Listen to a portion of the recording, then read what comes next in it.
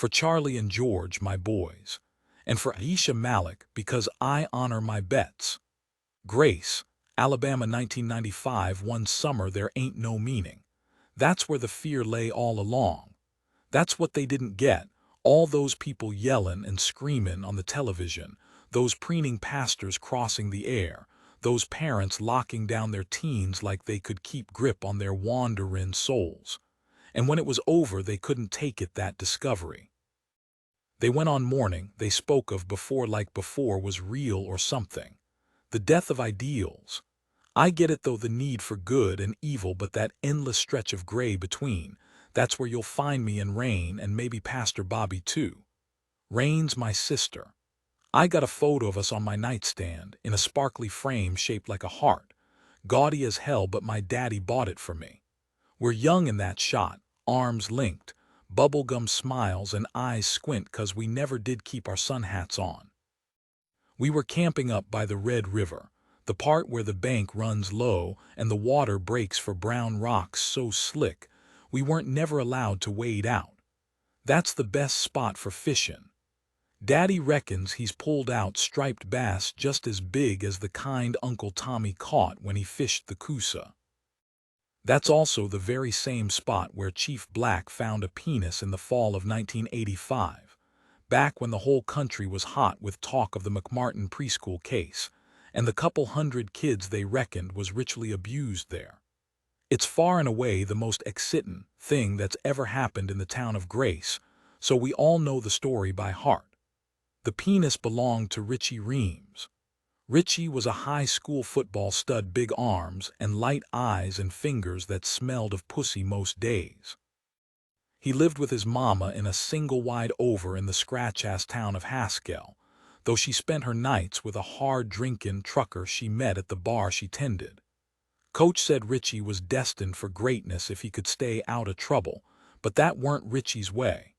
Too much of a weakness for girls. Supply was dwindling though, especially being as Richie had a lean-in toward blonde-haired, blue-eyed innocence. There weren't many of those left in Haskell. Course they still had the hair and the eyes, but Richie had fucked the innocence right out of them. That's why he'd ventured into Grace. Virgin hunting. He set his sights on Mandy Deemer. She went to Westview, same high school I do. I've seen her photo, fair hair and dimpled smile, the kind of pure that turned Richie's insides out. He made sure to bump into Mandy outside me's diner on the first day of summer break. Might V made his move straight off, but she kept a bull of a girl as her sidekick, Franny Vestal. Franny was the cruel kind of big, 6'2" and wide and dressed head to toe in black most days. She had her eyes set hard on Richie from the get-go, like she could see through the smoke in his mind. He tried to soften her with a couple throwaways, nice eyes, tall like a model, had a friend for her, the kind of lines Richie thought a fat girl should have swallowed whole. Not Franny. Richie told Black he'd reckoned she was a dyke. Mandy caved 2 weeks later. Realized her mistake after Richie's gold promises died hard in the blessed light of day. He was safely back in Haskell by the time she found out she was carrying his baby. 4 months into the pregnancy, Mandy took her own life. The shame got to her, hot stares and cold whispers and holy judgment. Her brother Harvey found her hanging from the long beam in the barn behind their place. Messed him up bad enough for the Deemers to pull their kids from Westview and school them at home from then on. Franny came for Richie in the dead of night. Black later told the Bryer County News she'd held chloroform over his mouth, so he didn't wake when she stripped him naked, though he did when his cock came off.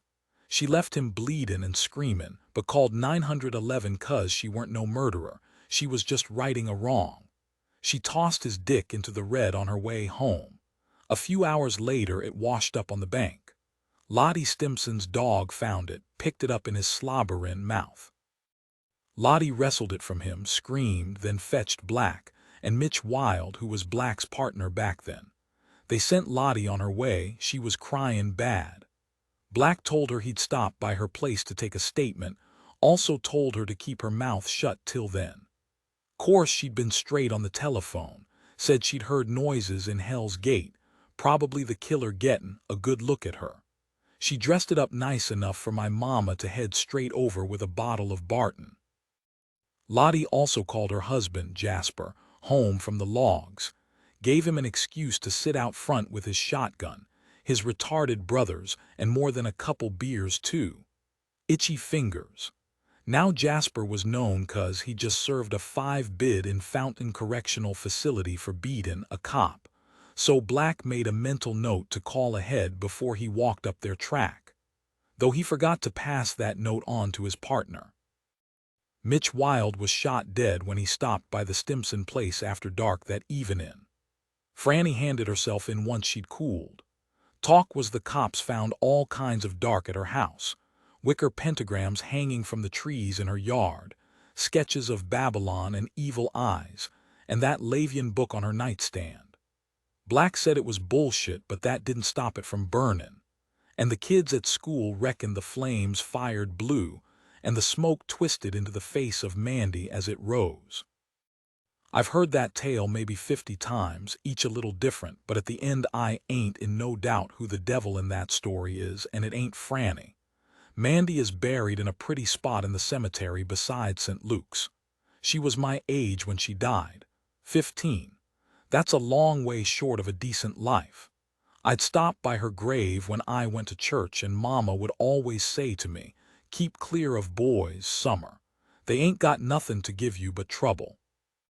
Raine sometimes complains that nothing exciting is ever gonna happen in Grace again. Daddy told her careful what you wish for. 2. A cautionary tale. Summer Ryan went missing in the night hours of May 26. Her daddy called his boys before the cops 'cause he reckoned they'd move quicker, and also 'cause Joe Ryan had spent the better years of his life keeping far from law enforcement. The group fanned out and moved slow. Flashlights cut stuttered lines beneath ink sky, and moonlight fell blue between longleaf pines that rose tall in the distance. Most had kids of their own, so knew that cold fear that was rolling over Joe and Ava. Having a daughter loose all night, 15, smart or not, their part of the world rarely saw mistakes go unpunished, prizes unclaimed. Tommy Ryan led them, the missing girl's uncle, and he carried a gun and a bow and was handy enough with both. They walked the flat fields behind the girl's house 'cause that's the way she might be gone. There were rumblings she'd packed a bag before she ran, which meant they were probably wasting their time, that she was probably holed up with a friend or a boy, or was laying low till whatever caused her to flee worked itself out. Still, the land weren't safe and hadn't been for a long time. Not since the first girl was taken. That nightmare had stretched for over a year, then stopped sudden. 5 girls, all from Bryan County, all young and all church girls. They reckoned it was over 'cause thinking anything but meant they'd go on holding their breath, and they were tired of that terror that saw them wake at all hours and creep down their hallways to check on their own. They were 10 in number. They'd run with Joe back when he was young and did bad things. They'd straightened out when Joe went down 'cause 8 years was sobering. They lived in Grace and the close surround, their wives talked, their kids hung out.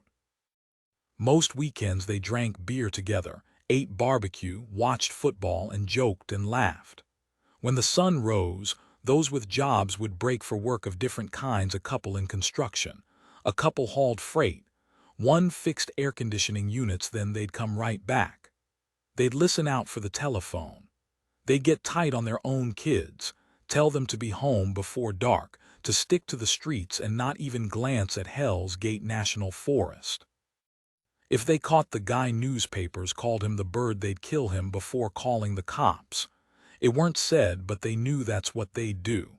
The Grace heat got up early. By 8, the streets baked and kids stood by sprinklers, screaming on each pass. Noah Wild wore his father's badge on a length of twine he looped twice over his head. He'd polished it till sunlight bounced from the eagle's wings. Stores crept to life. A-frames were hauled to the street by slow-moving keepers, most a decade past retirement but clinging to purpose with iron grips. He stopped outside the Whiskey Barrel. Perv was hosing the sidewalk, his worn sneakers deep in a puddle as the spray pooled. Perv saw him and grinned, then reached out and thumbed the badge. "You look mean, like a real cop." Noah wanted to return the compliment, but Perv wore an apron that fell low, the shirt beneath drowning him. Perv was a funny kinda small given his father stood a tough 6'3". He flicked his hair up to give him inches but weren't fooling nobody, especially when the wind blew. He had one eyebrow, thumb thick and running the width of both eyes. They'd once tried to split it with some duct tape and a whole lot of cussin'. "I still reckon it's missin' something. The badge alone ain't enough," Noah said. Perv studied him careful. "How about a toothpick? Just let it hang like Cabretti. I'll pick some up." "I'll need a gun belt too." "You reckon you'll get a gun on your first day?" "Yeah, probably low caliber though, just till I show Black I know how to handle a cock." Perv looked away, bit his lip hard. Noah sighed. "Koch, I saw your grandmother pass by just now," Perv said. "She was wearing a housecoat and rollers, talking to herself. I tried calling out, but she looked at me like she ain't never seen me before." "Thanks for trying," Perv nodded, then yawned. "Rough night," Noah said. "Someone stole my father's truck. He weren't happy, had to walk it back from Merle's place." "Shit," Noah said, 'cause he knew what that would have meant for Perv. Perv's father was a bully, not the misunderstood kind that cowered beneath, just the misshapen kind that'd be stoned through if you sliced him in half. If Perv knew a beating was due, Noah would crouch at the end of his yard and wait for the signal that he was still living before he headed home. One flip of the lights on and off. Noah reached a hand out and gripped Perv's shoulder tight. "We're brave. We're fierce. Catch you later," Noah said. "Good luck." Perv went back to hosing. Noah headed for the center of the square, for the stretch of Bermuda grass watered day and night during the hot months. He found a bench and reached for his sunglasses, a birthday gift from Perv a year back, expertly lifted from the drugstore in Brookdale, along with 2 packs of Marlboros. Smoking and stealing were just about Perv's favorite pastimes. They'd been friends since Noah could remember. They spent summers in the Kinley's fields, racing down lines of corn and firing stick guns at the shiny twin engines that buzzed low, then stopping by the Red to try and glimpse the senior girls in their bathing suits. They spent winters trampling through white woods, trying to follow buck tracks, but making so much noise they never caught sight of one. Noah watched a couple old guys amble into Me's diner and take a seat by the misted glass. Noah liked Grace before it got up. He'd once worked a paper route, rising at dawn and pedaling his rusting bicycle down the pretty streets with the tall houses and the watercolor yards. Each Christmas he walked that same route with Perv, and they stared in warm windows at distant scenes. He sat back, breath deep, and thought of summer break rolled out ahead. He was about to enter junior year. His grades were shit, but that was all right. He'd worked out long ago that school weren't for him. Perv was faring worse, but then it weren't no secret that God took with both hands when he created Purvis Bowden. They didn't complain 'cause they were brave and they were fierce, and they never forgot that. Raine moved fast. She followed the snaking line of the Red River, shooting a glance at the water, dark and rushing right alongside her. There were breaks farther upstream, calm enough to swim but skimmed with algae and 50 deep if you believed the rumors. There was a tree by Abby Farley's place that hung right out over the bank. Abby's brother had slung a rope over it and tied an old tire to the end. Their mama said it weren't safe, like that stopped them. Summer wouldn't ever take a turn. She just sat on the bank reading a book and smiling every time Raine hollered at her to watch. Raine caught her foot on a cypress root and went sprawling in the dirt. She lay still for a moment, her breath coming short, her head over the edge. She wondered what would happen if she fell in. She could swim good, but the Red was quick. She'd be claimed, sucked beneath as the water roared louder than her screams. She kept tight hold of the note, hauled herself up, and saw a deep cut on her knee. Blood rolled steady down her shin, and she leaned down and wiped it with her finger, then brought it to her lips. The taste of blood never bothered her all that much. She set off in the direction of town. The trees clustered tight as she looked down and ran. When she reached the square, she slowed and calmed and wiped sweat from her head. She glanced up at the Grace Police Department. It occupied a grand building at the head of the square, stone and painted a shade of parchment that dulled a month after it was done. Inside, she asked for Chief Black and was swept into his office by Rusty, with his heavy stomach and half limp. He was eating a sandwich, ketchup by his mouth, and a spot of grease on his necktie. He left her and she sat, pressed her hands flat against the table, fingers splayed, nails bit short. They weren't allowed to wear varnish. Their mama said they were too young, said it like a lick of red on their nails would part their legs for the boys. She crossed the room and rifled through the desk drawers, saw empty bottles before she found Black's wallet and slipped a 20 from it. She moved quick back to her chair and sat still. The door opened and Trix stuck her head in. "You okay, Raine?" Trix worked the front desk, had her hair cropped boy short and dyed dark. Raine nodded. "Is it important? Lot of shit going on this morning." "Like what?" "Ray Bowden. Someone stole his truck last night and he ain't happy. I gotta talk to Black, my daddy sent me. I'll grab him soon as I can." For the most part, Raine did as she pleased, and what pleased her were acts that saw her in shit, so she weren't no stranger to Trix, Black, and the others. She reached into her pocket and pulled out a crumpled photo of Summer. Twins, similar once, though nature had other plans as they grew. Summer was quiet and smart and all kinda other things Raine weren't. She leaned down and checked the cut on her knee, licked a finger and cleaned the blood from it. Black came into the room and she caught the smell of booze that trailed him. He sat down and rubbed his eyes before he spoke, maybe to show he was busy or tired, or maybe just tired of her. "What did you do this time, Raine? If you've been messin' with those Kirkland boys again, it's on you. Ain't my business to go meddling in family matters, got enough on." "It's Summer," she said, a trace of heat in her voice. She had her daddy's temper, her nose turning up in a snarl. He looked up. "She's gone missin'." He tried to keep level, but she saw the color drain right from him. He made to speak but fumbled his words. She watched him close, the creased shirt and the dry lips. "Since when?" he said. "Last night." She left a note. Raine slid it across the table. He picked it up with a shaking hand. "I'm sorry," she nodded. "So she ran," he said, the color returning. "Looks that way." "What's she sorry about?" Raine shrugged. "Where's your daddy?" "Out lookin'. Said he'd walk the flat fields, then follow the red to Hell's Gate. He wants you to send Rusty and Milk and anyone else you can spare." "Milk's out sorting the mess from last night. Ray Bowden's truck, I know," she cut in. "You tell your daddy I'll put a call out, but I need him to keep a cool head. Reckon you can do that?" "Why don't you tell him yourself?" she said, bait in her tone. "Summer left a note. She probably just needed some space, like you do sometimes." He stood and made for the door. "Black," he turned. "It still ain't safe out there. Y'all didn't catch him." The station ran silent as Ray Bowden filled out the papers. Noah watched him close, the way he stood and the gold rings jutting from fists so Big Perv didn't ever stand a chance. When Ray was done, he tossed the pen at Trix. "I ain't holdin' much hope you'll find it," he said as he drew a cigarette and pressed it to his lips. "You can't smoke in here," Trix said. Ray lit his cigarette and Rusty stood, a hand on his gun. Ray walked to the door, then turned. "The dog that fucking mutt my neighbor got. I told Perv to come tell y'all 'cause it won't shut up."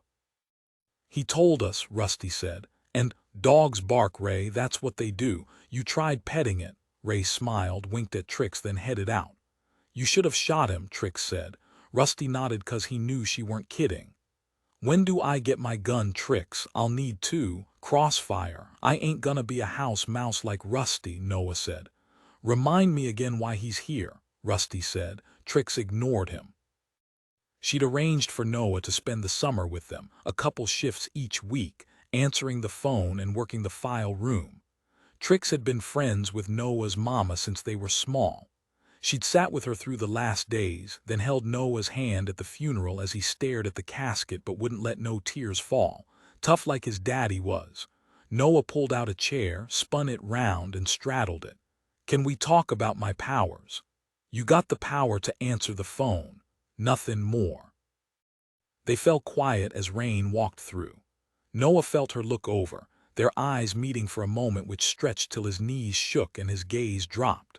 There was something wild there, some kind of draw that went beyond the obvious and got the boys dreaming and drooling. He'd pass her by at school, back when she used to show up, but they ran in different circles. Noah's consisting of Perv alone, and Raine's just about every senior with access to a car and booze. Black followed a minute after she left. "What's up?" Rusty said. "Summer took off last night," Black said. "Summer," Black nodded. Trix looked up, worry in her eyes. "Summer ran, and," Rusty said, "probably ain't nothing. She left a note," Black said, rubbing his temples. He looked over at Noah, eyes settling on the badge he wore. The phone rang. Rusty glanced at Noah, then pointed to it. Noah reached across the desk, brought the receiver to his ear, and took a breath. "Detective Noah Wild, homicide." Rusty shook his head. "What is it?" "Smoke common from Hell's Gate last night," Noah said, the phone against his ear. "Another fire. Fucking holy rollers from White Mountain hollerin' at the devil again." "I'll take it," Rusty said, reaching for the handset. Black parted the slats and watched Raine cross the square. She passed a couple guys, but they kept their eyes low. Even with Joe Ryan out of sight, they wouldn't risk a glance at one of his daughters. His mind slipped from Summer to the missing girls from Briar County, then to the sketch of the bird that run in the newspapers. Big and feathered and frightening. A cautionary tale about heading lone into the woods at night. Through Summer there was moments so pure and perfect I almost can't bear them. Maybe a sunrise so stark that line between us and the heavens blurs to nothing but a smudge. I dreamed in stills, in frozen time and melted clocks, but stead of desert there was the steady turns of the Red River, 'cause that was my constant. I saw us sittin' by the bank. We were camping with Daddy, and we snuck out after he was sleepin' and laid back and held hands. The sky was stretched so deep and dark and heavy it might smothered us had the stars not pinned it high. We saw one tumble and Raine reckon it was a firework, but in the mornin', Daddy told us it was a fallen star and we should made a wish on it. I reckon that's my moment, the point so high life can't do nothing but pivot and fail. Maybe it came too young, but that's all right, 'cause at least I got it. The first time I told that to Bobby, he asked me if I knew what a nihilist was, and said it with a straight face, 'cause that's how Bobby makes jokes. Like they ain't jokes. But that's bullshit, 'cause morality don't come into it. Maybe he meant pessimist. Or realist. I once heard Daddy say faith is reliance and reliance is weak, and Mama got real mad at him 'cause he weren't long out and we hung on his words. Not long after Richie Reams lost his cock, the Etowah County Sheriff's Office were on the news talkin' about a site they found out in Walnut Grove.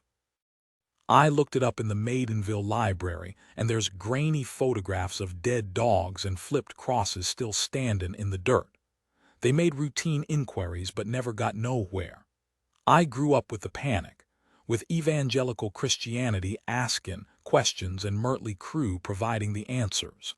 The propagator's message was simple. A vast network of Satanists lived amongst us, and they were claimin' young souls, and the country was goin' to shit 'cause of it. These Satanists, they hid their message in music and books and video games. They rippled the still waters of suburbia till Washington wives began to fight back with parental advisory stickers and conservative hysteria.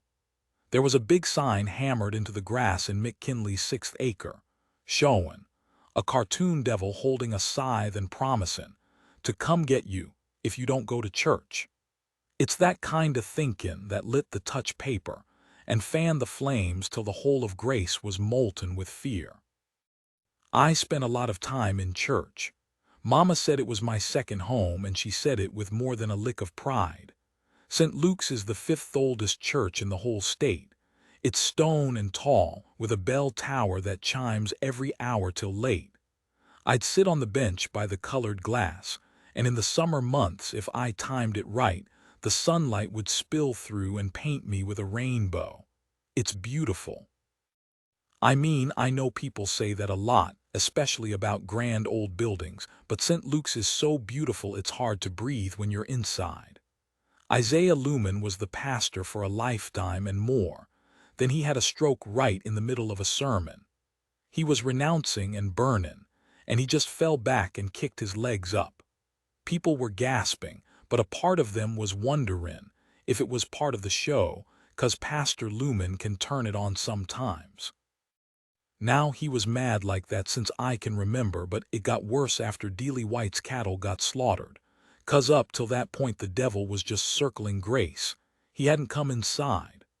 Black reckoned it was kids, but he didn't say it with no conviction, 'cause talkin' a blade to animals like that, it ain't what kids do.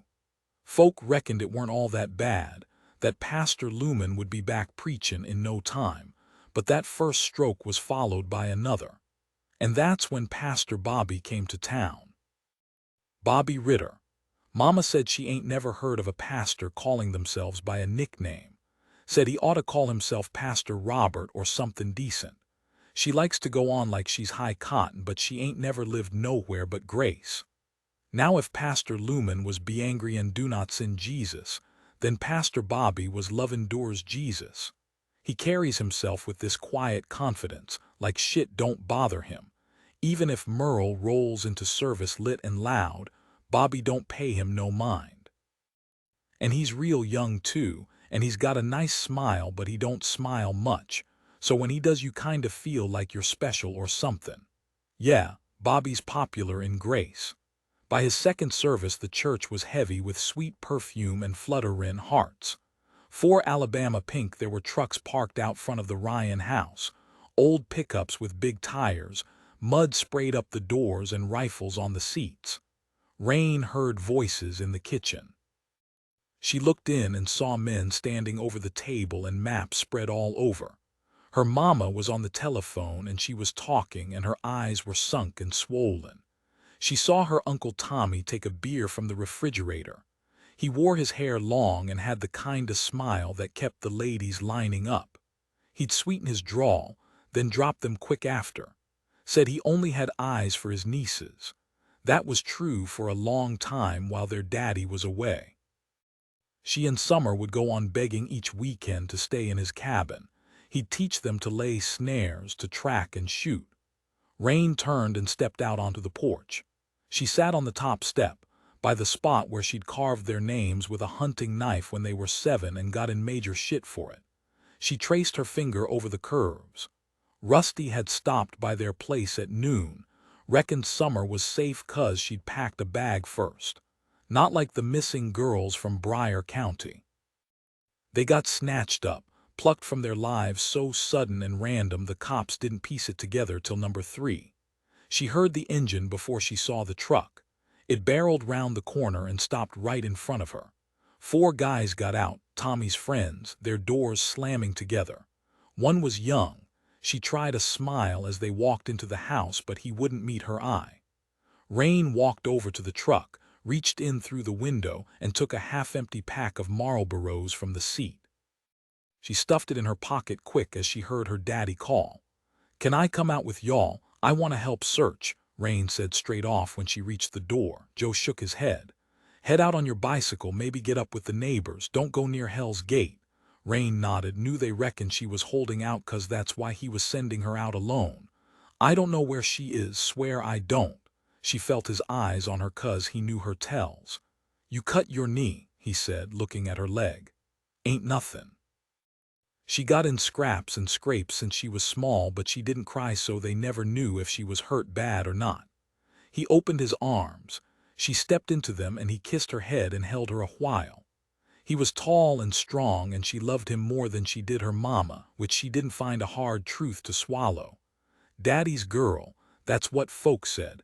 So when they couldn't keep her straight no more, they talked about apples and trees and smiled for a while. "Bring her back, Raine." She picked up her yellow bicycle from where it lay in the yard. She pedaled to the end of her street, dumped it in the tall grass, then doubled back for her mama's truck.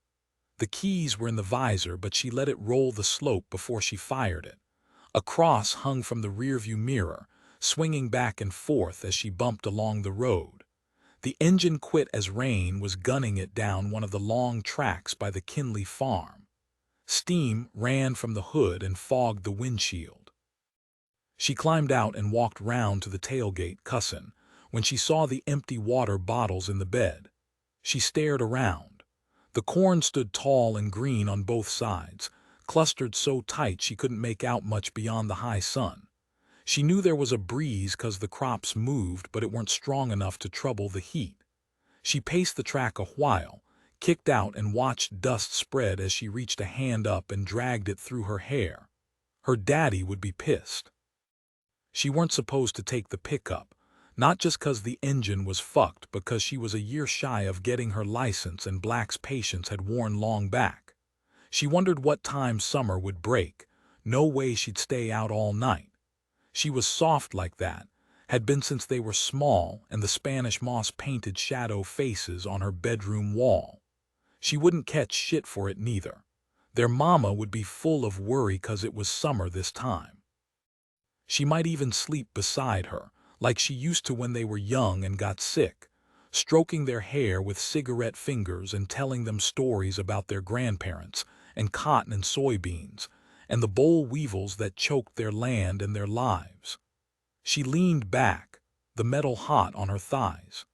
She brought her knee up, ran her finger over the scab and licked salty sweat from her lips. Noah drove slow down his street, then turned onto Hickory Glen, following it till he passed by the square, and the town began to thin in his rear view.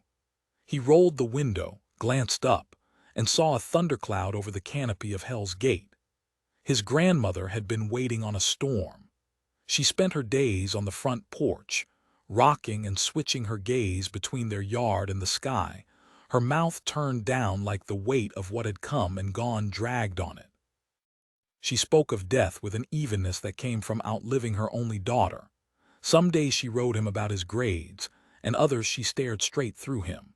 Social services had paid a visit 4 months back when she fell and bruised her hip so bad it turned black. She went to bed early each night, closed the drapes long before the sun dropped. He'd wait an hour, then take the key from the brass hook, start the Buick, and sit patient while it shuddered and smoked. The Buick was black and rusted and long as a boat. It had the wire wheels that Perv reckoned girls would like, but then Perv reckoned lots of shit Noah had a hard time buying. It had been his grandfather's car. She wouldn't sell it, said she could still smell the old man in it. Noah took it out most nights, had done so for 6 months now, the thrill an even match for the fear of getting caught. He kept the speed down as he drove along Elba, passing the barren fields. A scarecrow stood, head bowed and dropping a shadow of crucifixion. He turned off, past the Kinley place and ducked low in case Rita was looking out, then drove the track for half a mile before he saw a pickup in the distance, parked lazy in the red dirt. He caught sight of Raine, recognized the light hair and the long legs. For a moment he sat still, searching for courage, then he eased the gas pedal down and trundled toward her. He drew up short, killed the engine and got out. She had her eyes closed, her head tilted up as the sky turned iron above.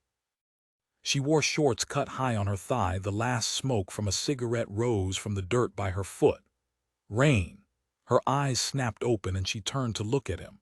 "I'm sorry, I didn't mean to scare you," he said. "You didn't. I ain't the type that scares easy." She had a rough edge to her voice, maybe because she smoked and drank. "Do you need help?" She met his eye, cocked her head, and stared so long he wanted to say something else, anything else. "Storm, she's a common. Anything but that." She smoothed her vest down, pulling it tight over her chest. He swallowed dry. "I need water," she said, "for the truck." "I could fill you up, I doubt that." His eyes widened. "Shit, that came out. I could get you some water." She wore a half smile that rolled his stomach. She tucked her hair behind her ear, then spit her gum in the dirt. "You know who my sister is?" He nodded. "You seen her about?" He shook his head. "I gotta find her. I was headed for the houses on Chapel Lake Drive." "I figured she might have headed that way." Everyone reckons she followed the red. I could drive you there, right now, wherever you need to go." He tried to keep the eager from his voice. She looked around like she was weighing options, then walked at him. He stepped to the side and she got in the Buick and he followed. "Smells like old man in this car," she said. "That'll be my dead grandfather." "He ain't in the trunk, is he?" She reached for the radio and found something loud and angry. She kicked off her sandals and put her bare feet on the dash, then pulled a bottle of Barton from her bag and drank. Vodka and smoke and cheap perfume. Noah's head was light. They drove down roads with arched trees that cut the sky to nothing but a dying strip. They passed a couple double-wides and they saw the blue-green of television light blinking in the box windows. He made a right onto Chapel Lake Drive, took it wide, and ran the grass, but she didn't say nothing and he was glad. "I can't see a lake," he said. "Ain't no chapel neither." Chapel Lake Drive was once grand, maybe 50 years back when the land was rich with cotton and Grace was something more than run out. He pulled up. The gate was wrought iron, hanging loose at the top hinge. There was a long driveway that wound its way up to a big house. The fascia was carved and might have been beautiful, but for the dark mold crawling from the soffits. The roof was half covered in tarp and steel scaffolding rose to it. A sign hung, the lettering fancy but faded. Bowden Construction. Both knew it was the Lumen house. They left the Buick by the gate and followed the gravel, thinned and torn with broadleaf weed. "It's gettin' dark," Noah said, looking up, "and Pastor Lumen scares the shit out of me." "Maybe you'll get lucky and the angel will come to the door," she said. The angel. Everybody knew him 'cause he had fluffy white hair and snow-white skin and eyes ringed with the lightest pink. Most knew he was albino, except for Samson's mama and the pastor, who were quick to declare him an angel when he was born. Raine's mama said they didn't ever take him to the doctor. She banged the door with a closed fist, shaking the timber frame and loosening citrine paint. She pressed her head against the window beside. There were paintings on the wall, winged women with their tits showing and horses with ringlets of white hair. She saw a bowed shelf and a photo frame with a pressed pink flower behind the glass. Raine reckoned it looked like an Alabama pink even though you weren't supposed to pick them. The flowers were so rare no one knew where to find them. Rumor was, if you held them to the light they'd cast a colored glow.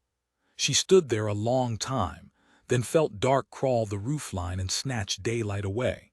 She turned and saw Noah standing in the grass watching her, and he jerked his head away quick like he'd been checking out her ass or something. They moved on to Merle's place next door. The farmhouse roof bowed so bad that Merle slept in the barn behind. Nobody answered it either when Raine banged the doors. Merle ran the auto shop on Sayre Street, and he ran poker games and sold jars of moonshine. Merle's shine was known far 'cause it was so charged that lighting a smoke within 50 yards of it would likely start a fire. It happened once before. Wilbur Orr and his part-timers put it out before it reached the barrels. Otherwise half the town would have been buttered on the fumes. They tried another couple houses but didn't get nothing. Samson Lumen dressed the same no matter the season. Pale skin covered, hat pulled low and dark-shelled glasses that shielded his eyes from a sun too ruthless. His mama once said he was an angel and angels flew at night, like that explained away the questions he asked. He worked at the school and the church, and at both he did those background jobs most reckoned beneath them. Sometimes the kids pissed on the floor then hollered for him and laughed. With his daddy, the pastor, in the hospital he lay with fearful eyes each night, thinking every noise was the noise he'd been waiting on. He locked the doors and windows, but the roof of the old house was open to the night and to dark creatures like Ray Bowden. Ray looked at him like he was soft and strange and ripe for picking. At first it was money, the money Ray said the pastor owed for the work he was doing, but now it was more. Ray had a gun in his truck and a switchblade in his pocket, and the kinda eyes that told Samson he was close with both. Samson was afraid of death and of Ray Bowden, but most of all Samson was afraid of his daddy. of the damnation the pastor said would visit them if Samson didn't prove himself worthy and right of the Lumen name. Though his daddy was sick with an ailment that drooped his eye and his arm like they were being tugged from beneath, the hatred still burned. The pastor didn't care for his only son, not since he was born and not since he'd found the pornographic magazine Samson bought from Lucky Delfray when he was 15. He remembered that day clear, the heat of his daddy's hand and the cold ache of the Red River, and his mama's panic as she ran for the house and the telephone. There were worse things than sins of the flesh, his mama had said, but she didn't get it, not none of it, 'cause his daddy saw to that. Sweep it away and bury it deep. Samson had his head pressed to the window when the girl knocked at the door, the pretty ghost girl that stole all his breath. He wanted to answer, to call her in and maybe talk to her and the boy with the cop badge.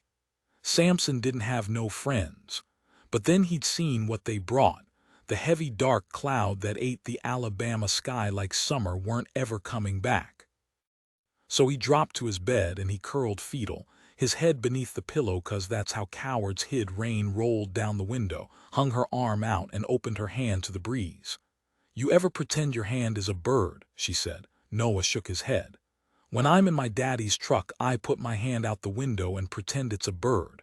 I sweep it up and down in the wind. You try it. I ain't sure I should take my hand off the wheel. You always such a pussy." He rolled his window and stuck his arm out, and he swept his hand up and down and cupped slate air between his fingers. The Buick veered across the double lines and knocked down a mailbox. "Shit," he said, jerking the wheel. She laughed, so he smiled like his heart weren't pounding out. He pulled into the gas station on Highway 125 and filled a container with water, then drove back toward the Kinley's fields. "I don't see you at school no more," he said. "You go to my school." He took the hit well. She rubbed her eyes 'cause she'd gotten late the night before. She'd seen the note straight off, then climbed the stairs and changed her clothes, woke her parents and watched their world dim. "She'll be okay," he said. "I ain't worried." She threw the empty vodka bottle out the window and heard it smash. She liked the sound, so high and jarring. The Buick bumped along the track and she frowned like Noah should have known how to ride the ditches better. He popped the hood of her truck and filled the empty coolant tank. She stood by the tall crops and thought about her sister, and though she didn't believe as Summer did, she said a quick and quiet prayer that when she got home things would be right, 'cause she couldn't handle her mama getting on her over nothing else. "I could drive you again," he said, head under the hood. "If you need help, come find me at the station." "So you're a cop," she said, glancing at the badge, an eyebrow raised. "Yeah," he said straight, then added, "kinda." She laughed and he blushed, then she climbed into the truck and pulled away. She saw him in the mirror standing still and watching her go till dusk ghosted his face. She kept the window down. Her hand was a bird and she made it fly as the crickets sang their night songs. The sweats came and went, but sleep did not. Chief Black sat in a high-backed chair in the center of the living room and stared at a large map of Briar County and at the faces of the stolen girls. The Briar girls. Home was a small clapboard close to one of the many backwaters that fed the Red River. The walls were papered with all they had on the bird. The link was there, the churches of Briar County, but of them there were many and second-guessing weren't even close to possible. He'd worked murders in his years as a trooper, domestics and rapes and men that touched kids. They left prints on him so deep he knew he weren't cut out for the job. Mitch Wild used to tell him a good cop was a cop with heart, but then Mitch could say that 'cause purpose fit him like a second skin, a skin he'd slip from as he headed home each night. Noah looked so much like Mitch it carried Black back every time he saw the kid. The Briar girls' case was unmatched in scale, from Briar County Sheriff Ernie Riedel to the state cops, and they'd turned up nothing. The bird. He said it loud with a slight slur. The press cooked that one up. The only sighting with girl number 4, Coralie Simmons. 20 minutes after she got taken by a track she used as a shortcut to the Green Acres Baptist Church. A couple kids playing soldier had seen someone walking through Hell's Gate. He was big, they said, big like a monster and feathered like a bird. He had a girl on his shoulder, hanging limp like she was sleeping. And the bird smiled at them, then brought a finger to his lips. It was well out of grace, but Black was nearest, got there, and headed in lone. He backed Ernie, and Ernie backed him. There was a lot of land in Briar and not nearly enough cops. He'd been walking maybe a mile when he glimpsed something. He'd drawn, called, and followed. The shape, that's all it was big and moved quick. The ground was leaves and mud, the trees tight and close. Black was sloppy, drunk, but he gained a little before he fell hard. The shape turned, and Black had raised his gun 'cause the shot was clear no matter what he'd told Ernie and the state cops. He'd missed by a head. That miss? Sleep didn't come. The blood on his hands wouldn't ever dry. He poured a measure of Evan Williams. He had pills, Frenulin and Nembutal and Halcion. When he mixed them with booze, they guided him to lucid dreams where he aimed a little left and took the shadow off its feet, and where he made the call to Jasper Stimson. And Mitch Wild didn't walk that dark trail alone and take that bullet to the chest and leave a widow and a child to claw at Black's soul. He weren't old but felt tired, weren't fat but weight dragged on him. Sometimes he was amazed what the human body could endure. He surfed close to the divide, never more so than when Girl 5 got taken. He wouldn't chase that Baphomet shadow again, not a chance. No, he wouldn't chalk up another loss. She'd show up soon. Summer Ryan would be all right.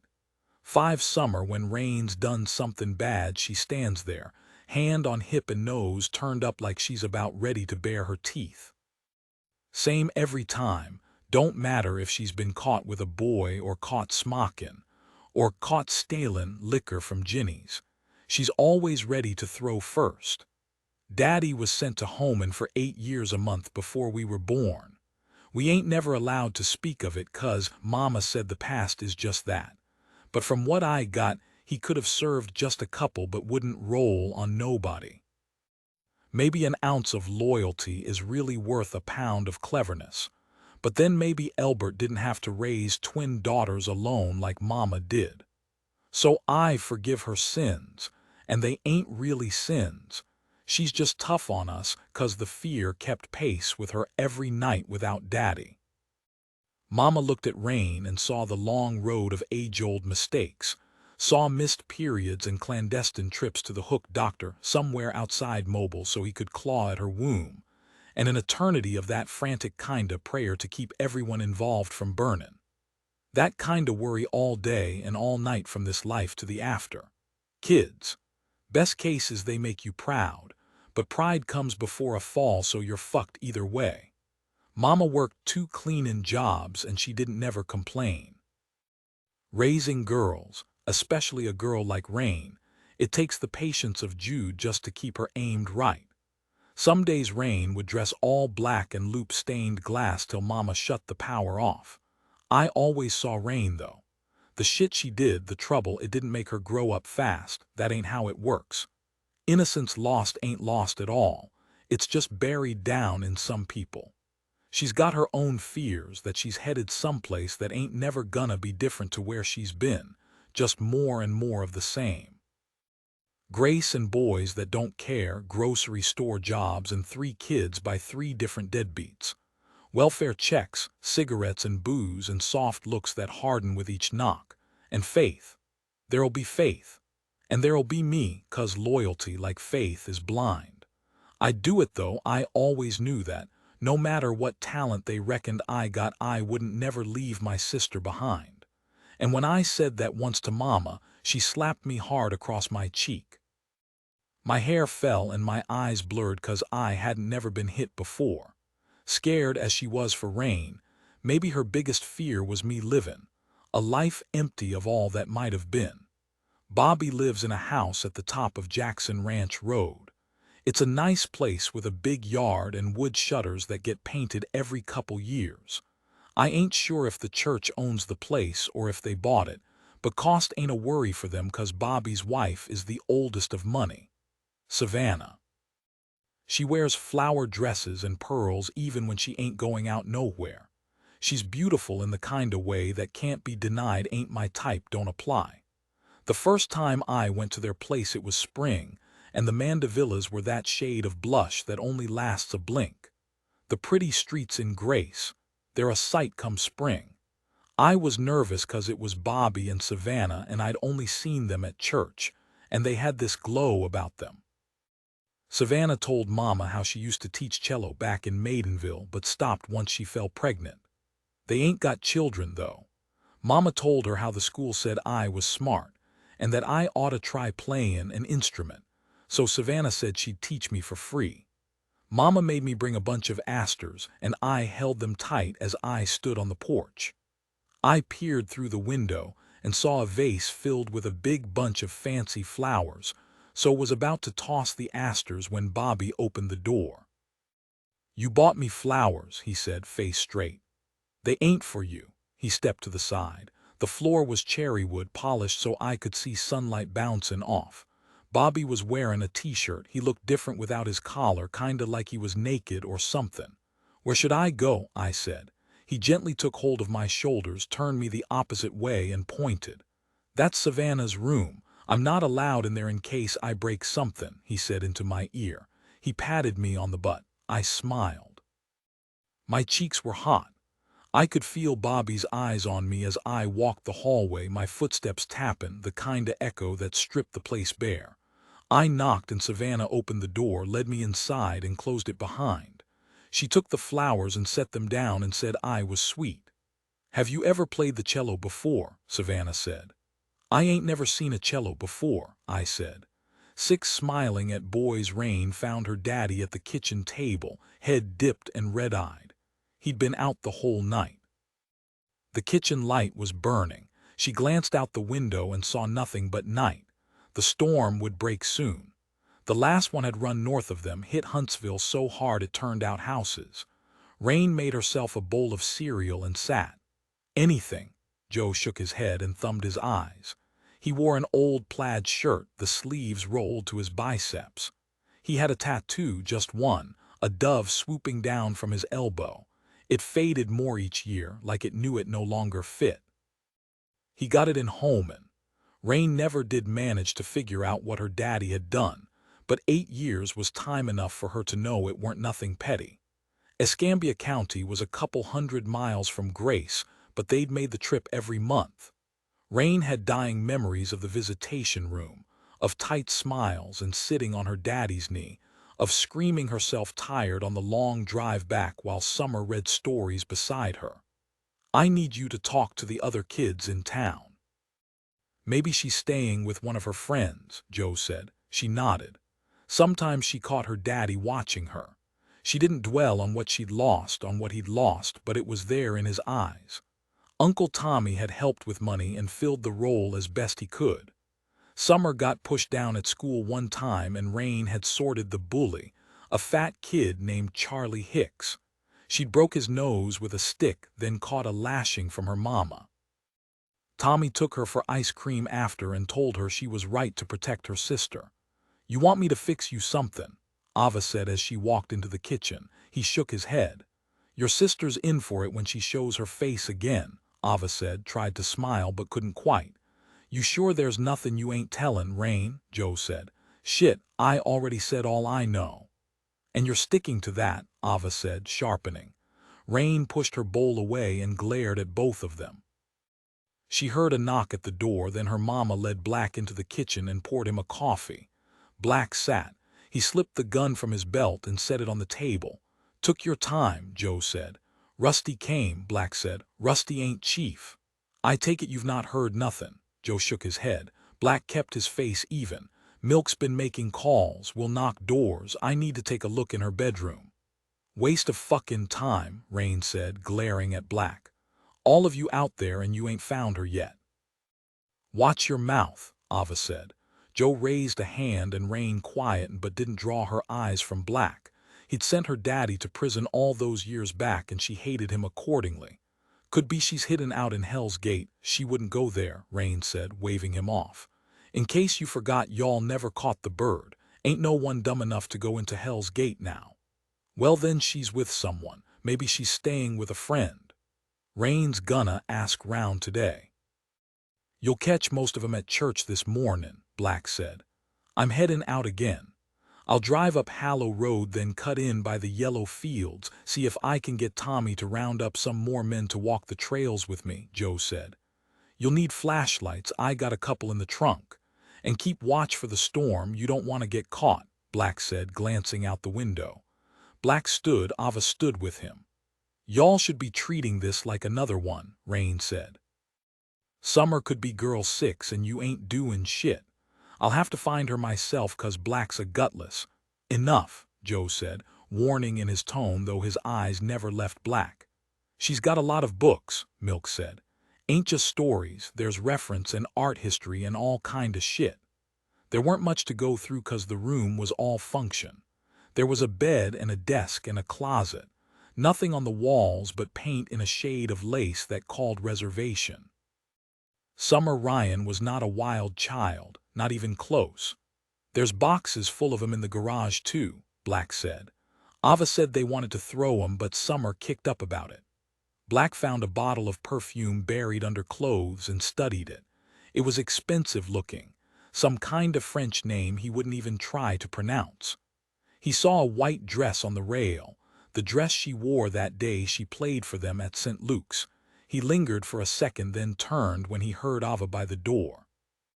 Milk went over and put a hand on her shoulder and told her shit she wanted to hear. Milk was Black, he was big and he acted tough, a decent front for the kindness beneath.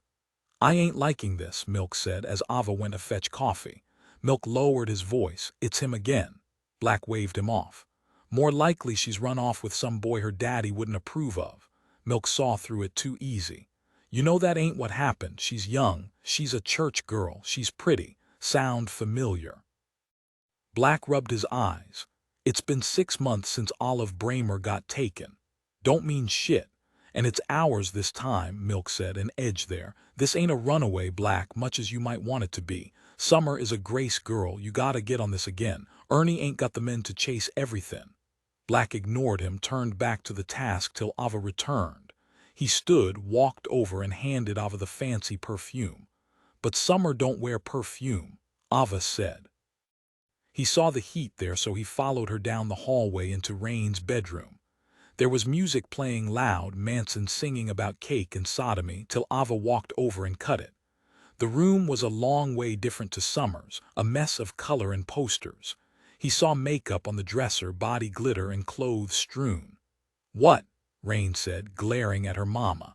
Ava held up the perfume bottle. Raine took a moment, then shrugged. You tellin' me your sister took this? Ava said. Raine glanced at Black, then at her mama. Well, Black left them to it, heard the yelling as he stepped back into Summer's bedroom. Anything? Black said. What's that? Milk said, glancing over in the corner at the black case. Cello, Black said. Milk nodded. Kinda like a big guitar. I know what a fucking cello is.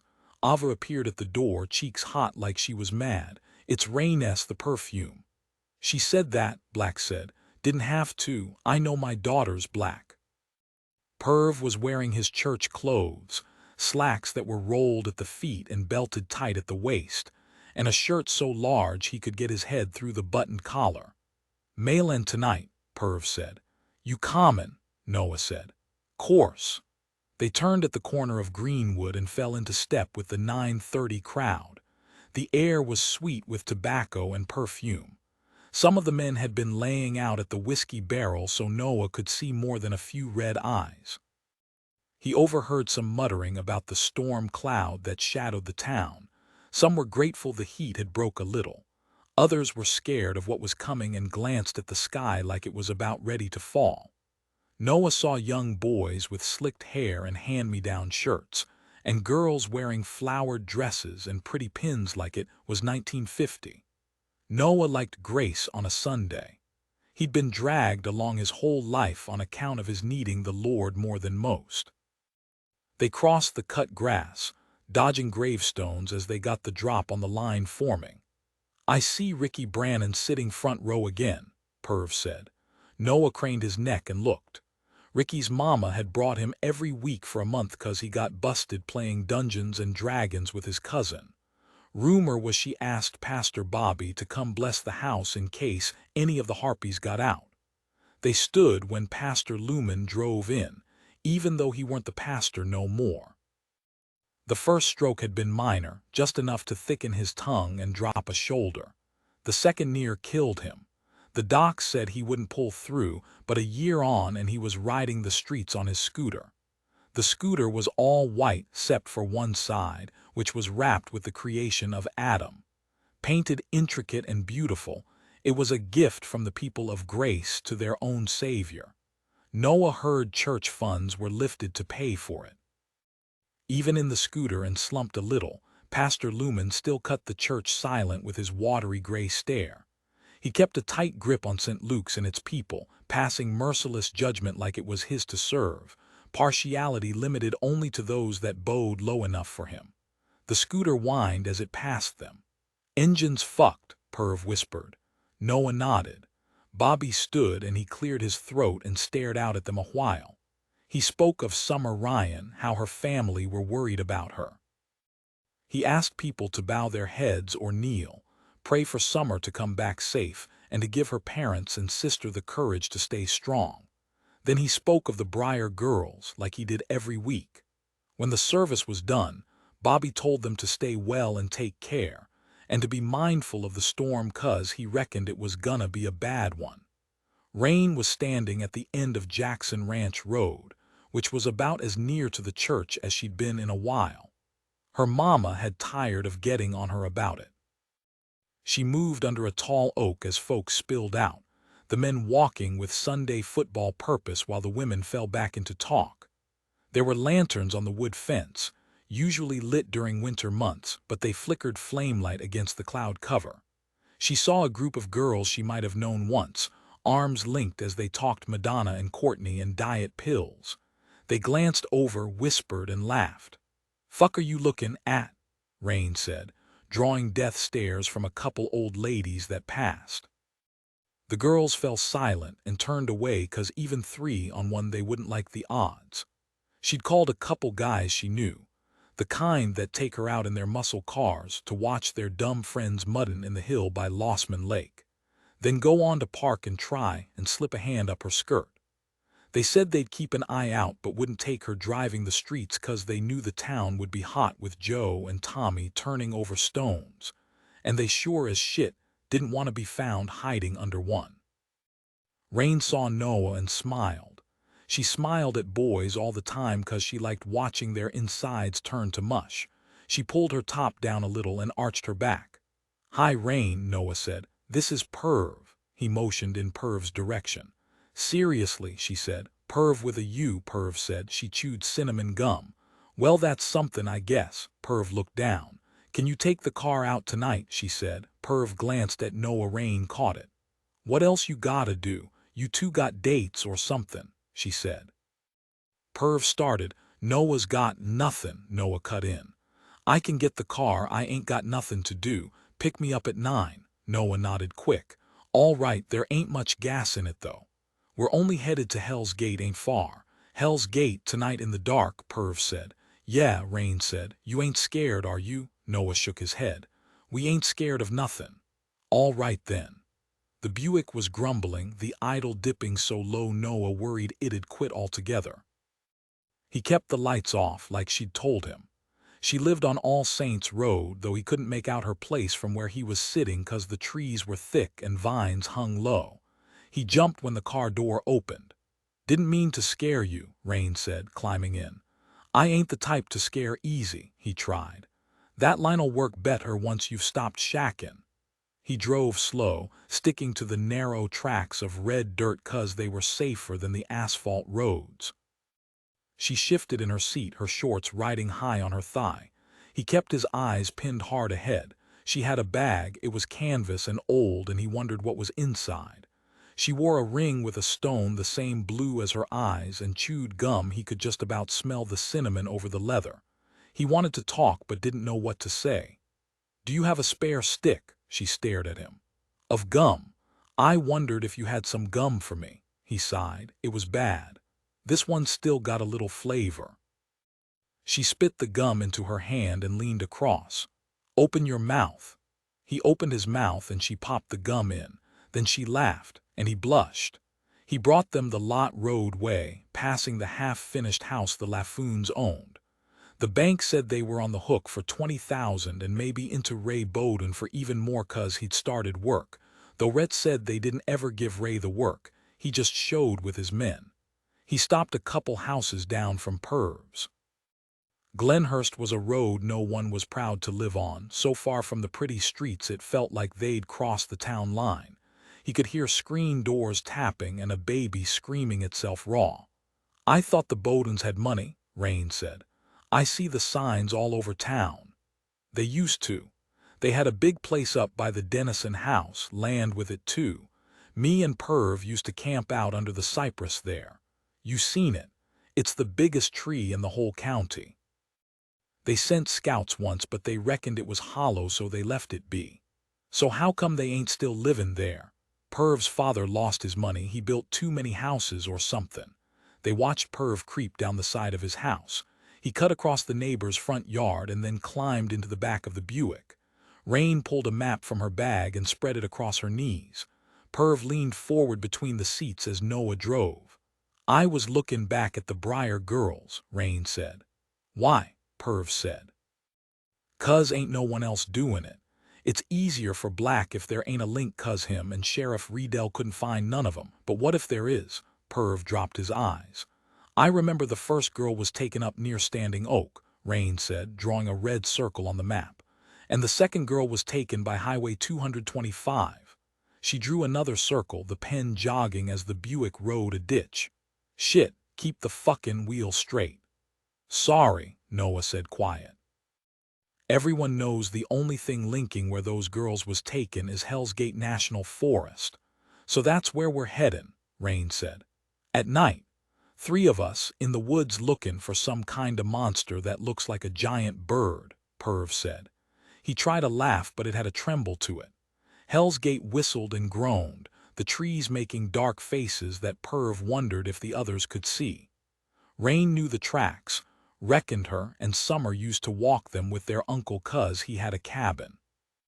Purv was scared but tried to keep his mind on the task. He knew Summer a little. He'd been there when she played her cello at St. Luke's, near enough the whole town had. "You got that twin thing," Purv said. "You know, supernatural, where you can feel your sister." "Course," Raine said, and he didn't know if she was messing or not. "That's amazing," Noah said. Purv could tell Noah had it bad. He didn't blame him. Raine was fiery and blonde, and her tits were big and her ass was small, and that was a killer combo in anyone's world. Raine lit a cigarette, then sat on a fallen oak. "That's some cologne you've got on, Noah," she said. Purv could tell Noah was blushing. "That's why we keep hearing the white tales. You got yourself a following." "I like it," Purv said. "What's that scent?" "No, don't tell me." "Top note of mandarin, little tonka bean creeping beneath." "The nose on this kid," Noah said, shaking his head as they bumped fists. Raine stared at them. "What'll we do if we come across the bird?" Noah said. Raine blew a jet of smoke from pursed lips. "You really believe that bullshit? Ain't no fucking bird monster, just some sick guy taking what he wants, always is." "What about all the fires and the whitetails they found all cut up and strung from the trees?" Purv said. "Dumb kids, probably Wendell kids or maybe from White Mountain." "Purv's got a knife." "Big knife for hunting," Noah said. "Bring it next time," Raine said to Purv. "You reckon Black will start searching for him again?" Purv said. It had been on the local news. Volunteers manned, college kids and church people, out-of-towners. They'd swept the fields nearest the spots where the girls were taken, found nothing every time but ran the same process again and again. Noah and Purv had rode their bikes all the way to Calder Creek to watch, and they were excited about the action till they got there and saw the parents of the missing girl huddled tight together and clutching a soft toy. They rode back in silence 'cause the shit they saw on TV was real and it was hard. "Black is a drunk. He ain't looking for my sister." She pulled her hair back, tied it, and spit on the leaves. There weren't no lights on when Perv got home, which either meant his parents were sleeping or his father hadn't paid Southern Pine again. He jumped when he heard the neighbor's dog start up. He stepped onto the rear porch and reached for the kitchen door, cursing when he saw it had been locked. He didn't have a key, used to but lost it somewhere out by the red. He turned and headed in the direction of the cops by the Dennison place, by his old house with his old bedroom and maybe his old life inside. A life that'd been easy 'cause his father had money and worked hard and mostly let him and his mama be. There was a new family living there now. They had a couple kids, and sometimes Perv saw them climbing the big old cypress that used to be his. When he reached the tree, he curled himself up small and pulled his coat up over his head, and then he said a silent prayer that the storm would hold off till morning. Noah pulled the Buick to a stop. Raine didn't move to get out. "We can look again tomorrow," he said. "Probably show by then. Won't your parents worry you ain't home? They reckon I'm in bed." "Oh, Perv," she said, "I heard shit about his daddy." "What did you hear?" She rubbed her hand over the leather seat. "That he's a cunt, likes to beat on his wife. I told Perv he can come live with me, but he won't." She brought her legs up and rested her chin on her knee. The soles of her feet were dark with dirt. Her arms were gold and scratched, and the hairs were so fine and so white. "'Cause of his mama. He pretends like he don't give a shit about her. I mean, she takes her bitin', which is one thing, but watchin' Perv take 'em. Sometimes she just runs, don't even call no one, but it's his mom, you know." She stared out the windshield and saw little but night unbroken. "It's funny," he said. "Grace, it's a funny kind of town. People go to church every Sunday, reeking of booze and the sins of the weekend. They pray it away, then do it again, same each and every. I saw Perv's father there today, hidden in the back where the angel sits. What business has he got there, man like that? Maybe he's feelin' bad about what a cunt he is. Maybe, but what's the point? Surely someone that evil ain't got no place in heaven. I mean, if God lets him in, then what does that say about God?" She opened the door and climbed out. He watched her go, easing the Buick forward till she was lost to the dark. Then he headed in the direction of the big old cypress tree, just in case Perv was camping out again. Raine opened her sister's bedroom door and slipped in, careful to close it quiet behind her. She walked across the dark room to the lone bookshelf where Summer stacked her worn favorites. On the nightstand was a photo in a sparkly frame that Raine thought was pretty and maybe wanted for herself. She reached for it, carried it to the bed, and laid down. She held it tight. There weren't the light to make out more than the outline, but when she closed her eyes she saw it clear. The two of them up by the red, holding hands 'cause that was their thing they did since they were tiny. They held hands. Even now, if they were sad or mad or happy, they held hands. 7 Summer Briar Girl number 1 was Della Palmer. Della was 16 and lived in Standing Oak, which is an hour from Grace. Della's mama is Peach Palmer, and she's the kinda lady that lets men fuck her if they can scrape together $50, 'cause she's got a drug problem to pay for, and Della's daddy walked out before she was born. We heard about Della on the local news. We were eatin' supper and watching Melrose when she flashed up missin', and Mama said Standing Oak girls are trouble, so that was that. No one thought she was taken 'cause no one believed Della was decent. Even though she went regular to the West End mission, and she made good grades and didn't get in shit at school. Della was walkin' home from church on a Sunday mornin', and she cut down Willowbrook Drive. The cops know this 'cause she walked part of the way with the Lewis family. That was the last time anyone saw Della. According to the Briar County News, there weren't no tire tracks and nobody saw nothing.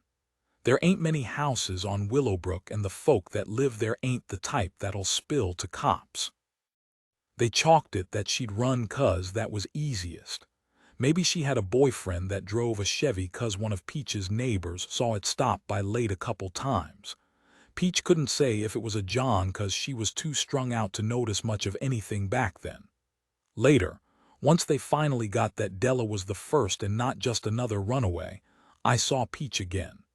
This time there were shots of her at the Bryan County Sheriff's Office, sitting by Sheriff Ernie Riedel as he made a plea to the camera. When he said Della's name, Peach got up and stood and looked around like she didn't know where she was, and then she dropped her head and cried into her hands. "Do you have any friends, Summer?" Bobby said. "You," I said, "friends your own age." "No, how come? I'm odd they're even," he smiled. "What are you reading?" I glanced at my book. "A Tree Grows in Brooklyn." I liked Francie. "Those immigrants," I said. They reckoned education was all it took to rise up and find a place, like that was the key to the kingdom, like it was that simple. Why do people want to fit so bad? Don't matter where, they just need a place. His sleeves were rolled back. He's got the kinda eyes where you ain't never sure what's going on behind them. He's sad sometimes. When he thinks no one is watching, he looks real sad. "Education is important." He said it flat, so I laughed. "Raine's in trouble again," I said. "How come?" "'Cause she don't fit. She's not smart enough to keep her head down. 'Cause it ain't forever. The real world, it's common for us.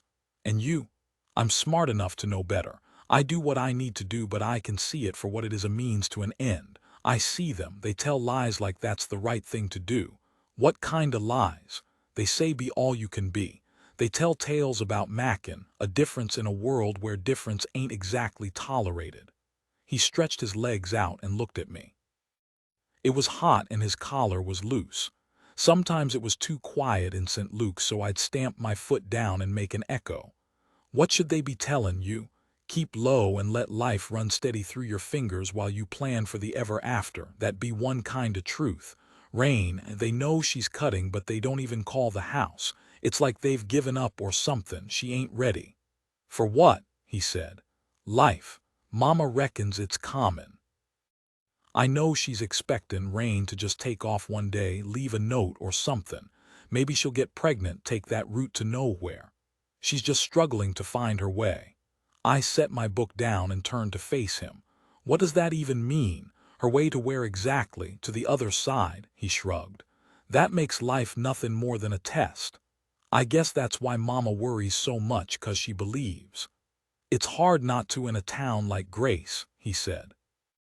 "If there ain't nothing to this life, then it's a wonder more kids ain't reaching for guns and swallowing the barrel. Actually, that might have been a viable shortcut, but the church has got that base covered. Purgatory, the holding cell between life and eternal life.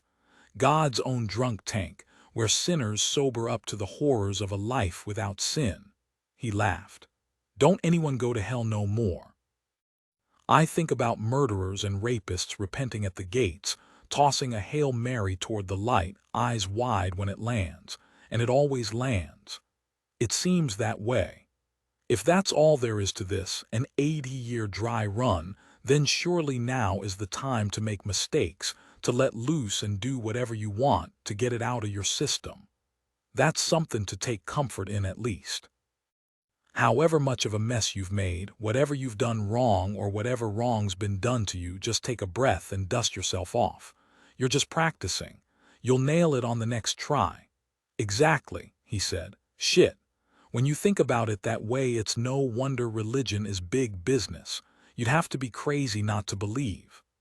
8 Peach Palmer, the prostitute across the town, the people of Grace readied themselves for the storm. They made such precautions a couple times a year 'cause folk still remembered the lives lost in the super outbreak in April '74. They checked the news for weather reports, but the rest of Bryan County was clear, and the front had come up out of nowhere. Trix took calls and sent Rusty out to check on the widows and make sure they were ready with shutters and shelters and flashlights. Sometimes they asked him to check their roofs, so Rusty walked a fair way back and nodded and squinted, 'cause there weren't no chance at all he'd climb a ladder. Ginny Adams stocked the shelves in her convenience store and prepared for a run, same as always. Black stood by the window and watched the main square. It was early but dark as night with the cloud above, quiet, except for a couple lights burning in Me's diner and Benny's butcher shop. Only 5 years back it had been a hive, dawn till night, with folk riding the transit to work at the Kinley mill. That was till they shuttered it. No one blamed them. The Kinleys held it longer than they might gave work to shortwooders and mule loggers and paid double to keep it local. Couldn't run that loss forever, though. With so many out of work they lost stores quick, half gone in a matter of months and homes foreclosed. There was anger, especially being as they couldn't switch on a television without seeing the Munnamen grinning gleeful as they talked of booms, steady job creation, and golden times ahead in the rest of the country. Milk walked into the station carrying a couple coffees. $50, Black said, hand out. Already said I ain't paying till it's done, Milk said. All that DNA ain't a jury alive that let him free. But it's O.J. the juice. 2,000 yards, 14 games. Milk whistled. Black sighed. Anything on Summer Ryan yet? Nothing, Black said. 3 days, still reckon she ran. Black turned back to the window and the dark sky and didn't say nothing. Savannah kept his photos in a shoebox in the closet. They brought his things when they moved 'cause it wasn't up for discussion. Bobby packed them, wrapped all his toys, books, and clothes, then unpacked them careful in what would have been his bedroom. Bobby liked it contained 'cause they had guests often, and he didn't like them asking about Michael. She understood why, but it didn't make it any easier. When she was home alone, she'd take the shoebox out and she'd smile at the photographs 'cause she found that once she started crying it was tough to stop. She walked to the window and looked out at dark sky despite the early hour. Her mind ran to Summer. When she hadn't shown for her cello lesson on Saturday night, Savannah had called the Ryan house and Ava answered on the first ring. She's missing. She's gone.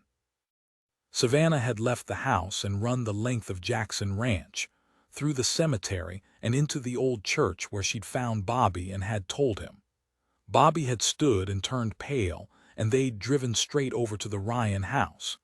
It had been busy with pickups all over and big men looking out from the porch like they were expecting trouble. She'd seen Joe and Tommy with maps and shotguns. Ava had cut through the cluster and hugged both of them, and said she was gonna kill Summer when she showed. But she'd said it with a smile like it'd keep the sharp edge from what was playing.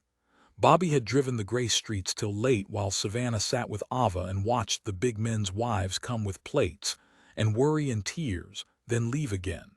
When the house was quiet, Ava had asked Savannah if Bobby would pray for her daughter to come home safe, and Savannah said of course, like that was nearly enough. Bobby had been out searching every night since. Perv hid out in the alleyway behind me's diner.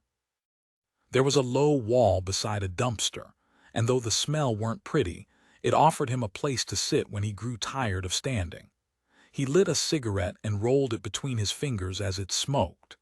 He'd bolted that morning, before Noah's grandmother could get up and see him sleeping on their couch and give Noah shit for it.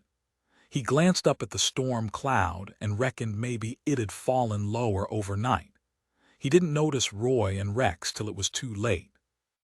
They were cousins, seniors, both a little affected but by what Perv didn't know. There were rumors that Rex had once tried to fuck a stray cat. Purvis, Roy said. Roy was the brains of the operation on account of the fact he could belch the alphabet. Perv eyed them nervous.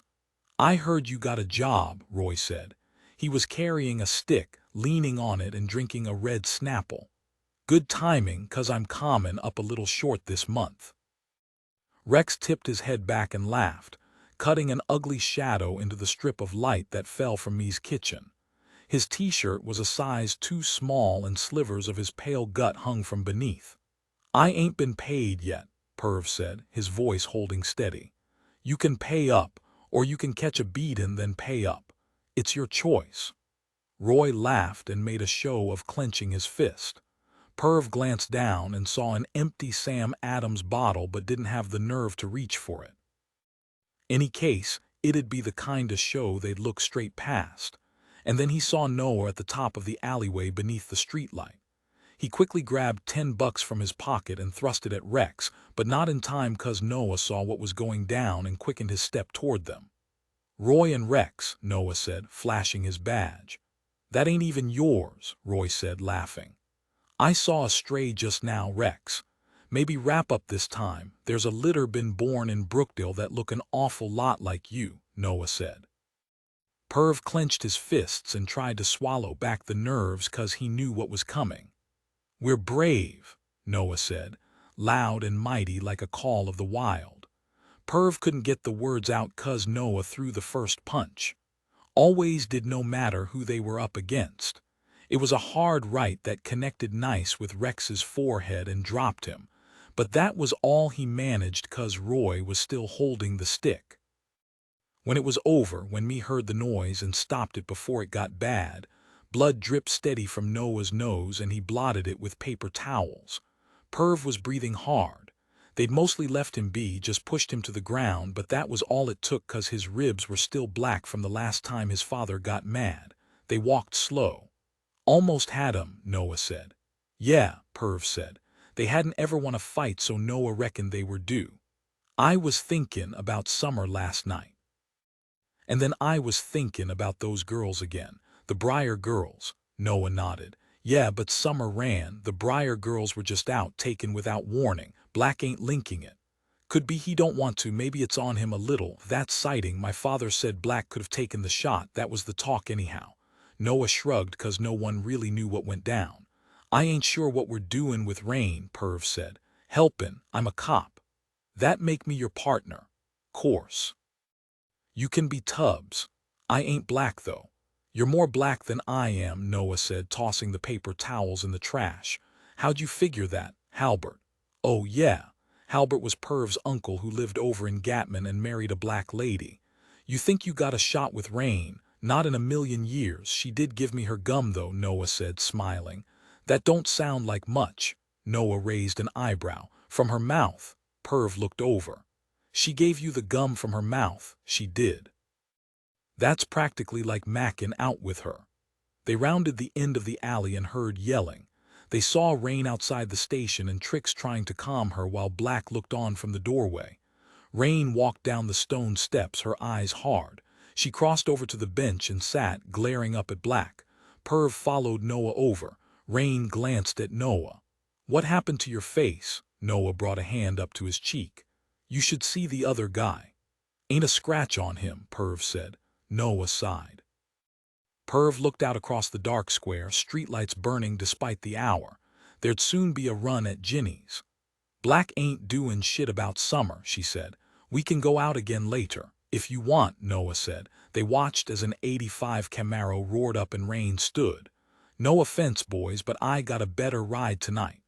Noah followed her a couple steps and felt the engine rumble right through him. The window rolled down. You been babysitting, the jock said. He was older, Perv recognized him. Danny Tremaine. She's 15, pervert, Noah fired back. The jock made to get out, but Raine said something to him. She got in and stared out the window at Noah, half smiling as the Camaro tore through the square. Noah and Perv caught the transit bus all the way to Mayland. It was an hour late, but Noah couldn't risk taking the Buick out during light hours. He sat on the torn seat and watched the trees slip by in the gray dark of the storm cloud. Perv sat opposite. He caught a break getting a job at the Whiskey Barrel during the summer. He was too young to tend, but Hank Fraley let him mop up the beer and piss and puke for a couple bucks an hour. Sounded rough, but it beat being at home. Perv needed looking out for, always had done. When they were 10 years old, Noah hadn't seen him for a whole day, so he stopped by his place and found him beaten bloody. He'd fetched Trix and she'd driven them to Mayland in her orange Maverick, Perv laid out on the back seat, and Noah holding his hand tight and telling him he was brave and fierce. Black had hauled Perv's father in, but Perv and his mama wouldn't say nothing, so they couldn't hold him. Milk and Rusty knocked a shade of shit out of him, then dumped him in the center of the square. But that didn't fix nothing. Noah pressed his face to the glass as the bus rumbled out of Grace. The sky cleared as they crossed the border into Wendell. Noah stood and walked to the back, looked up and saw a stark line that contoured the town. Dark then light, like God had forgot to flip the switch in Grace. The storm cloud rose high toward the heavens, a sheer wall of gunmetal that looked about ready to unleash hell. "Jesus," Perv said from beside him. "I ain't never seen nothing like that before." "You're late," Missy said, as Noah sat in his chair. Missy was old and black and liked to tease Noah about how pale he was. She'd place her arm beside his and call him a ghost, but she only did that to keep him from staring at the blue machine. She knew he still had nightmares about it. He flinched a little as she threaded the needles into the large scar-like vein that rose from his bicep. "The transit was late," Noah said. "You were in for yesterday, Noah, and no one answers your phone." Noah shrugged. "I was working on real police business." "That's right," Perv said. "Shut up, Perv," Missy fired back, then turned to Noah. "3 days is too long, Noah, you dumb or something. You could die." He tried to wave her off. "You want me to call social services if you can't remember and your grandmother can't remember?" "Sorry," he said, glancing up and meeting her eye. Perv fell quiet beside. Missy reached down and laid a hand on his cheek. "I'm just looking out for you. You remember what happened to Landon?" Noah's tough. "And Landon was old," Perv said. "And would have lived to be older," Missy said. Noah nodded and Missy smiled at him. "Television's still fucked," Perv said, nodding toward the screen. "You got the video player," Missy said as she made notes on the board. "Yeah, but we're at the mercy of that bastard Goodwill lady and she keeps bringing us shit. I reckon she's fucking someone in chemo. They got Alien 3 last week." Missy sighed. "Ain't never at the start neither. She never heard of Be Kind, Please Rewind." Perv had been a fixture at the dialysis ward ever since he turned 8, and Noah's mama said he could ride the transit with them. He tried to give Noah his kidney at least once a year, the last time being a couple months back, when they'd seen Dr. Leggett walking his pincher by the red. Perv had been lit at the time. He'd taken his shirt off and demanded Leggett remove it there and then. Noah had laughed too hard to try and stop him. They kept the lights low. Paintings lined the walls, mostly local scenes, a cotton field, a blur of color that Noah guessed was Main Street. Perv flipped his collar up, then turned it down again. Perv didn't ever sit still. Noah glanced at the blue machine. "Think of it like a washer," his mama had said to him back when he was small. "It won't be forever and I'll always be here if you get scared." She'd been wrong on both counts. "All right," Perv said. Noah nodded. "Yeah, I'm all right." Perv asked him that a lot. Noah didn't ever give another answer, even when it was all getting on him. Perv knew, though. Sometimes he reached over and put a hand on Noah's shoulder. Other times he told him a fact so random it distracted for a little while. Noah loved him for it. "Everyone in the world has a unique tongue print," Perv said. Noah smiled, then turned to Missy. "We're ready for the movie now, thanks." She walked over to the television carrying the tape. "Dare I ask what we got today?" Perv said. She checked the case. "Babes in Toyland." "Finally, she sent something blue," Perv said, rubbing his hands together. "What kind of toys?" "Double-ended, it's Disney." "Oh, for fuck's sake." Peach Palmer lived out in Standing Oak. The drive took a dead hour from Highway 125 through Tessner and into the Pines. It was the kinda haunting drive that kept Black swigging from his flask the whole way. He kept a hand on the wheel and used the other to rub the tired from his eyes.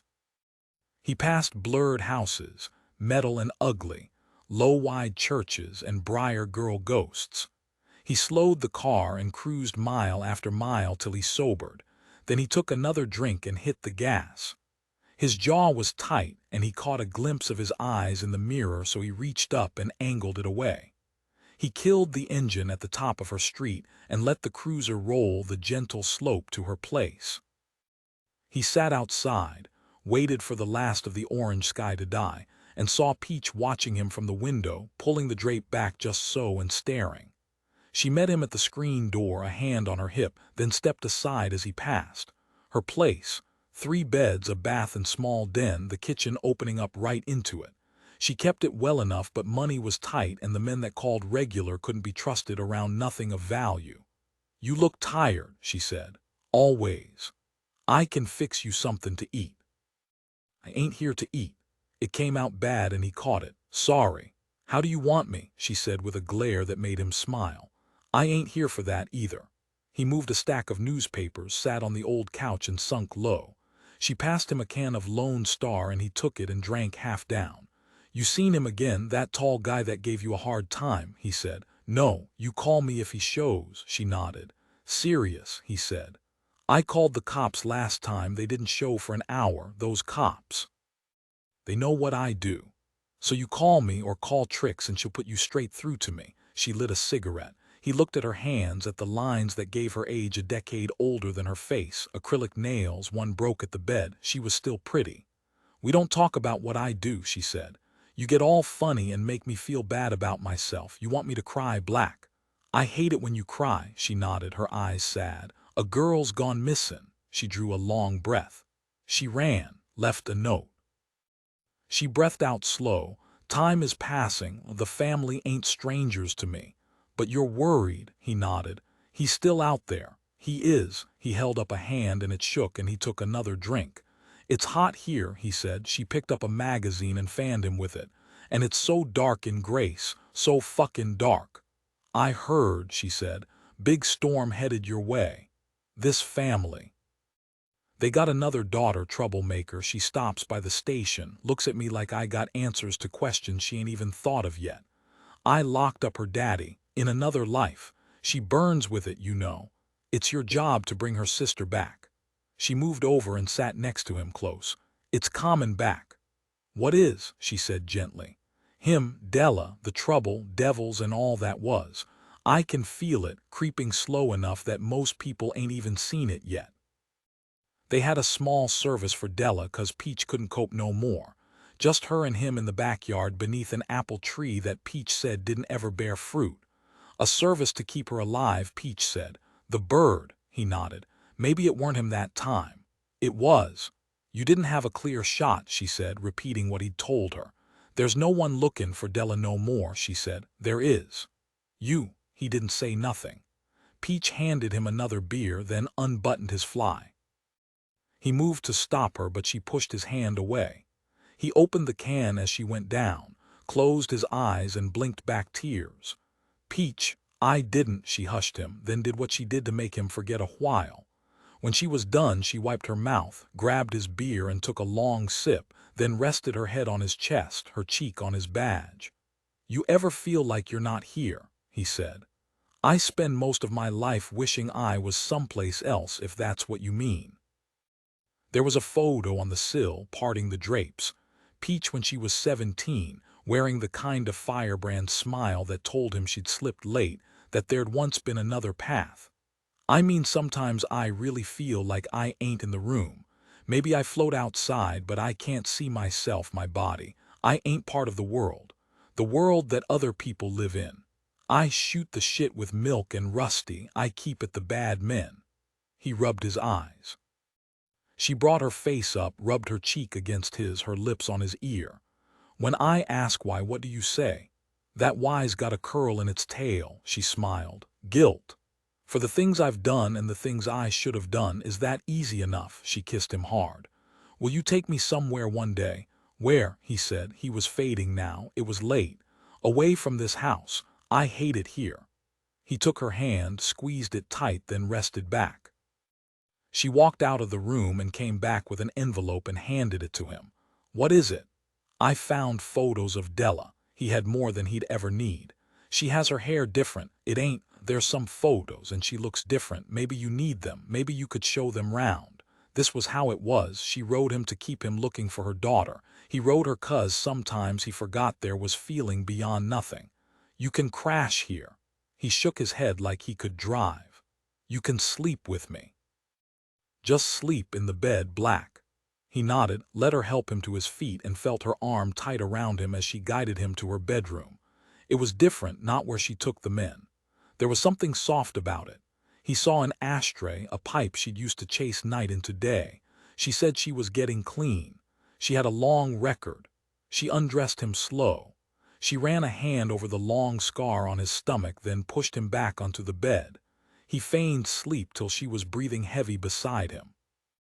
He reached into the drawer and took out what he needed and did what he did. And when he was ready, he parted his toes and stuck the needle between, and he swam to the place where hands held him high above. He listened to the lopsided sounds outside her house. He saw a Bible on the floor, the wind blowing in and fluttering the pages. He wondered if he was dreaming and what kind of dream it was, but knew in his heart it wouldn't end good. He stared at Peach, at the curve of her spine and the flare of her hips, and he thought about the cruelty and randomness of life. "I love you," she said, and he wondered how she could. He closed his eyes like he hadn't heard it. 9 Summer Briar Girl number 2 was Bonnie Hines.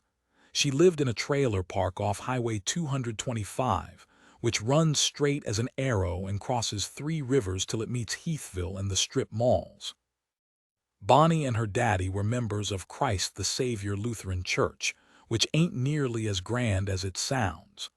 Bonnie's daddy went where the work was, though the newspapers didn't say exactly what kind of work, maybe 'cause it weren't nothing legal. He'd be gone weeks at a time, so Bonnie mostly took care of herself. She didn't show for church one Sunday morning, so the pastor, Bryson Daly, stopped by their trailer. He liked to check on Bonnie 'cause he knew her situation and had conducted her mama's funeral a year earlier. He knocked at the door, came back in the evening, and knocked it again, then called the cops 'cause he was worried. She didn't lead much of a life outside of school and the church, but the cops still chalked her up as a runaway. It took them a day to locate her daddy. He told them he was coming, straight back, but didn't arrive in Haskell till 3 days after that. He said he didn't know if Bonnie had a boyfriend or who her friends were or nothing at all they could use. They didn't link her to Della Palmer. "You ever feel sad?" I said. "Everyone feels sad, Summer," Bobby said. "For no reason, just so sad you could shut the world out and cry till all that's left of you is a pile of clothes on the floor. Sad enough to cry yourself out of this life." I watched them, Bobby and Savannah. I was at their place 4 nights a week while Savannah taught me. I'd say I had to go to the bathroom, but I'd just walk through their house and look at their things. There was a kid's bedroom. It had a race car bed and toys and a small closet in it. Savannah said you're the most talented student she's ever worked with, and that she gets the feeling you're not even trying. She'd tell you about the school, the fancy one in Maidenville. "Yes," Bobby said. "We couldn't never afford a school like that. You'll get a scholarship. Savannah wants you to sit for the entrance exam and write the paper. I ain't leaving my sister. Just write it, see what happens. It's good to have options, Summer." There was silence a while.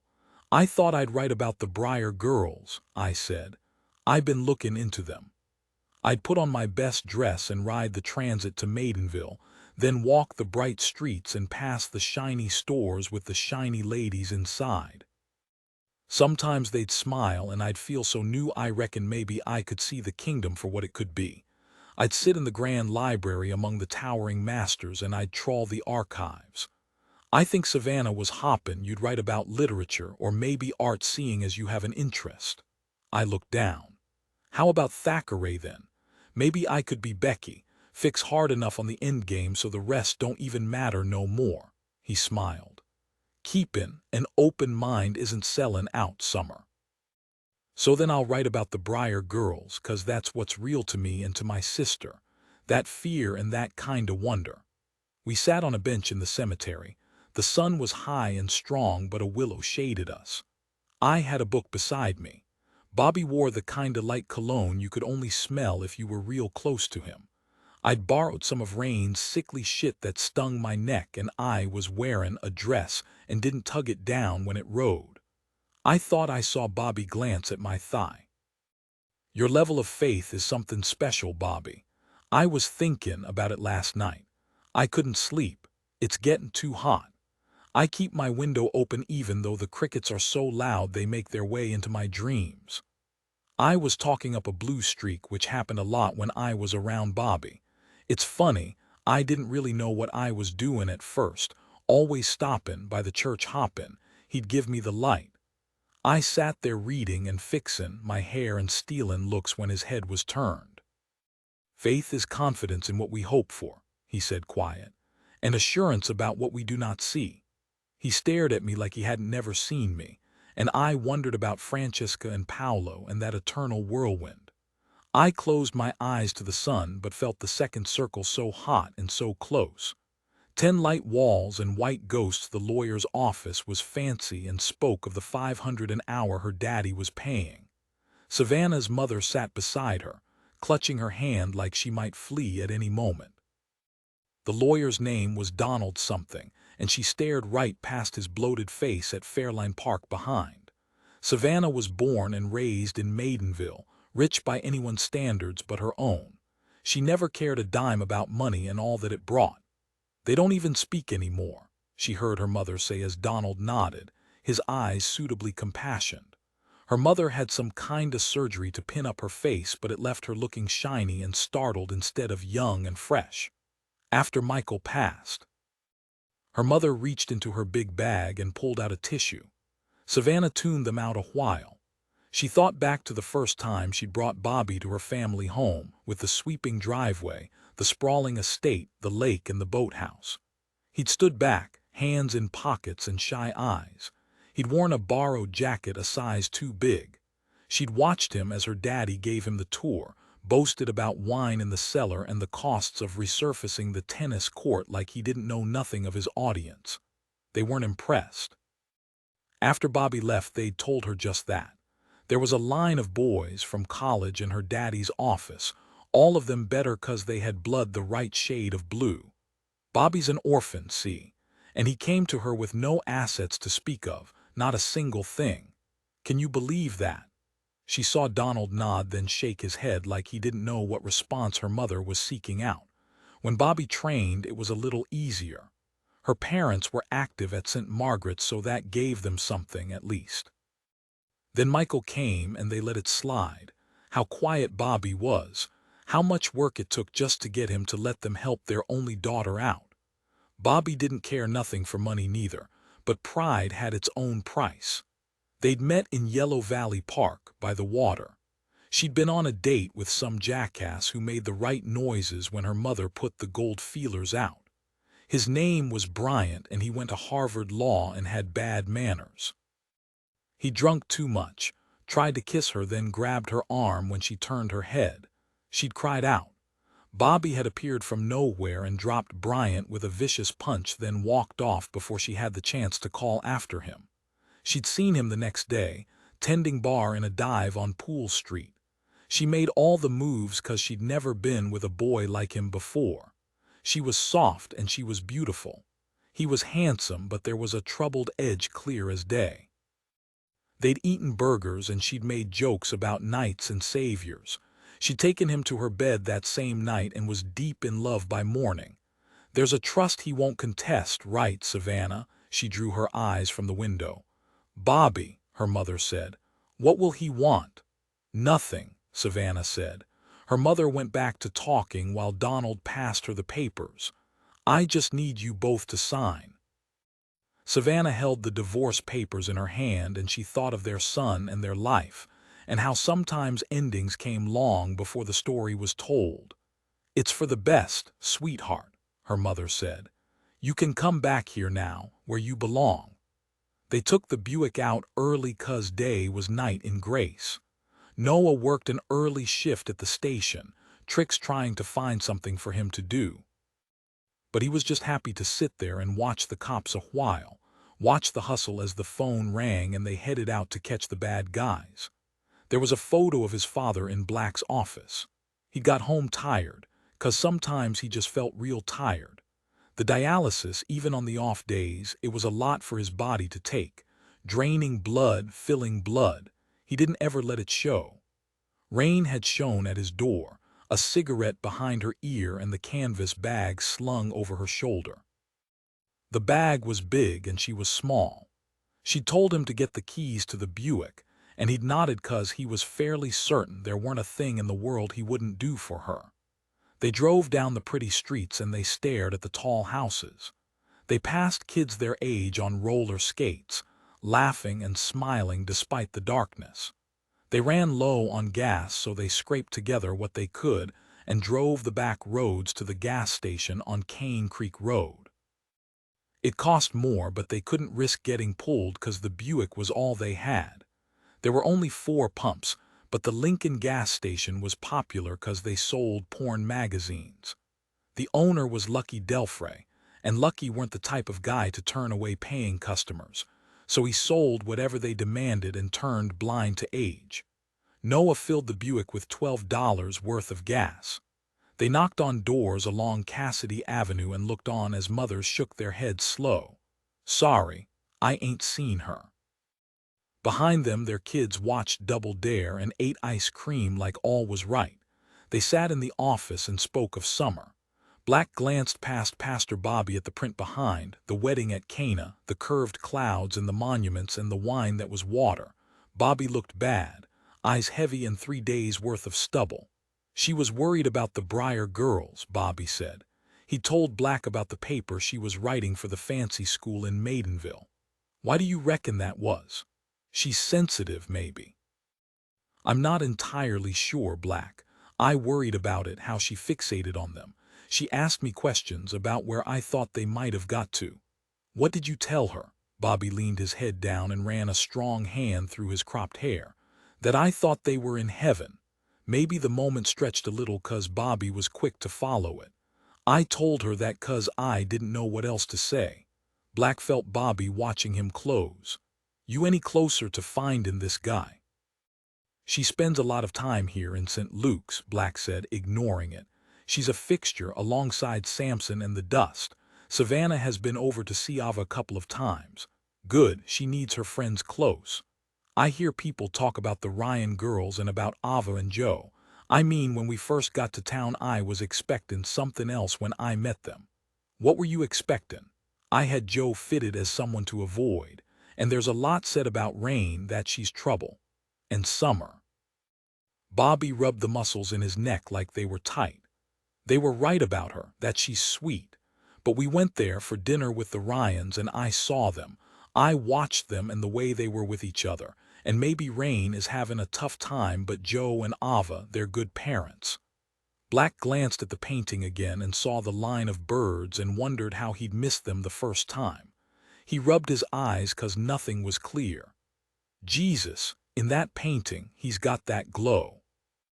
"He's looking at the guy with the viola," Black said. "That's the artist Veronese. He put himself in the painting. According to Summer it was tradition," Bobby said. "She used to stand there and stare at it. I'd find her in here and then she'd ask me about morality and vanity and status. She'd ask about the lamb and the hourglass. She didn't miss a thing." Bobby cleared his throat. "I'm worried about her." "She ran," Black said, eyes still on the painting. "We're doing background, but she'll show up." Late afternoon they sat in the dark under a canopy of wide leaves, and they shared sandwiches Raine had bought from Mies with money she'd taken from her mama's bag. They passed round a beer Perv had stolen from the convenience store while Noah flashed his police badge and distracted Ginny Adams, who worked the counter. Noah let the bottle touch his lips, then passed it to Raine. "Have your share," she said. He shook his head. "Pure of body, pure of mind." "So fucking weird," she said. Perv's face was streaked with green, brown, and black war paint. He'd stolen the makeup from the drugstore on Beechwood Avenue, then pissed Raine off something awful when he spent 15 minutes applying it to himself and Noah. They had a couple heavy flashlights and they set them side by side in the dirt, pointed at the treetops. Perv reached forward and passed the bottle to Raine. His shirt rode and Noah caught sight of a welt, thick and angry-looking, maybe a belt buckle or something. "What do we do when the Buick quits?" Noah said. The car had started smoking bad when they pulled off Hallow Road. "We'll take it to Merle, he won't say nothing. Last I heard he's in the hole $1,000 to my Uncle Tommy," Raine said. Perv nodded. "He owes to near everyone in town. No way he'll turn down cash." "We don't have cash." "Merle's always checking me out, old pervert. I'll figure something out, might have to flash my tits or something," Raine said. Noah swallowed. Raine lay back along the fallen oak and stared up at the dark cloud. "How much longer can it sit there? It's like night now, all day long ain't nothing but night." Noah reached for the map and aimed the flashlight at it. "We need a system. We can't cover the same ground, we gotta mark it off or something. My Uncle Tommy's got detailed maps of Hell's Gate, every inch from the red all the way through to the Brookdale side. I bet it don't cover the north, that's Deemer land, Perv said. Since all that went on with Mandy, Franny, and Richie Reams, the Deemers had become part of Grace folklore, a band of as few as 3 or as many as 50 depending on who you spoke to. They owned about 100 acres of land that ran deep into Hell's Gate. I'll keep moving, go deeper than the cops did, Raine said, and they stood and they packed their shit and moved again. They hiked on for another hour, Raine navigating and Noah falling back. He licked his lips. They felt dry. He had to carefully ration what he drank throughout the day, his kidneys unable to process the amount his body craved. It was worse when the heat got up. He chewed gum and sucked ice cubes, but they were small in the way of distraction. "Why the fuck are you so slow?" Raine said, glancing back. Perv went to speak, but Noah shot him a look and quickened his step. At points the tracks grew too dark and thick, so they doubled back and looked for another way through. The forest floor dipped and rose, and before long their shirts clung to their backs. Noah almost walked straight into Raine, not realizing she'd stopped dead in front. "What's up?" he said. She pointed. They stood in a straight line, stunned into silence. Noah was the first to stick his arm through and watch the sunlight crawl up it. He made a fist, like he could grab hold of the rays and drag them into Grace. "This is the Grace border," Raine said, looking at the map. "Another step and we're in Windale." The wall of bright light rose from the leaves straight up to beyond, and Perv took a step back 'cause it looked like the screen in the picture house. Like they were standing in the dark staring out at a world painted so rich there weren't a way it could be real. Noah stepped forward, sliced in half, then turned back to reach out and pull Raine into the light. She squinted. "Come on, Perv." Perv crossed the border slowly, feeling the heat on his arm so sudden and hot he drew it back. "I ain't never seen nothing like it," he said. They stood together and stared from the light of Windale into the dark of Grace. Perv took out a small penknife and carved his initials into the wide bark of a cedar, then Noah's and Raine's. "And Summer's," Raine said, so Perv did that too. Noah was lying on the leaves, his head in the sun, his legs cut by the shade. They jumped to their feet when they heard voices. Raine ushered them deep into Grace cover where they kept low and watched. There were 3 boys older. Raine stood first and walked out, so Noah and Perv followed. The boys stopped when they saw them, locking eyes with Raine. "Danny," Raine said. Danny walked over, his friends falling in behind him. They were tall and broad, tan and polished like they were cut from some kind of jock mold. "We came to see it," Danny said, staring at the wall. "You hiked it from 45, Raine said. "Nah, parked by Route 43 and followed the creek. We ain't dumb enough to hike with the bird and all that." He glanced at Noah. "'S makeup, you kids play and dress up," Noah glared at him. "Did you ask round about my sister?" Raine said. "Maybe," Danny said. He held a bottle of beer and his eyes were a little glassed. Raine took a step forward. "You hear anything? What's it worth to you?" Danny was smirking now, his friends laughing. One of them glanced over at Perv, said something quiet, and they all laughed again. "You hear anything or not?" Raine said, sharpening. "Come back with us, leave the kids to play," Danny said. "I got booze. Maybe you'll be more fun than you were the other night." "Danny, serious, you heard anything about Summer? Come on, we'll work something out, a trade." "Just tell her what she needs to know, then fuck off," Noah said, feeling Perv flinch beside him. Danny stared at Noah. Noah stared hard at Danny. "That's the second time you run your mouth, ain't gonna be a third," Danny said, taking a step nearer, sticks cracking under his feet, the echo falling wide. Danny looked over at Perv. "Ain't you that kid that gets beat by his dad?" "Shut the fuck up, cunt face," Noah said. Danny took another step. "What did you say, little boy?" "I called you a cunt face. 'Cause your face looks like a cunt," Noah said. Perv swallowed. Raine was watching Noah, an eyebrow raised. Danny flushed, clenched his teeth, and handed his beer to one of his friends. Perv took a step back, Noah a step forward. Danny's friend put a hand on his shoulder, said something about Noah being a kid, and Danny smirked. How would you even know what a cunt looks like anyhow? He winked at Raine. Your mama showed me, Noah said. Shit, Perv said under his breath. Raine bit her lip and wanted to laugh but didn't want to make it worse. That tipped Danny. He charged, swung at Noah and caught him high on the cheek. Noah fell to the leaves. Danny stood over him, breathless and grinning. What you gotta say now, boy? Noah looked up as the son caught his father's badge. You punch like a cunt. Danny moved again, but Raine walked over. Come on, Danny. Danny shrugged her off. I ain't done with him. Yeah, well, I was just getting warmed up, Noah said. Raine grabbed Danny's face and made him see her. Let's go, I'll come back with you.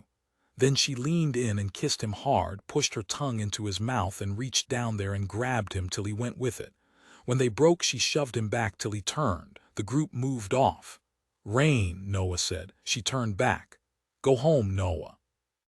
They disappeared into Grace darkness like they weren't ever there. Perv held out a hand, pulled Noah to his feet and dusted him down. I had him, Noah said. I know you did, Perv said. I had your back. I know you did. Savannah kneeled on the stone floor of the dark church. She didn't use a cushion because sometimes she felt it ought to hurt. As acts of penance went, it was a small offering and it paled beside what she had done, but she stayed that way till her bones ached. Bobby was driving the streets again, looking for Summer. Savannah had a key to the old church, and she used it when she needed to. She'd hid the divorce papers in her closet. Her mother called asking when they could expect her home again. She closed her eyes tight because the sin was so vivid and so sublime, the formidable shape that lurked beneath the trees and reminded her that paradise lost could never be found again. She was done when she cried. For all that had happened, the tears fell heavy and dripped from her jaw. This was what he wanted, true remorse. She turned when the door opened and wiped her eyes hard enough to blur the white ghost that appeared beneath the carved wood. I was looking for Pastor Bobby, Samson said. He's not here, she said, managing to smile. Oh, he said, then turned. Are you okay, Samson? He stopped and then he stepped into the church and walked over to her, shoulders hunched and head bowed. Savannah had been a church girl her whole life, yet she'd never seen anyone pray as often or as hard as Samson Lumen. Whatever it was, whatever he carried, it was something crippling. I wanted to pray, he spoke quiet. I need to. You can pray. I can wait till morning and come back. She could see little but the white of his hair, his face featureless in the shadow. She reached out and touched his arm and tried not to feel him flinch a little. It's okay. I was praying, that's why I'm here. Really? Yes. He sat on the front bench beneath the shadow of Jesus, and at that moment, Savannah thought maybe they were right to call him an angel. He raised his hands in prayer, and before she turned away, she saw them shaking so bad he could barely keep them pressed. 11 Summer, I fall in and out of myself. Who I think I am ain't always who I am.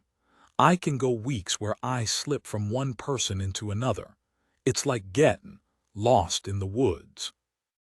I'll pass by something I know maybe 3 or 4 times, but it don't lead me out, it don't show me the way. I went to that fancy school with Savannah, the Maidenville Academy. It was ugly how much they had, the music room and the shined floors, the robot kids that slow-stepped with their hands neat behind their backs. Part of me ached for them. And for me? I told Savannah I'd spoke to Mama about it, that she knew, but she didn't, 'cause pipe dreams are just that. They ain't got no groundin' beyond. I met an old man in a darkwood office with all kind of certificates on the wall behind, like they meant something more than vanity. He spoke and I smiled polite, and Savannah put a hand on my shoulder. She told him I was special, like that was something good, and then she smiled the whole drive back. That smile, though, it was so much like Bobby's, so much missing from it. I found an article in the Maidenville Herald from 3 years back. Bobby and Savannah's boy was named Michael, and he died in a car wreck when he was 4 years old 'cause a drunk ran a stop sign and his car seat hadn't been fitted right. There was a small shot of them, the 3 before, so happy I cried right there in the library, till the old lady came over and handed me a glass of water and asked if I was all right. I don't know, that's what I told her, 'cause I didn't. I ain't that big anywhere. I ain't tall, my tits ain't as big as Raine's. By the age of 2 you could tell us apart easy. Her face seems to fit together in a way that mine don't. It's all right that she's prettier, I ain't jealous. She gets a lot of attention from the boys, always has, and not just 'cause she's willin'. I saw the teachers look at her sometimes, the older men who carried that stain of pathetic about them. Divorced 'cause they reckoned there was greener pastures waitin' on them, skinny arms and potbellies and thinnin' hair. They'd gawk for a few seconds, then catch themselves, file the sight and call on it later when they reasoned away the guilt 'cause she was so much a woman. I guess I looked pretty funny playin' the cello, what with it bein' so big. I felt like I was some kind of experiment, give the Raine girl an instrument and see what kind of sound she makes. It came so easy. The first time Savannah settled behind me, her hand over mine, her head over my shoulder. I took a deep breath and played a note. I liked the sound. It was soft but strong. Before long I could play Kalinka and Bach's Second Suite and then his Arioso from Cantata 156. The music, the notes, I heard them full and rich and I let them run together. It's hard to explain, it just is.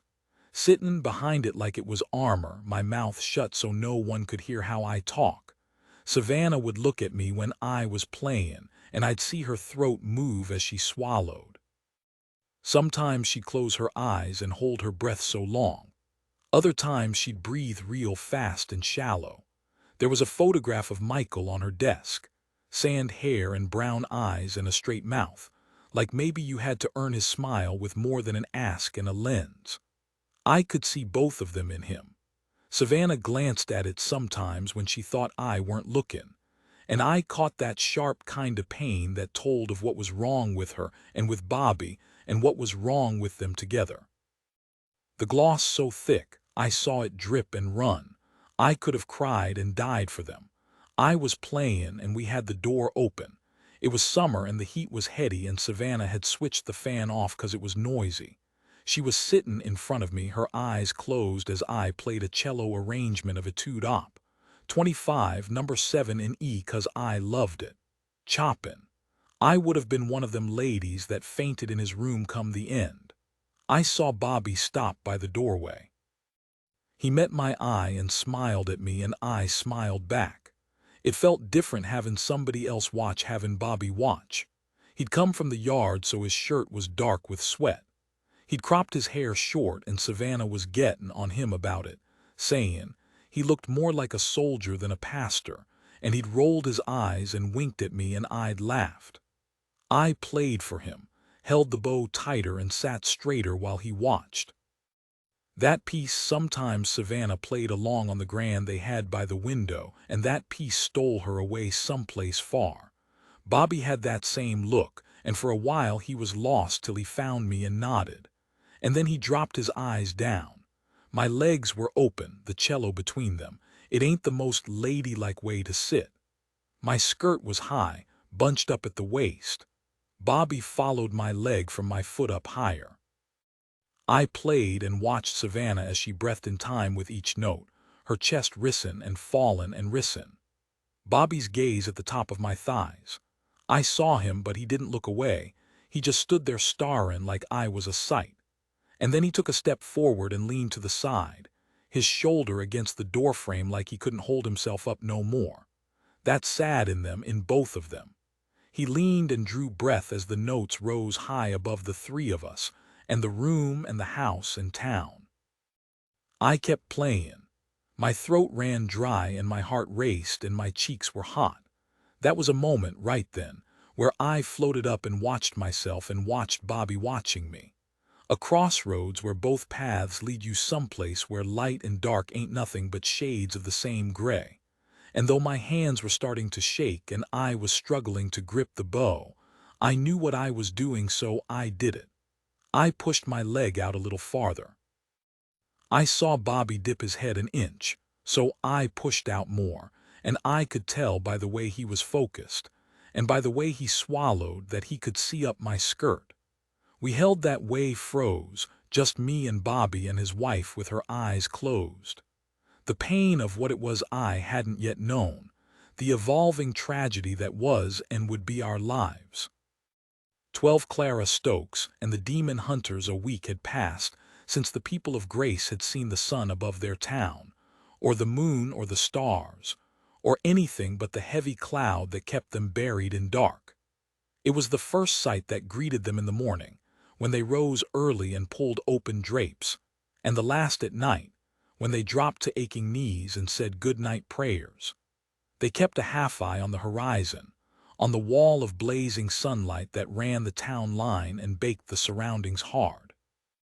It dropped each day, that's what folk reckoned, so low that neighborhood kids threw baseballs at it and climbed on flat roofs and stood on toes to try and touch it. Sometimes it moved, swirled and twisted till a crowd drew and spread word it was time. The widow Beauregard told a frowning group in Me's diner that she reckoned it was the bird, that he was back and summoning something so dark she didn't sleep no more, just prayed and prayed 'cause prayer was the only weapon of the righteous.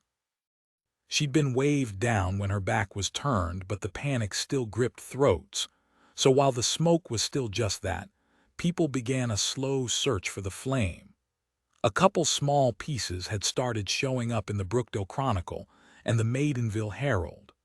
Word did spread of the sights that could be seen on Hallow Road, that long straight stretch of road that led from Grace to beyond. Cars had been spotted, left lazy in the dirt halfway to the line, people littering the green fields, heads tilted and mouths hung as they moved between Grace and Wendell, dark and light. Raine rose with a sharp pain in her gut and first thought maybe it was the booze 'cause she'd snuck out with Danny Tremming again, but when she gulped water straight from the faucet the pain got worse. It was summer. She had to get her sister back. The week had passed so quick and jagged, the fear climbing every morning she woke and saw her daddy beat at the kitchen table after another night of empty searching. And so she slipped from the house onto the dark streets of town, and she walked them fast till her head pounded and her shirt clung damp to her back. She called Danny from the pay phone on Jackson Ranch Road, and he told her he was busy. She told him please, and he cut the line, and she slammed the receiver down so hard it broke. When Noah opened the door, Raine pushed past him and walked into the kitchen like she'd been there before. It was tired and the cabinet doors were falling off and he looked embarrassed. "Are you okay?" Noah said. She ran a hand up and tousled her hair. Her eyes were blackened 'cause she'd slept in her makeup. She saw his worry and it pissed her off 'cause he didn't know nothing about her.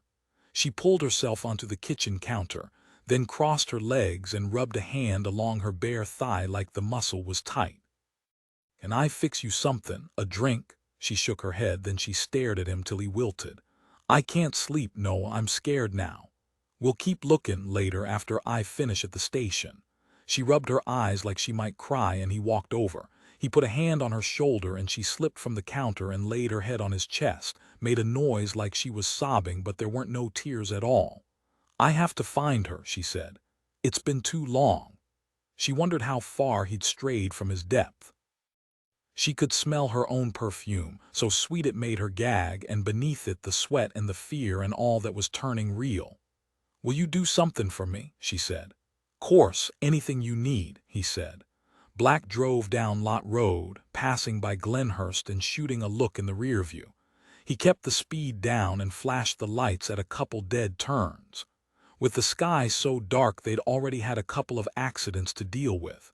Trix had taken the call. It had come from Clara Stokes and it was about the Ryan girl.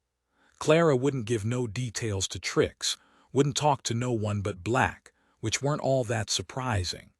Black knew Clara, knew she was the raw kinda lonely that meant it'd take an hour of iced tea and small talk before she got round to what it was. He'd left Noah behind, though he'd wanted to come. Black knew Noah was getting close with Raine, so he'd told Trix to keep a lid on the call. That way he could stop the Ryans heading to Clara's place and getting worked up on the drive. Clara lived in a small house by a pocket of swampland that bled down to the red. He'd been to her place 5 years back when they had a long week of biblical rain that flooded most of the area. He'd slept 3 hours the night before, woke in the dead night and reached for a bottle of whiskey. A week. The Ryans were more than anxious. Joe and Tommy had rolled through the square that morning in a fiery mood, stopping only to pick up coffee at Me's and shoot hard glances at everyone inside. Black had passed Summer's details to Sheriff Ernie Raydell, but they were all working the assumption she'd run. That long year, girl after girl, it had driven them all to the brink, and none were keen to revisit. Ernie had a theory the bird was dead, the reason behind it little more than wishful. The doubt was there, though. It kept Black in his chair instead of bed each night, running over a copy of the thick file with a whole lot of nothing in it. He pulled the cruiser into a patch of mud right outside Clara's place. She was sitting out front on the porch. The house was low and old. Every board needed replacing. There was a pile of soiled sheets and some engine parts strewn. Clara had a deadbeat son who was serving time over in Pickensville for some misdemeanor or another. Black got out. There weren't neighbors. It was quiet except for the sound of a low branch scraping the roof of the house. Clara stood when Black reached her, filled a pitcher with iced tea for him, and then sat again. "This cloud," she said by way of a greeting.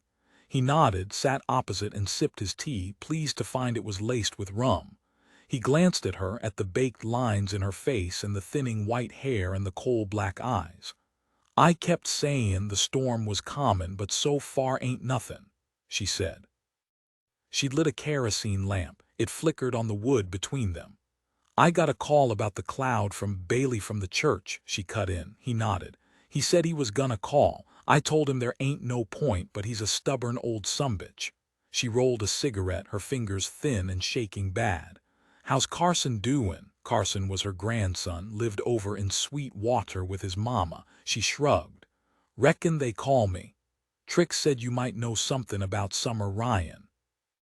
She licked the paper, stuck it down, then took a good while to get it lit. "She left a note," Clara said, squinting up at him, a grain of tobacco stuck to her lip. "She did. So she ran. Looks that way. But you're gettin' worried, right?" He took a long drink and looked on silent as she topped it off. "Joe and Ava, as you'd reckon, so what have you got to tell me, Clara? I saw her a couple times." "When?" "Maybe a month back. Maybe 2 or 3. I got pills. I can't remember things too good when I'm taking 'em." "Right. She weren't alone. That's why I called. I thought it was strange. I ain't the type to meddle, but it played on my mind. And then I heard she was missin', and I thought I'd better call you." "Who was it you saw with her?" "It was raining both times. That kind of falling rain that damn near washed me out of my home. So I was standing out front those days just in case it crept up on me." "Who did you see with Summer?" he said, gentle.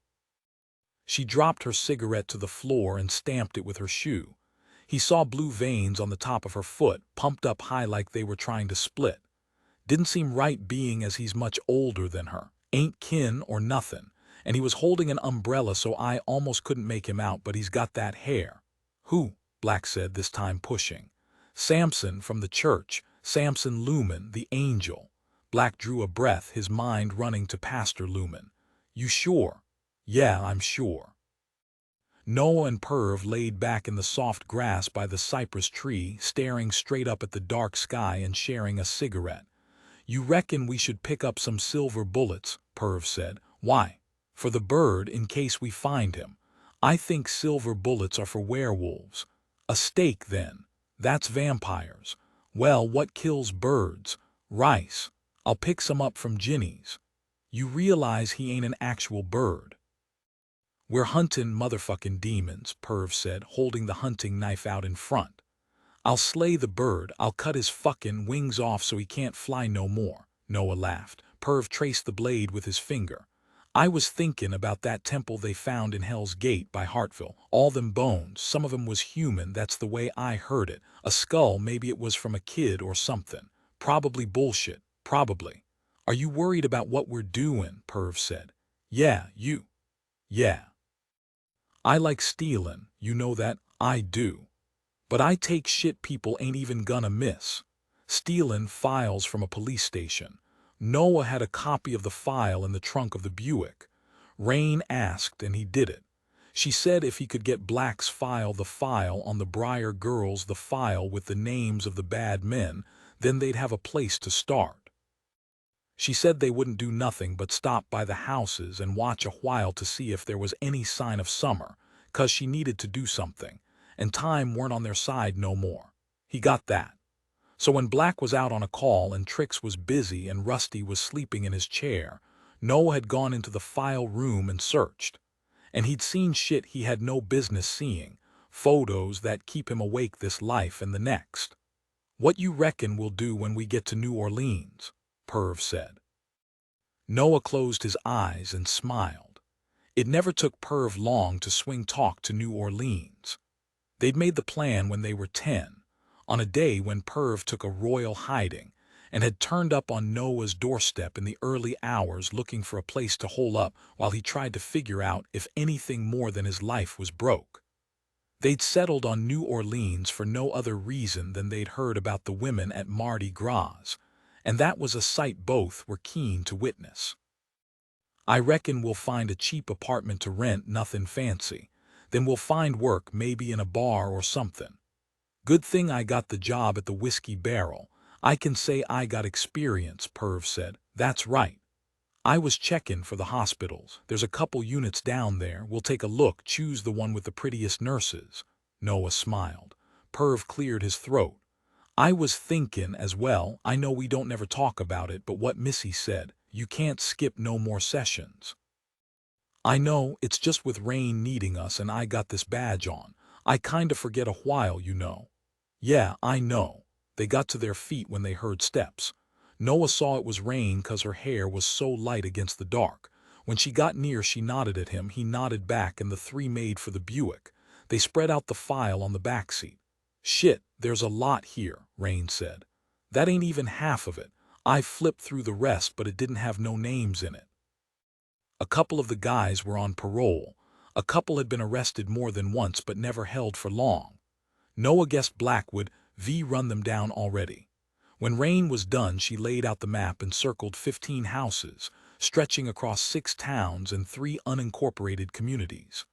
"We'll start at the nearest and work our way out," Raine said. They set off slow, heading toward the kind of darkness that made Grace seem light. It was getting late when Savannah answered the door, and for a minute her face fell. The fear, it was irrational, but she caught it quick and stepped aside. Their house was lit, every room warm white, soft throws on the sofas and dark wood pieces her parents had gifted them over the years. She led Black into the kitchen. "Bobby around?" "He's out searching with the other men. Every night now." "Is it important?" "It can wait, just wanted to run something by him." "I'll leave you, you're eating." She saw him glance at the microwave carton and she felt shame creep into her cheeks. "I was at Pine Grove, I volunteer there. I was late getting back and I didn't know what time Bobby was coming in, but he called and said he was stopping out. I love mac and cheese too," he said. "Would you like some? There's another carton." "Sure." They ate in the den and she poured them wine and Black drank it slow, which she guessed was an ask. She knew about him. There was talk as soon as they moved to Grace. They'd already spoke a little about Summer and Ava and Joe, about the worry and the fear that Black was fighting hard to play down. "Bobby loves her," she said. "I mean, he loves having her around, talking to her and listening to her play." "Ava reckons she dotes on the two of you," Savannah laughed. "She follows Bobby around almost as much as Samson, but she's a sweetheart, Black. I remember when we first met her. She bring you cookies. Oatmeal raisin. She drops a batch at the station every Christmas, has done since she was 10. I don't get near 'em 'cause Rusty's desk is nearest the door," she laughed.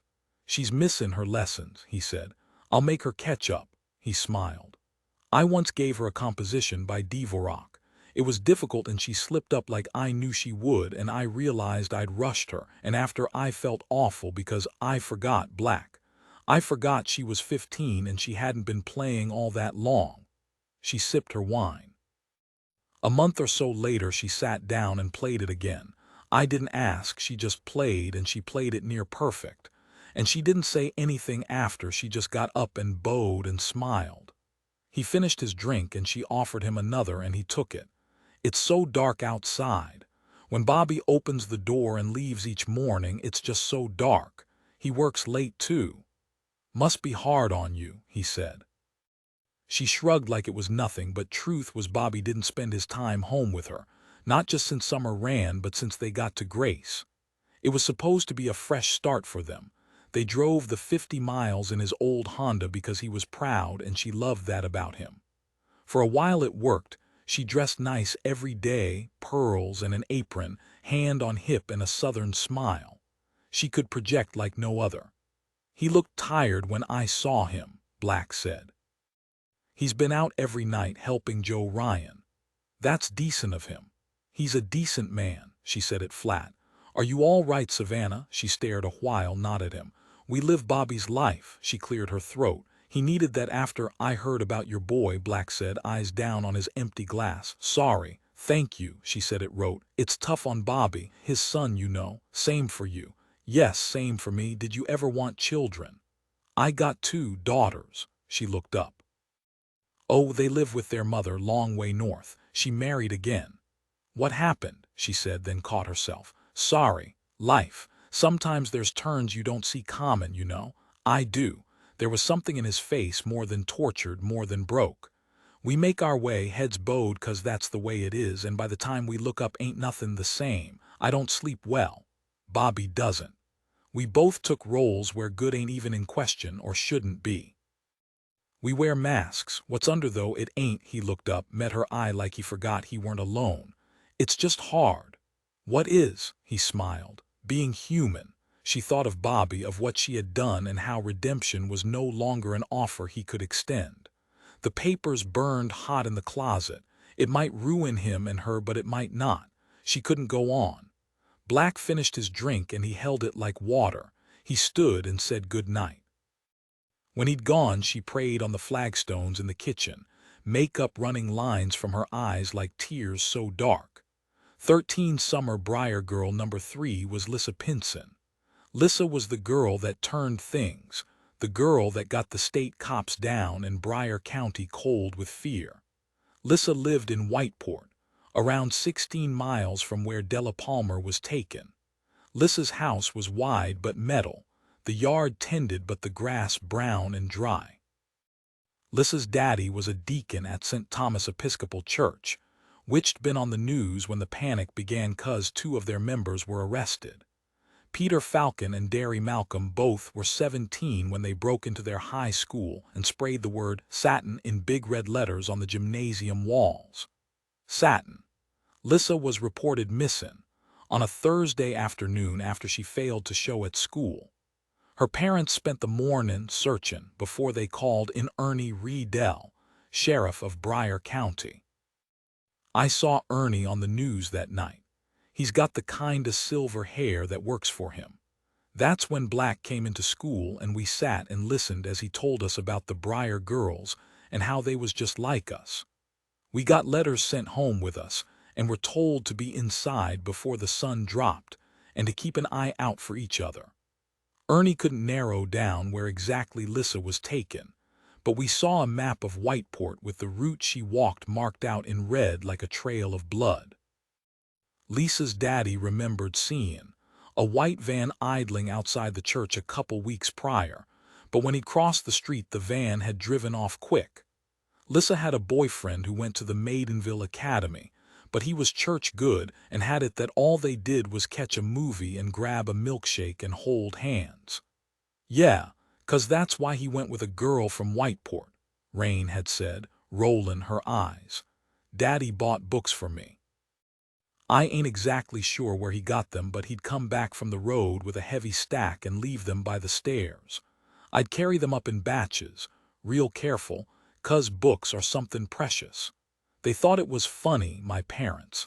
They watched me reading like they couldn't figure me out, especially when Raine was sat beside me watching a movie. Bobby and Savannah had a room in their place with bookshelves on every wall like it was a library. Daddy didn't check they were right for me. I had a couple Encyclopedia Britannicas and would go on begging for more whenever that commercial ran. When I was 10 years old I read about Emma Bovary and all that shit she got up to 'cause she was bored of her place in life. I ain't sure if Flaubert found that precise word he was looking for, but it's a book I've read maybe 50 times. "What's this one?" Raine said. She was pulling out books from under my bed, her butt in the air. I looked down. Tess of the D'Urbervilles. "She's got a set like Anna Nicole," Raine said, smiling. "And she's smoking a pipe. She's no angel. Does Daddy know you got this one? It looks filthy." I laughed. "Can I read it?" "Yeah," I said, knowing she wouldn't. 500 pages. Did you fold 'em at the good bits?" "No." She slid it back, disappointed. She climbed up on the bed and lay beside me, her head on my shoulder. "You nervous about the math test?" "I ain't even thought about it," I said.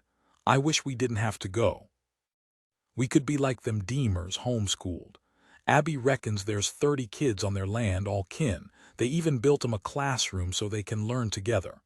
"You want Mama as your teacher," I said. "Fuck no, I'd get in more shit than I do at school." "I ain't sure that's possible," she laughed. She's got the sweetest laugh, but then Pastor Lumen said the devil takes many forms. "I made out with the Tenaha boy with the light hair. I don't remember his name," she said. "Judson." "What kinda name is that?" she said, wrinkling her brow. "Why do you make out with him?" he asked. "Oh, I saw you after school carrying Mrs. Kindle's groceries for her," Raine said. "She's old. I heard Mama telling her about you the other day, about how good you was at playing the cello. She's so proud some." "She's proud of you too," Raine shrugged. "You reckon I'm smart like you? I was thinking maybe I just ain't found nothing I like to do yet." "You and me are the same," I said. She pressed her face close to mine. "Don't leave me behind some," she said. "Never," I said. She kissed my cheek and smiled. 14 men don't cry they'd struck out at the first 3 places. 2 were empty, no sign of anyone having been there for a long time, and the third was home to a young family who must have moved in recent 'cause there were boxes stacked by the garage and a U-Haul parked in the driveway. But this house, on Mullen, it gave Noah the creeps. They'd seen movement half an hour back, a shadow through the drapes. The mailbox had fallen, there was paint cans by the steps, and a wide hole in the roof had been patched with sheet metal. "Zeb Joseph Fortner," Raine said again. They'd already run through Zeb's file. He'd been in and out of jail since he turned 19 and got charged with petty larceny after he stole cash from his mama, though that was kicked up to a felony grand when Zeb tried to pawn her wedding ring a week later. At first glance Zeb weren't nothing more than a career thief, but he'd been accused of following a local girl named Cassidy Mayers to and from the high school in Colfax a couple times. Sheriff Riedel had spoke to him a year back. "Stakeout," Noah said, leaning back. "Cop life ain't all glamour." "Should V brought coffee and donuts," Perv said. Noah reached under the seat and pulled out a pair of binoculars. "Shit, how big are those?" Raine said. "They're my grandfather's. I found 'em in the attic." "Good sight on 'em, I bet," Perv said. Noah held them to his face and his arms started shaking. "I should V brought the stand." "I reckon we should go take a look," Raine said. "No," Perv said. "Yeah, maybe we should," Noah said. "The guy's dumb, but if he's got Summer in there I don't reckon he's dumb enough to let her up by the window for us to get a look." "You sure we ain't better waiting it out?" "I mean, he could have a gun or something, or a knife maybe, or there could be other bad guys in there," Perv said. "All the more reason to go get her out," Raine said. They left the doors to the Buick open in case they needed to get in quick. The road weren't more than slivers of tar laid thin and driven on before it had set. Perv nearly fell, so Noah reached out and held his skinny arm. Noah looked up at the sky and realized how much he'd been missing the starlight. The bad dreams he had when he was small about the blue machine, he'd wake stricken and cry out and his mama would come in, open his drapes wide and lay beside him. She'd point and tell him the names of the constellations and he'd say he could see them too but couldn't ever. "Let's go up the side, get a look through the window," Raine said. They kept low and moved slow, each step measured and light. They pressed themselves close to clapboards that hung loose and splintered. They didn't speak of fear, but knew, dumb or not, if Zeb saw them there weren't no telling what he'd do. "Can you hear anything?" Raine shook her head, and then just like that all hell broke out. The Bronco swung up through the chain-link fence and into the front yard, engine roaring loud. They barely had a chance to duck into the back before the doors opened and 4 men piled out. Raine pulled Noah and Perv to the ground and they stopped still, their chins in the dirt, breathing hard. The men were big and they ripped the screen from its hinges and began kicking the front door till it split. Noah felt Perv trembling beside him. He reached out and put a hand on his friend's shoulder. Perv had his eyes closed like he was praying, breath held so long his chest burned. The guy with the long beard hollered for Zeb to come outside. Noah was the first to see the back door open and a scrawny guy step out, head low like he was about to break for the trees behind. Noah stood without thought. "He's there," he yelled. The guy stopped kicking the door and moved toward Noah, who pointed at Zeb as he broke into a run and stumbled. They caught him quick. The big guy with the long beard grabbed hold of Noah's shoulder and pulled him forward into the moonlight. The guy had thick arms and the kind of stare that held Noah even while Zeb cried out and scrambled behind him. "What you doin' hidden out here, boy?" The other 3 looked to him to see what was gonna happen next. He nodded toward Zeb and they rained punches that landed hard and clean, and it weren't long before Zeb was calling on God like he was the one clenching his fists. "I'm looking for someone," Noah said, "out here in the middle of nowhere. I figured maybe this guy knew where she was." The man took a moment. He smelled of whiskey but looked like the kind of man that could handle his liquor. "We're looking for my sister." The man spun, a hand going to the gun on his belt, but maybe for show 'cause he didn't draw. The other guys stopped, caught sight of Raine, and came over while Zeb slumped against the porch. "What have we got here?" the younger guy said. "My sister's missing," Raine said, glaring at them, not a trace of fear in her. "She as pretty as you are," the young guy said, the other 2 laughing. Raine pulled the hunting knife from her bag and held it loose by her side. "Yeah, she's as pretty as I am, but I'm better with a knife." There was some laughing, but maybe there was an edge to it. The big guy put a hand up and they stopped just like that. "You're Joe Ryan's girl." Noah saw a flicker, a change as they lost interest. "Yeah," Raine said. "I heard about your sister. You reckon Zeb might had something to do with it?" "Maybe," she said, still holding the knife and glancing at the men. "I got a daughter. Zeb's been following her round. I'd sooner cut off his dick than let him anywhere near her. I guess Joe would feel the same way." Raine nodded. "I want to take a look inside," Raine said. "All right. While you're in there we'll find out if he's got any inkling where your sister might be got to." Noah followed Raine up onto the porch, Perv following close behind. They entered through the back door. The kitchen was a stinking mess. There were takeout cartons piled high, plates thick with some kind of black, and maybe a dozen empty glass jars.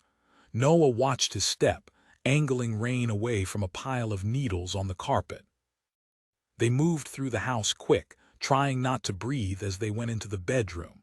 There were old magazines on the floor, girls lewd and spreading inside. "Summer ain't been here," Raine said, her voice firm like she was certain. There were only 4 rooms, so they were back outside within minutes, but that was all it took for Zeb's face to have changed into something Perv had to turn from. "He don't know nothing about your sister." The big guy was breathing hard, blood up his shirt and on his hands and arms. "You kids all right getting back to Grace?" Raine nodded. They turned and left the yard, trying not to hear the sound of Zeb whimpering and muttering and blowing blood bubbles from his mouth. They drove back to Grace in silence. It was late, they were tired, but all 3 knew sleep wouldn't come easy that night. Raine was anxious. She was thinking about what might have happened, what they could have found in Zeb's house. "We gotta find her," she said. Noah glanced over. The Buick bounced along Hallow Road. "We gotta find her now." "See all those jars in the kitchen back there?" Noah said. Raine nodded. "The kind Merle sells his shine in," Perv said. "Don't mean nothing, but if that's the sort of guy Merle knows, then we should go see Merle," Raine said. The dark was total by Merle's barn, not even slips from window made it out to them. They stood in a close line, shoulder to shoulder. Raine had banged the door till they were sure Merle weren't inside. The barn was tall and burnt, and thin trees lined each side. Noah took a couple steps back and aimed a flashlight up at the windows. They were high and square, 5 holes cut in the wood with plastic sheeting keeping the weather out. "He's probably at the Whiskey Barrel," Perv said. "He's there most nights. Ain't got money to drink, so he's into Hank Fraley for a couple $100. Hank tried calling it in a few times, but Merle said he'd look at the Trans Am for him." "So, what, we head back?" Noah said. "What about next door?" Raine said. Perv flinched. "You want to call on Pastor Lumen and the angel at this hour." Raine glanced over at the Lumen house and saw a light burning downstairs. "Mama wants Pastor Lumen to get up with the White Mountain people and the Wendell churches. They still reckon he's some kind of savior." "Pastor Lumen's back in the hospital," Noah said. He'd seen him at Mayland the last time he'd been in for dialysis. The pastor was sitting out by the parking lot smoking a thin cigarette. Noah hated the old man, had done since the pastor told his mama Noah was being punished for past sins. He told her about righteousness and transgression, and the consequence of absolution till she fled St. Luke's in a fit of tears. Raine shrugged.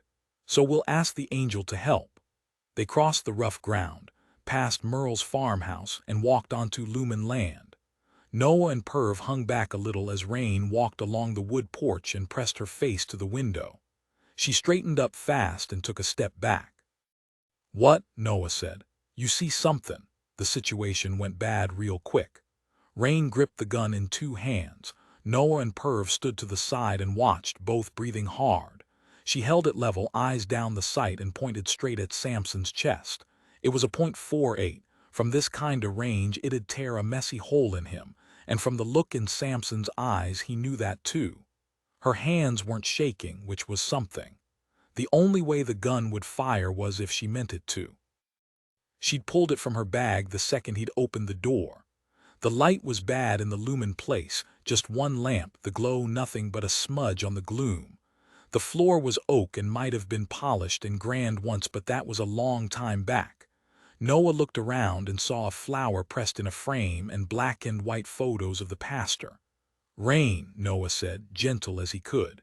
She ignored him, eyes locked on Samson. "Where'd you get the book, Samson?" Samson swallowed. He had his palms up like he was being robbed.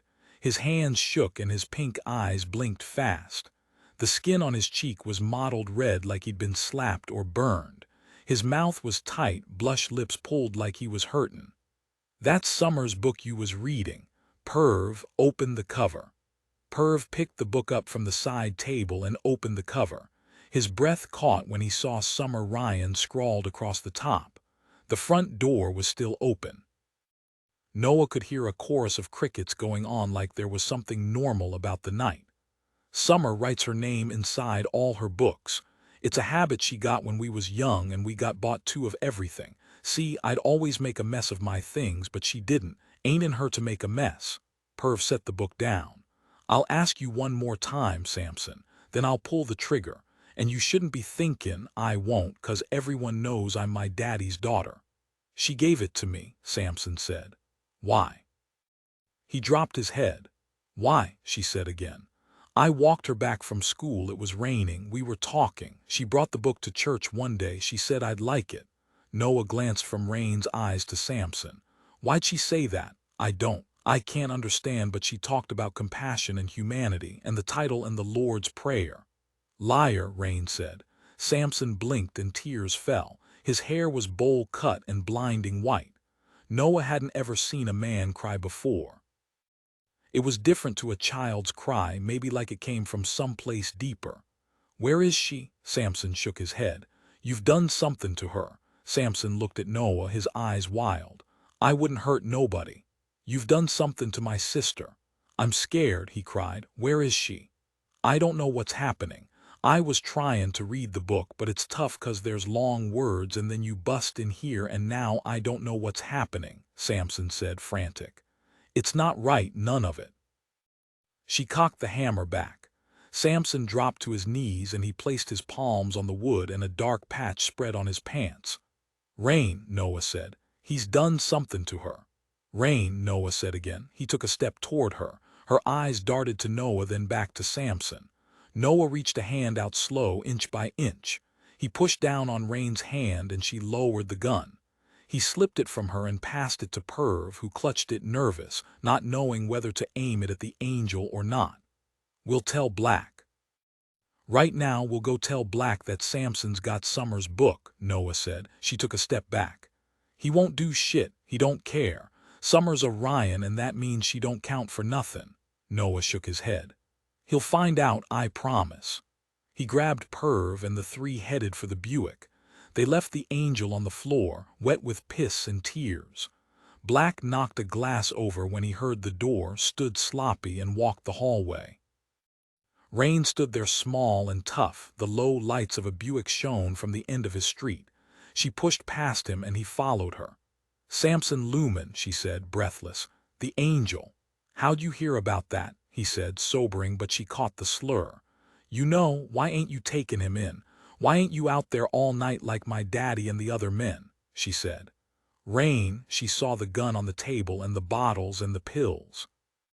She stared at him and then she stared at the wall, at the girls and the maps and the newspaper clippings going back 18 months. You reckon he took Summer, don't you? That's why you ain't pressing nothing, 'cause you're such a fucking mess and you can't catch him. That's enough, Raine. You owe me, she said, pointing a finger at him. You owe me and you owe my sister. He felt her anger so hot it warmed the dark room. You know that's not right, Raine, your daddy. He knew what he was into. You went harder 'cause he wouldn't cut a deal. Daddy's got honor and you made him pay for it.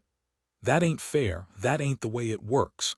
Don't matter what's fair. You broke up Mama's heart till there weren't enough to go round. Is that fair, Black? Daddy said all of us is looking for a way out or a way back. You gotta bring Samson in, he might know where she is. I will, he nodded. I'm just working, you're scared of what they'll say. Pastor Lumen and the church.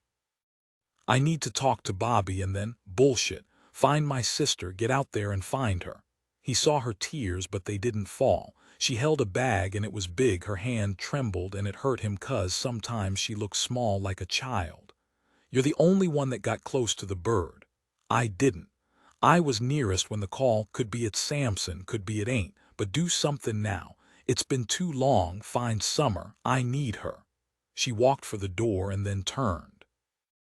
I was gonna take this to my daddy but Noah said you'd listen, that you'd help me. He goes on like you and his father was something back then.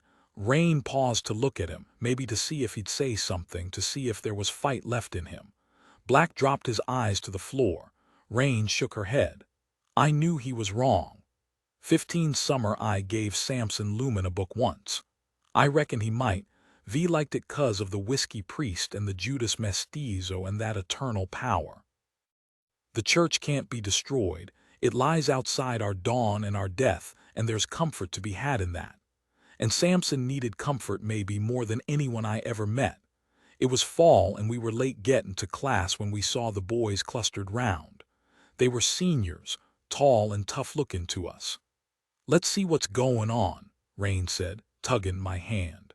We heard laughing and hollering and Raine reckoned it was just another scuffle, but then we saw the man standing there. He had white hair but he weren't all that old. He was tall and skinny and his skin was a shade so light. The boys were tossing a sun hat round. He's Samson. The janitor, I said. They tossed it high and it landed near Samson's foot and he stooped to pick it up, but when he did one of the boys, Jesse Cole, kicked him and he fell to the dirt. Another boy grabbed the sun hat and the game began all over. I feel bad for him, I said, and Raine turned to look at me. He's sweet, he's always smilling at me. She saw I was getting upset and she walked into the middle. She ain't got fear, never had it. Give it back, she said to Jesse. Samson was watching, his eyes squint like he couldn't even bear the light. Jesse was smirking till he caught a look from one of his friends. I'd seen that look before, said they knew who our daddy was and who our uncle was. Raine handed the sun hat to Samson and he took it and nodded but didn't say nothing. A couple days later, Jesse was beat so bad his mama called Black. Black came up to the school, but no one said shit, and Jesse couldn't remember nothing neither. I like the notion of karma, the causality and purity of deeds. Sometimes I saw Bobby as a father, holding his boy in strong arms. I imagined I was his, and I ain't even sure what role I wanted, the wife or the child. Wants and needs, the line that divides ain't nearly bold enough. I never saw them kiss. Bobby and Savannah, they didn't kiss or hug or touch each other the way my parents did. And it made me so sad and so glad. Sometimes he'd reach out and touch my shoulder and my body would burn. Sometimes I walked real slow when he was behind me, 'cause once when I did that he patted me on the butt to hurry me. I wondered if it was love or someplace south of love, where sin ain't nothing but a threat, so empty we'd laugh at it while he anointed my body with his blessed hands. I wore a coat 'cause there was chill, then took it off when I got to church. I sat in the back, by the carving of the two saints, locked in pained surprise, like they just discovered mortality was a state far beneath them. It felt strange not wearing a bra. I saw Mary and her baby, her head to the side, a bird in the baby's hand, its wings up like it wanted to fly. I watched Bobby glance, then set his papers down and start the slow walk over. I took a deep breath and straightened my back, pushing my chest out a little. I was wearing a shirt so sheer I might as well have screamed dark verse at him. Maybe something about vital existence and undefiled wisdom, 'cause I was grateful for his love, it wouldn't go wasted. "What are you reading today?" Bobby said, smiling that smile he saved for me. "The Catcher in the Rye again." Bobby sat down on the bench in front, then turned to face me. I used to want to be Holden Caulfield. I tried to concentrate on my breathing when he glanced at my shirt. I tried to stop my heart charging ahead of me. Nothing was happening. When you took a step back, there weren't nothing happening. You don't even know how he ended up. Could be he got married and had kids, worked in a bank all his life, I said. He glanced at my chest again. I arched my back a little more. That scream, it shattered the colored glass, and I saw the saints and Mary and her baby crying for my lost virtue. Sometimes I miss my younger self. I look back like I was somebody else, he said. Is that what I'll do? Depends on the choices you make, good or bad. How will I know? You won't know what you're gonna do until you do it. I smiled. Are you a good person, Bobby? I ain't sure why I asked that. Maybe if there was a spell I was seeing, if it could be broken. In my experience, good isn't always good, bad isn't always bad. But sometimes people do things that cast such a far-reaching shadow it's not possible to escape. Do I want to be one of those people? No. Have I done bad in my life? Yeah. Am I a bad man? I'm not sure how to answer that. Try. Only God can judge me, he said, a half smile on his face, like he suddenly realized where he was. I don't want to be judged, I said. You're right to feel like that. What did you do that was bad? He looked down, maybe to see if the stone was opening. You can tell me, I said. There was a girl in Tallahassee. She came to me and she was pregnant, and I sent her to a clinic in Dayette. Why? She was 14, her father. Oh, it weren't the baby's fault. Is it murder? No. Before I formed you in the womb, I knew you.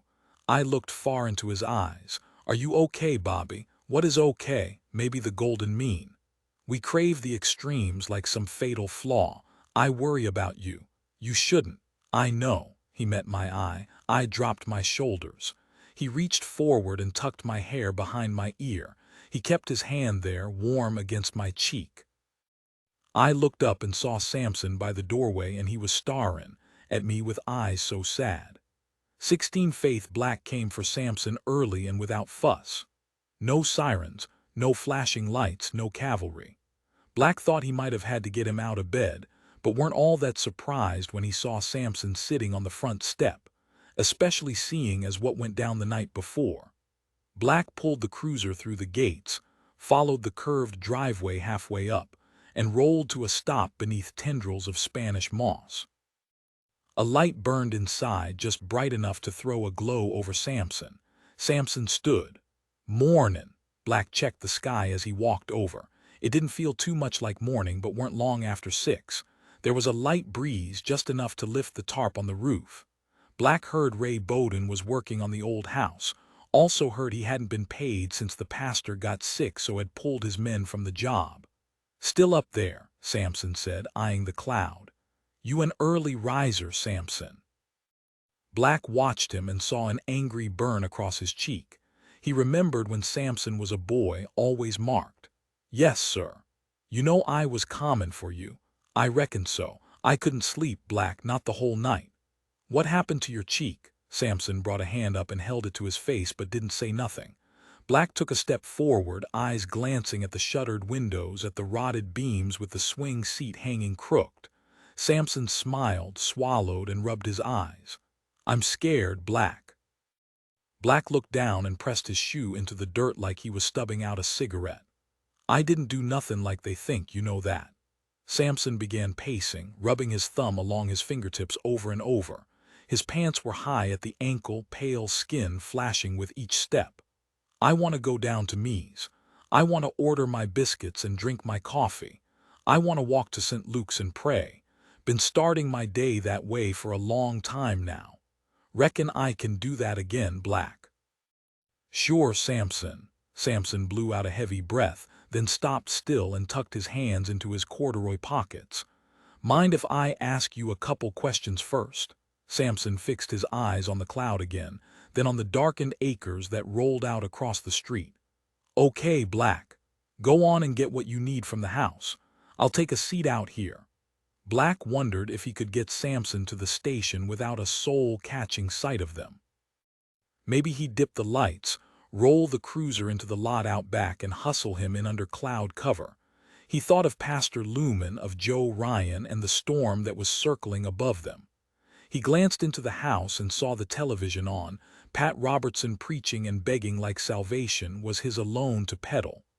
"Have I got time to brush my teeth, Black?" he called from inside. "Sure, Samson." Black liked him, didn't have reason not to. He reckoned he'd had it rough, growing up in a house so close to God's less redemptive side. Drown the children 'cause there ain't no one truly innocent.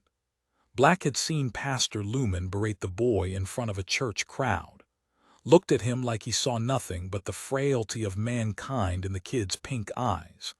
Before she passed, Mary doted on him like she really believed her boy was an angel. She'd called in once. Something bad had happened with Samson and the pastor, but when Black got to the house they wouldn't say shit.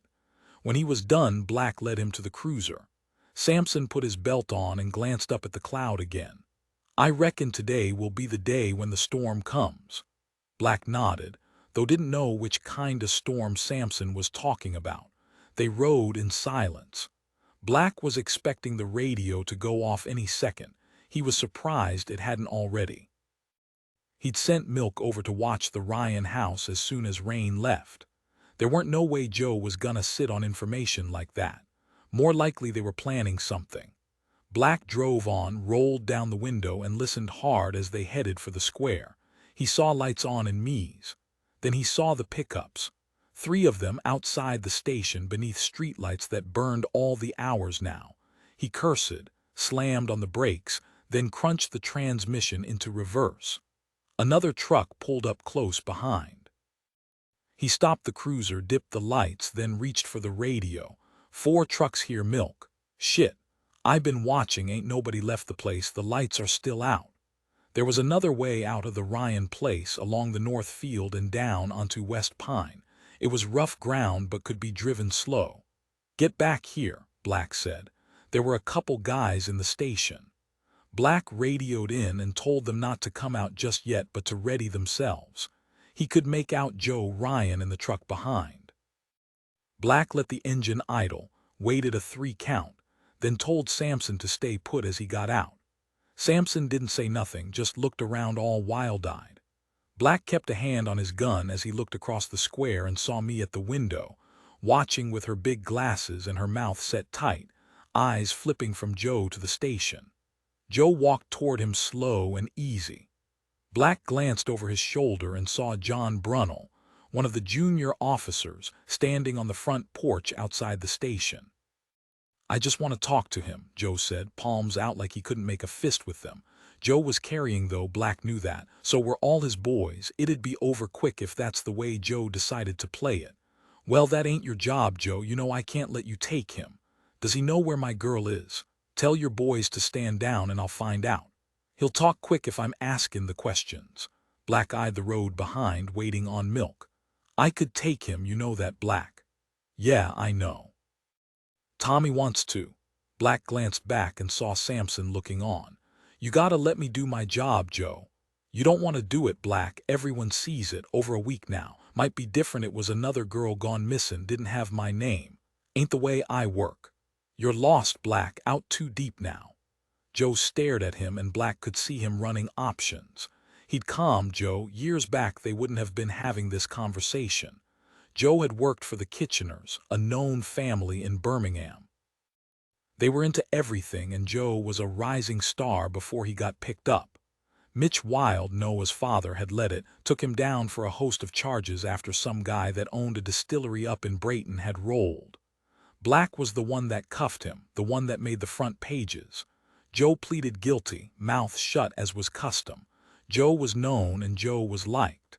She's 15, and she ain't like her sister, and you got the Briar girls. Ain't nobody done shit about 'em lately. Not even made the newspapers, they're ghosts already. Black watched him careful. You lost your taste for this, Black. Ain't no fight in you. Way I heard it, you let him ride once before. It was bad, all that happened with Mitch back then. You ain't sharp no more, just running the clock. I ain't blaming you for wanting to hide out, but you need to step aside, don't want no more blood on your hands. Black swallowed and he felt the sweat on his collar as the truth stung at him. I got people out there asking questions. I got Ernie Riedel. He's got her photo now, so he'll get up with Mayersville and before long we'll circle far. Black heard a truck door opening behind him, and then he glanced back and saw Tommy Ryan, and Tommy was looking up at John and running numbers in his head and thinking how easy it'd be to take Samson. Black's falling hope was that Joe wouldn't give word. You take Samson and then we got a whole lot of different problems to work through, and that ain't gonna help us find Summer. You need to give me time to talk to Samson, find out what he knows. Could be nothing. A grown man walking my 15-year-old daughter home from school ain't nothing, Black. I know people reckon he's slow or something, but that don't mean shit. Call him an angel, but what's in words and names? Don't matter who his parents are, divine rights and select few and bullshit. Hey. Black spun and saw John had drawn on Tommy but now had 3 guns pointing back at him. Call him off, Joe. Now, please. Joe glanced over at his brother, then up at John, then back to the cruiser with Samson inside. Please, Joe, give me some time. Black saw Milk's cruiser turn into the square, then come to a quick stop. Milk opened the door, pulled his gun, and knelt behind. You give me your word you'll go hard on Samson, make him tell you what he needs to, and then you come tell me. No more waiting on this. Black nodded. I'll get into it. I'll find your daughter. Your word, Black, you'll straighten up and search for her. I give you my word. All we got is our word, Black. Ain't nothing else but that. Raine hadn't slept the whole night. She told her mama what had happened and they'd sat together in silence, watching out the window for her daddy to come back from the search. He'd made her go over it slow, then he'd called Tommy, but that was all she got 'cause her mama told her to get some sleep. She'd laid on Summer's bed and buried her face in her sister's pillow so hard she couldn't find her breath no more. She walked past the square and stopped under a streetlight for a while. It didn't scare her, that cloud that people kept talking about. She didn't believe the shit she heard about the bird summoning it, the sin and the great transgressions, the punishment or the fury. Her mama was praying more, watching the sky and praying. Raine walked up Jackson, found herself in the cemetery on the grounds of the old church that Summer loved so much. She saw gravestones, leaning and scored with old names and old dates. Some were newer, people passed. One shone, even in the dark it shone 'cause it was tended so often. Mandy Deemer, the pregnant girl who took so many lives when she tied that rope and wobbled that stool. Raine walked into the church. She liked the smell, candles and books, and she liked the light that flickered warm. She looked up at the high ceiling, at the carved beams and the history. She saw Bobby, and he was stood still and staring at the big cross like his mind was far. "I ain't even sure what I'm doing here," she said as he turned. He looked like he hadn't slept much neither. He wore it well, that pain in his eyes suited him, made it like he knew what suffering was. "Do you want me to leave you?" She stared at the cross like she was seeing it for the first time. "I had to get out of the house. You know what happened to Samson. I heard Mama on the telephone, reckons Black's taken him in. Black called me early. It might be him," she said. You ain't gotta say, Pastor Bobby, that ain't why I'm here. I'll keep looking, case I'm wrong." She walked over to the cushioned bench and sat at the far end, reached into her bag and pulled out a book she'd taken from Summer's bedroom. She didn't know Bobby all that well, but she liked him 'cause Summer did. "You reckon the cloud is anything to do with God?" she said, her voice carving up the silence. He took a step nearer, his hands deep in his pockets. "I don't. I think there'll be a storm and it'll go. That ain't what some folk are saying, not just the crazies. I reckon some people have too much time on their hands." She nodded, holding her book in her lap and flipping the pages. "This is Summer's book." "Which is it?" "I picked it up 'cause it's called The Color Purple. Do you like it?" "I ain't sure purple is my favorite color no more." He smiled. "You reckon God reads those letters from Sally?" She swallowed. "I'm being careful not to bend the pages," she spoke quiet. "'Cause she'll be pissed if I do." She rubbed her eye with the back of her fist. She weren't a girl who cried, not in front of people, but that first tear cut her resolve so deep she dropped the book to the floor. The sound was close and harsh, and a light dust rose in the air around it. She didn't kick or struggle when she felt his arm on her shoulder, and she didn't feel the shame of leaning into him. She cried for a long time. Bobby took his arm from her when she calmed. She wiped tears with the palms of her hands. "Fuck," she said, real quiet. "It's okay, Raine, to come here to read your book or break down in tears, all of it. It's all okay." She wiped her hands on her cutoffs, her tears streaking the blue dark. She looked up toward the ceiling again, wondered how many had knelt and cried before her. Church was a place where tears fell, happy and sad. It was also a place of hope and despair, a first call and a last resort. She wondered how Bobby lived through the extremes. It must have been something to do with faith. She struggled with her understanding of faith, what drove it, what caused it to desert you. And she wondered how some could cling to it so hard they'd base a life on it. "I need Summer to come back now, it's been too long.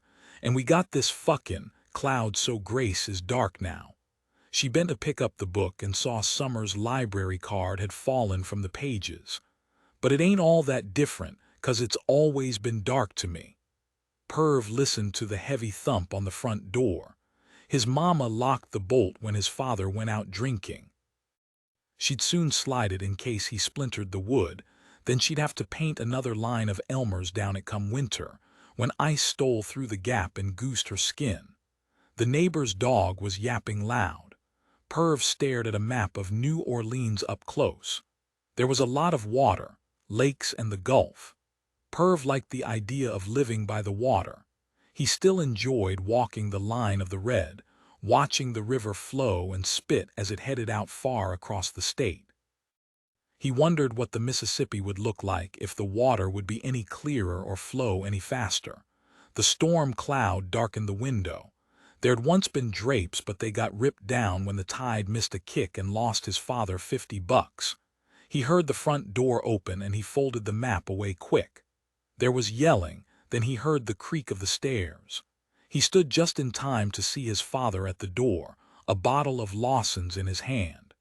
"You do your schoolwork?" "Yes, sir," Perv said, wondering if his father knew it was summer break. Perv switched between meeting his father's eye and staring at the ground. Either of the two could piss the old man off depending on which way the wind was blowing. Ray stood there a long while. "You keepin' out of trouble?" "Yes, sir." Perv kept the hunting knife on top of his closet, behind a football his father had bought for him when he was 6. There'd been vague promises to teach him how to throw it, but they died when Perv didn't grow big and strong. Your mama saw you with the Raine girl the other day in the square. Her sister's gone missing. You ain't spending time with that girl. I don't care what she looks like. Raine business ain't ours. Ray had fallen out with Tommy Ryan a long time back. Perv didn't know why. Maybe it was over gambling or business. Perv stayed silent. Sometimes that was the right move and sometimes it weren't. He swallowed down a big lump of fear when his father stepped into the room and slammed the door closed behind him. "I'm sorry," Perv said. "It was a reach. Weakness got him beat just as much as strength." Ray stared at him with soulless eyes, then walked at him. Perv flinched, but Ray pushed past and stared out the window. "Fucking dog," Ray said, and he hammered the window so hard Perv thought it might break. And then Ray barreled from the room and took the stairs fast. Perv stood at the window and heard the back door open. And then he saw his father step into the dark with a kitchen knife in hand. Perv watched him hop the fence, but then turned his back when the yapping stopped, and the night fell death silent. 17 summer I saw them shinin' in their broken life. I breathed dawn air when I stepped into their house like it was the place new days were born. There's a willow at the end of Bobby's yard growin' tight to the picket fence, so its limbs hang over the land behind. It was late in the night and I snuck out, sat beneath it and parted the tendrils. They had nice things. I imagined they collected them from places I only read about in books. I saw their photographs on the side table by the front door, them on white beaches pulling faces, their wedding day. Some small chapel and hardly any guests 'cause Bobby didn't have no family and wouldn't want to show. I stare at that one like it ain't real, a sepia dream of a life so pretty it could have been staged. Maybe that's what God saw, and maybe that's why he stepped in case they forgot who was pulling strings. I wondered if complacency was a sin. Bobby was watching television in the den while Savannah sat in their library and read. Their lives side by side yet separate. Bobby slept in Michael's bedroom. I saw him by the window, looking out, but he couldn't have seen me 'cause my eyes ain't bright like Savannah's. I lay down in the grass and let the leaves fall back, and I caught snatched glimpses of starlight through the cover. When I woke it was cold. I heard a noise and got scared, so I climbed to my feet. I saw her straight off. Savannah. She was wearing running pants, but she didn't run, just walked slow down Jackson Ranch Road. I followed from a long way back, down the pretty streets where folks left porch lights burning all night like they'd welcome calling strangers. We weren't supposed to be out after dark, none of the kids, that's what our parents said. When she got to the edge of town, and she crossed the last street and walked the last field, I almost called out to her 'cause I reckoned she must have been lost. 'Cause with all the shit going on, all that fear and that panic, why else would she walk into Hell's Gate in the terror of night? You stay together. Your mama will come get you from school for the next couple weeks, Daddy said. We were watching the television. Coralie Simmons had just gone missing. Briar Girl number 4. Sheriff Ernie Riedel was on the news again. He gave a quick statement where he said enough, but nothing we hadn't heard before. They cut to the reporter, and his name was Chuck Cash, and he wore a necktie and cowboy hat. Chuck was standing in front of the Green Acres Baptist Church out on Route 84. There was a crowd behind, and they had flashlights, and Chuck said they was getting ready to head out, but he didn't say where they was headed. They flashed up a photograph of Coralie, and she looked real young with braces on her teeth. "Shit," Daddy said, shaking his head. "You going?" Mama said. Daddy nodded. "I'll call Tommy and we'll head up there, see if we can help out. They need numbers, lot of nothing over by Gin Creek." The newspapers ran the Briar Girls on the front page the next day. And then that sighting leaked, the boys playing soldier in Hell's Gate who saw the monster with the girl draped over his shoulder. In a breath, the whole area was hot with talk of the bird. The kids at school drew cartoon birds and made jokes to cover the fact that they was sleeping, with one eye open from then on. We didn't go nowhere near Hell's Gate. not even to the best sun spots along the red cuz that was close to the trees, and we were worried about some monster coming out and dragging us away. Raine stayed home each night, lay in my bed with me, and we looked out the window and saw the tops of the oaks, and we wondered what was going on in those woods. There was a couple boys at school who dressed in black each day, even painted their nails and faces. The other kids used to rip them. The day after the Coralie news broke, those boys got beat bad and tied naked to a bench in the square. We all knew it was Danny Tremin and some of the other jocks, but no one said shit. Handing out beatings in the name of Jesus, Danny glided down the halls from then on.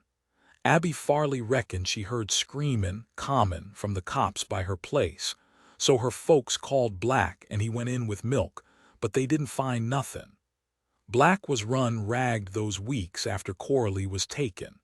He came to school and spoke to us again, but this time there was something desperate about him. His hands were shaking, and he locked us with a dead stare and told us it weren't for jockin', that there was somebody talking children away and doing God knows what with them. He pointed a finger out and told us to be scared 'cause that kept us sharp. And then he told us not to go to church no more, and that's when the principal came over and they had words we couldn't hear. I believe that they do. I can't prove that they do. I heard that on the television and the radio. I read that in every newspaper, local and national. That belief was its own kind of faith, they just never saw that. The devil ran riot and righteous, and those two-bit pastors and those lidocaine lies, those intelligence officers and those fucking former satanic priests who suddenly saw the light, it weren't the light of God. It was the light of television cameras. They all played their parts so perfect. They bathed in the panic 'cause it gave them such purpose. Religion needs fear. That ain't never been a secret. We watched that episode of Geraldo where he talks about the boys who got killed in Arkansas, and he's saying, those 3 did it 'cause it was part of a satanic ritual. He kept asking the parents to describe the marks on the body like they weren't talking about their own child just been murdered. We all knew about that case. We all followed it 'cause it felt like it weren't smoke and mirrors no more. It was real and it was common for us. 18 Those shiny Maidenville people. Pastor Lumen sat in his hospital bed, bent forward, a tube running from his back and draining fluid from his lungs. His longtime friend Dealey White sat beside him while the doctor worked. Dealey's wife, Carvel, kept a hand on the pastor's arm while they told him what had gone on. The old man straightened. Hollow cheeks, white hair now like his boy's, and a thin mustache that traced an eternal frown. He was tall when he stood, still mighty and imposing despite the hanging arm. Black's a drunk, he said cold. Dealey nodded 'cause he always did. He's fearful of the Ryans, Joe and his brother and their band of transgressors. He's just asking him questions, Carvel said. Samson's helping him find the Ryan girl. She was lost at birth. And Bobby. I reckon he'll sit with Samson and see him through. Pastor Lumen fixed hard eyes on the monitor beside him, the quickened beep a scant reminder of where he was.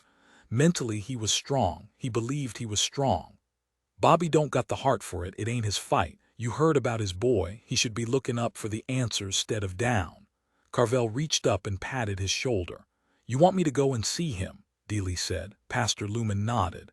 I don't want Black talking to the boy. Samson Lumen was sick. The first time they tried talking to him he'd panted like a dog, sweating so bad Black had stopped a while till he calmed. The second time Samson puked right there on the table between them. They'd called a doctor who didn't give them nothing more than saying maybe the man was anxious. They'd put Samson in a cell for the night 'cause Joe and Tommy Ryan had parked up out front of the station and stayed there.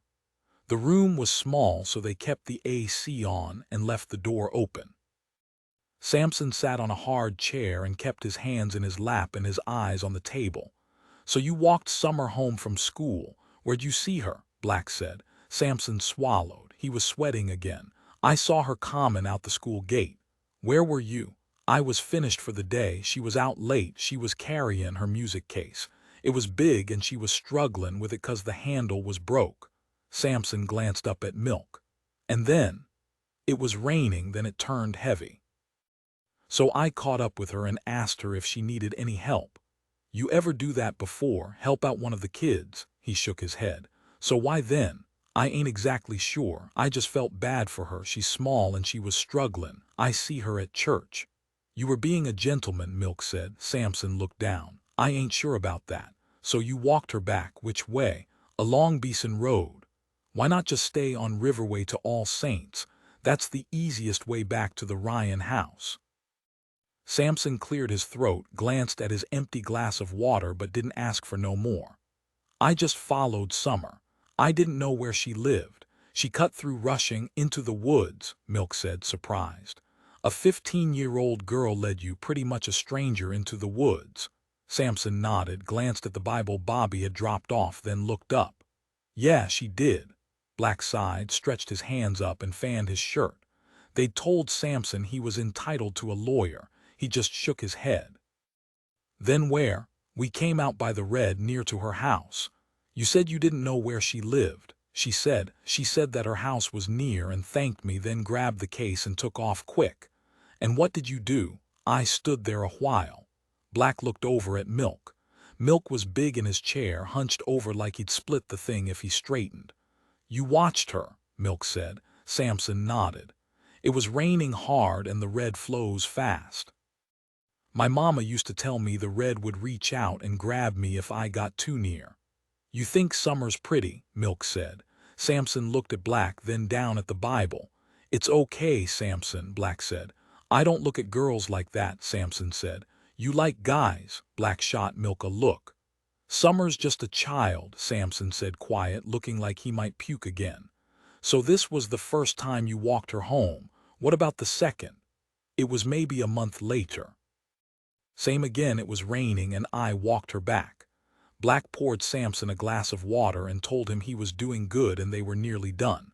What did you and Summer talk about? It was raining so loud I couldn't hear much.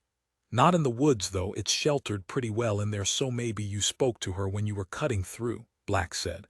I ain't sure. Come on, Samson. Summer's missing and we're trying to find her. She might be in trouble and she'd need your help again. She said she was sad. Why? She said she didn't think life would be so tough. And she looked upset, like maybe something had happened at school or at home. I didn't know what to tell her. I ain't good with words. I'm tired, Black. I want to go now. I need to check on my daddy 'cause he's sick. You're doing well, Samson. We're nearly done. I just need to make sure we ain't missed something. Otherwise we'll have to bring you back in and do this all again. And then you'd miss breakfast at me's again, and your morning prayer in St. Luke's.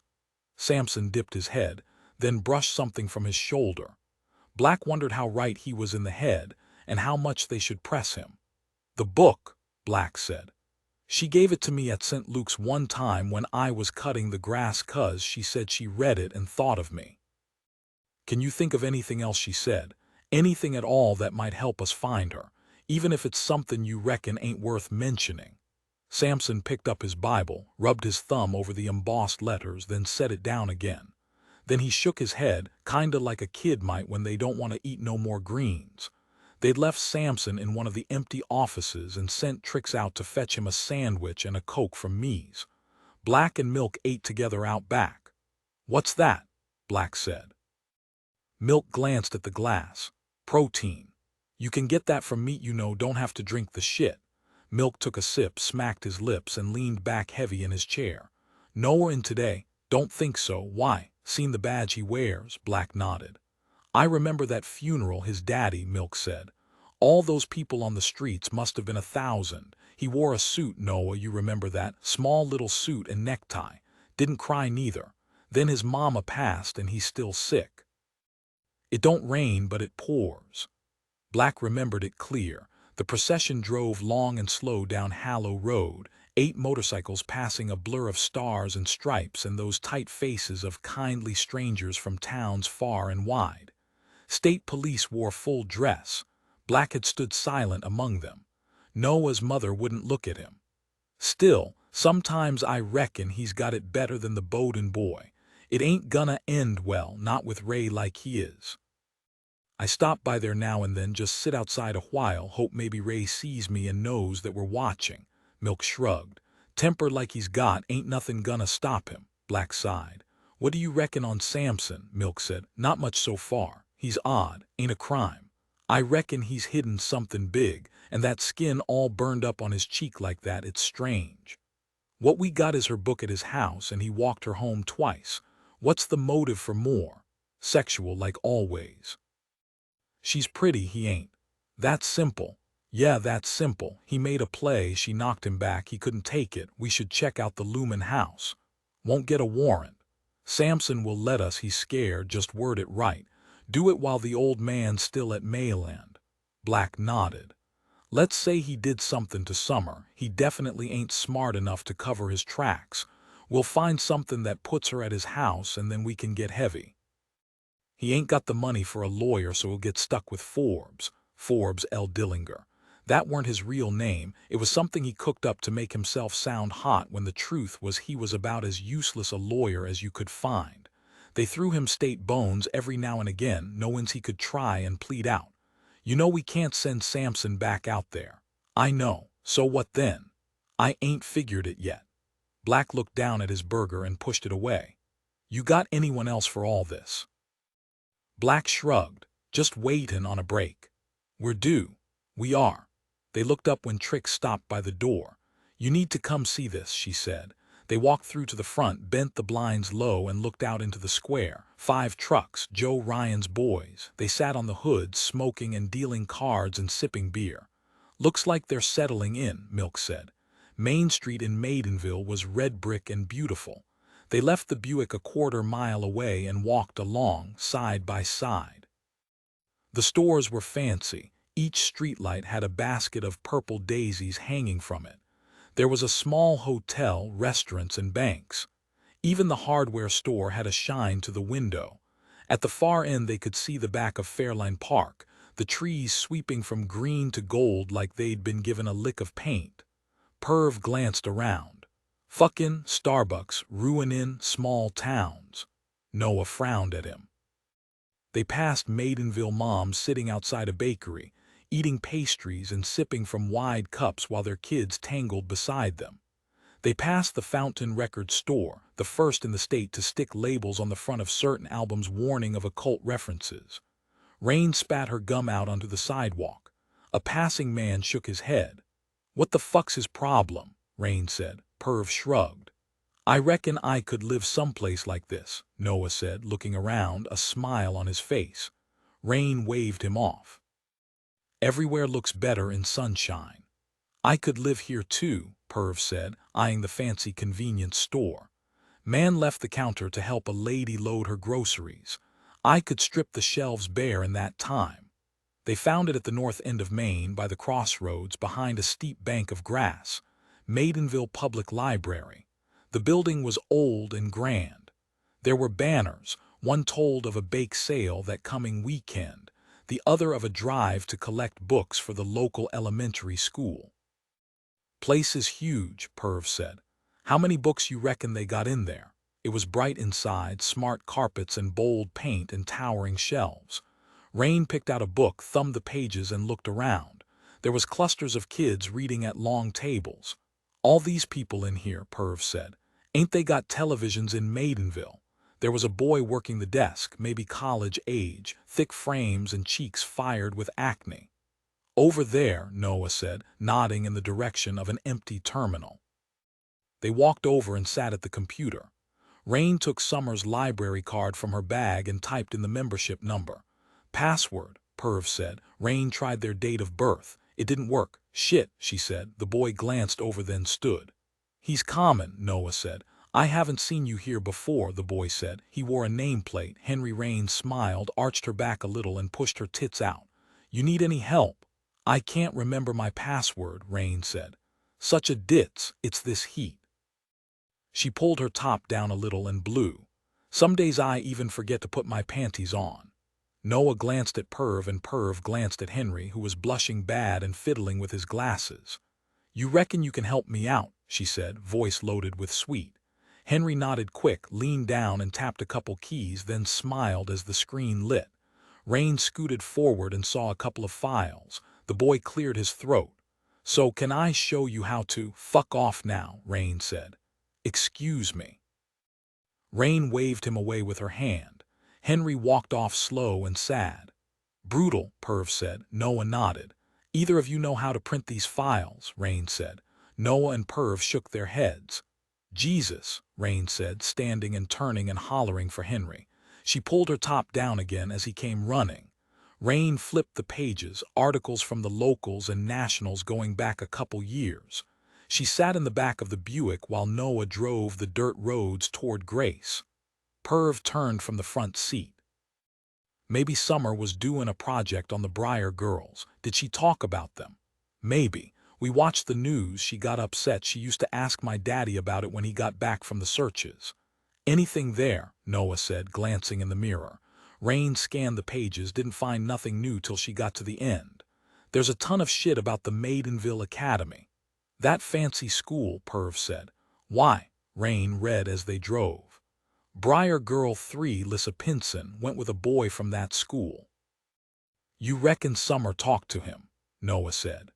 Raine stared at the pages, and she thought of her sister looking for the Briar girls and maybe looking for the bird, and she got a pain in her stomach so bad she couldn't barely breathe.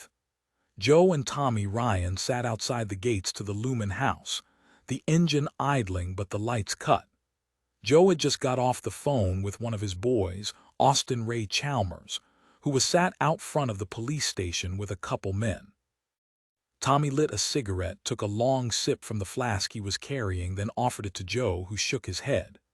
"We going in," Tommy said. "No, cops will. We don't want to fuck anything up. If Summer was in there, they'll know about it." Tommy rolled down his window and leaned an arm out. Joe eased the truck along to get a look down the side of the house. "Where were you last night?" Joe said. Tommy shrugged. "In the square with you. I woke early hours and your truck weren't there. We ain't moving till she's found. Austin Ray and the boys will do shifts. We gotta stay on Black." Tommy glanced at his brother, then back out the window. "Ran home to take a shower is all." Joe nodded, then he looked out, saw a bottle of William Lawson's in the weeds, and wondered if Samson was the type that liked to drink, like Black. He'd known Black a lifetime. Before he'd gone inside, Black had been slick with purpose, a drinker always, but tough and smart. Him and Mitch Wild made a tight pairing. Joe had seen it on the night news, on the small black and white in his cell. They didn't say, but he knew Black had fucked up 'cause Mitch was a pro to the bone. No way he would have walked up to that house without cover. "You heard anything more from Black?" Tommy said. "He ain't got nothing yet. Reckon Samson was sick yesterday. If this drags, if she don't show, we'll have to pull him out." "The angel, how?" Tommy looked over at him. "Just go in and take him." "All right." "I was thinking we wait for the storm. Do it when the cops are busy, when people ain't looking down." Tommy nodded. "Move on the storm, I like that." Tommy opened the glove compartment, saw a cig and a Smith & Wesson inside.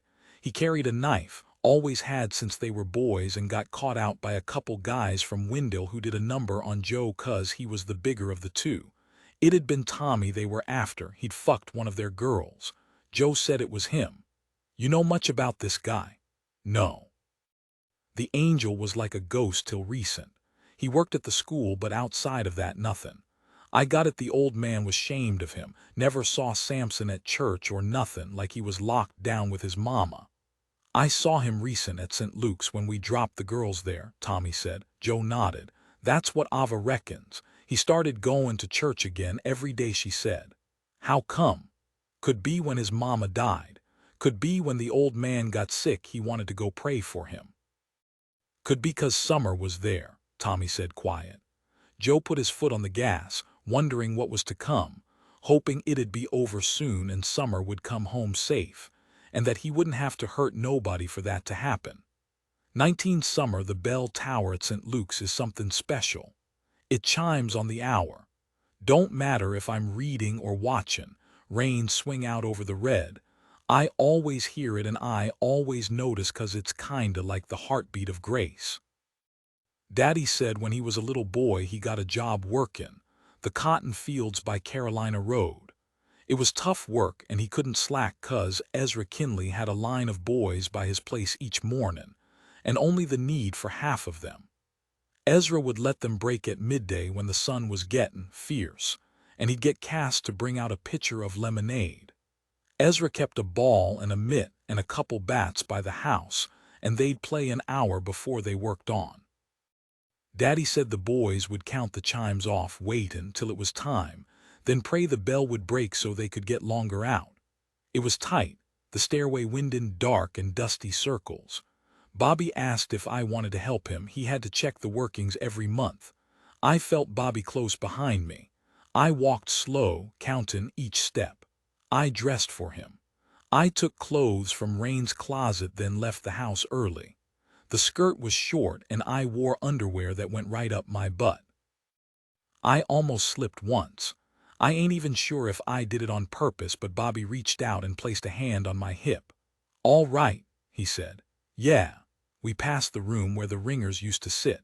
I've been in there before. There's a line of photos on the wall and they show the church after Hurricane Camille swept through. There was a hole in the roof, but it could have been worse 'cause there weren't much that still stood along the Mississippi coast. I was already deep out of breath. Bobby helped me as we crossed the beam. I focused on my feet. It was hot and sunlight crisscrossed the tower through gaps in the stone. I had a fine sweat on by the time we reached the ladder. I was hopping. I didn't have patches under my arms 'cause I hadn't never seen Savannah a shade off perfect. I glanced up and saw the wooden wheel and the cogs and the dull steel bell. Dust rose like glitter and I reached out and tried to grasp it. "We can go back. It's hot in here," Bobby said, wiping his forehead. His arms are a kinda gold color 'cause he spends a lot of his time outside, walking to visit people and helping Samson with the grounds. "I want to see the top," I said. "It's high. If you get dizzy on the ladder, just stop climbing. Don't look down and hold on tight. I'll be right behind you." "Catch me if I fall," I said. "You'll take me down with you." I laughed. I climbed slow, keeping my head up. I felt the ladder move as Bobby climbed beneath me. At one point I glanced down and saw him looking straight up, his cheeks colored with shame. I stopped near the top. "All right, Summer. Just need a minute," I said. I glanced down again, his face by my ankles, his eyes stripping me bare. I wanted him to touch me, to reach up and do ungodly things to me in the church tower. I thought of my mama if she could see me, her shining star flashing her ass to a pastor. When we got out, the air hit me hard and I gulped it down 'cause I didn't realize I hadn't been breathing for the longest time. That was the thing with Bobby. Around him I forgot I was mortal. I went to a place where his gaze pumped my blood and his smile filled my lungs. I walked to the edge and saw Grace below, and I saw across Briar County to the rise and the fall of the country beyond. It was so long and so wide and so deep and so endless. Maybe I liked that feeling, like I was a dot on a canvas so vast you could lift me out and nobody would notice. That insignificance that people fear, I sought it 'cause it made it all right, those acts that were so small. "Where's my house?" He leaned close to me, his cheek almost brushing mine. He put an arm round my waist and pointed. I stared off, trying not to breathe when his hand moved lower. We stayed that way a long time. There ain't a sound up there but the lightest whistle of the breeze. I could see trucks hurtling down Highway 125 and I thought of the men in them like my daddy, with their family living lives so lonely. That was me and my mama and my sister. I leaned forward, my elbows common to rest on the stone. My skirt pulled high, his hand drifted lower till it rested on my ass. My mouth ran dry. I shifted slightly, moved my feet farther apart. I saw a cluster of birds shoot high from Hell's Gate, then scatter and come together in some kind of dance. Bobby took his hand away and I wondered what I'd done wrong. It was a game I didn't know how to play or what it meant to win. My hair fell. I counted to 50. I almost jumped when I felt Bobby's hand on my thigh at the top under my skirt. His touch was hot, sweat on his palms. I breathed ragged. His hand rose higher, resting on my bare ass. "Sometimes I want to go home," he said. I was damp through. But there was never home. I kicked my foot out a little more, arched my back, and brought my chin down to rest on my fingers like I was watching the flames below. I flexed my toes. He moved his hand across my ass, my underwear against his palm. "I can see the whole of Briar County," I said. I counted to 50 again, this time fast, then I dared to push back. I felt the pressure soft at first. He pressed harder, I pushed back just as hard. He slowly worked his hand lower, tracing his finger down. I closed my eyes. The bell sounded and I jumped and he took his hand away. And maybe that one time I wished it was broke too. 20 working rich boys, the first reporters, gathered early at the border on Hallow Road. Sun had risen in the rest of Briar County, so the line was stark like usual, and they fired off shots. They were local. Most had friends who lived in Grace, and they were still chalking it to a storm. But there'd been rumblings of the missing girl and the bird and a churchman. They couldn't link to the Briar girls 'cause the Grace girl had run, and Black and Ernie Riedel had played it low. But when you added everything, there was a flavor getting stronger. Tib Tyler from the Briar County News had dressed smart, yellow corduroy suit, bolo tie, and black Panama, and he tried to get a meeting with Black but kept getting stonewalled. Tib had a friend who worked as a cameraman over at WXFB, and he was en route with a van and a pretty face, and they were planning on running something light just about the dark town. "I ain't liking it," Tib said. "I ain't liking it not one bit." The man beside was Brent Mann, and he worked for the Maidenville Herald. "There isn't much to like. It'll be a bad one." "I ain't talking about the storm, the girls. You heard about the Raine girl?" Brent nodded. "Heard she ran, maybe with a boyfriend. Nothing in that." Tib chewed the end of his pen and stared high at the sky. "The bird's back and he's brought the devil with him." Brent shook his head. "You run with that and Ernie will lynch you." Savannah kneeled on the grass and fussed with the flowers. The stone seemed too big to mark a child's grave, hard when it should have been soft. St. Margaret's was a simple church, white boards and pretty steeple. Acres of rolling Maidenville green framed it. She'd bought him a gift. It was a toy car, and she'd wrapped it careful in teddy bear paper. He would have been 7, and she worried the paper was too babyish because she didn't know what 7-year-old boys were like. Bobby hadn't fitted the car seat correctly. The strap should have been looped through at the shoulder. That way, when the truck hit, Michael might have escaped with nothing more than bruises. She tried to imagine carrying what Bobby had to. She tried to imagine hurt beyond her own, but it was too much. "What did you get him?" She turned and saw Bobby and smiled. "I didn't know if you'd come. You were out all night again." "Summer." "Anything." He shook his head and kneeled beside her. "I bought him a car, the kind you pull back and let go. Is the paper too babyish?" "No." He took it from her and placed it by the grave. There were carved doves, an angel, and a scroll, and a photo where Michael smiled so wide. She wished the birds would stop singing a while. "I thought it might get easier because that's what they say," she said. He wore dark glasses that hid his thoughts. When he reached forward and laid a hand on the stone, she cried, and when she cried her eyes swelled and her nose ran. "I miss him," she said. "Yes." She reached out and he took her hand. There was so much to say, but nothing that would change much of anything. "You're quiet," Peach said. Black held a cigarette in his hand but didn't light it. She'd fixed him something to eat, though he said he didn't want nothing. She'd cleaned her place, always did if she knew he was stopping by.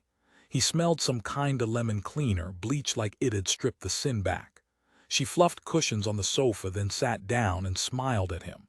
It was the kinda nervous smile that almost kept him from showing up. She kept clippings in a box beneath her bed. It had crossed his mind, she knew the bird, that he was one of her men, those silent men that showed and came and left. The dark side of nature, but nature all the same. "Drink," she said. "No, no, no." Anything on Summer Ryan, she said. No one called her no more, not Ernie Riedel, not the state cops. There weren't no one keeping in touch, and he knew it killed her. Nothing at all. You're holding that guy from the church, though. It'll go off, I can feel it. People are angry, looking for something to fight about. Could be it's me holding on to a pastor's son. She came over and perched so close he could smell her perfume. There was a new photo of Della by the window. She was a quiet kid.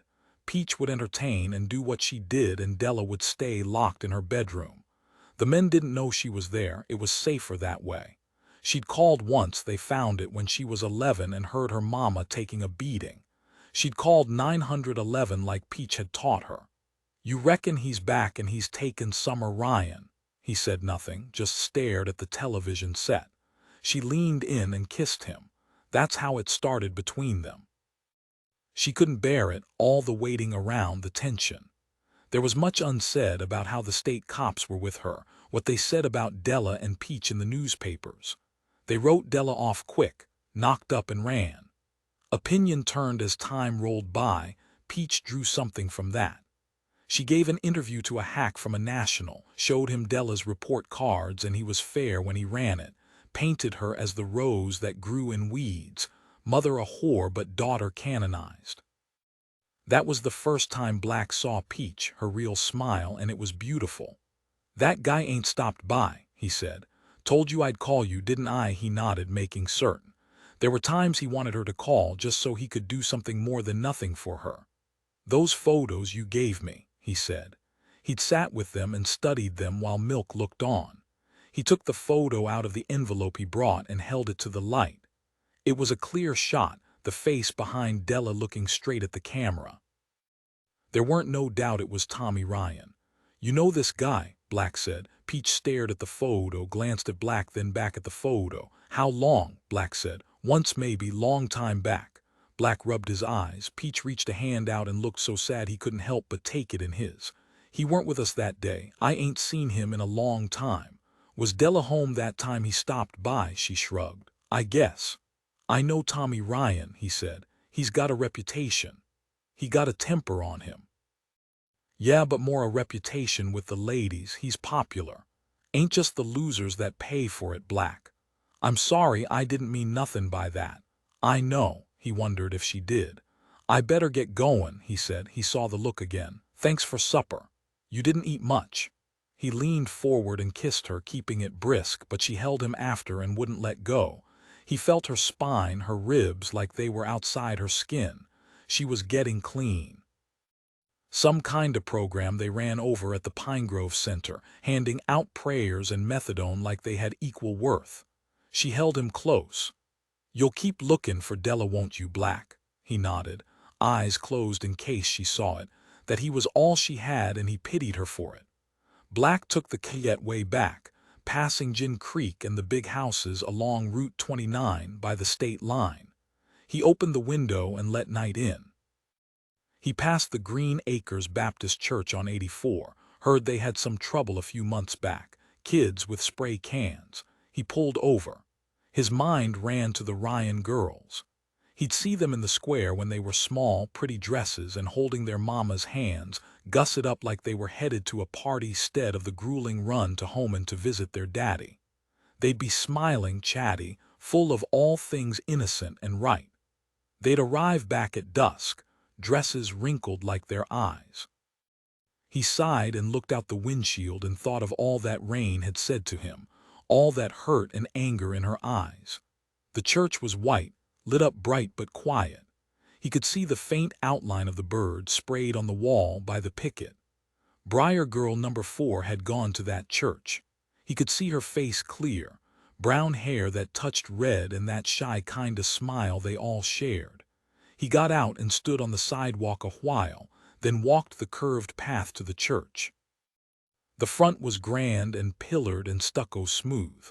He walked along the side, past the arched windows 10 feet high and stained yellow and red and green. "Can I help you, officer?" Black turned. The girl was young but carried a godly confidence, like she'd smile at a perfect stranger and not worry about the return. "I'm Chief Black from over in Grace." She reached out and spoke while he shook her hand gently. "Eliza McKissack, my daddy is the pastor here. We were just finishing up inside if you want to speak with him." Black shook his head. She looked down. "I thought maybe you were here about Coralie." "I guess I am, not to speak with nobody, just to see the church. Did you know Coralie?" They walked slow. She fell into step beside him. The church grounds were large and lit and tended. "Yes, sir. She was in my class and she came to church every week. I spoke to Sheriff Riedel back then. You still haven't heard nothing?" Black shook his head. They stopped by a cedar mighty and beautiful, its branches swaying gentle. "We pray for her every week." Black nodded. "We were close. She was good, you know that. Not that the others weren't, but she was so sweet. Why'd he pick her? I don't know. My mama said it's the devil's work. I hate when she talks like that. Makes it like there ain't no one to blame, just blanket evil, faceless, like that's something real, something we all have to live with. Why's he choosing church girls? I don't know." Black reached up, ran a hand over his badge and felt the shine coming off. "But you're still looking for him?" "Yes." He glanced at the girl. She wore a dress that fell to her ankles. "You reckon she's somewhere out there alive, Chief Black?" He thought about lying, but her eyes, they were so wide he just smiled, and she read the smile well 'cause she took it and nodded like she was disappointed in him. They started toward the church. "Me and my friends went over to Grace. We got as far as the dark wall. It's something else." "It is." "I went back with my parents 'cause they didn't believe it. And then they saw it and Mama was crying, and I don't even know why. Daddy was quiet and he was looking up and he said he didn't know where the sky began. The sky and the earth, Chief Black, that's our world, the sun and the stars. I worry that it's changin'. Since I was small it ain't the same. Are people getting crueler?" "People have always been cruel," Black said. "Daddy says we have to fight harder to keep principled. I see kids in my class dressin' black and listenin' to hard metal, but that time's passing us now. They don't even know what they're rebelling against." Eliza walked him all the way back to the cruiser. "You take care," she said. "Keep looking for my friend." He got in and started the engine. She motioned for him to roll down the window. "God's darkened grace, Chief Black. It's important you realize that and you do something about it. The clouds pour down their moisture and abundant showers fall on mankind. Eliza, will you do something for me?" "Yes, sir." "Stay away from church for a while, just till we catch him," Black said. She smiled. "I don't have a fearful heart, Chief Black. God will come with vengeance and divine retribution, you'll see, but I will pray for you." "Thank you, Eliza." She gave him a warm smile and was about to wave him off when she looked past him at the photograph on the seat beside. "Is that Della Palmer?" she said. He passed it to her. "You know that man behind?" he said. She stared for a long time before she nodded slowly. It didn't take long to find it. There was a bar on Dallas Court Road, a honky-tonk with sawdust floors, a dead neon sign, and Confederate flags tacked to the siding. Raine had gone back to the Maidenville library, spent a couple minutes flirting with Henry, and found out all she could about Walden Lauder, the boy that dated Briar Girl number 3, Lissa Pinson. Walden was the Maidenville Academy's golden god, smart and good at football and good-looking. A total prick was the way Henry told it. Henry told her about the bar too. The Bowery served kids from Maidenville and Brookdale and Whiteport, didn't ask for proof so long as they paid over. Maybe Raine had been there once before with Danny, but she'd been so lit it could just as well have been any shithole 5 towns wide. "Sure you don't want us to come in?" Noah said. "I could flash the badge. Watch those rich kids shit it when a lawman rolls." She got out while he was still talking. It was hot and crowded. Smoke blurred a lone man on a small stage playing bluegrass that just about cut above the talking and laughter. Raine wore cutoffs and boots and drew hungry stares from men her daddy's age. She found him in the corner, a head taller than the group he was with, brown hair and golden skin just like the photo in the Maidenville Herald. There was a long line of empty bottles on the table. She moved slow, watching a couple hard-faced women dancing, asses jutting like bait as burly men gazed on. When she was near, she stood beneath purple light that fell from spots so low she felt the heat. Took him 2 songs before he caught her eye and smiled. He gestured her over, but she just grinned and turned her back. He came to her a minute later. "You're pretty," he said, cheeks red and hair matted, tongue thick with booze. "I am," she said. "Where you from? I haven't seen you here before. I'd remember you." "Whiteport," she said. He smiled. "Whiteport girls are fun." She took his beer from him and drained it. He fetched another bottle from the table, made eyes at his friends like he was onto something good. They sat in a shiny SUV in the lot, Raine straddling him, her tongue in his mouth, his hands on her ass. Music thumped heavy from the bar, lights spilling as people came and went. He'd already told her shit he thought would impress her, something about his father's boat in Orange Beach. She'd made him order tequila, matched him till his legs wobbled, then let him out. She broke the kiss, pulled back a little, and was about to start working him when the door opened. She saw the badge first, then sighed. "Hands where I can see 'em." "What the fuck?" Walden said as Noah and Perv climbed into the backseat. Raine moved over to the passenger side. "I'm looking for my sister," Raine said. She pulled the photo out of her bag. Walden glanced at it quick. "I haven't seen her." He made to get out, but Raine took the gun from her bag. "Jesus Christ," Walden said, sobering fast. "Show him again," Noah said. "She might ve been lookin' for you," Raine said. "She might ve been lookin' for Lissa Pinson." Walden reached for the door again. Raine pressed the gun into his side. "Fuck," he said.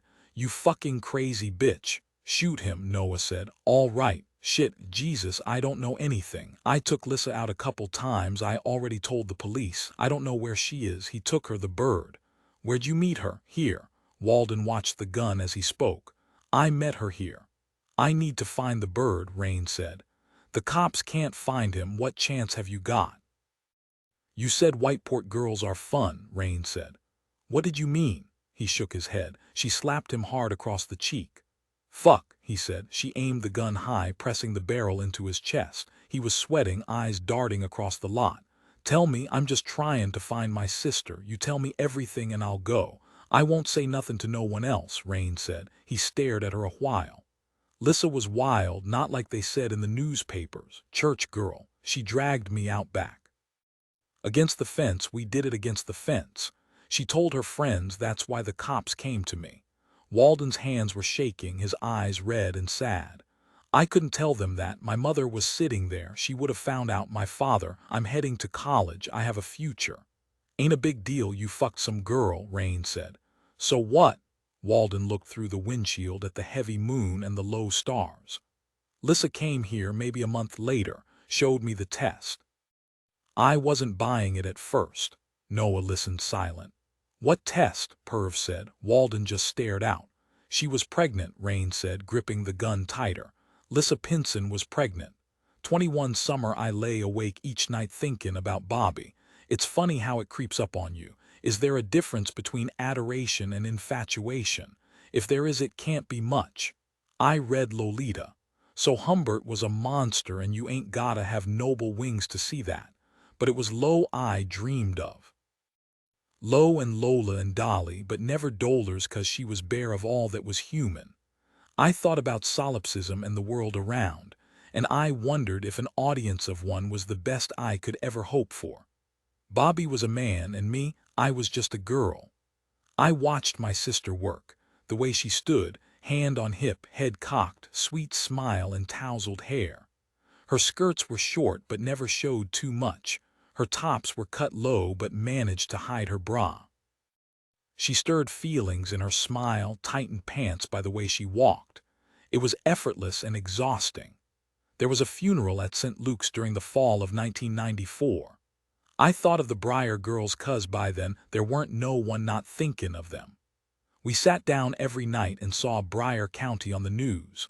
Reporters filling with rumor, interviewing kids who probably hadn't never spoke to the girls, talking to neighbors in blue overalls with slick hair standing in front of single wides. They cut to a man wearing wire-rimmed glasses, and he reckoned the bird was a loner, maybe religious and maybe worked with his hands and maybe socially awkward. Daddy said maybe that man was full of shit. The coffin was small, some old lady, maybe she weighed less than a child 'cause the bearers didn't break a sweat. I watched them lower her, then I scattered petals like they wouldn't age and die too. I was a fixture.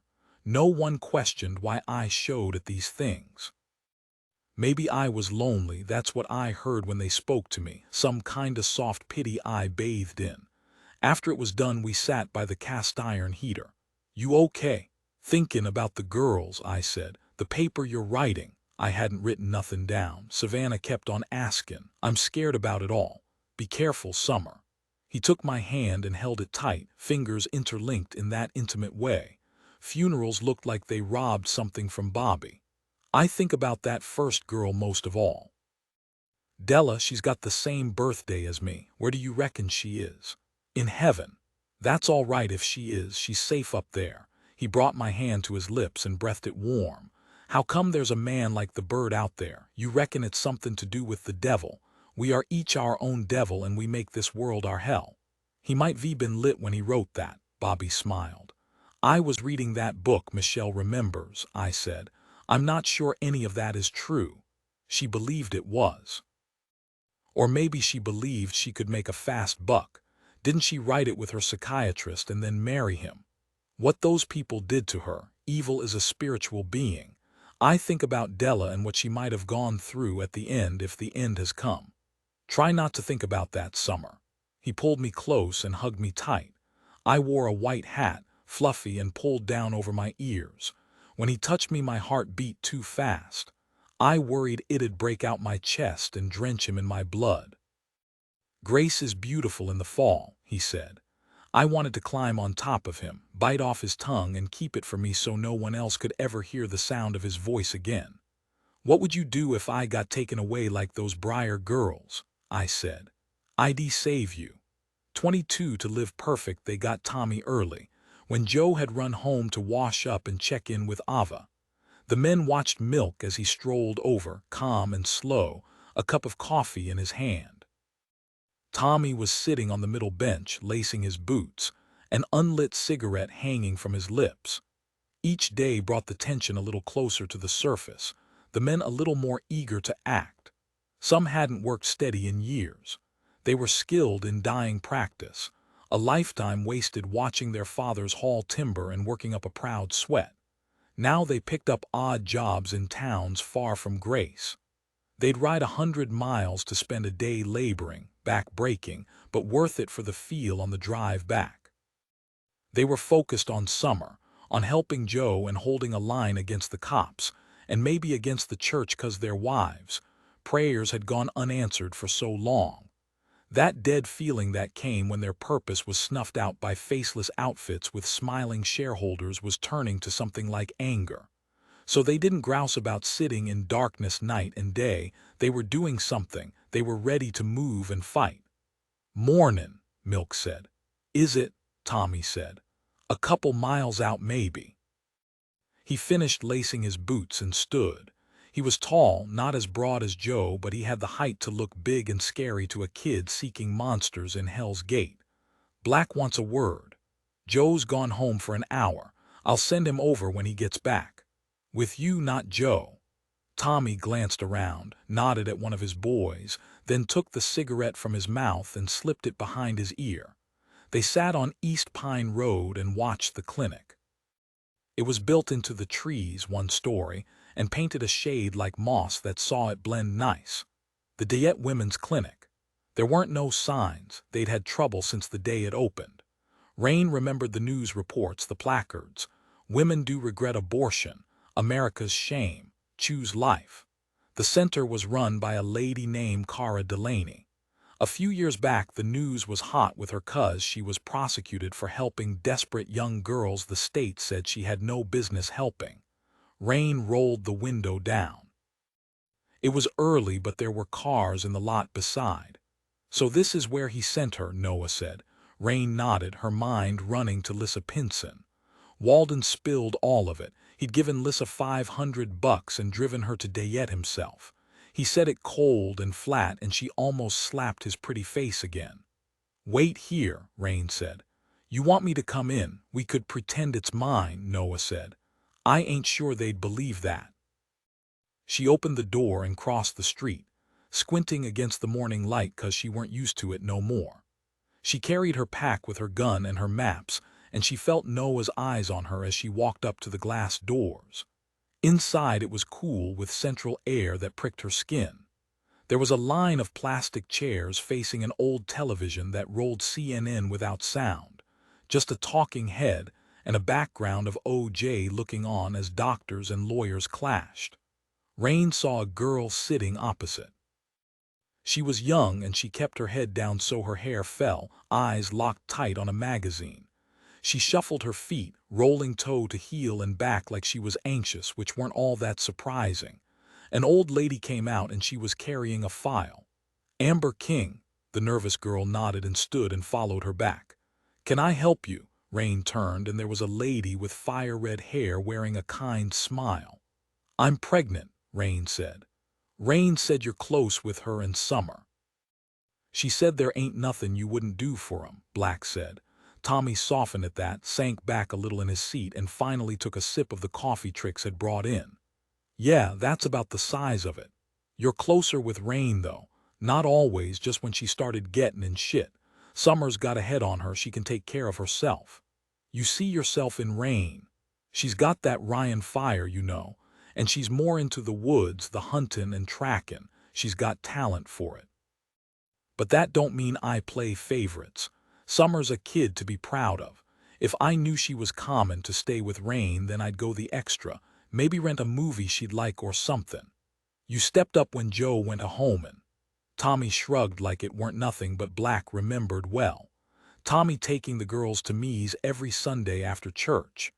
They'd sit by the window, the girls sharing a sundae while Tommy watched them, a smile on his face. Black heard Milk out front on the telephone, maybe another call about the storm cloud. You ever met a lady named Peach Palmer? Something flickered in Tommy's eyes, some kind of realization like he could see the snare.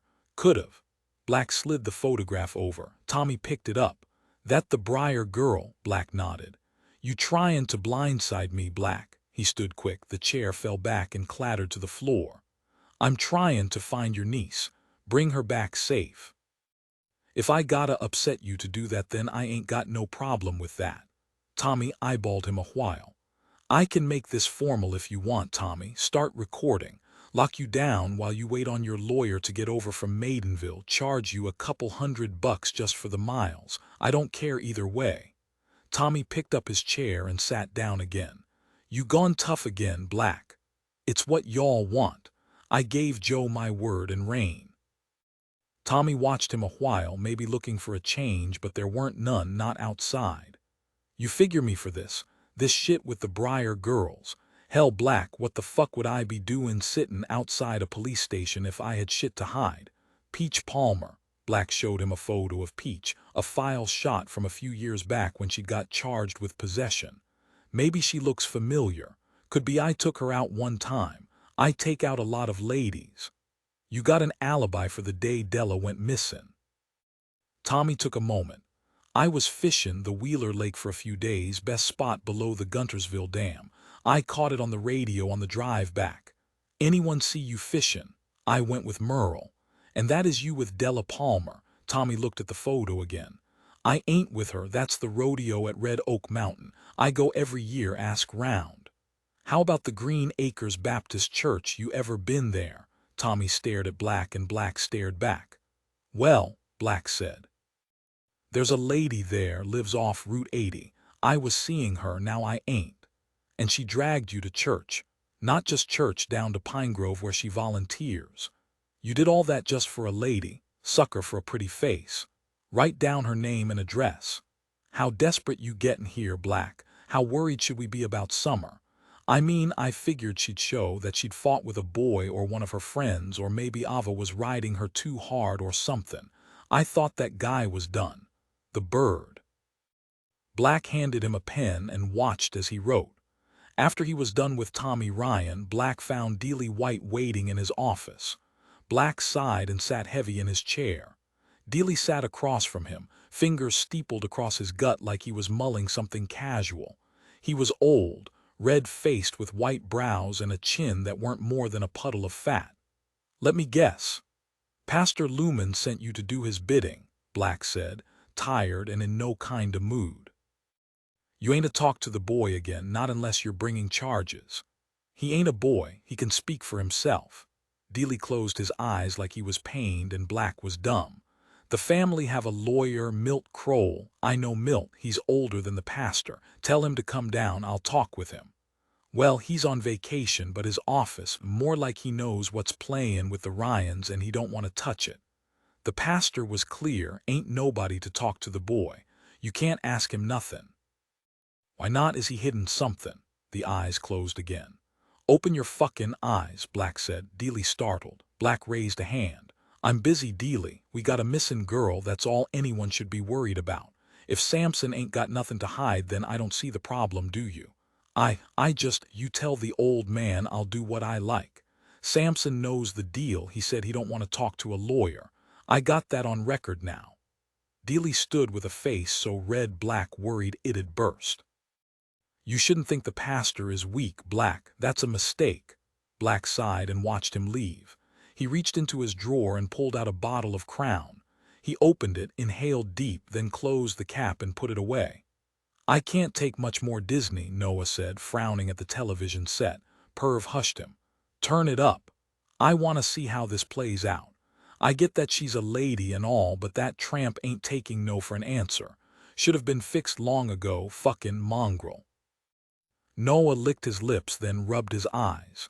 He shifted in his seat, battling the urge to rip the tubes from his arm and walk away. He got like this now and again, felt the weight of his troubles so heavy on his lungs he couldn't squeeze a breath. He hated coming to Mayland. When he was younger, they'd set up the machine at his house, showed his mama how to use it. It was loud, though, so loud it ran into his dreams, twisting hot dreams where the machine keeping him alive turned into some kind of monster, locked onto him, claws in his veins. If the earth spun the other way, then the rain forests would turn to deserts and the deserts to rain forests, Perv said. "Fascinating," Noah said. Noah glanced over at Missy and smiled, but she just frowned 'cause he'd skipped another session. The hospital had written his grandmother, but he'd tossed the letter in the trash. "They brought in Tommy Ryan this morning," Noah said. "Why?" Noah shrugged. "Probably nothing. Maybe they wanted to ask him some more about Summer. I tried to get near the room, but Milk was hanging by the door." "You gonna tell Raine?" "No, don't seem worth telling." "How'd it go at the clinic?" Perv said. Noah shrugged 'cause Raine had been quiet on the drive back to Grace. "We're going back tonight." "It's open at night." Noah shook his head and Perv sighed. "You common. Course. Y'all know how to pick a lock." They sat in the Buick till midnight, when the lot and the street were empty. Raine told them what had happened, how the lady with the fire-red hair had taken her to a room and asked her a bunch of questions while she sipped sweet tea. Raine gave a fake name and a Haskell address. She asked if Raine had told her parents, asked her that 3 times, even asked if she'd told her friends 'cause she was worried Raine didn't have no support. The lady's name was Dolers, and she said she'd check the diary and give her a call, that she could come back and talk to somebody, but by law they couldn't carry out the procedure without parental consent. Raine didn't get a chance to look around 'cause she weren't left for a moment.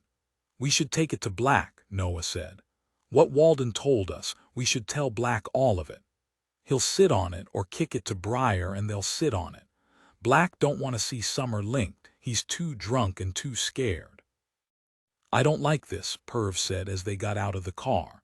"What if they got an alarm?"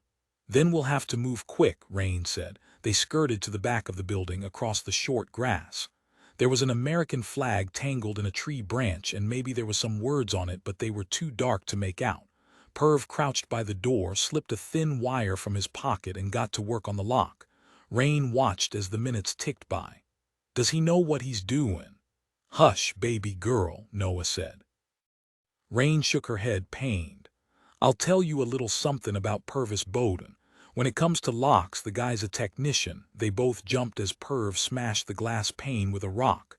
What happened? Noah said. Perv shook his head and looked down. Must be a foreign lock. Noah put a hand on his shoulder. Don't beat yourself up. Jesus, Raine said, frowning at them. No alarm, Noah said. Wait outside, Raine said. If we had the time I could dust for prints, see if summer was here, Noah said. Just need some talc and a little jojoba oil. MacGyver, Perv said. Noah nodded and they bumped fists. Raine slipped through careful and crunched shards under her sneakers. Noah followed close behind. They moved along the hallway in darkness, checked 3 offices before they found the file cabinets. There was a bank of them, 8 wide and tall, but they were in order. Raine switched on the flashlight. What are we looking for? Noah said. Raine pulled the paper from her pocket. Briar Girls. You look for Bramer and Hines, I'll check for the others. They searched fast, thumbing files. They didn't find the Briar Girls. They moved into another room and they saw a bed and a screen and trays of equipment.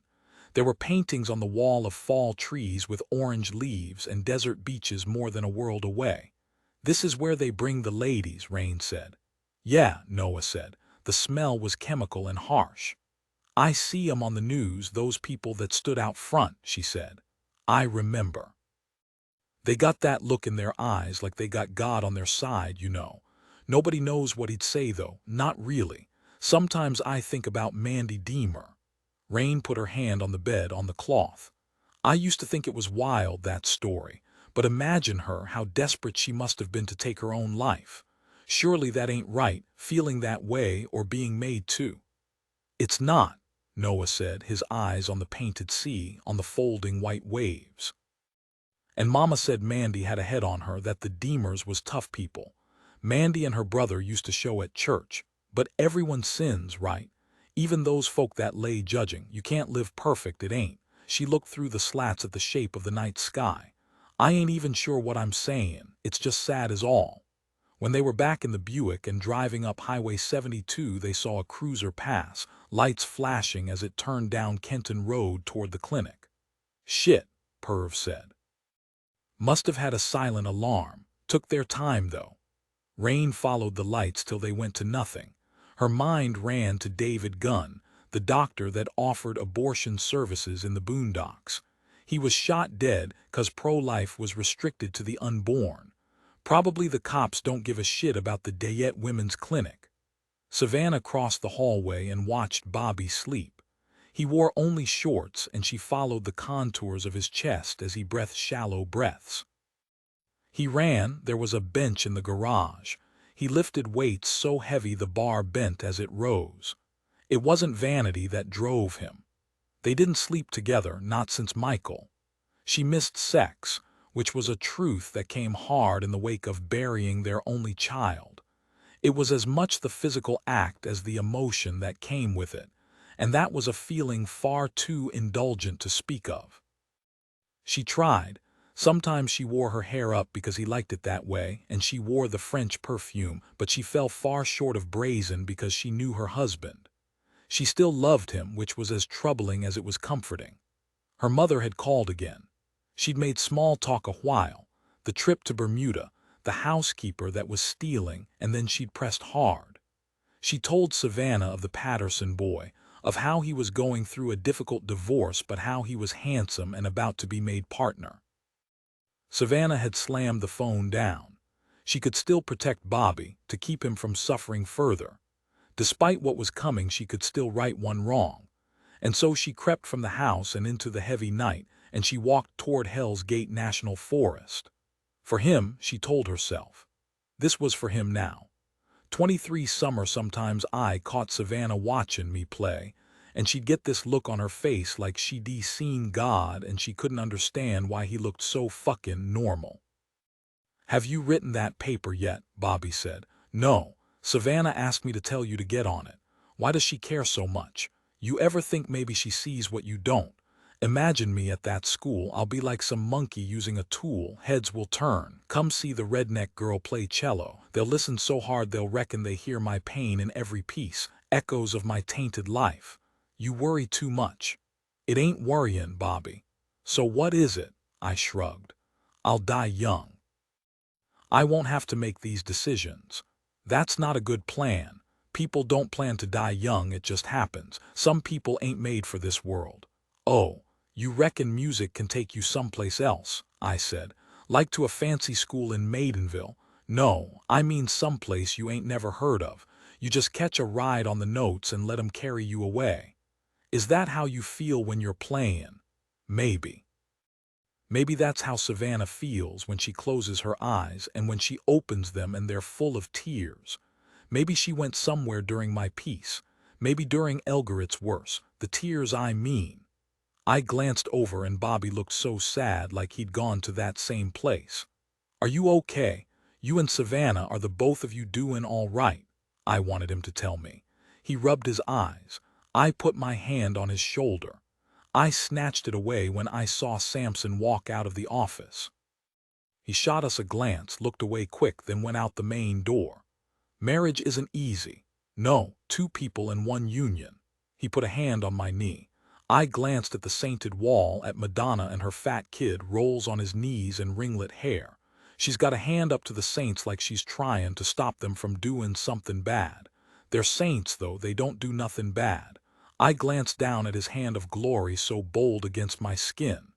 Savannah is suffering, he said. He squeezed my thigh gently. I was calm. I'd learned to slow my breath in. I counted in my head. Marriage, the imbalance of rights and obligations. I watched them, the brides and the grooms, their faces and their unknown smiles as I joined them together. Imagine if you could hold on to that. I nodded and wondered if there was a difference between innocence and naivety. You're not supposed to hinder. The children, they belong in the kingdom of heaven. I try to believe again. I do the Christian youth thing. I drive out to the churches and talk to the teens.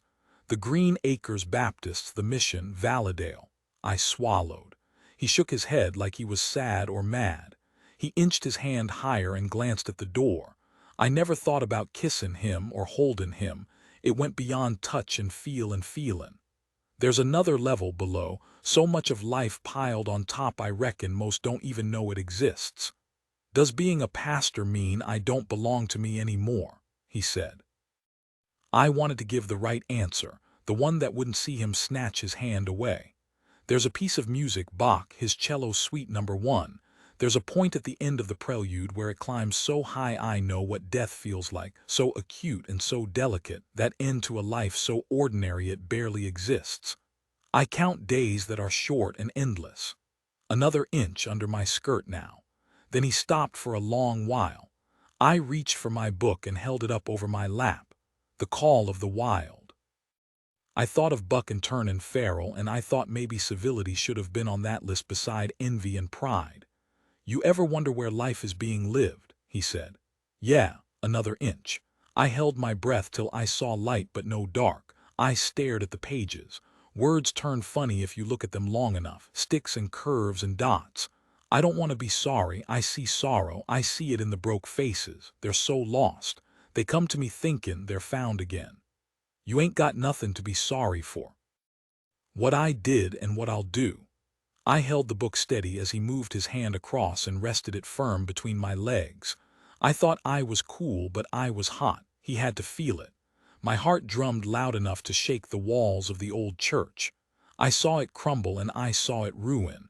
And I wondered about Augustine and hereditary guilt, 'cause there was comfort in knowing we'd burn before we even took breath. I think about never meeting you, he said, if I hadn't come to grace. You find your own crossroads out there, or it finds you.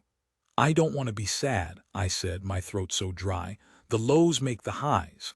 So it's important to make the highs count. The lightest rub, I could have died. That edge I'd always been scared of, that edge where my sister lived her life. We're supposed to set our minds on things above. That means there's no one watching below. Back and forth and light and strong. The book was shacking. I did my best to grip it tight. Stone and wood. Sometimes that's all this is, this place. Human hands sculpting something. What do you see? He didn't know how hard it was to form words. I see stone and wood and nothing more. The book hid me when I felt my underwear slide, and when I felt his skin against mine, I kept it in place. He traced a path across light hair, gently feeling around like he was lost. I see life in differing shades of sunken color.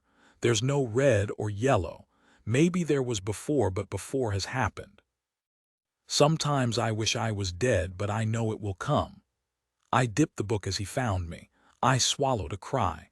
I tried not to move but couldn't. He didn't stop, just kept the same stroke over and over, like he didn't know that he was killing all that went before. It is beautiful though, the stone and wood. Whatever they meant, whoever they built it for, they achieved something in a world of nothing. Bobby, I said, breathless.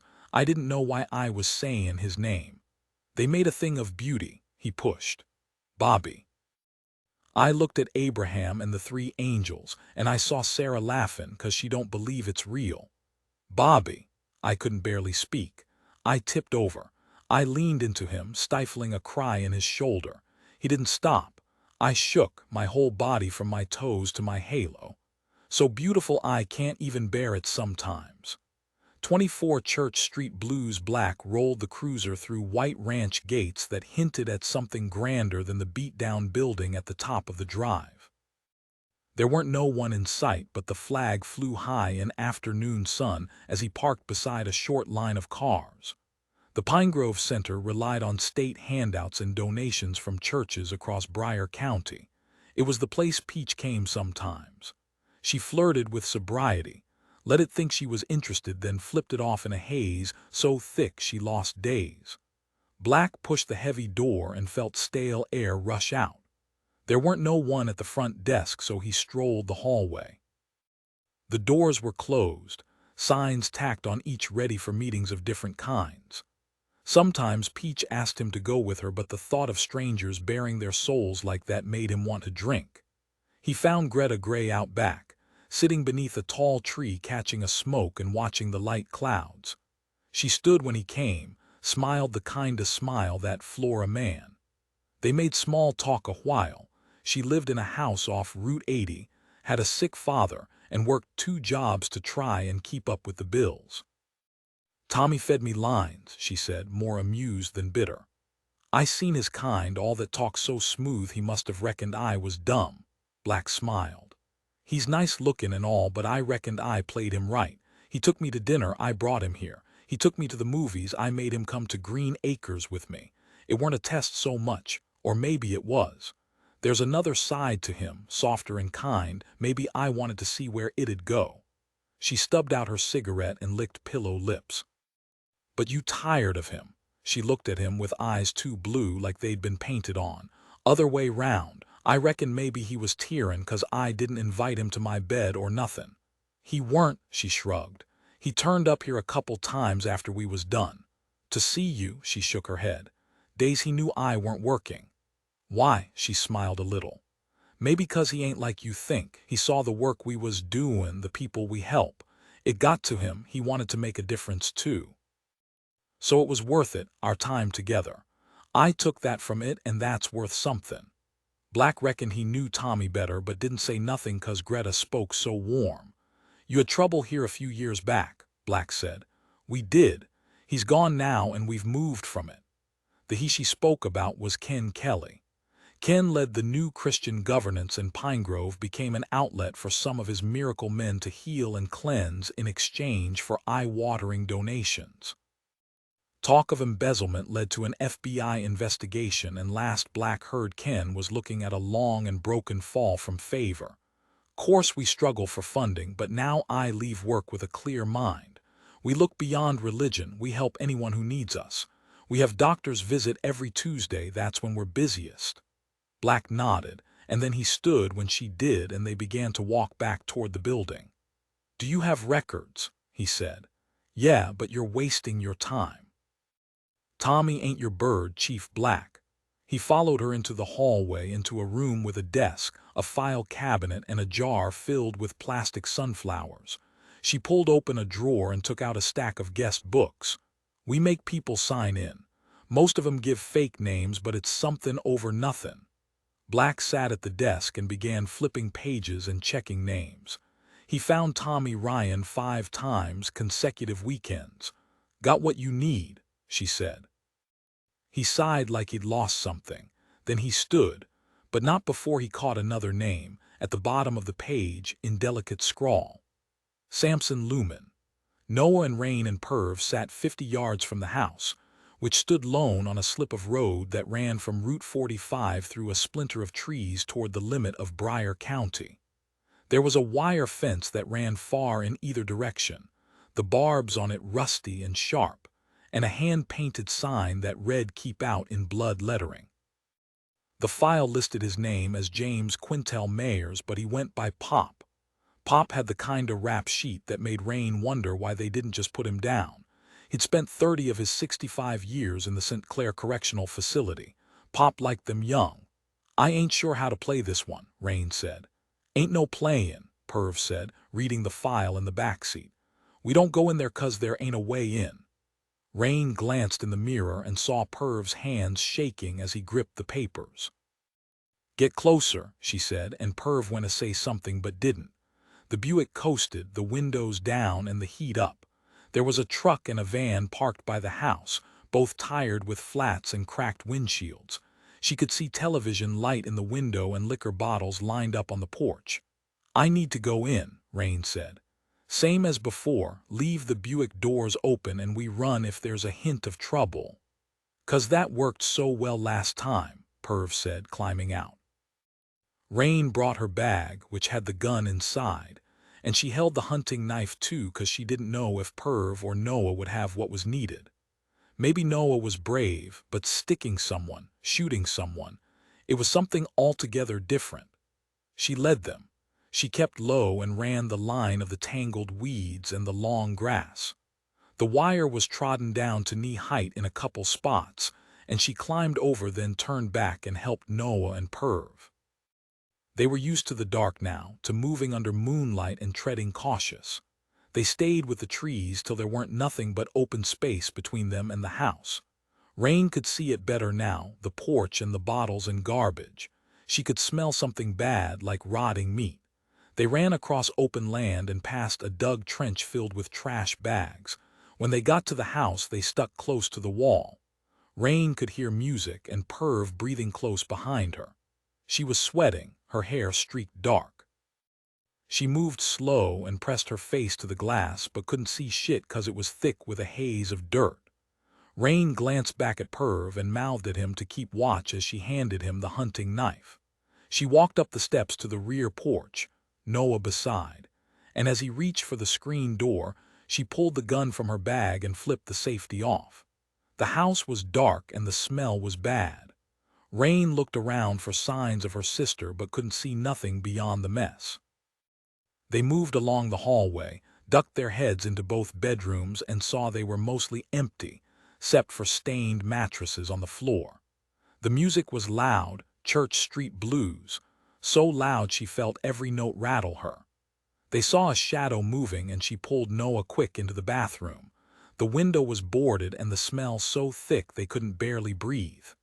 She reached into her bag and pulled out the flashlight, and when she switched it on, she couldn't do nothing but scream. The sink was blocked and filled with blood and meat.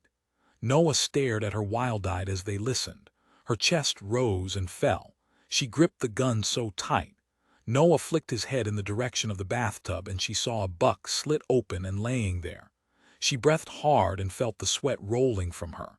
She didn't know how loud she'd screamed if it had made it above the music, so they moved fast into the living room, but there weren't no one there. And then the song died and they heard it. Yelling. "Perv," Noah said, grabbing her arm. "We ain't checked the last room," Raine said, shrugging him off.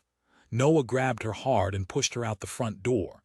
And then Perv was hollering at them to run, and he was beside them still clutching the hunting knife.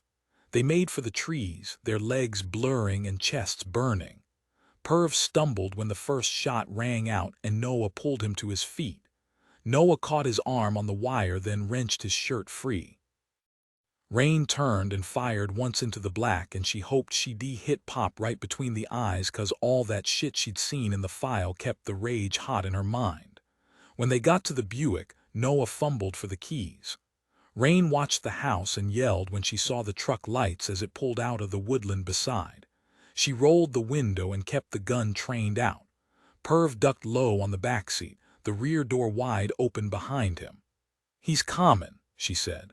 "Close the fucking door, Perv." Perv was lost, fingers in his ears and eyes shut tight. The truck barreled down and she squeezed the trigger again and again.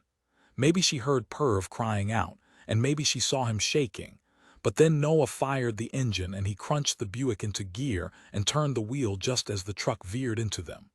The Buick door came clean off and they watched it spark and drag along the road beneath the fender of the truck. "Go," Raine yelled.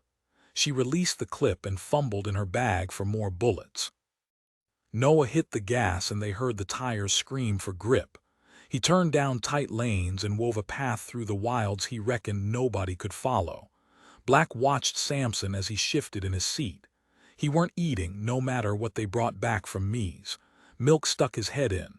"You need me?" "No, we're just talking." "I'll head home, get some sleep." Black nodded. Everyone was pulling long shifts. It was taking its toll.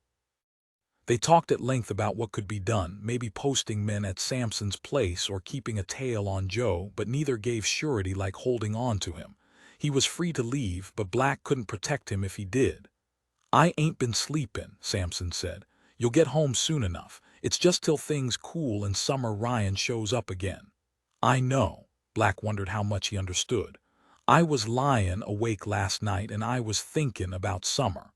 "What about her?" Black said. "I was thinkin' of all those people out lookin'. That means they care, right? She's got people who love her. And I was thinkin' maybe they shouldn't be worried 'cause we ain't never really lost, not if you believe. God has a plan, you believe that, Black?" "Sure, Samson. You remember being a teenager, Black?" "Yeah. What was it like for you?" "I was a quiet kid, weren't smart enough or dumb enough to be anything but." "Did you always want to be a policeman?" "I grew up with Mitch Wild, you remember him?" Samson nodded. "We were close like brothers, and he wanted to be a cop 'cause his daddy was a cop. So I went with him, we trained together and worked Briar. He got married and I got married and we settled in Grace and that was life and it was all right." "Sounds nice," Samson said. Black nodded.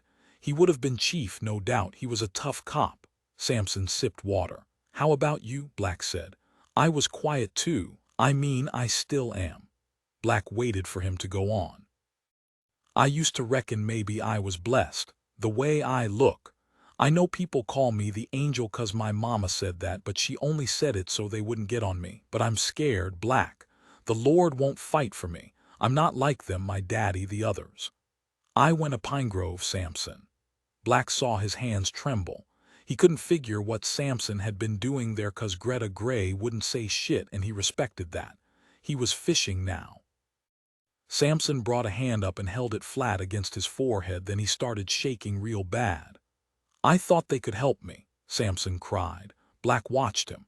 "They couldn't help, not really. Don't matter what they say, those things they did, hands and clean sin." Samson cried and he bent forward and he coughed and retched. Black hadn't ever seen fear so pure and so consuming. "It's all right, Samson, it ain't. What I did, Black, it ain't never gonna be right again. There ain't a way back, I'm so scared." "What, Samson? What did you do?" They heard a noise. They saw the door open and then Dealey White standing there and Trix beside, cheeks hot like she was mad. An hour later Samson retained Milt Kroll and Black's hopes of finding the truth died a quick and painful death. Milt called them and agreed it was safest for Samson to stay put. But in the meantime his office would ramp the pressure on Black and Ernie Riedel to bring this mess to a close. Noah pulled the Buick over 'cause he couldn't slow his breath and was still seeing spots. They got out and the three stood and looked at the damage to the car. "Shit," Raine said. Then she turned to Noah. "What the fuck were you doing back there? There was another room." "He was on us. He had a gun," Noah said, still struggling for breath. He was pale and dizzy, so Perv came over and put a hand on his shoulder. He got like this sometimes, his blood pressure dipping too low. "You okay?" Perv said. "Need a minute," Noah said. Raine stared at him and shook her head. "You shouldn't have pulled me out of there. I can take care of myself." Summer could have been in there, we don't know, she could have been hurt. I got the gun, I ain't scared to shoot. There weren't nothing in that room. I saw through the window, Perv said. Noah straightened up and wobbled once, but Perv kept a hand on him. I didn't want nothing to happen to you, Noah said quiet. Why the fuck do you even care, Noah? Is it 'cause of the way I look? You wanna fuck me, is that it? She walked toward him till she stood so close she could smell that cheap cologne he wore. He looked down and shook his head. I just like you, and I wanna be a cop. I'm helping black, she laughed. You're a fucking joke carrying that badge. I don't get it with you why you're so fucking weird like that. Maybe you reckon it's real or something. I see you sitting in the station, not doing nothing, just watching the cops. She wiped sweat from her head and spit in the dirt. I gotta go to Black now, give him something, sell my sister out. I thought you could help me 'cause you got the file for me, but that's it now. You hold me up. I could walk the trails fast, but you hold me back 'cause you're slow. And look at you now, bit of trouble and you go to pieces. Too fucking scared. He ain't scared, Perv said. He's shut up, Perv, Noah said. She might V pressed him, but they heard the noise start up sudden and loud. A voice that soared. They climbed the bank and stared out across the fields. Noah and Perv fell in behind her as she walked toward the lights. They reckoned they were someplace east of Haskell, maybe 10 miles from White Mountain. The group was 50 deep, but they stayed far enough back 'cause they weren't exactly sure what was going on. There was a wood stage, just ply strips and paint cans propping them. The pastor was hard-faced, but showy Raine could tell by his voice, and the way he swept it high with the cries that he knew how to work them. It's the mission, Noah said. Raine nodded. The West End mission, they were hardliners. A whisker short of fanatical, they set up where they could after their church burned just after Della Palmer got taken. There were others like them by White Mountain, folk that preached to their own God in their own way. The kids at school used to talk about a lot near Cold Leaf Creek where they had a healer, the proper kind that spit and froth and shake before he brought out the snakes. He's talking about grace, Perv said. They heard mention of the cloud and dissension and idolatry, and the folk nodded and hollered. If your right eye causes you to sin, tear it out and throw it away. For it is better that you lose one of your members than that your whole body be thrown into hell. I could see these folk tearing out their eyes, Perv said. Noah nodded. They were about to turn when Raine saw her. She moved nearer and heard Noah calling, but she had to see. Who is it? Perv said. Raine lost sight of her before the group cleared. And then there she was, fire-red hair and hands clasped and eyes clenched tight in prayer. The lady from the Dayette Women's Clinic. 25 Summer, you don't talk much, I said. Samson smiled and kinda looked embarrassed. He held the umbrella in one hand and my cello case in the other. We walked slow. We passed cars driven careful as their wipers swept and their wheels sprayed an arc of the fall toward us. Up close, Samson had the pinkest lips I ever saw. He helped Bobby out. He was at St. Luke's almost as much as me, except Samson had purer purpose. He tended the building like he does at school, and he looked at Bobby with something like awe in his eyes. Rainin' cats and dogs, I said, and he smiled again. I led him the beeson way so we could cut through to the red. I liked watchin' the red when it was rainin', seein' it rise up like it'd burst. Grace hadn't felt right since Coralie Simmons got taken. The streets had an edge to them I can't really explain. Maybe like we were just waitin' on our turn and glancin' at each other and wonderin' who it was gonna be. Daddy had a talk with us about not goin' to church till the bird was caught, and I nodded like I was listenin', but my mind was on Bobby. I sat out again and watched Savannah as she took that same route toward Hell's Gate, but there weren't no way I was gonna follow her in there. I pictured her runnin' the trails with a flashlight, her heart poundin' out while she taunted the devil. That veneer so perfect she was desperate to crack it. You like to read, Sam, I said. No one ever called me Sam, he said, kinda smiling again. I ain't never really read a book. I sit by the window and read and drink tea, and Mama says she ain't even sure I'm her daughter. We cut into the woods. The rain died with the trees holding it from us, and I could hear the creaks and groans and the snaps under our feet. "Is it hard being so white?" I said, and it sounded funny, and Samson started laughing. "Sometimes it is, looking like this. I like it, your hair, it's nice." He blushed. We stood on the edge of the woods and watched the rain land, and I told Samson how I wished it'd flood Grace. He made a joke about an ark, and I thought of Noah, who's a kid in my school and he's on dialysis 'cause his body don't work right. I wondered about evolution and independence, if people like the bird were just angels in a different guise, sent down to dent the numbers and hold the fear. Two birds and one stone and a whole lot of ripples. God's work can't always be clean 'cause he knows better than anyone about the science of suffering. Lessons learned and forgot. "How's your daddy doing?" I said. "He don't say much to me. I mean about his sickness, he don't tell me. We have nurses stop by, but sometimes I have to help lift him out the tub and all. He gets mad at me, he yells a lot. Maybe 'cause he's embarrassed." Samson nodded, but I knew everyone knew about the pastor. He was mean and crazy, and folk were shit scared of him. He'd look at me like I was something bad, even though I was at the church more than the other kids. "It's good that you go to church, Summer. Most of the kids only go 'cause their parents drag 'em. I always liked St. Luke's. When I was small I'd stare at the colored glass, the pink that falls, it's so pretty." "It's nice talking to you, Summer," I smiled. "It's decent of you to walk me back." I took my cello from him. It weren't really mine, but Savannah had a couple and said I could keep one so I could practice at home and school. "Summer," he said. I turned. "You're nice. The other girls ain't, but you're nice." "You're nice too, Sam." I felt him watching me as I walked away. I asked Mama to tie my hair up pretty. I walked the even mile to Bobby's place just before sunset.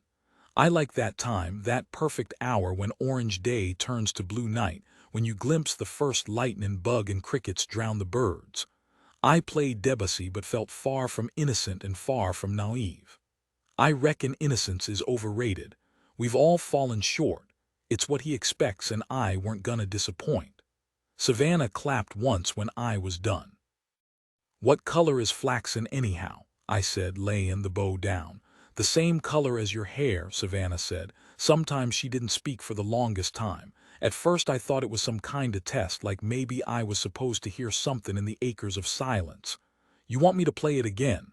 "No, not yet." I looked over to the corner of the room.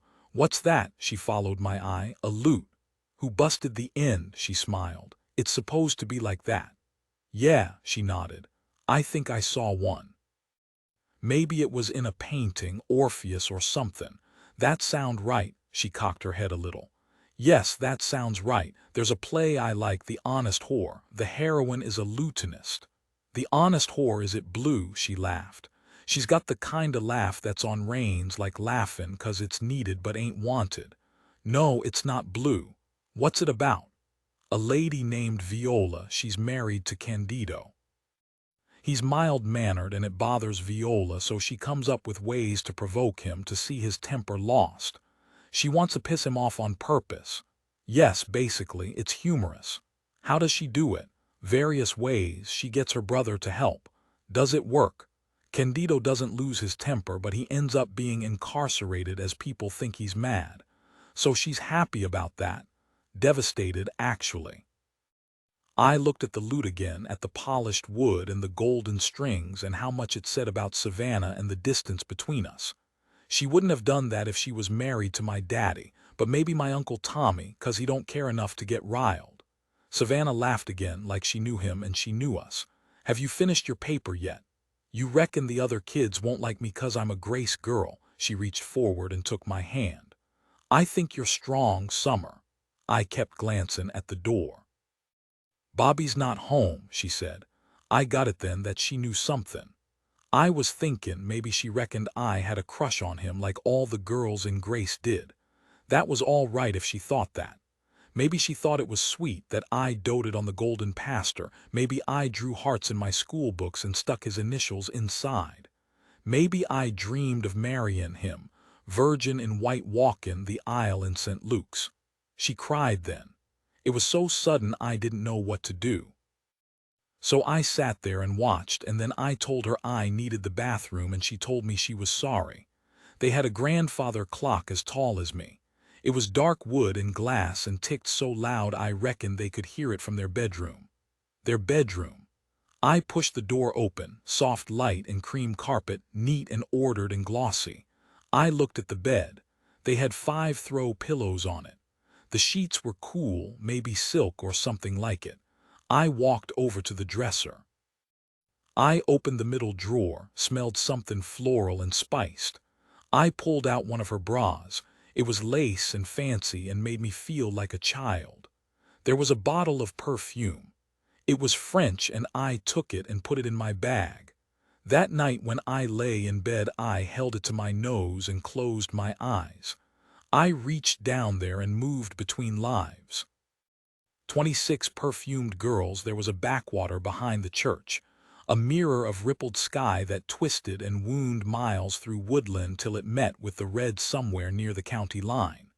The church was burned till just a skeleton of the building remained. The West End Mission. It was Della Palmer's church, 'cause if you cut through the pines, it was only 10 minutes to Standing Oak. They'd had trouble after, when someone decorated it with a pile of dead squirrels and a large pentagram.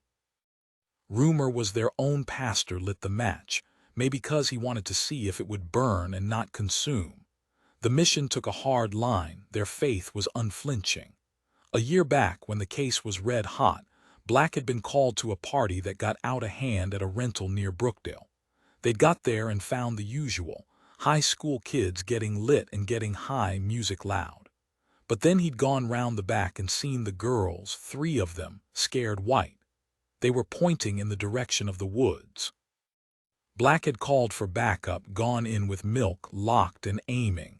They'd nearly blown the kid's head off. A jock, big and dumb, as was the custom. He'd made the feathered suit himself, thought it'd be funny to scare his girlfriend. That was the first of the hoaxes. The newspapers had been first to speak of the devil. There weren't no grounds for it. Folk lapped it up, what with the panic looking for kindling. Some idiot at the Briar County News cooked up a cover sketch of Baphomet with feathers, said they sold out in every town, so ran it again week after week till it was burned in the minds of every kid in the area. It kept them out of Hell's Gate, though into Ouija boards and other nonsense that freaked them out enough to call in every weekend. Black walked over to the church and ran his hand along a piece of charred timber 20 foot long. "You lookin' for a rabbit at the altar? Or was it a parakeet?" Milk said, "It was bullshit, that's what it was." Black looked down and saw a Bowden construction sign in the dirt. "Don't look like Ray's done nothing at all," Milk said. Pastor Roberts had made the complaint. He reckoned the church had paid Ray Bowden $5,000 to begin clearing the site ready to rebuild it. Ray had taken the cash months back, hadn't done shit yet. "You still friendly with the mother, that girl that came here, I forget her name?" "Peach Palmer," Black said. "Name's Peach Palmer and her daughter's name is Della." "Della was the first," Milk said, his tone softening. "Yeah," Black rubbed his eyes. "They made the link already, connected dots that ain't there." Milk was talking about the hacks. The bird was back. God sent the cloud 'cause the devil was at work in Hell's Gate. "So now we're back chasing shadows," Milk said. "This guy ain't even got a shadow. There's something we're missing. Maybe. We're trying to see what others couldn't. But maybe there ain't nothing out there." Milk glanced at him. "Could be some guy, no record, just started up and can't stop. The only hope we got is that he makes a mistake. But how many girls go before he does that?" Black sighed. "How about Tommy Ryan? Anything on that?" Milk said. "I found the lady he was seeing, Greta Gray. She confirmed it. Dates line up too. She dragged him to Pine Grove, then he dropped her cold." "Tommy Ryan going to church and volunteering at Pine Grove. What did she look like?" "Kinda lady worth finding God for," Milk laughed. "Funny thing was he visited the place a couple times after he'd canned her, when he knew she weren't working." "Jesus," Milk said. "Tommy Ryan helping others, what's the world common to?" They were about to get in the cruiser when they heard a car pull up. The track was deep so they couldn't make out who it was. They walked the leaves till they reached the clearing and Chasen Road, and they saw an old Taurus, wheels in the hard mud, engine running but no one inside. Black glanced around and then he saw her. She was coming out of the trees, young-looking redhead with tired eyes and a sweep of freckles across her nose. She was startled when she glanced up, took a step back and nearly tumbled. "Sorry, didn't mean to scare you," Milk said. She licked her lips like they were dry. "I don't see nobody out here, that's all. You part of the mission?" "Yes," she said, glancing about like they weren't alone. "The mail." "I collect the mail. Some of the folk in White Mountain still send letters to this address.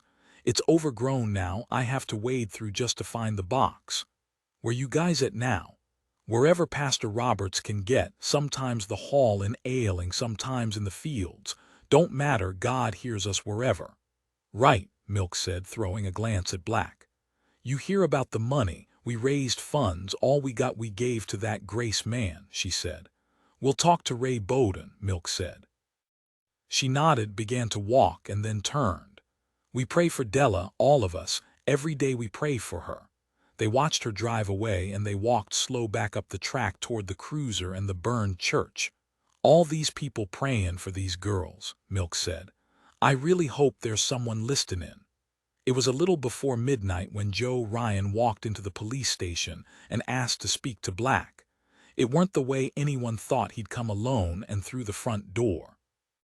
Black appeared quick with Milk behind him. Black ushered Joe into the back room while Milk locked the door and kept an eye on the 4 trucks sitting out front.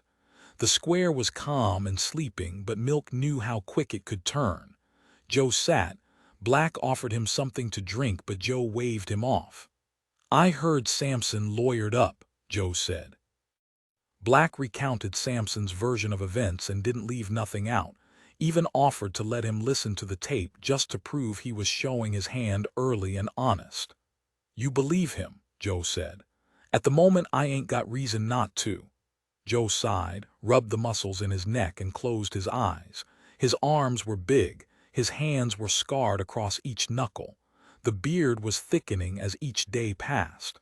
"So I'm just supposed to leave it at that?" "Take your word, take his. Ernie is sending someone over first thing in the morning. We'll go over to the Lumen house and search every inch. If Summer was there, we'll know about it. To be honest, it ain't much of a reason to search the place. We got so little, Joe. I appreciate you being straight with me. I appreciate you not common and heavy. There's still time." "I know." Black tried to put himself in Joe's shoes, found it weren't a nice place to be. Black's girls had been small when his wife took them. He tried to write them a couple times. Return to sender was all that came back. He tried to imagine what it was like raising teen girls. A fucking nightmare was the way he saw it. "How's Ava holding up?" Joe looked down at his hands, fiddled with his wedding band, spinning it back and forth. "Ava's just about the strongest woman I ever met, but she's startin' to lose herself now. She was all right the first days. But it's so dark, this storm common, and Summer being out there alone. The newspaper's gettin' ready, talk of the bird again. We're still searchin', do it in shifts so we can keep people here and watchin'. I remember when we found out it was twins, I was thinkin' maybe we'd get one of each, or maybe 2 boys. I could take 'em to ball games, take 'em fishin'. I didn't even think about 2 girls, I ain't even sure why." He cleared his throat. "I fucked up bad, missed out on more than you can imagine. Holman is a rough place." Joe shrugged. "I ain't never been scared, not even when I was small. Fear. It ain't something I remember. But when I knew I'd miss it, first steps and first words, that smell, their hair when they'd come visit. I'd sit there, one on each knee." Black smiled. "They held hands all the time, you remember that?" Joe said. "When I got out, Ava made that party, but I stayed outside a while just lookin' in, watchin' my girls holdin' hands, nervous faces 'cause they thought I weren't gonna show." "You've changed a lot, Joe." "I ain't, not really. It's all right though, doin' a job I hate. Ava pickin' up extra shifts, scrappin' to get by. They made it all right. Raine blames you, you know that. I know that. Tell me this ain't linked to the Briar girls. Tell me this guy ain't got my girl." Black looked down at the table between them. 5 girls, the church, is that something to do with it? All this talk about rituals and shit, devil worship. When I was inside, Ava was mad with it, the panic, keepin' the girls safe from something that maybe ain't even real. There's nothing that says Summer's been taken. The Briar girls, they didn't pack bags, they weren't running. Joe nodded, his eyes heavy. Could you have got him that day, the bird, way people tell it? Black dropped his head a little. Rumor ain't fact. Joe nodded like he could see through. Can I ask you some more about Summer? I've been trying to build a picture. I spoke with some of her teachers. You see her play at St. Luke's that time? Black nodded. He'd been there, it was a day no one would forget. I saw her that day, really saw her. How? Before it was talk, just numbers and words, shit I'd never get. But watching her play, even though I ain't exactly sure what it was she was playing, that was beautiful. There were people crying, not just those old coots you got that sit up front and cry every Sunday. I saw Dale Crashow crying, and Dale's mean as they come. So that's when I saw just how special my little girl is. They heard noise outside. Black got to his feet quick, looked at Joe and fixed him with an even gaze. Joe stood and followed him out. Milk was standing still, a hand on his gun, but he hadn't drawn. He saw Tommy Ryan by the door. "What's up?" Black said. "I told Tommy to stay put, this ain't on us," Joe said. "He's hammering on the door, said he needs to come in," Milk said. "Let him in then," Joe said. "Where's Samson?" Black said. Milk nodded toward the back. "Safe. He ain't come for Samson. You reckon if we wanted Samson I would have walked in like this?" Tommy banged the door again, getting pissed off now. Black walked over quick and unlocked the door. Milk drew his gun and trained it in front. Black half expected to get rushed, but then Tommy stepped aside and Raine was standing there looking small beneath the station lights. "What's going on?" Joe said. Raine spoke. "There's something I gotta tell you." Raine sat opposite Black with Joe standing by the far wall. Milk was outside at the top of the steps that led down to Samson. Summer had a boyfriend. Black smiled and tried not to see Joe flinch. "Well, I ain't exactly sure if he was her boyfriend, but there was somebody she liked." "That's okay, it's important we know this, Raine. She made me promise. I ain't selling her out. It's been long as all, so I'm getting worried. I thought maybe I could find her myself, but that ain't working out. Don't matter that you didn't say. You were being loyal to your sister, ain't nobody that blame you for that," Black said. Black poured her a glass of water. "Got anything stronger?" she said, and Joe shot her a look. "She was nervous about asking me," Raine said. "What'd she ask you?" "How to do shit." Joe stared on, his gaze hard to read, his shoulders low and his hands jammed into his pockets. Raine twisted the ring she wore, the ring with the blue stone. Summer wore a matching one. "How to do what?" Black said, willing her not to look at Joe, to stay with him and with Summer. "Like how to get a boy to notice you." "All right, and you know more about that sort of thing." "I ain't a slut," she said, nose turning up as she glared at Black. Black shook his head. "That's not what I meant, Raine. I just meant that Summer thought she could turn to you for that kind of thing. I guess. She ain't got experience of datin', 'cept this ain't what it was." "What was it then?" She said the guy was older, much older. Black felt the tension. "This boy, man," Raine said. "It weren't a boy. She didn't tell you his name. She wouldn't, said he'd get into shit. You must have wanted to find out. I thought she was lying at first. I thought maybe she'd made the whole thing up, read it in a book and wanted to live it or something." Black thought of Samson with his funny ways and $10 boots, that pallor of sickness, halo not horns. He thought of Summer Ryan, gifted in gold. No way it fit, however he tried to see it. "What did you tell her?" Raine glanced at her daddy. "You want to step out for a while, Joe?" Black said. Joe shook his head, managed to smile at Raine, which was an ask, but Black was grateful. "I told her to smell nice, boys like perfume. That perfume we found in her bedroom, it weren't mine. I know what Mama reckoned. She don't never believe me. You know where Summer got it?" Raine shrugged. "I figured maybe this guy bought it for her. It looked fancy, expensive." "What else did you tell her?" "To wear some lipstick, 'cause that makes them think of your lips, which makes them think of kissin' your lips." Black smiled. "That makes sense. That all?" Raine looked down. Raine's voice shook a little. She asked me what kinda underwear they like. Joe moved fast, so fast he was out the door before Black could get to his feet. Black heard Milk yell something, but by the time he made it to the door, Milk was on his ass, his nose a mess of blood. Black followed the steps down quick and heard heavy thumps, fast and solid. He found Joe outside Samson's door, hammering it with red fists, streaks of blood against the hard white. 27 summer it was worse with Olive Bramer, Briar Girl number 5. Olive lived with her mama in the unincorporated community of Wagarmont. She went regular to Northwood Church of Christ.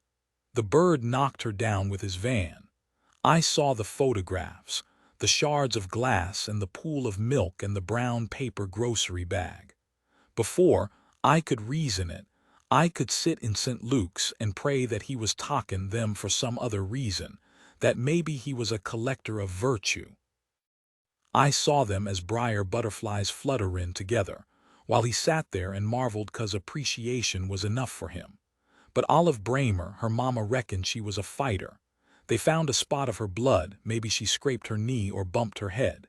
Jesus, thinking of her hurt, limped beneath his wings as he drove her to a tomb. "Y'all any closer to catching him?" I said. Officer Milk turned like he just realized he weren't alone.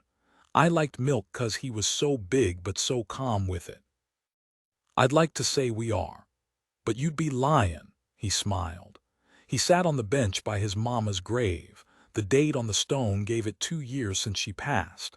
The bench had been stained a week back, on a gray day where I watched Samson and his brush but didn't say nothing to him 'cause he was concentratin' so hard.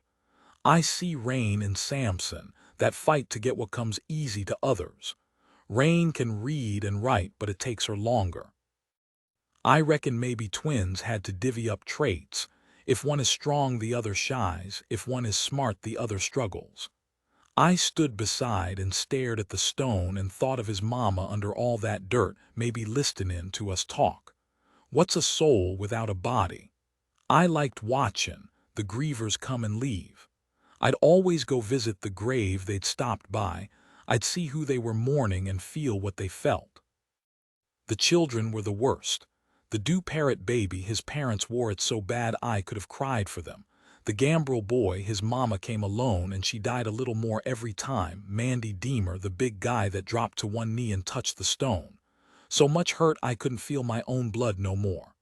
"I pray for them," I said, 'cause it was true and it fit so right. I stood with my hands clasped together behind my back. "Yeah," Milk said. "That's good. You should be careful, you and the other girls." "I know." He looked sad, maybe 'cause he was thinking about his mama. I imagined the day my parents ain't around and I wondered what would be missing from my life. "You reckon he'll quit soon when he's got enough?" I said. It was getting cold. That time where winter starts to move in and the trees are empty and you forget all the glimmers. "Maybe. I hope. Don't stay out late, don't go near the woods, tell your friends." "Yes, sir." Della Palmer, Bonnie Hines, Lissa Pinson, Coralie Simmons, and Olive Bramer. If they were dead, I wondered what it'd say on their stones. "Taken too soon, 'cause in the end we all get taken." Daddy told me not to come to church, and Chief Black said it too. He looked up at me. He wore sunglasses, but there weren't sun. "But you're still here." I nodded. He smiled. At times the trouble was suffocating. You couldn't switch on the television or pick up a newspaper without hearing of the fall, guilty disobedience in all its forms, like our world was spinning the wrong way. I read about the children in Fairfield County, saw them on Channel 17, their shadowed faces and their mechanical voices, speaking of rote horrors while their eager mamas prompted and cried. We were all desperate for an end, least for a little while. I left Milk and walked into St. Luke's and watched him through the stained glass. I closed one eye and saw him red, all scarlet sins 'cause he was a man like the others. He dropped to one knee and laid a lone flower so white and heavenly that when he was gone I went and picked it up in my hand and flipped the petals off one after the other. 28 These people that are broke, they walk the half-mile slow. They cut from dark streets into dark woods despite the early hour. "You bring the knife," Noah said. "Course," Perv said, patting the backpack slung over his shoulder. They padded across dry leaves and broken branches. Perv stumbled once. Noah grabbed hold of him. The breeze was too light to make it through the trees, so nothing shook above them. All they could make out was the steady rush of the red, going on like it always did, no matter the weather. "My foot is cold," Perv said. He stopped for a moment, leaned on a wide trunk and lifted his foot. His sneaker was old. "There's a hole." Noah stopped. "Maybe tape it or pad the inside with newspaper. It'll hold a while." While he was leaning, Perv lit a cigarette, then passed it to Noah and lit another for himself. Perv had come by that morning early, found Noah in the kitchen eating a bag of Cheetos for breakfast. They'd shared them while they watched the news report and saw a pearly reporter standing in the center of the square, me scowling from the window behind. "Has your grandmother seen the Buick yet?" Perv said. "If she has, she ain't said nothing. I reckon I could convince her it ain't supposed to have 4 doors." They walked on, twisting lines of smoke rising from each, only the glow of their cigarettes sharp enough to shape them. They'd seen men by the end of Raine Street earlier, big men with reputations, exchanging looks and glancing up and around. Noah was glad they were searching too, that Joe had friends like that. Perv kept his eyes on the ground, kneeled sudden and sifted the leaves. "Thought I saw one," he said, then stood again. They'd been searching for Alabama pinks since they were small. They hadn't ever found one. "There's a guy in Wendell that'll pay $50 for a single flower," Perv said. Noah frowned 'cause Perv had been saying that for years. "I'm serious. Ricky Brannon reckons his brother found a whole load in Hell's Gate, made thousands." "Ricky Brannon's full of shit," Noah said. They walked on. "I was thinking, how come you ain't told Raine about dialysis?" Noah shrugged. "'Cause that's all she'll see." They found her by the red, sitting on the bank with her legs falling over. Her eyes were red. She told them to go. Noah settled beside her. She looked sad, so he tried to take her hand in his, but she batted it away and she told him she'd cut it off if he tried it again. "I heard Black say they're searching the Lumen house today," Noah said. "You reckon Samson Lumen is the bird?" Perv said. "Number Samson goes to church. The way folk tell it, the bird is the devil," Noah said. "You believe in the devil," Raine said, looking over at him. "If you believe in God, it ain't much of a reach." "I never said I believe in God," she said. "What then?" Noah said. "Maybe nothing. If he wants me to look up, he's gotta come down, prove himself." "You have to believe," Noah said, staring. "You have to, Raine." "Why?" "'Cause this can't be all there is. It ain't long enough. It ain't even close." Perv picked up a small rock and tossed it in the water. "What about the lady from the clinic? What are we gonna do?" Perv said. "Watch her," Raine said. "What if there ain't a link, just a sad story?" "We'll watch her just in case. We'll keep searching. We'll follow up on all we got." Raine stared at the water, at the turn and the rush. The three sat together, wondering what had gone and what would come. Black stood out front of the Lumen house, drinking coffee from a flask, a grim look on his face. They couldn't search the house. Dealey had pulled Milt Kroll back from vacation. He'd been fishing the Caney Fork River and weren't happy, but he was doing his job. Samson said they could go in, but Samson's name weren't on the deed. It was a blow Black saw coming a mile off, which was why he requested a warrant, but Judge Delane weren't having none of it. The grounds were soft and everyone knew it. They'd called in men from the Bryan County Sheriff's Office. They were at the station now, watching the trucks out front and waiting. Joe would likely make a move if Black didn't do something soon. They could have charged Joe for knocking Milk down. They could have locked him up, and with his record he'd serve decent time again, but Milk wouldn't allow that, not with the man's daughter still out there. There were fields across from the house, long straight fields that used to be colored and worked. Before long he was joined by Ernie Riedel. Ernie had been sheriff for 10 years, though Black had known him 20. With a sharp mind and an easy charm, there'd been talk of Ernie running for senator as long as Black could remember. Ernie always maintained he was doing what he loved, serving the people and all that, but Black had heard he was tiring of late. The Briar girls wrecked him. Now his smile took a breath longer to form, his voice had lost some of the oil. They shook hands. Ernie turned and watched the house. The lights were on 'cause of the cloud, they'd set up a couple of floods too, but the team were packing their shit. Dealey had left it late to saunter over and halt the search, with Milt frowning from his Mercedes. "Nice weather you're having," Ernie said. Black didn't have the energy to smile. "You all right, Black? This one kinda crept up on me, now it ain't goin' the way I thought. I heard you got a situation brewing with the locals. Can't say I'm surprised. Once I heard the girl was Joe Ryan's daughter. I don't envy you. Ain't many that do. You got much so far. No, you want us to take him. I can't see a way of moving him without trouble. It'll come soon enough." Ernie reached over and patted Black on the shoulder. "I got Burns and Earlis out knocking doors by our side of Hell's Gate, and I got men I can get over quick if you need more help in the square. Can't get a helicopter up in this weather, but soon as it breaks—" "Yeah," Black said, "soon as it breaks." "You thinkin' about the Briar girls now?" Ernie said. "I ain't stopped thinkin' about 'em. Bird huntin' 5 times and he played it near perfect, makes you wonder." "What?" Ernie shrugged. "If his luck is running out, where he went, why he stopped for a while, why church girls, those same questions we've been turnin'." "You don't buy into that satanic shit," Black said. They'd had this same conversation over beers and whiskey a while back, though neither could recall the details. "You can't deny the religious angle. You can, they're all young and pretty. That's what links them much as anything. It's harder to find girls that ain't believers in Briar." Ernie ran a hand over his badge. "I saw me this morning on Channel 14. I heard. We got a news van parked up now, saw it on the way over, ain't sure what they want. Last thing I need is a bunch of idiots trailin' through the square.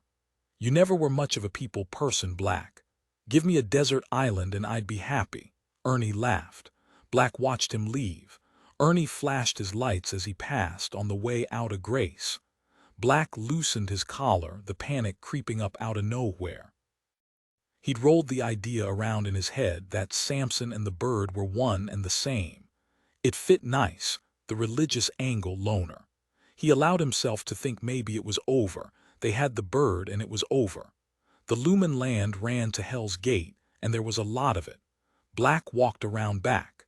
There was the jagged remains of a fence that ran maybe 100 yards into the dark. Black turned his flashlight on and cast it over the area, over Merle's farmhouse next door and the barn. He walked through deep grass, the roots damp. There were fruit trees planted. He thought about the Briar girls, about Peach Palmer and the men she fucked. It hurt him, being needed that much, made him feel a hellish kinda unworthy, that there was someone lower on the chain than him, someone that craned their neck just to see the failure in his eyes. He walked back and he sat heavy in the cruiser and closed his eyes 'cause he weren't making no progress. He reached into the glove compartment and grabbed the bottle of whiskey. He drank it all down, too much and too fast. Then he reached for the bag he'd taken from Peach's drawer. He was sloppy and spilled as much on the seat as he got up his nose. Then he climbed out of the car and got up on the hood and heard it creak. He could just about make out the sunlight a long way in the distance. He reached for his gun, held it high, aimed it at the cloud and pulled the trigger. They got Patty to serve crab pot pie 'cause it'd been Savannah's favorite, but she didn't eat much at all. After they sat beneath the glass roof in the orangery and her daddy sipped brandy from crystal while her mother held her hand. She looked at the sky like she'd forgot how many stars could shine. "Donald called and wanted to know if you're ready to proceed," her mother said. "I'm not. I don't. You'll feel better once it's done, sweetheart," her daddy said. She glanced over at him. He was aging better than her mother, thick hair only touched with gray framing a handsome face. "I said he wasn't right," he said. "I said it from the start, but you've always been stubborn." He winked at her like that, soften it. "Bobby's got that look in his eyes. I've seen it before in boys who have been through the system. Dally does pro bono at Grove, and he says half the time he's dealing with these people." "These people," she said. He caught it and smiled. "It's not Bobby's fault, and it's noble what he's doing. We can appreciate it. The church is lucky to have him. but you and him. And us too. You know they brought charges against another man last week, her mother said. He worked at that home where Bobby was and they only just caught up with him. You can't undo damage like that, sweetheart. Who knows what that does to a person? It breaks my heart, really it does, but we have to look out for our own. And you have a chance now. What do you mean now? Savannah said, snatching her hand back. You couldn't have walked out before when you had Michael to think about. You couldn't do that to him. You're a good person, sweetheart, her daddy said, easy like he didn't know how it sounded or like the brandy was lulling. But even now when you smile, it's not the same smile my little girl used to have. You just look so sad. She felt heat rise to her cheeks. She saw them, caring in their own way on their own terms, and for a moment she hated them. She didn't get angry. She didn't yell and curse.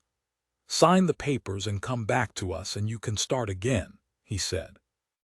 You're young and beautiful, and I know you're not ready to think about dating, Savannah stood. I still love him. She caught her mother, the way she looked at her daddy, like she was 15 and crying love for some boy at the club that danced with her. I still love Bobby. She heard the sounds they made as she left them to their beautiful life, sounds of despair 'cause their daughter was lost and they didn't know how to right her. You look better, Black said. Peach glared at him. I mean good. You look good, Peach. She smiled, something fresh in it. I feel better. Those folks I've been speaking to over at the program I was telling you about, Pine Grove. They've been helping me. Black walked through the house and out into the backyard. I took it for granted just seeing the stars, he said, looking up. She brought out 2 glasses of iced tea and set them down by the swing seat. They sat together close. He sipped his drink, pulled a face, and she laughed. Ain't no tequila or vodka, he said. Ain't no rum neither. She took his hand in hers, rubbed it light, and stared out. Her yard was long, no back fence saw it run to the trees beyond. Black heard night songs and felt far from Grace. I was thinking. I've been thinking like she's dead, but that don't mean she is. Black looked down, didn't meet her eye. Same with those other girls. Maybe they're holed up someplace, or maybe he still got 'em. I know it won't be nice there. I ain't foolish enough to think that, but she might still be livin', might be breathin'. All the stats I read, it don't really mean nothin' when you ain't certain. That right, Black? He squeezed her hand. I like your dress, he said. It was light and had flowers on it, daisies. She had her hair pinned up and her lips painted. I've been for a job, that diner on Route 11, you know it, he nodded. It's just waitressing. That's good, Peach. Yeah, she said, looking over. The moon was too big and too blue. I ain't seein' those, she trailed off. She gripped his face and turned it toward her, holding it tight. I'm stopping. Those things I do, I'm stopping. I'm glad, he said. I worry about that man. I listen out in case you call. I don't want nobody to hurt you, Peach, she nodded. I hate it when you cry, he said. I know. Stop it then. I know what you see in me, she said. I see it too. I hate it, but I see it. You reckon one day you'll see something else when I'm a better person. Why do you talk like that? He said, like what?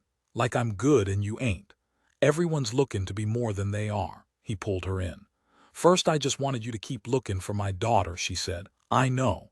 Now I just want you to keep looking for me. I see you, he said.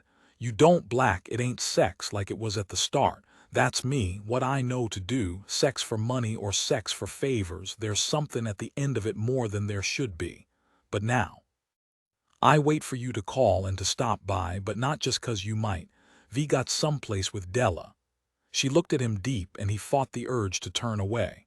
So, at Pine Grove, they said it helps, Bane, honest about your feelings and fasten up. So that's what I'm doing. Later, when she was sleeping, he took the last of the old her from the drawer and sat out back beneath the broke blue that fell between swaying trees.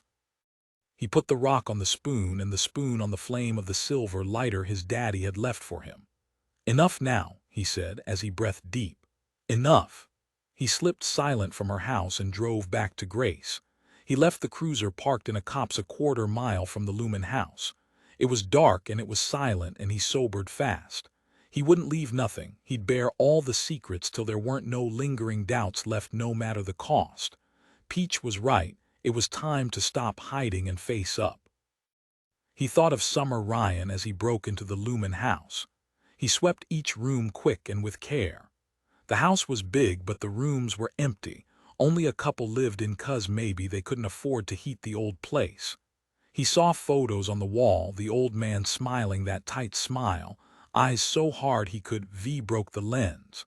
There weren't a trace of Samson, not in the frames or any place else. There was guest beds upstairs, sparse and dusty, the smell unkempt and cold. Wallpaper peeled and gold sconces hung loose. There was furniture, old and brown and heavy. He found Samson's bedroom. There was a bed and a cross above it, a desk and some baseball cards in a neat stack on the small chest. He searched it careful and found nothing. Then he moved to the old man's room and did the same. He wiped sweat from his head as the grandfather clock chimed loud. Black knew he couldn't use nothing he found, but Summer kept him moving, and when he saw the old staircase leading to the attic, he climbed it quick and quiet. The roof was stripped back, and he could see white tarp that held out water but none of the night noises. He could see the cloud through gaps, its body so leaden folk were saying if it dropped it'd flatten the town dead. He walked thin boards that ached and groaned and gave a little with each step. The timber was rotted and junk was piled. He searched a while and was about to call it quits when he saw it, an old file cabinet in the far corner, a dust sheet covering one side. When he got close he saw it had a lock, but it was busted like it'd been jimmied. He opened it and took out the magazines. There was a decent stack, the kind Lucky Delfray sold at his gas station, Sins of the Flesh burning hot in Black's hand. He shone his flashlight over them. He thought of the pastor and of that fear in Samson. He closed his eyes and nodded, 'cause now it fit. 29 Summer, the devil is in the detail. I never really got that. I watched Pastor Lumen preachin' before the stroke took him. I wondered about sanity, how it visits and how it stays or leaves. I sat in St. Luke's, and the hours passed like minutes, and I watched Bobby as he did the things he did. People spoke to him and he smiled at them, but I knew it weren't his real smile, 'cause that one's so different. They fawned. I saw them carry him and he let them, with their wide eyes and their reverence and their faith so blind they couldn't see the nothin' in his soul when they asked for his blessing. Samson was there more than any other. At first I reckoned he was prayin' for his daddy, but there was something more there. Some kind of hurt that rode his body when he kneeled. Shoulders hunched tight like his muscles was in spasm. Needin' the Lord that much, that lingering fear that maybe he ain't even listin' in. I reckon you should sing in the choir, Bobby said with a straight face. I reckon you should renounce the Lord. Raine showed me how to paint my lips and make them look bigger and fuller, like maybe I'd had some kinda allergic reaction. Maybe you've got a beautiful voice but you don't know it. I sing in the shower, nowhere else. He smiled, maybe wanted to say something but held it 'cause on the face of it nothing much had changed. How come you chose God? I said. Is this the part where I say he chose me? Maybe. I believe, Summer, open yourself to that. Or put the blinkers on. You asked, I answered. I didn't mean nothing. I know, anyhow, most of the time that's true. You give something thought and the thought becomes more. And other times, he reached up and wiped sweat from his head 'cause we were sittin' in sunlight.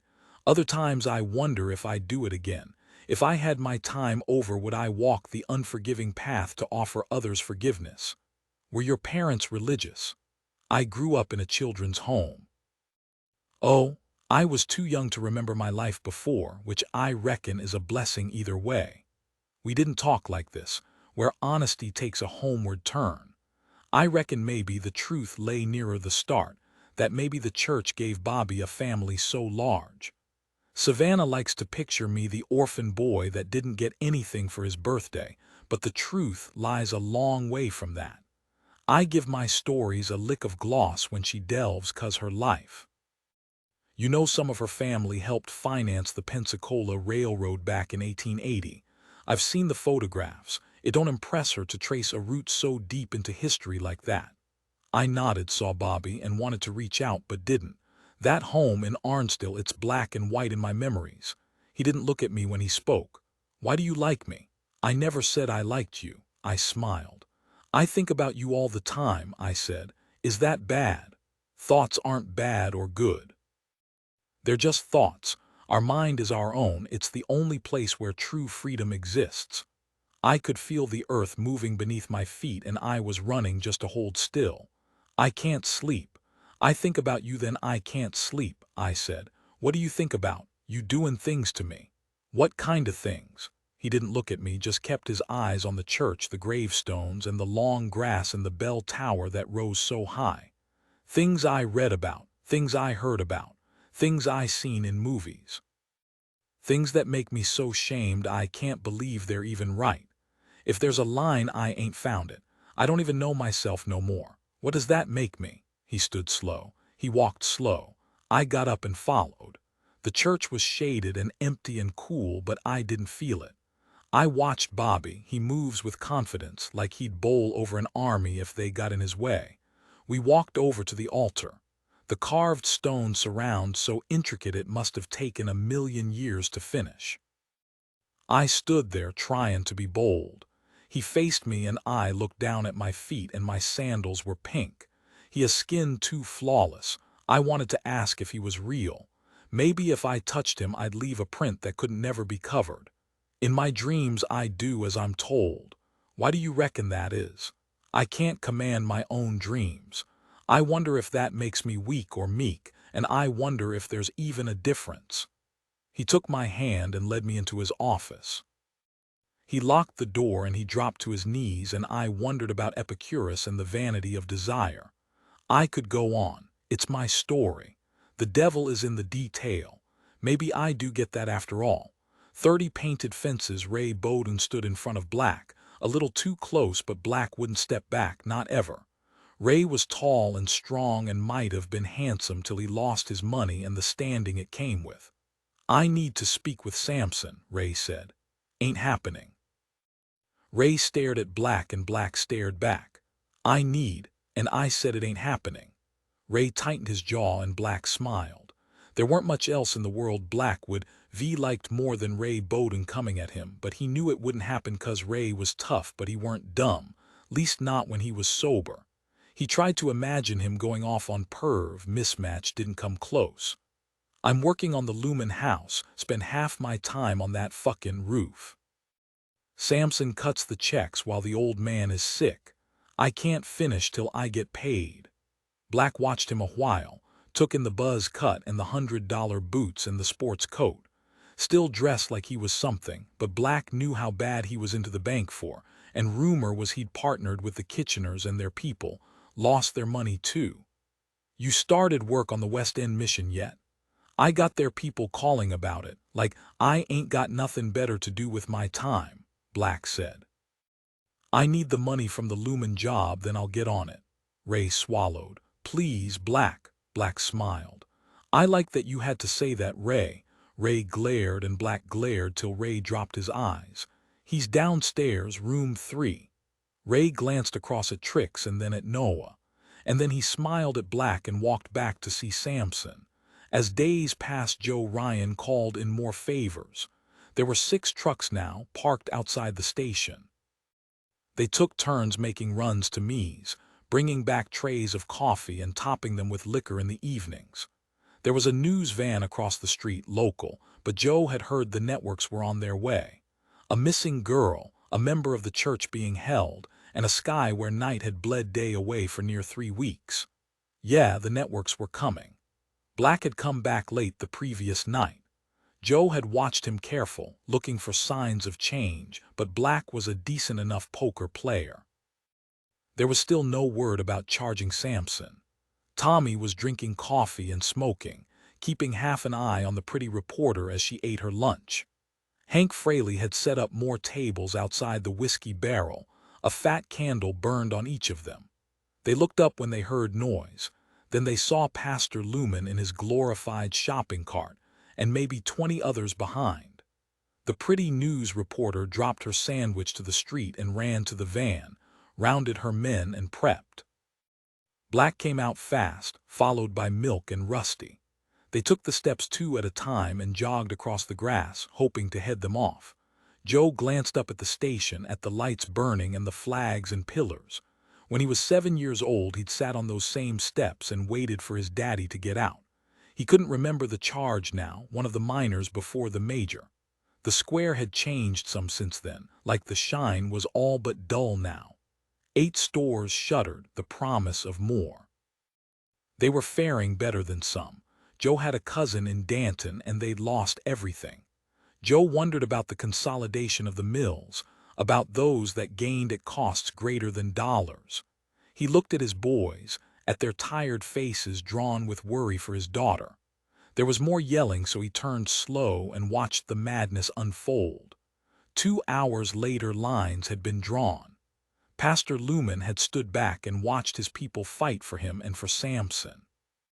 Black held a hard line, which weren't all that easy with the old man glaring at him. The church people clustered tight, the braver throwing glances at Joe and his boys who looked on silent. There were placards calling for Samson's release. At one point, Dealey White glanced over at Austin Ray Chalmers and spit on the ground. Austin was over quick. Milk stepped in before Dealey got his ass kicked, then got heckled for his troubles.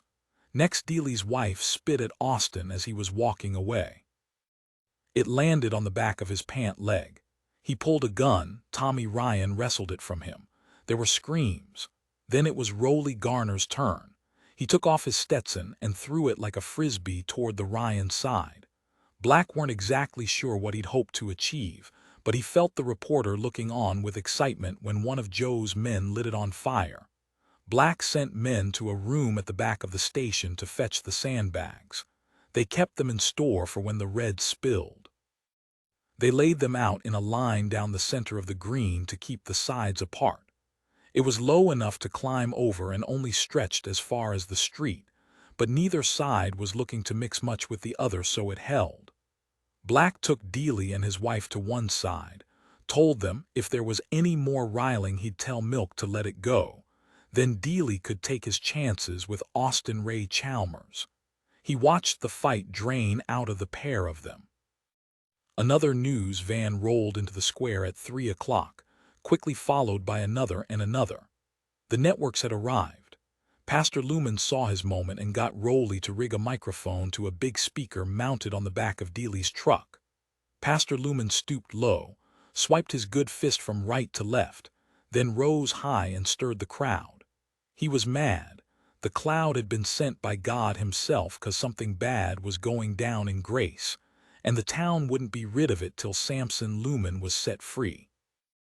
He let out a low growl, then stretched his arm up to the sky. Most joined him, then tilted their heads and closed their eyes and united in prayer. The pastor stared at Black and pointed and consecrated. Noah, Raine, and Perv lay star-shaped in the grass, heads together, eyes staring straight up. Perv smoked a fat cigar, trying his best to blow rings and frowning when they wouldn't hold. "Why's it so quiet?" Noah said. "The birds," Raine said. After his shift, Noah had found Raine waiting in his backyard. There weren't no talk of the other night, of what she said. Maybe she had nobody else to drive her.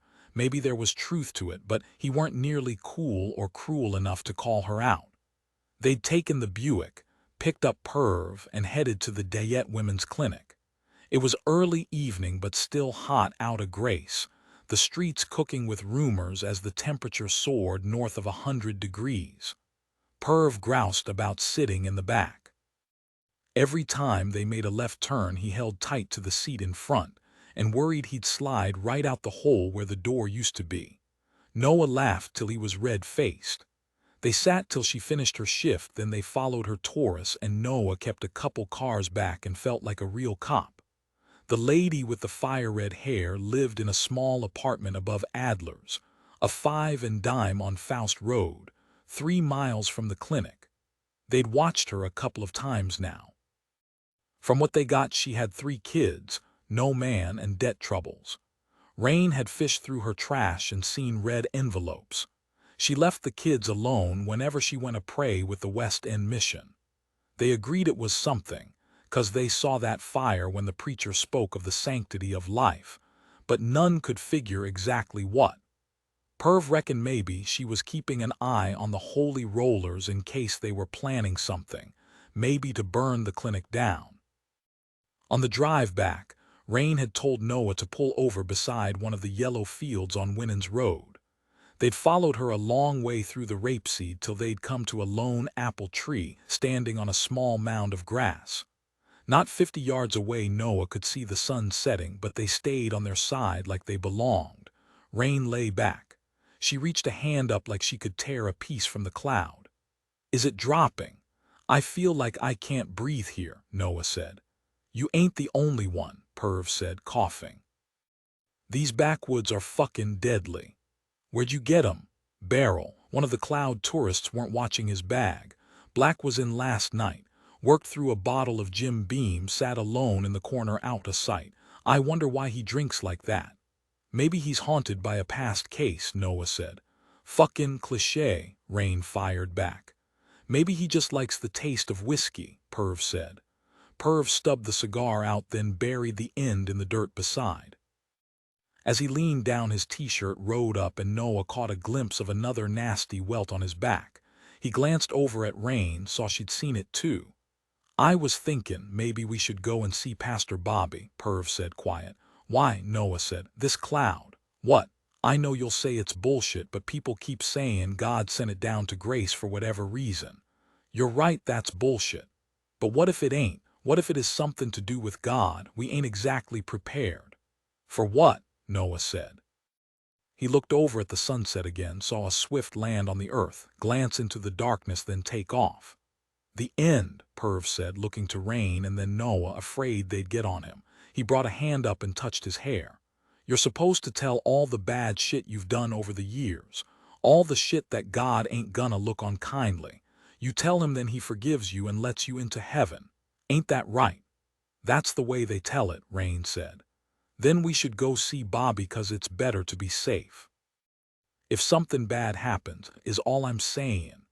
You don't even have to tell a pastor, you can just confess right now. Saying it out loud is enough. God hears everything," Raine said. "All right, worst thing you've done," Noah said. Perv looked down. "Those sunglasses Noah wears, I stole them from a blind man over in window." Noah puffed out his cheeks. "I tried to take his dog too." "Jesus," Raine said. "It wouldn't come. Beautiful thing with a golden coat." "Loyal too," Noah said. "Anything else?" Raine said. Perv went quiet. "Spill it," Raine said. "You want to go up when the end comes or not?" He looked up and around like he thought somebody might have been listening. "And I think about killing him," he said, his eyes burning with pride or shame or maybe both. Noah reached out and put a hand on his shoulder. "You reckon God will understand that?" Perv said, looking up. "Yeah," Noah said. "Yeah," Raine said. Perv nodded, like maybe he felt better, then he took another backwoods out and lit it. "Anyone else going?" "How long you got?" Raine said. Perv smiled. "Sometimes I hate my mama," she said. Perv watched her, smoked and coughed and watched the shadow over her face. She took a Marlboro from her bag and he lit it for her and watched it glow. She spoke in a dead tone. "I hate her for the way she looks at me and the way she looks at my sister. I hate her for only seeing the difference between us." She blew smoke toward the cloud. "I ain't sure that's a sin, but it don't feel right. I know she had it tough with my daddy and all." She swallowed and turned. Noah felt the quiet after like it was his turn. He wouldn't say they were lucky to have parents to hate. He worked out years back that he was better off alone. It weren't a hard truth no more, though he learned it those long nights when the nurses stopped by and drowned his mama's cries with drugs while he sat out back and stared up at her window. Those days were short, the nights long and winding. He didn't know what to say to her, didn't know how to look at her when she turned thin and gaunt, and her new smile scared him 'cause it weren't even close to the same. One night a lady came and sat with her. She was old and trained, and she spoke about closure and legacy as Noah listened from the door. He didn't cry, not during or after or ever. He was brave. He was fierce. Before long Perv drifted off 'cause he didn't get much sleep at home. Noah got to his feet when Raine did. They walked over to the apple tree, last light dying 10 feet from its roots. "You reckon it's funny we ain't never spoke before, like at school or something," he said. No, you and Perv are losers, no offense, he frowned. I ain't sure it's possible not to take offense. She nodded. She turned and crossed into bleeding sunset, and when he saw her standing golden, he drew breath. Sometimes I forget when I was small, when life weren't nothing like it is now. These are supposed to be the good days, the easy time, she said. If I look back and that's true, then I wonder what kind of mess is waiting on me. You'll be okay, Raine. You don't know shit, Noah. I know, I see you. What do you see? She said it hard. He kept his eyes down. I see a nice house, like maybe those ones on the other side of Hell's Gate in the nice part of Brookdale. They got the painted fences. And I see 2 kids, probably twins boys though. Maybe you'll be good at baking cakes or something. He looked up and maybe he caught the tail of a smile before she turned away. Black reckons Samson didn't do nothing, she turned. He say that. Black has taken a few runs at him and Samson ain't wavered. It holds up that he was just helping her carry her cello 'cause the case was broken. My mama checked. The case is broke. The handle snapped. So that part is true at least. That's something. Is it? If Samson ain't got her, if he don't know where she is, then we got nothing. That's the way my daddy sees it. That's why he won't let Samson go. Walking her home is enough to get him in trouble. You should have seen my daddy's face. He was fit to be tied, and that was before all that about Summer falling for an older man. We'll keep looking. We'll find the bird, he said. And then what? You ain't tough, Noah. That fight or flight, it can't be taught or forgot. Maybe you stand up to the big kids and take a hidden for Perv, and that's decent doing that, but you don't want what's common. He looked down, away from her eyes. I feel it, my life is turning. There's something bad happening out there. You're all right. Maybe you and Perv got trouble at home, but that ain't nothing. You'll leave it behind. My fight ain't yours. And maybe you reckon you got a shot with me 'cause you'll treat me nice and that's what I need. But you don't even see, none of y'all do. I need my sister, she's all I need. He stepped forward and she stepped back. I'll find her. I'll help you, don't matter what you say. Don't matter how brave or strong or fierce I am. She stared at him. And we got the gun. You ever fired a gun, Noah? The apple was 20 yards away, on a mound of earth Raine had built up with her hands. Dirt and sweat colored her face as she stood beside Noah and told him how to sight. He put 2 bullets well wide, glanced back and saw Perv watching from the shadows. This gun ain't standard issue, Noah said, frowning. Put a cock in my hand and I'll make apple sauce. Raine turned her back for a minute and he saw her shoulders shaking. Are you laughing? He said. He saw her head shake and then she turned back, mouth tight like she was fighting a smile. It's too dark now, he said. Remember to breathe this time. He fired and missed again. He took a moment. My father was a crack shot. You'll hit it. If I do, will you let me take you out to dinner? No, please. You won't hit it. Then you ain't got nothing to worry about. All right, she said. He dropped to a kneel, pulled the trigger, then heard the crack and watched the apple kick up from the dirt. He turned to her and grinned wide, then he went to hug her and she threatened to shoot him. 31 summer we held our breath for the rest of winter and into spring. We watched the news every night and we waited. Mama took us to church every Sunday, and Daddy and Tommy sat at the end of Jackson drinking coffee and watching out. According to the newspapers, the whole of Briar County was watching out too. Maybe it was too hot for him to move again. That's what folks said when weeks stretched to months. Raine still snuck out after dark, went to the kind of parties where she came home stumbling, sometimes crying and bruised. She'd climb in bed with me and sleep pressed close, and I'd watch her turn innocent just by closing her eyes to the world. As Grace returned to color, there was less talk of the Briar girls 'cause it couldn't be maintained. That ain't how life works for those standing off-center. And we were off-center. Those girls weren't Grace girls, and even though Hell's Gate ran to our town, there was a feeling we'd been missed, that the strike had sailed over and hit the dirt around us. Course we felt the damage, but it was an aftershock and nothing bolder. There were posters up on the streetlights, just a pair of eyes 'cause that's what they ran with, said it was enough to remind us. I didn't forget, but I saw the other girls going on, talking boys and prom and life beyond fear. "Can I have a little wine?" Raine said. Mama shot her a look. Bobby and Daddy were out back, sitting on the porch and drinking beer and talking football 'cause that was easy ground. Savannah was sat beside me, her French perfume so thick and familiar. The supper had been Mama's idea to thank them for all they'd done.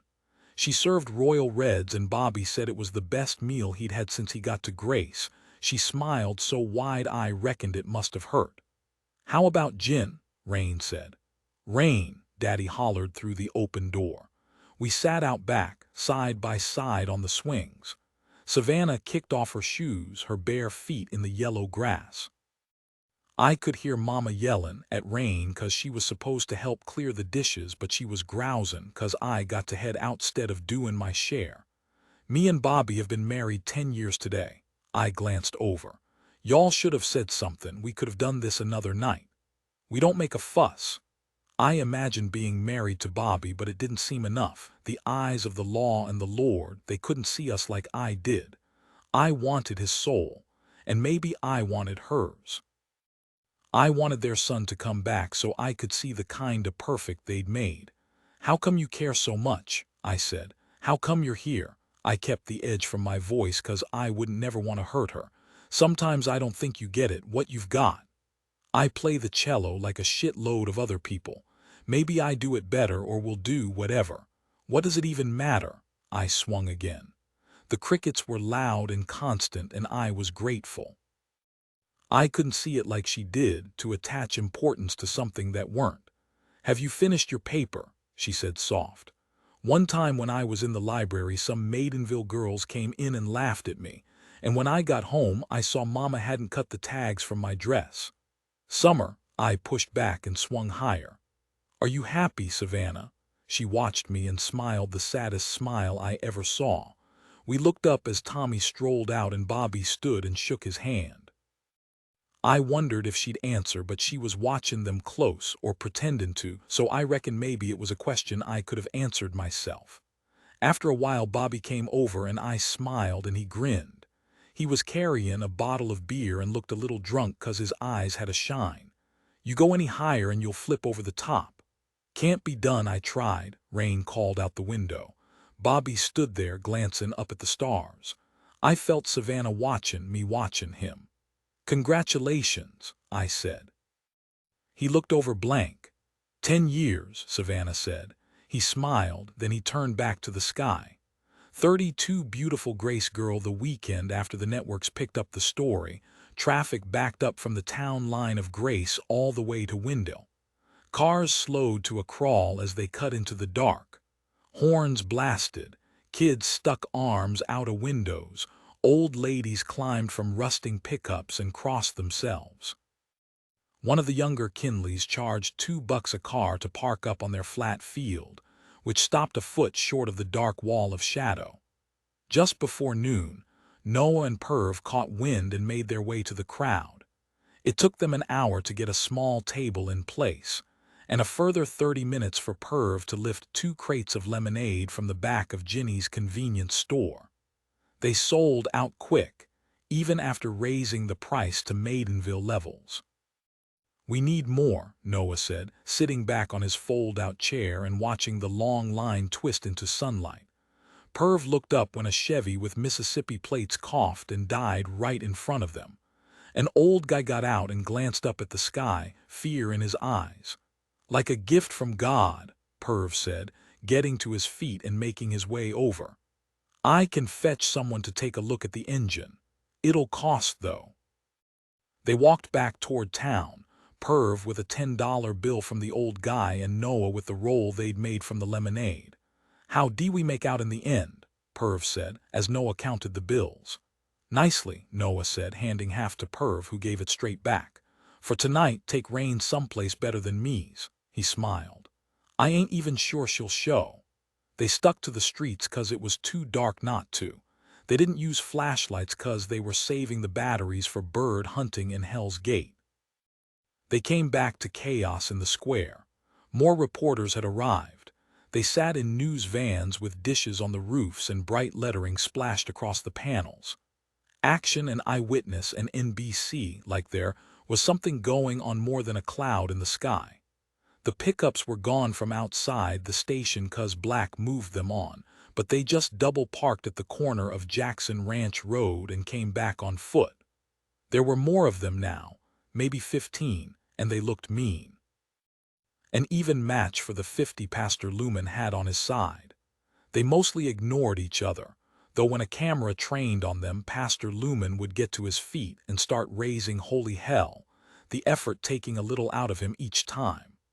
Dealey White hovered by the old man's lawn chair, sometimes cooling him with an oriental hand fan.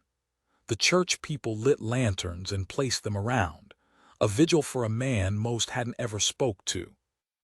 Trix told Noah the lines was jammed with calls about the cloud now, most from old folk in town who were worried about checking out in the venomous dark, like God wouldn't be able to find their souls.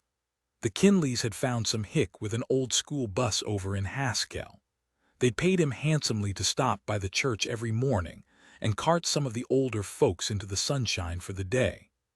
Noah and Perv cut up Whatley and onto Sayre, walking slow toward Merle's auto shop.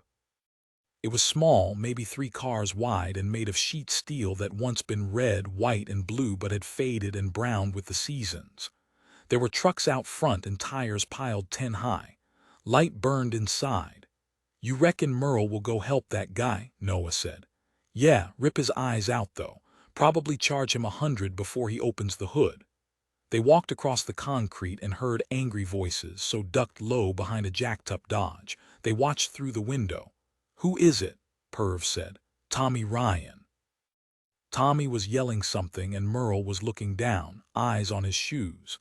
He said something back and Tommy got mad, reached for a .48 and held it high and level.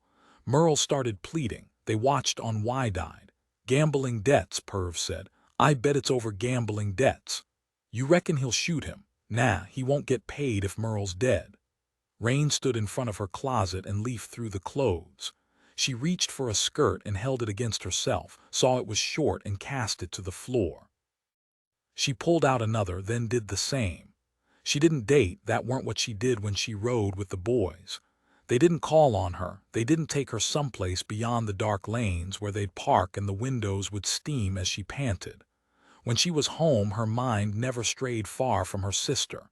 She listened out, hoped to get that feeling that she was close by again. It weren't easy to explain or understand. They both felt it each other. One time Raine cut school and spent the day getting lit with Danny Tremaine and one of his friends.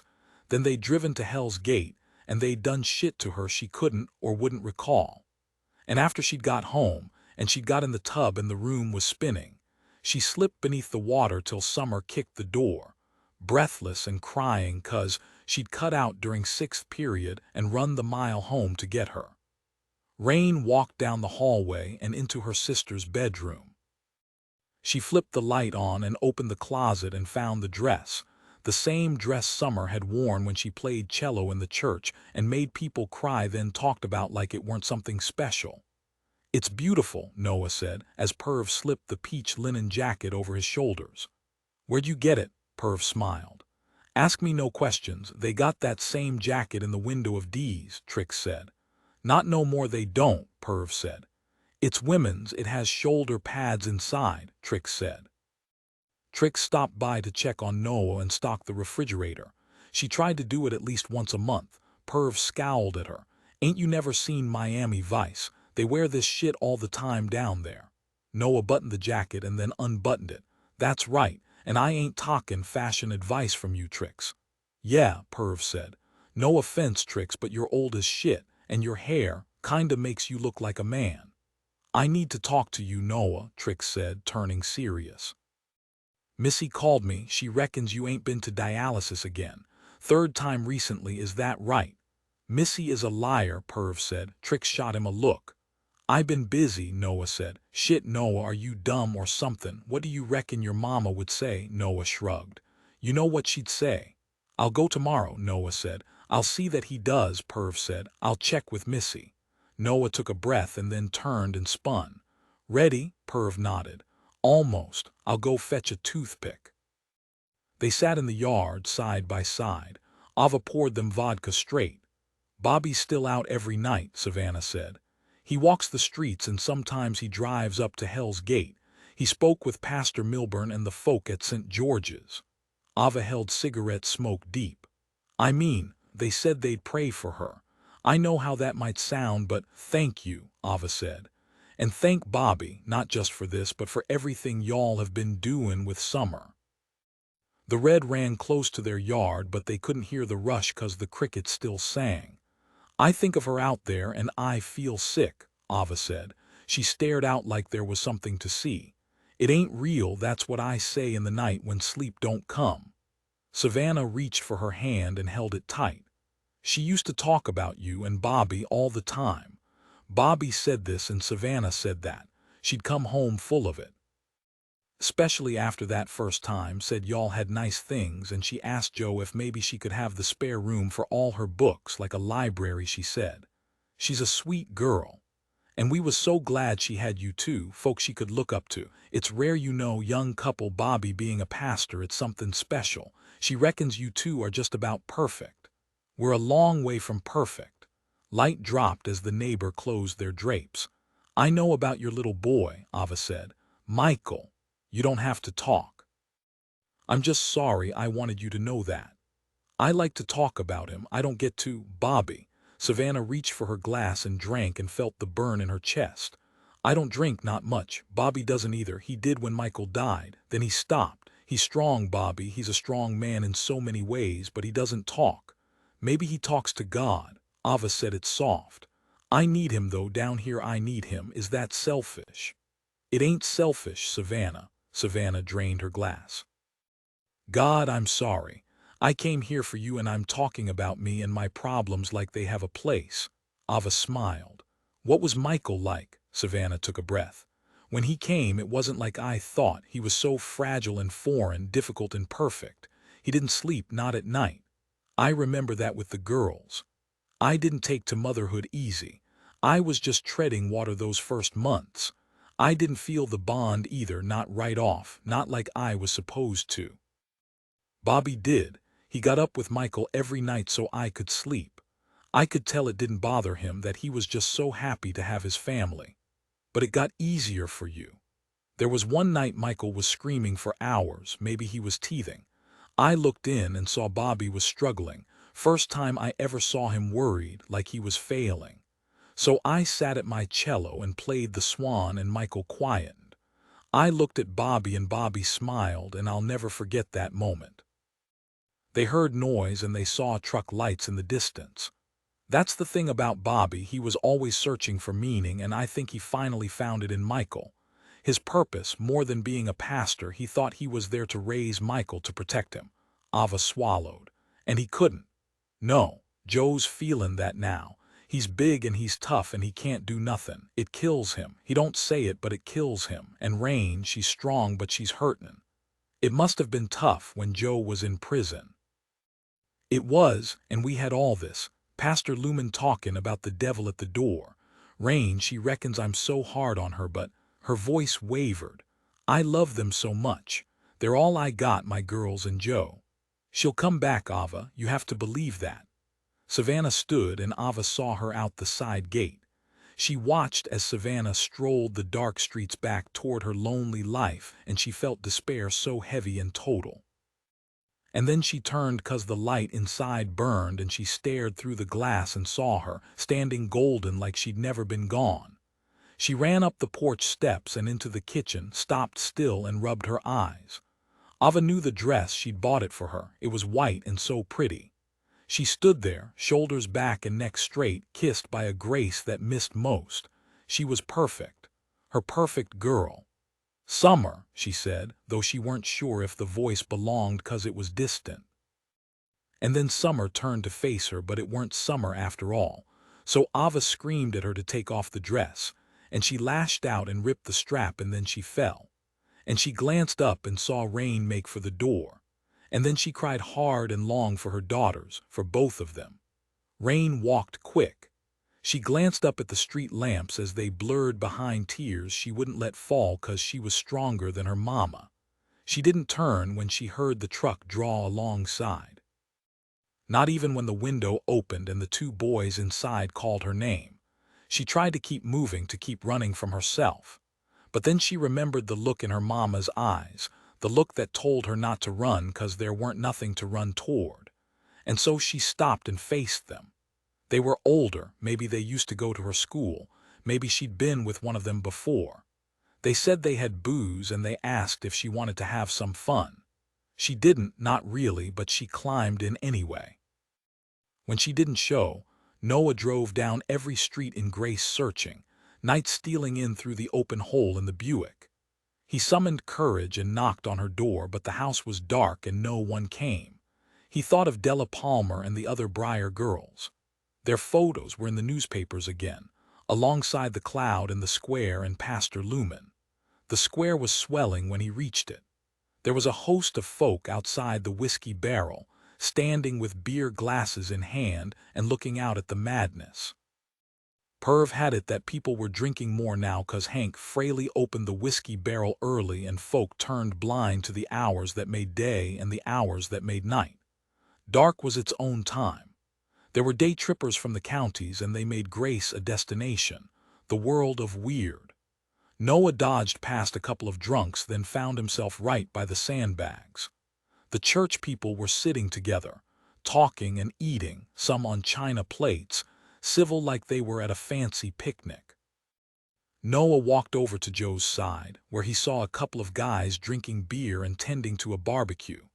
They aimed stares at the tourists and the Maidenville natives.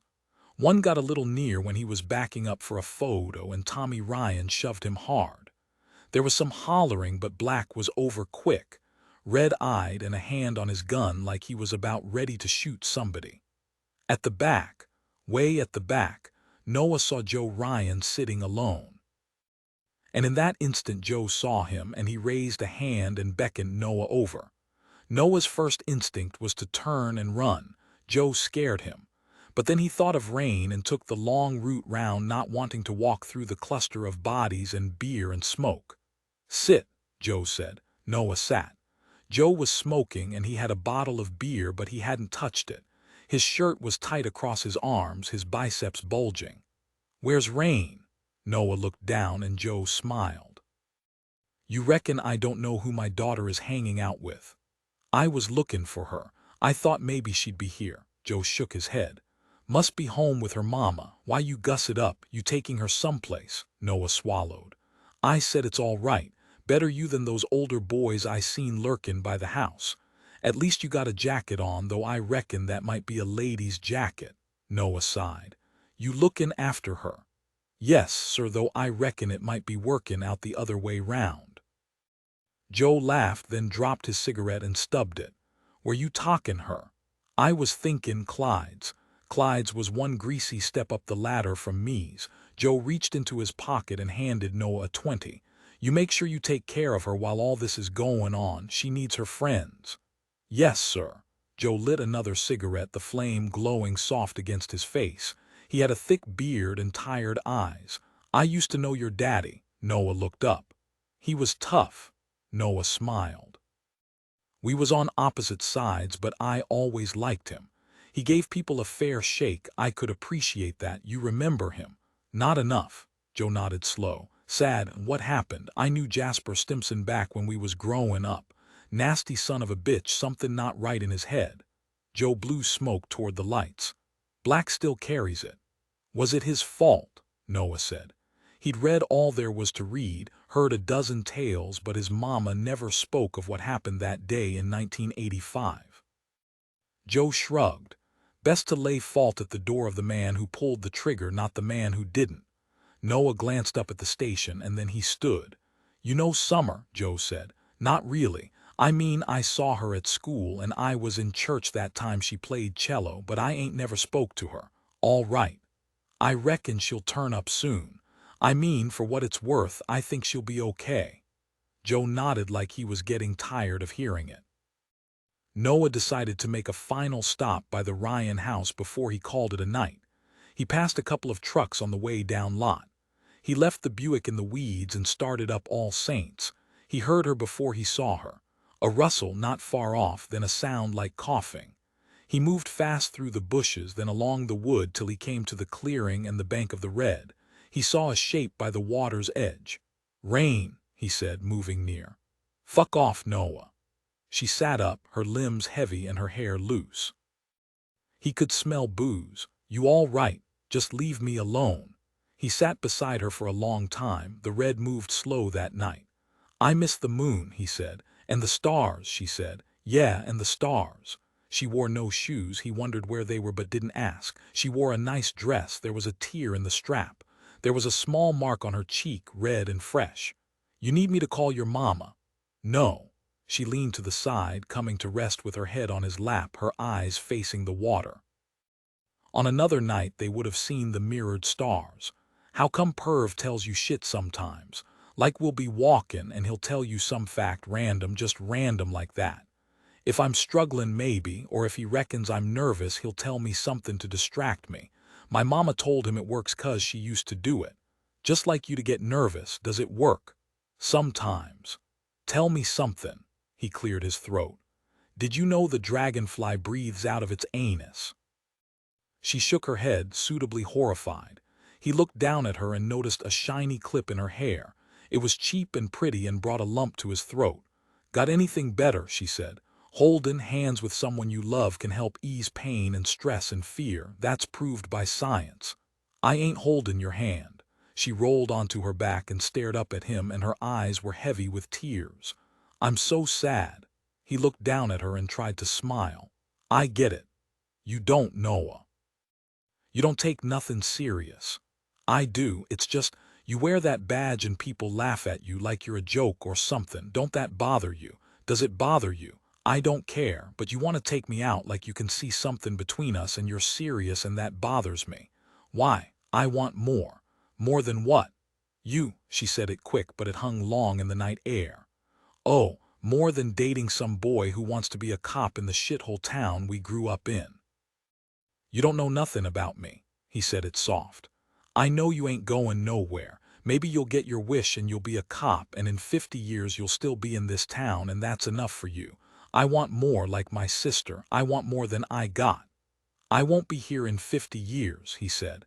"Wishful thinking, Noah. I'll come look you up, see what's come of your life. Dollar says it ain't never gonna be more than nothing." She turned her head toward the water. He breathed deep, feeling the cloud drop down another inch above their town. He tried to think of something else to say, but found out of all the words there weren't none left to speak.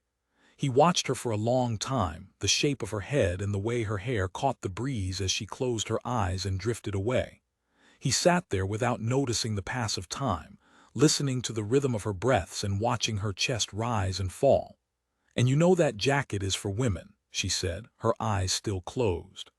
"I do," he said. 33 summer sometimes the Red is a mirror of green 'cause it narrows to nothing but a stream between the trees. We'd pass and I'd throw a stone just to watch the ripples.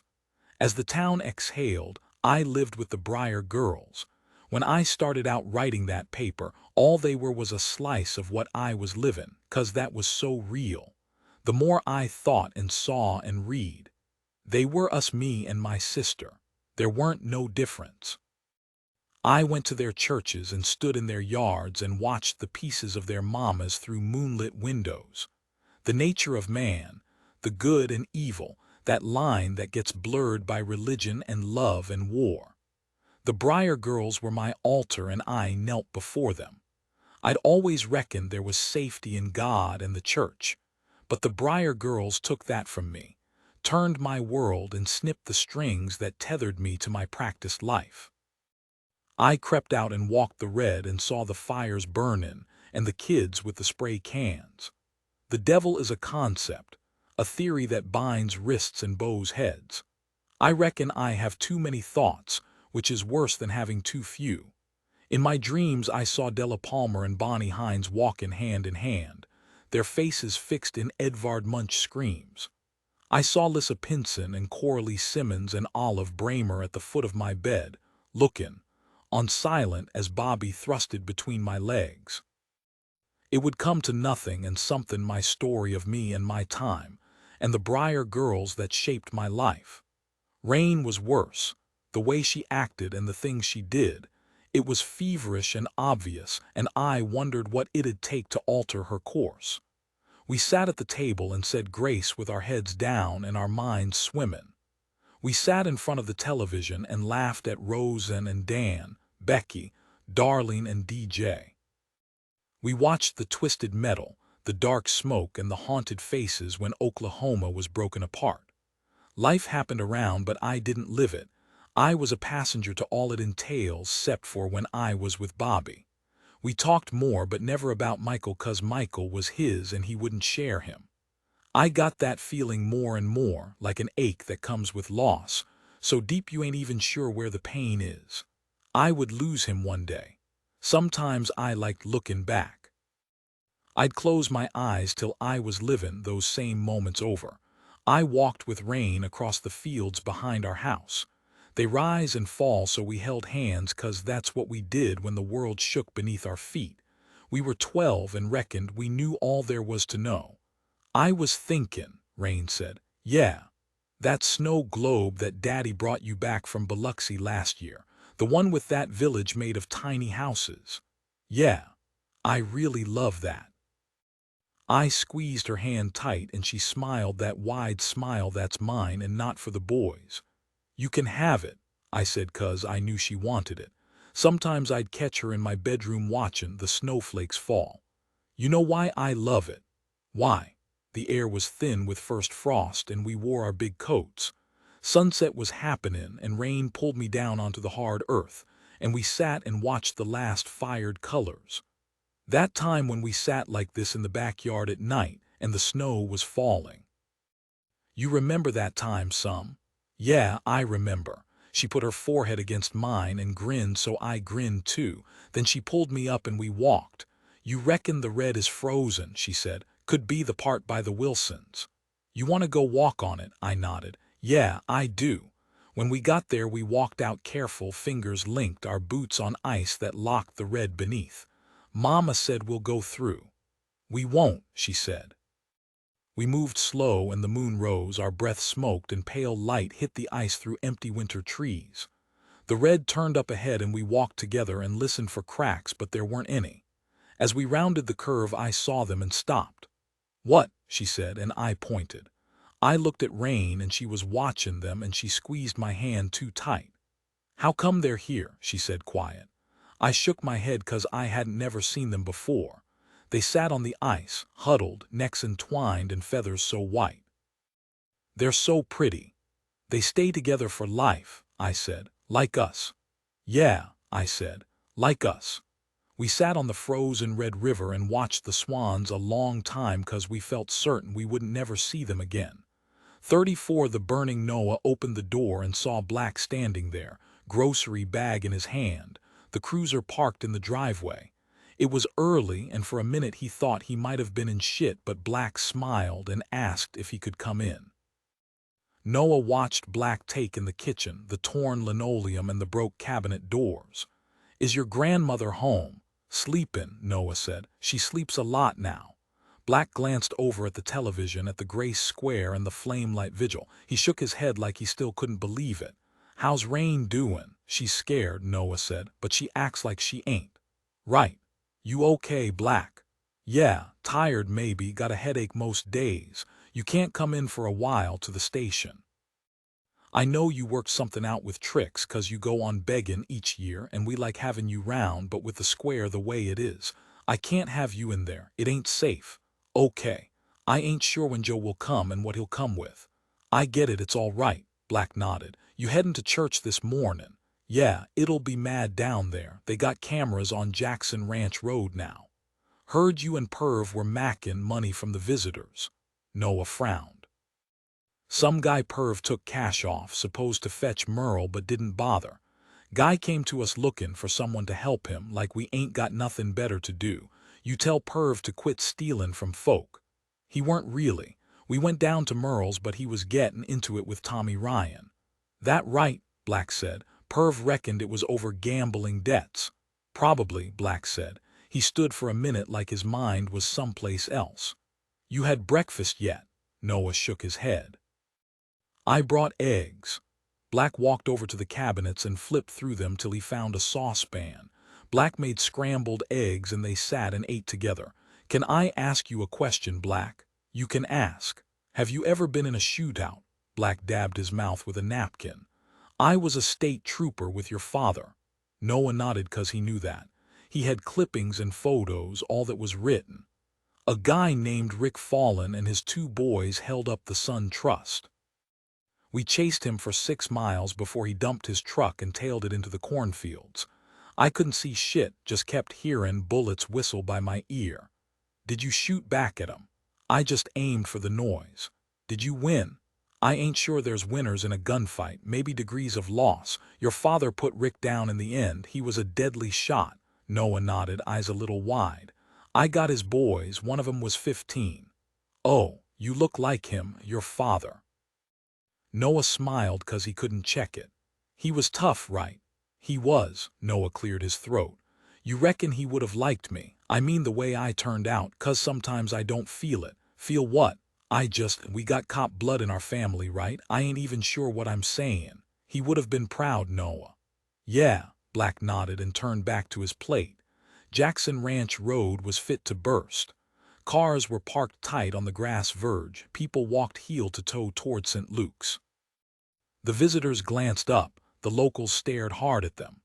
Trouble rode close to the surface, threatening to rip through every time a Maidenville SUV double-parked in the square, and every time a Grace local couldn't find a seat in Me's.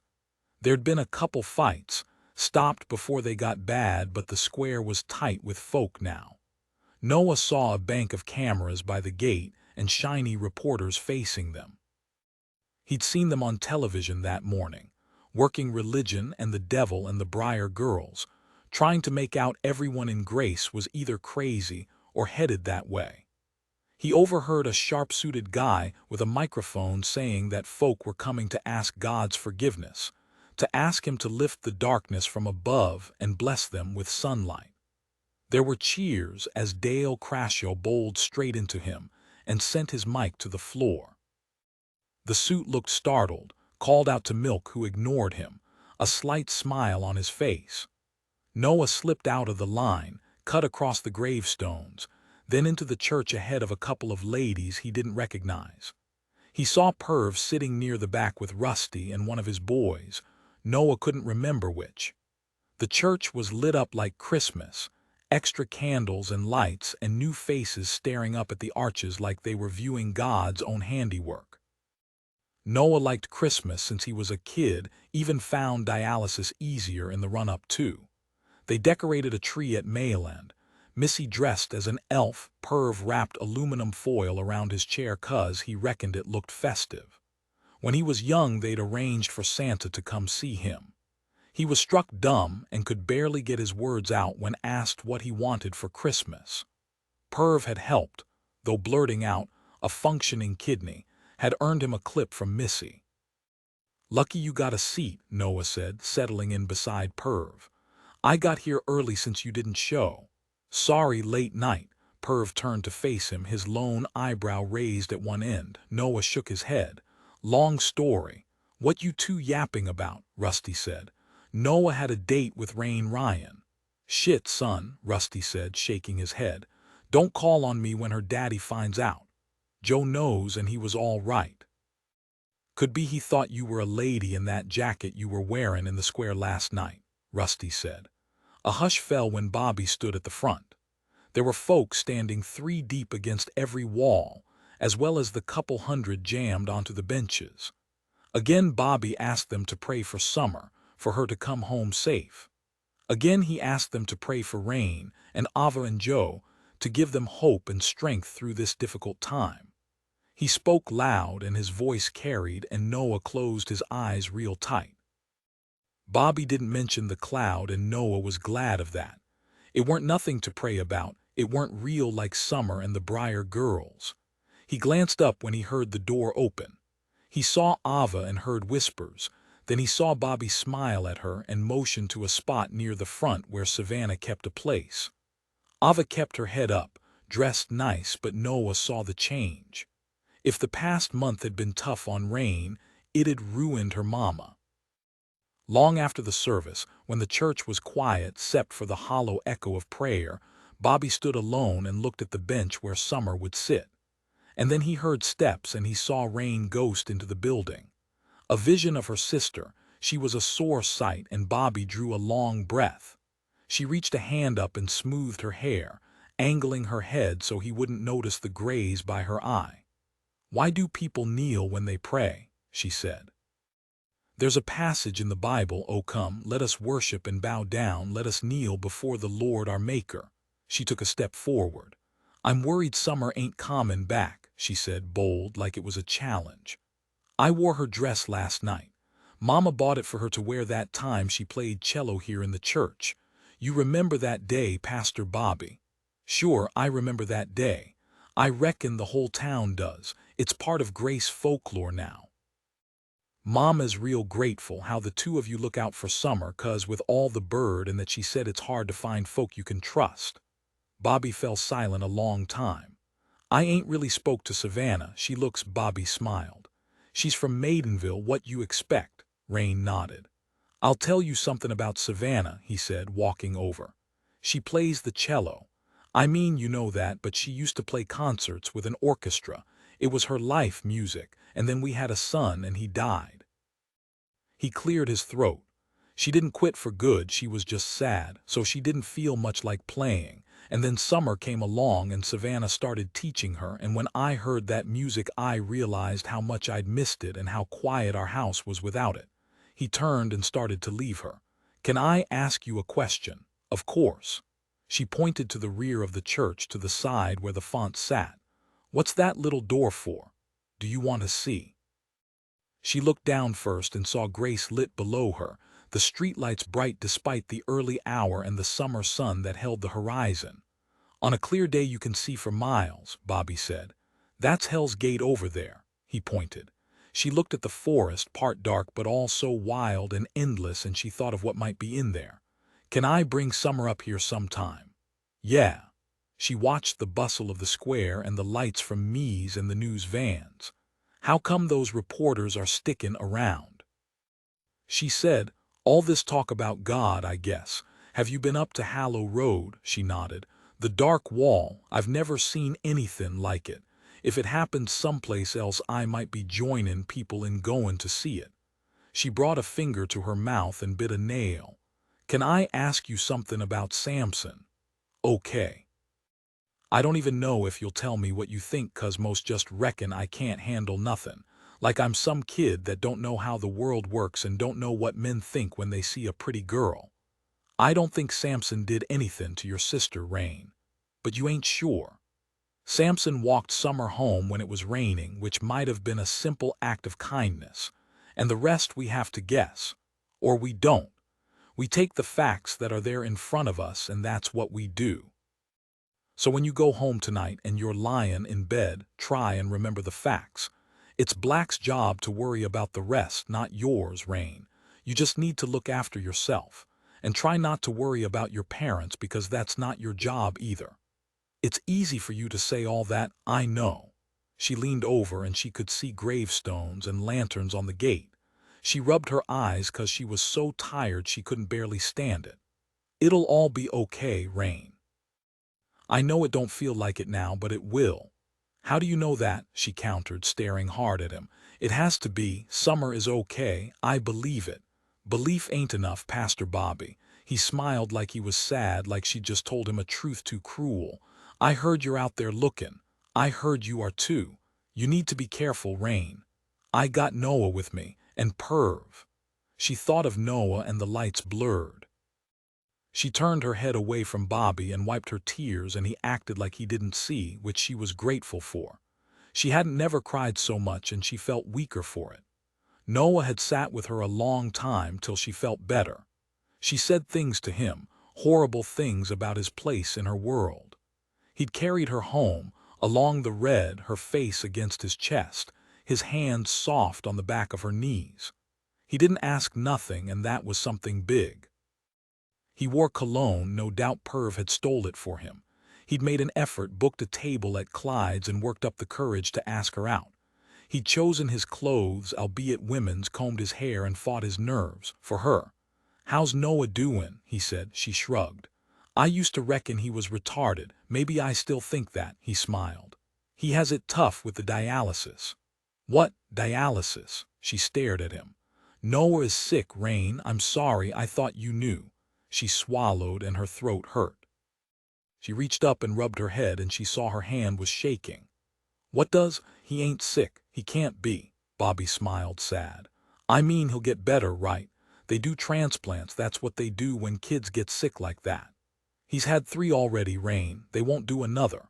She nodded, and she felt hot, and the sweat was stinging her eyes as she ran from the roof down the winding stairs. She burst from the old church and ran so fast and hard her chest was burning by the time she made it to his house. She hammered the door, and Noah's grandmother answered. Her eyes were layered with confusion, but she knew where her grandson was, 'cause he didn't ever miss D-Day, not since he was a little child. Raine rode the transit bus alone, from the lights of the square past the bustle on Hallow Road. She closed her eyes as she crossed the border, and she opened them to dying day. She sat above the wheel, and the bumps rattled her tired bones. When she got to Mayland, she stood a while and watched the nurses and the doctors as they moved in groups and smiled and laughed. She walked into the bright reception and looked at the map of the hospital and saw where she needed to get. But then she walked back out and followed the flowers a long way till she came to the window.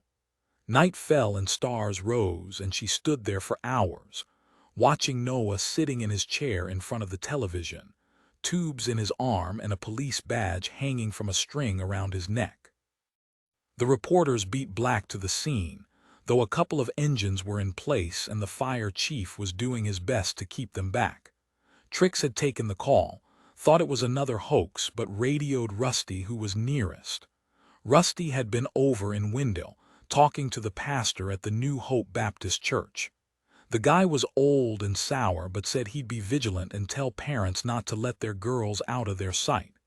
"Shit," Black said, as he climbed out. Rusty stood beside the cruiser, close enough to feel the heat. The house belonged to Radley Koch, though he'd moved to a nursing home several years back. The flames glowed bright, the smoke rose toward the cloud, and cameras fired off shots of it all. "They'll put it out quick," Rusty said, hooking his thumbs into his waistband and rocking back and forth on his heels like he was enjoying the show. "Stop that," Black said. "Who do you reckon?" Rusty said.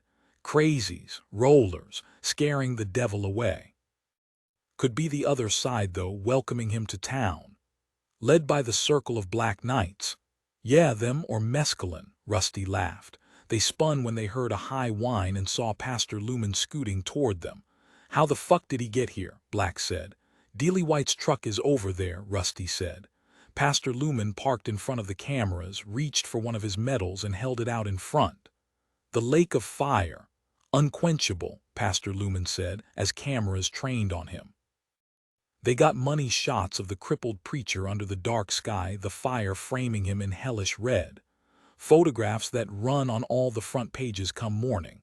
Black turned back to the house. They heard Pastor Lumen spewing, so took a step nearer the heat. The flames licked and crackled. "Hell of a summer we're having," Rusty said. Black heard the radio and ran over to the cruiser. "What is it?" Rusty said. "Another fire, one of the denizens' barns." Black started the engine. "Shit," Rusty said. "Grace is burning." 35 summer that day. The rain was so loud I thought maybe something broke up there. I watched it from the trees, and Samson stood dripping beside me. He stands awkward. He's such a funny shape, I ain't sure there's anywhere he'd fit. We talked for a long time 'cause I didn't have nowhere to go, and I reckon Samson didn't neither. I'd see him at the church, always looking at me like he wanted to talk but couldn't manage it. "You ever want to move out on your own, Sam?" I said, 'cause he said sometimes he still felt like a kid, like he hadn't never left school. "My daddy said I don't earn enough for that. He keeps my books, gives me what I need." I nodded. "He's sick, though." Mr. White looks after the money now. I ain't sure I'd know how to do it. I wondered about Samson, about nature and perception and all that's between. It's nice that your daddy cares like that, I said. We heard a snap and saw a flycatcher. It was gray and looking down from the treetop. People reckon he's hard, Samson said. I couldn't imagine no one harder, but I just smiled. Mama said it's 'cause he cares about all of us and where we're headed. I didn't want to let him down. You ever feel there's something dark inside you, Summer? Yeah. Mama said it's temptation to do something you know ain't right. How come it feels right, though? I shrugged. You seen that apple in paintings, gotta be the sweetest looking thing I ever saw, wouldn't be no test otherwise. I thought I was strong. Everybody does. The truth comes hard at you, Sam. I bet even your mama did shit she knew weren't right. I worried I'd stepped far, but Samson grinned. She used to pick flowers, and she used to get me to pick 'em, flowers you ain't supposed to pick, Samson said. But then that don't seem much, not really. Right and wrong and shades of gray. He reached into his pocket and took out a pink flower. I brought one for you, thought I'd see you at church maybe. I was thinking about how you like the colored glass. I took it from him careful. That dark, he said. You reckon God will give me a chance to make it light again? Sure, Sam. I stepped out and felt the rain, but it weren't the cleansing kind. I didn't reckon it'd be so hard. What? He said. Everything. I turned and walked, and he called me back, and he told me to hold that flower up to the light when I got home. Sometimes the dark turns on me till I switch on my lamp and reach for a book. I move into their world, no matter if it's 20s West Egg or 30s Maycomb, it's all so much warmer and brighter. It's like heading home again. The Swan by Camille Saint-Saëns. That's my favorite piece of music I ever heard and ever played. There's notes in there that can stop my heart. One day I played it for Savannah and watched her eyes close like usual, but I could tell something was different 'cause she scrunched them pained tight. She got up and took Michael's photograph in her hand. She walked to the window and she bent double. She cried till there weren't nothing left of her but a perfect shell with a perfect crack down the center. I watched her insides trickle out and I kept playing, 'cause I reckon maybe she needed what I gave her. And then Bobby was in the room and he was holding her, so I closed my eyes and I went to the place where the real swans were, their Grace and Raine's eyes as she took them in. I saw them with their necks entwined, and I knew what bliss was and how far I existed from it. I could take my life. It's all right to say that if it's true, but if it's just a cry for help, then you're really fucked 'cause a part of you clings to all of this. When my mood digs me down in the dirt, till I'm so deep the sky ain't nothing but the earth, that's when I'm the girl who could slip from this lifetime. And if I did, what would happen is nothing much at all, 'cause hearts would still break, and the world would circle like I'd never been a part of it. He held her so close they became one, but his eyes fixed hard at the sky, and I knew he'd moved far from her and from me and from Grace. If I didn't have Bobby or even Savannah, 'cause I needed her too, then I had the kind of nothing that made me the sum of my parents' parts, a chemical reaction that went wrong somewhere vital. We can't all be well. I was so sad, so sad, so sad. It's freezing, I said to Raine. My teeth were chattering like a wind upset. Raine's hand shook as she held the cigarette out in front of her. We were 11 and snow fell light around us. I lit a match and brought it up to the end of the cigarette, and Raine sucked hard on it. She coughed and spluttered. How is it? I said. She looked up at me and her eyes watered, but she nodded as she spit in the snow. You try, she said. I brought the filter to my lips and sucked.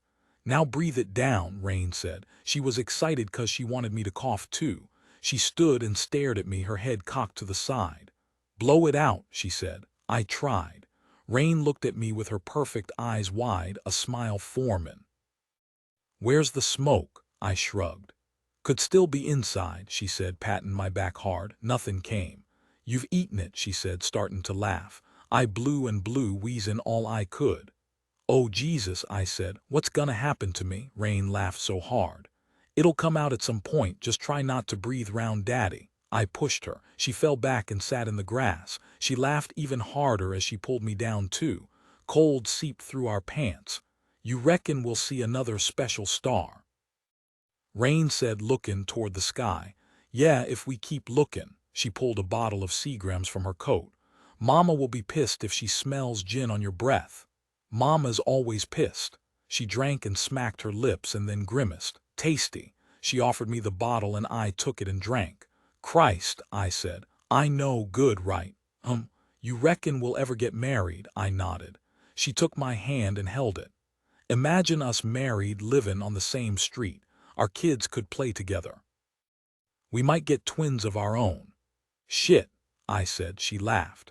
There's a sweetness to rain that ruin you. It's calming down now, she said. I looked up at the snowflakes swirling round and down and dizzying. That was one of those moments too pure and perfect, the memory I'll forget, the still at my funeral. 36 those smitten church girls, they sat in a half-empty diner off Columbus Highway. It was small and the windows were steamed and they sold whole hams to take home. Savannah smiled at the waitress as she brought over 2 cups of coffee. They sat in silence a while and watched the traffic beginning to stack 'cause there were men working the road. I heard it's getting real bad in Grace, Peach said. Yes, I know Summer Ryan, I teach her cello. And the cloud, though it hardly seems worth the fuss. They're saying it's bad, that something bad is common. The waitress hovered and asked if they wanted pie and they said no, so she left them. Della's birthday today, Peach said. Savannah reached across and squeezed her hand. She'd met Peach at the center in Pine Grove. I walked the route she took to church this morning. I do it most days before the heat gets up. There's a cypress grove by the backwater. The trees by the line, the roots ain't covered no more, so they just sweep the ground and they look like snakes or arms or something. The wildflowers are pretty though. Savannah watched her speak, the way her mouth moved, and she wondered who Peach had been with in her life. The men that would visit. She wondered if there was pleasure, if there was ever pleasure. I hope he didn't hurt her, Peach said, and she stirred her coffee and didn't cry. Sometimes I want it over, but I ain't ready to pay that price. I can't stay here much longer, this place where I'm at between wondering and closing off. Would it be easier if I got to bury her and say goodbye? I ain't sure of nothing. You do well, Peach. They thought she was trash, Peach said. At first, those cops that stopped by and knew what I did to get money, they saw Della as nothing but my daughter instead of the girl she was. Didn't matter she was smart, or she went to church, or that she was a sweetheart. That must have been so difficult for you. I stopped by the station weekly. Ernie was kind, but the other cops, they fixed me with stares that lay someplace between pity and disgust. The Bible belt looped over my head and ready to hang me. They had it figured, those shiny cops, all sharp judgment. But it changed, Peach nodded. After the other girls from the better families, maybe they looked at Della and started to see her.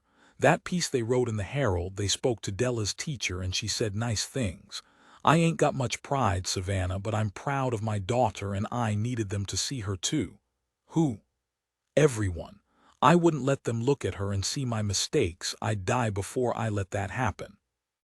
We're all more than the bad things we do. Savannah felt the words. I ain't been sleeping, Peach said. Funny, now I ain't got the worry of who's showing at my door. Do you know why? Sometimes I see him outside sitting in his car. The man you're seeing. Yeah, but he don't come in, he just sits there watching the window. So I kneel down and I pray. She laughed soft as she spoke. Why? I don't know. I want him to see something else. Maybe it'll throw him 'cause it ain't what he's expecting. You reckon maybe I'm a bit mad, Savannah? I think everyone is a bit mad, Peach. They watched a big man pass and he shot a glance over both of them, then settled at the counter and reached for a newspaper. He had a scar by his eye and he turned his head embarrassed when Savannah glanced at him. She wondered about scars, visible and not. She wondered how little people saw when they looked at her. I want him to come knock at the door and take me someplace. But he doesn't. I reckon maybe he's shamed 'cause people know me after what happened, know all about me and what I do. He's good though. He hurts for the things he's done. He tortures himself so bad. Maybe that's why I love him, 'cause he feels for others like that. Peach sipped her coffee and rubbed her eyes. Her nails were painted and broke.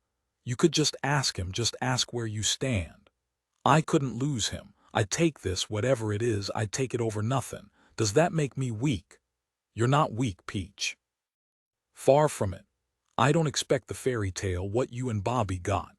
That's not. Peach caught herself, eyes sad, and this time she reached across. I'm sorry, I didn't mean that, Michael, Savannah smiled. I just meant you and Bobby. He's a good man, I saw that. He came in once to the West End mission. Did he? Savannah said. One Sunday, he sat at the back during the service. Pastor Roberts made a show of him, got him to stand up, and Bobby was shy. Then after Bobby was talking about the Christian Youth Drive. He's got a way about him. He works hard. He visits churches all over the state. Della was smitten, had those big puppy dog eyes for him, like all the church girls. Noah and Raine left the Buick parked on Hallow Road, but far from the crowd. People stood thick at the border at all hours now. They passed a couple ice cream trucks and a guy selling coffee from the back of his pickup. He had an old urn and a couple bottles of milk in a cooler, and a wife with a hard face and a stack of bills in her hand. Crowd stood against the dark wall, stuck a hand through the shadow before finding the courage to follow it, like it was a gateway to someplace forbidden. There was awe among the visitors, talk about God and light. They took turns taking photos. Some knelt in prayer.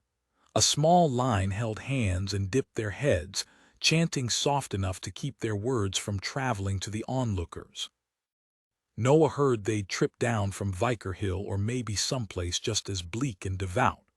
There were folk laughing, some on lawn chairs with sandwiches, settling in for a day of cloud gazing. A wild-eyed black man stood alone.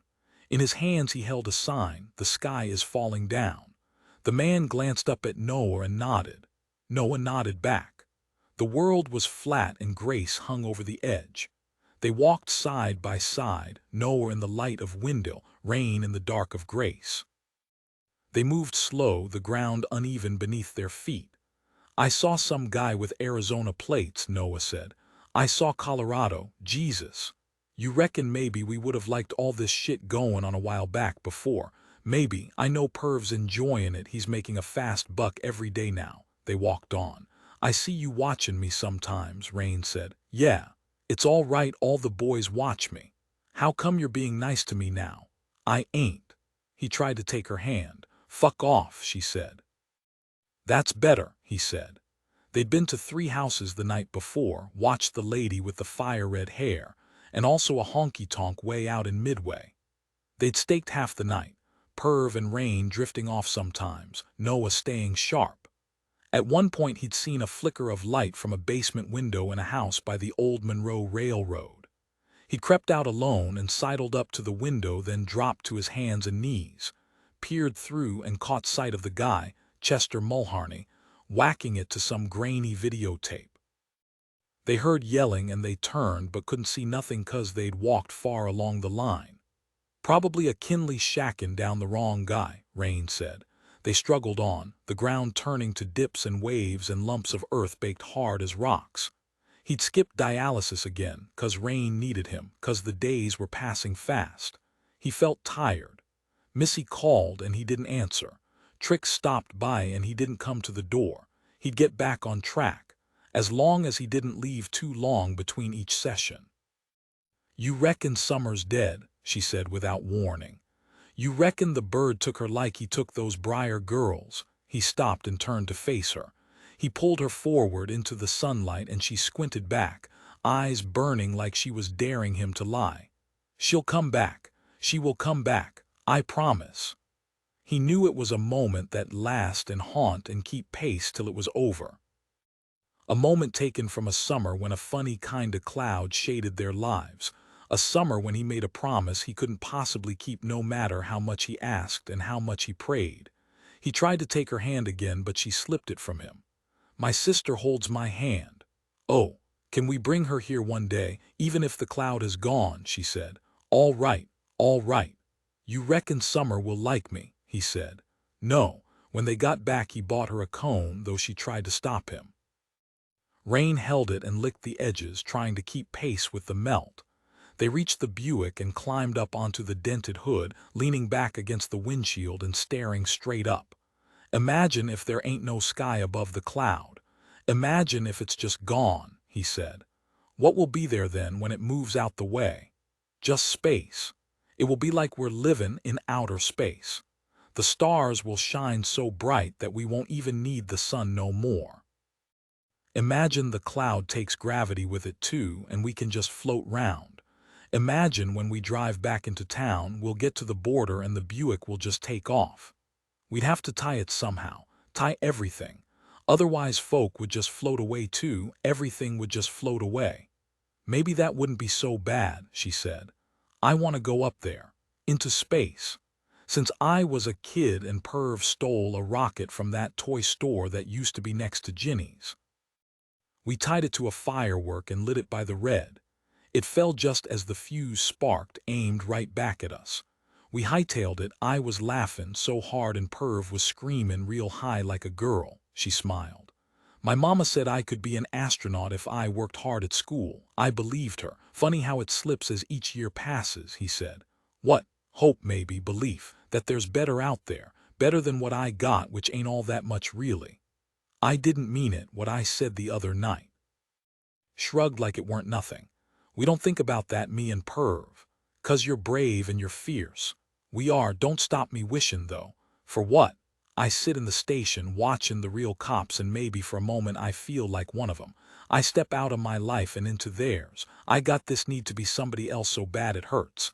But you can just be you, Noah. Don't matter what you end up doing or where you end up living. You can just be you. I don't want to be me." "Why not?" she said, her voice quiet. He looked up at the sky and didn't say nothing. "I know," she said. "I saw you at Mayland." He swallowed. "I saw you too. It'll be all right," she said. "It will, just not for me," he said. Black sat beside Bobby on the wood bench in the cemetery.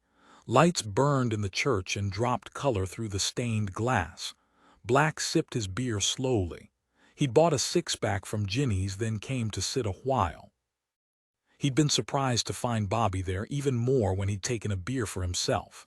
"How come you ain't home?" Black said. "It's getting late." "I'm not sure really. I sit out here sometimes, makes me feel closer to death.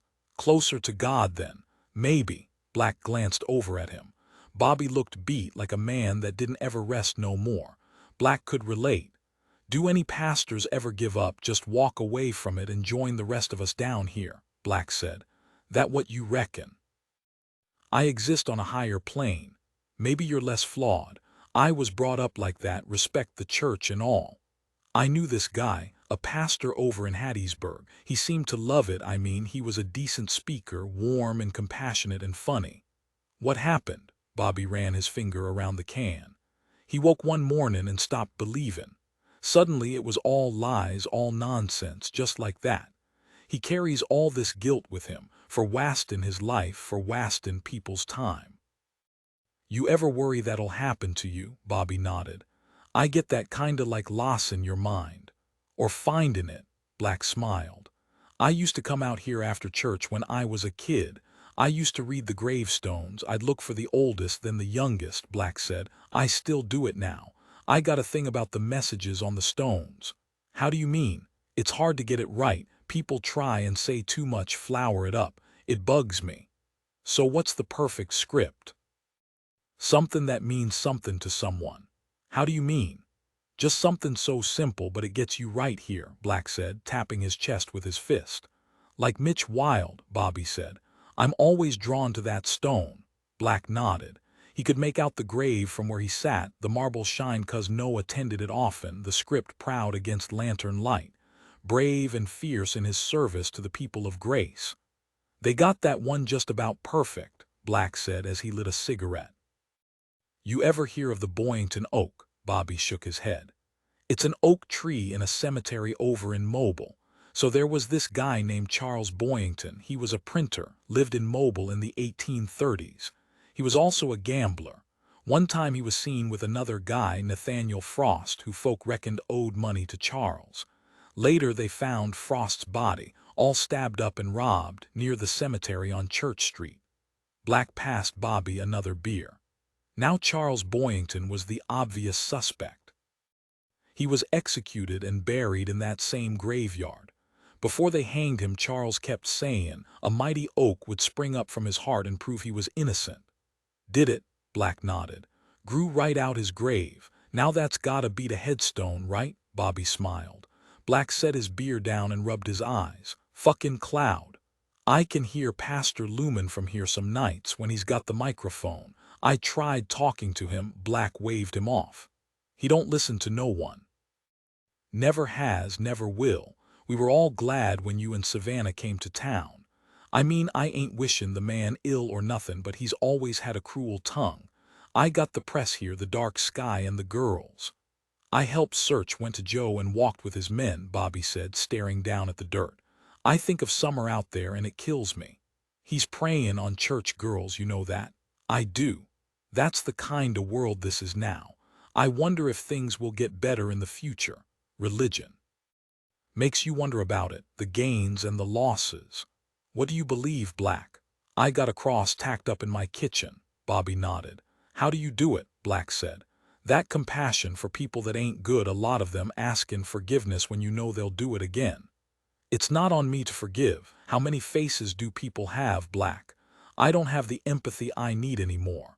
I see people round me, people close to me, and I see what they want to see, but it don't make it real. I died years back. The part that goes on does only that. Your boy, Bobby nodded. If I stop believing, then where's Michael now? Blame is a game you ain't never gonna win, Bobby. Bobby saw lights in the sky. This guy you're looking for.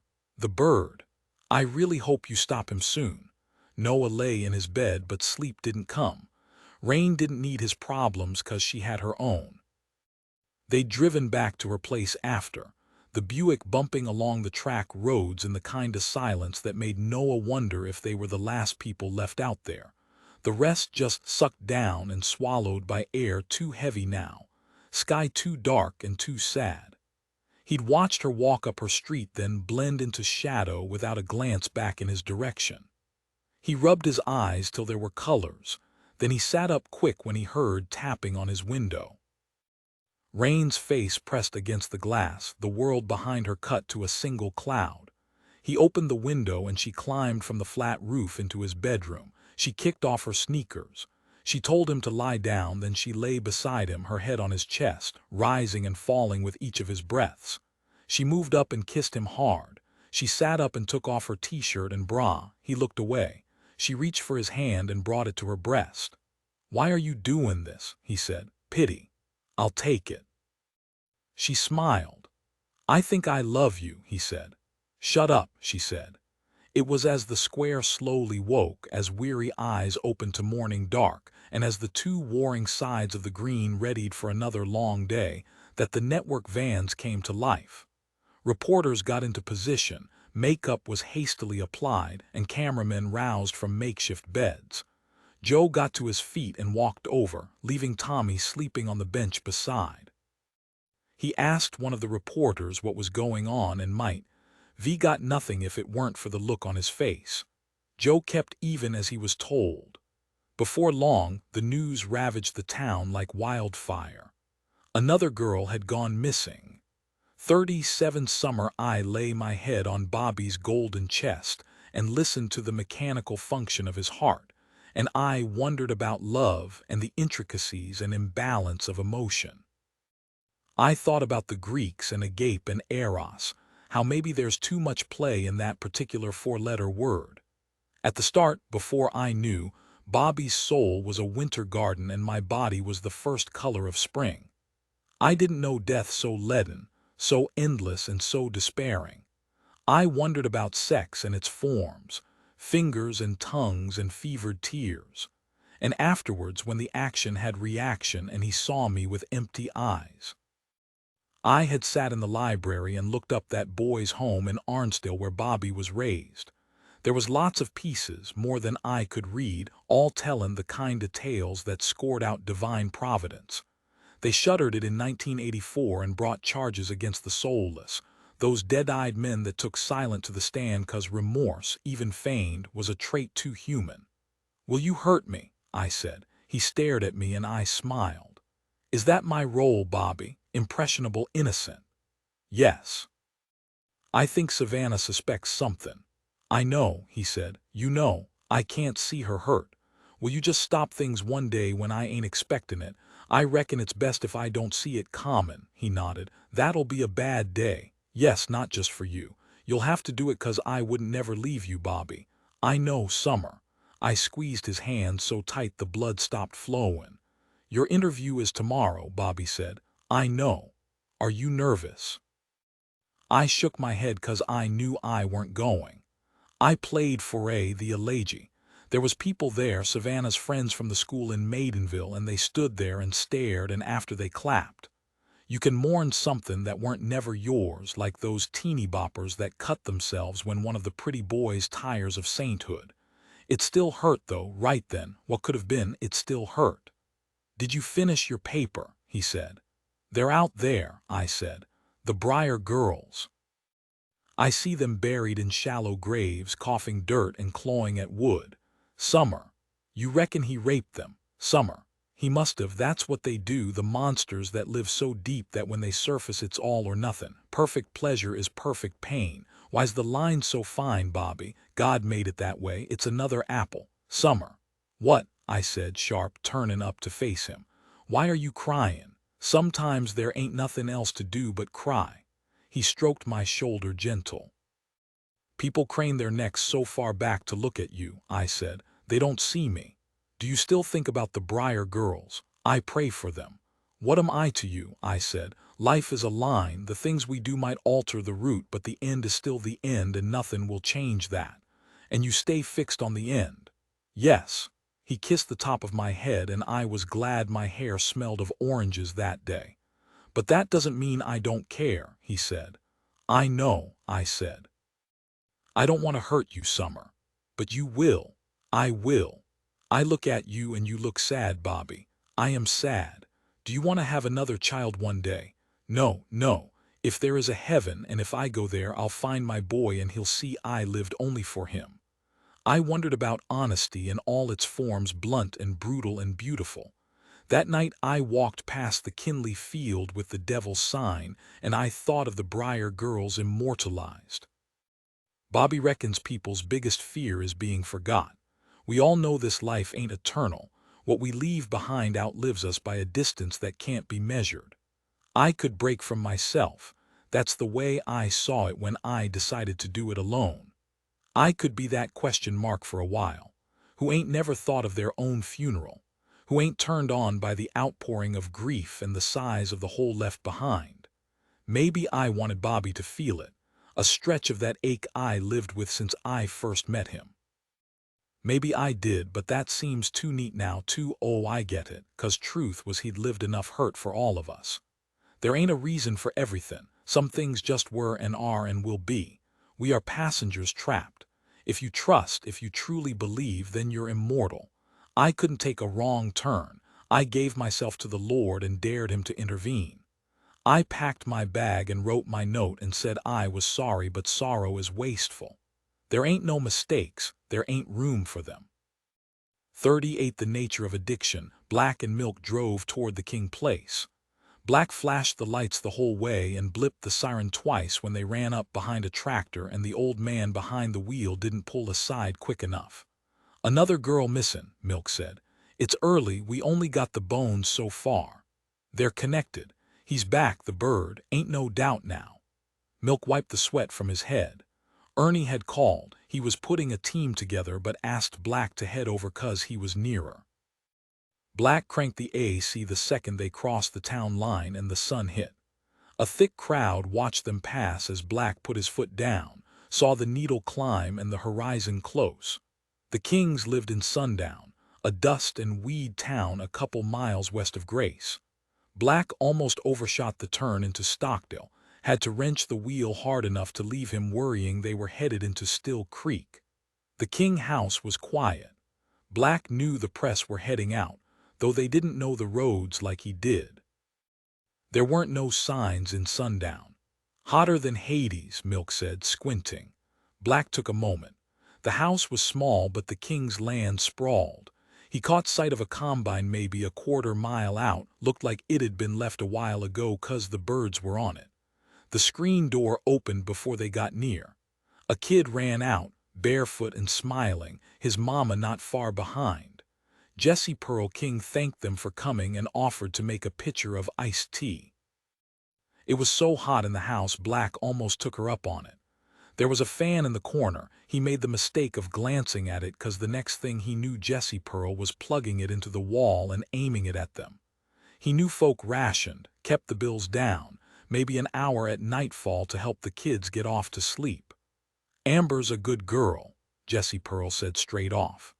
"I know, believe me, I know what you must be thinking, but you should know she ain't the sort to stay out. She's got a boyfriend, but he's a neighbor's kid and just about as worried as we are. She didn't have a fight with her friends. I know what to do, I know where you'll look. I called round the other parents, I spoke with Pastor Brazel. Amber goes to church," Milk said, "every Sunday, Brook Hill Baptist, with me and her brother, and I know what that means, with the birds still out there. Is Amber's father out looking? He's driven the streets. Any neighbors who might know something or want to help?" "We're short of men at the moment," Black said. "I know about the circus in Grace. I seen the news. Have you got a recent photograph we can?" She passed them a stack. Amber smiling, Amber playing softball, Amber eating a hot dog. They ran through the stocks, what time they last saw her, where she was headed, when she was due back. While Milk took details, Black went up to her bedroom and saw much as he'd expected. Time was short. They'd move on the assumption she'd been taken and they'd set up blockades, all points. It was Ernie's show, but Black was deep. When Black headed down the stairs, he heard Milk finishing up, so he didn't sit again, just stood looking out across yellow plains. The sun so fierce 3 wildfires had been called in the last week alone. Milk smiled at the kid, who smiled back but pressed close to his mama. "Chief Black, I need you to do something for me." Black met her eye. "I need you to skip the part where you look for an angle that ain't there, where you look at us and our lives and Amber and hers. I need you to trust me on this." She wiped a tear as she spoke.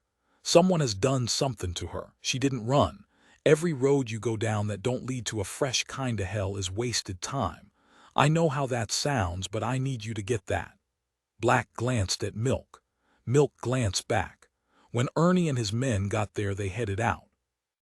Jesse Pearl stood among the crowd in the front yard, the sun hot on her shoulders as her world slipped from her grasp.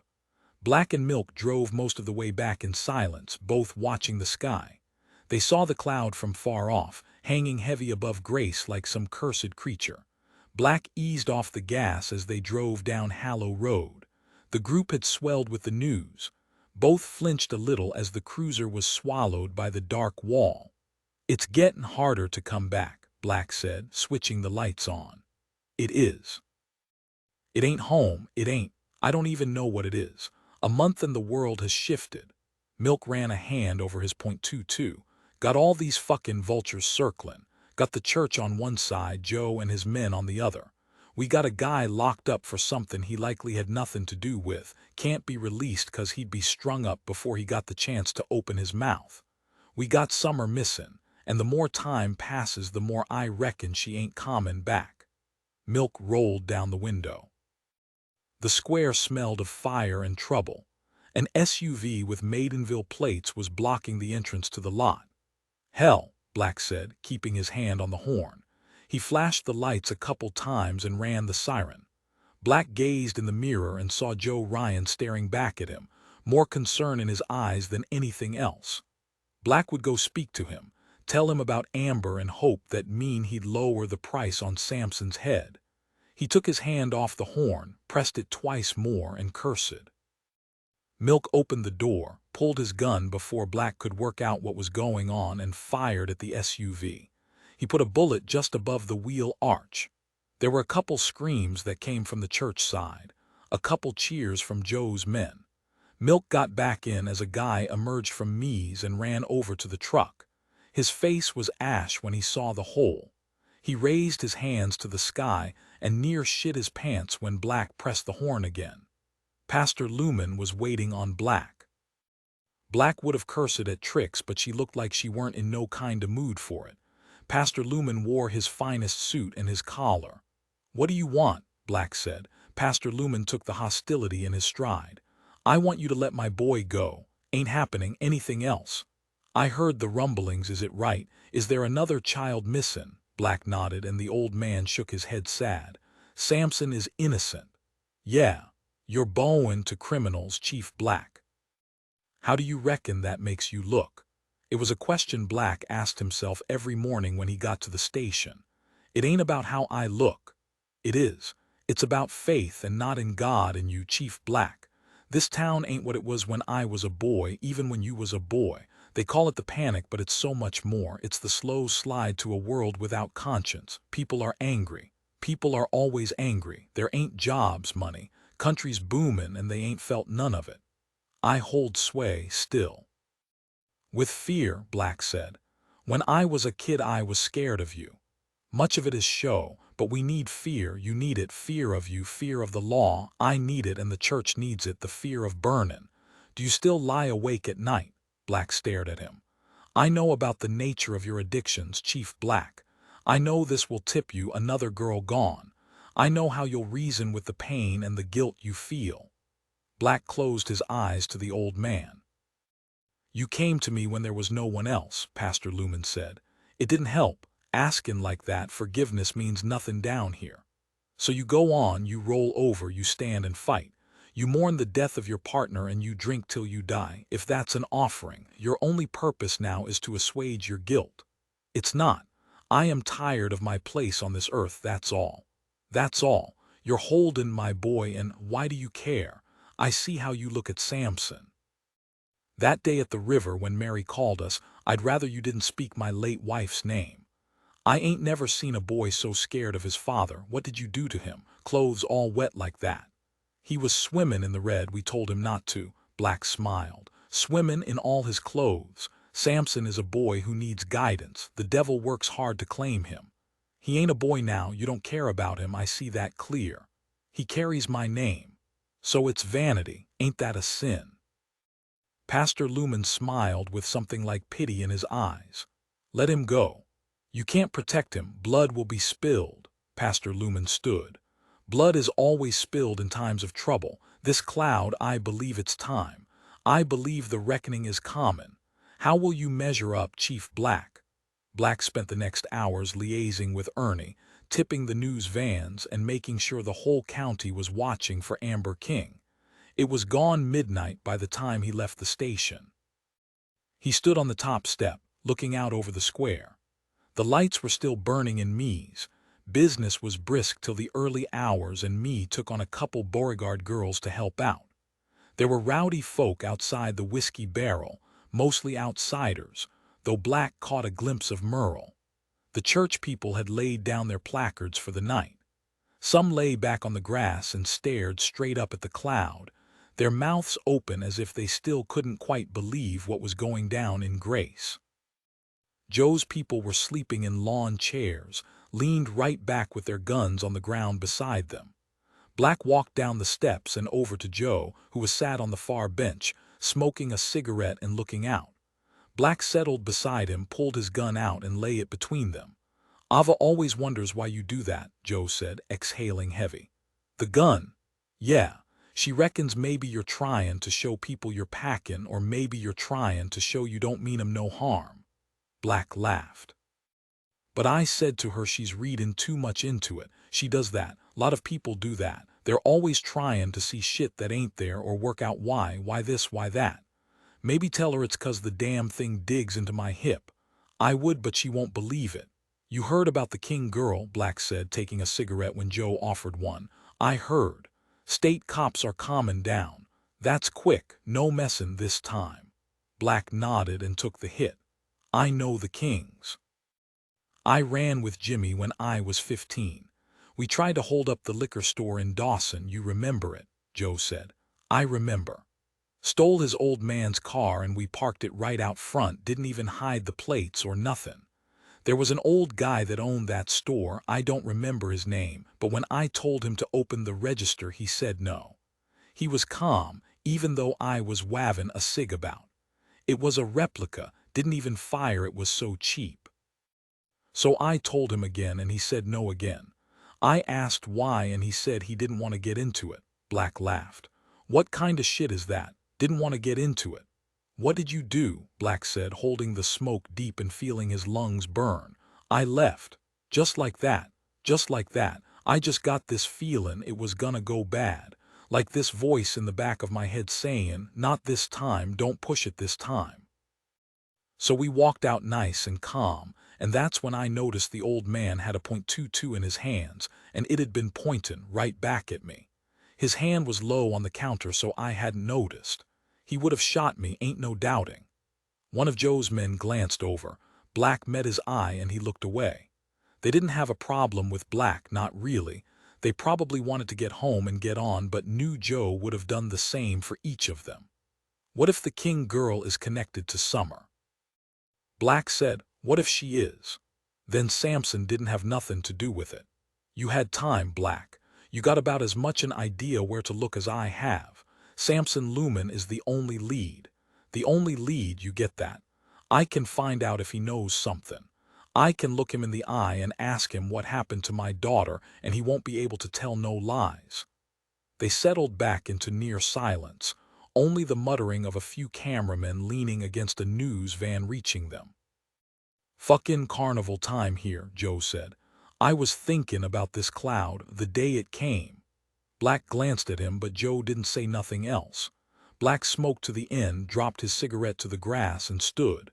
That feeling you got with the old man, that feeling that told you not to push. I got that same feeling now. If you push me on this, I think something bad will happen. Shit, Black, something bad already happened. Look around, can't you see that? I think about Summer if she's dead. You shouldn't. If she's dead, did I do all I could for her? That's a question you need to ask yourself too, Black. Black sat in his high-backed chair and stared at the wall. With a trembling hand, he cut her photograph out of the newspaper and rose and stuck Amber King's pretty face beside the others. Briar Girl number 6, or maybe number 7. He drank a bottle of Old Crow, the whole thing chugged like it weren't nothing that could do him bad. His muscles were so tight he took Vicodin, laid the pills out in a long line like soldiers ready to die for him. He injected between his toes where the skin had healed and healed. And then he wondered why he weren't dead, why it took so fucking much to take a man down.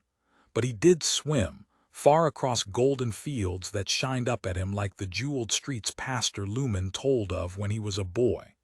That night was eternal. In his dreams he called on the churches, made hard pleas that fell on deaf ears. Keep the girls away from church till it's over, till he's caught.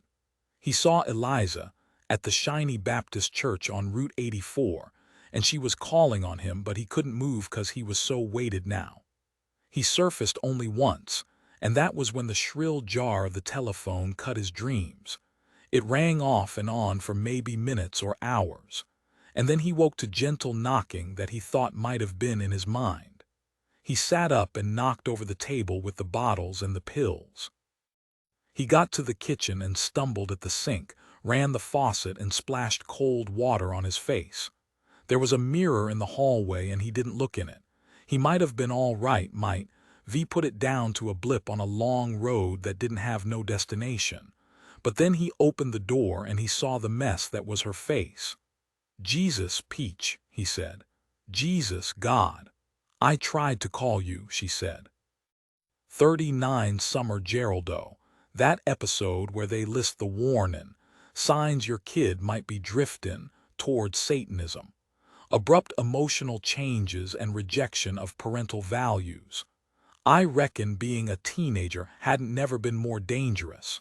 In the spring of 1995, people began switching sides. All that interest in the devil, that panic that ran roughshod, the FBI chalked much of the testimony to kids being led places they ain't never been, false memories seeded and watered till morality itself was on trial.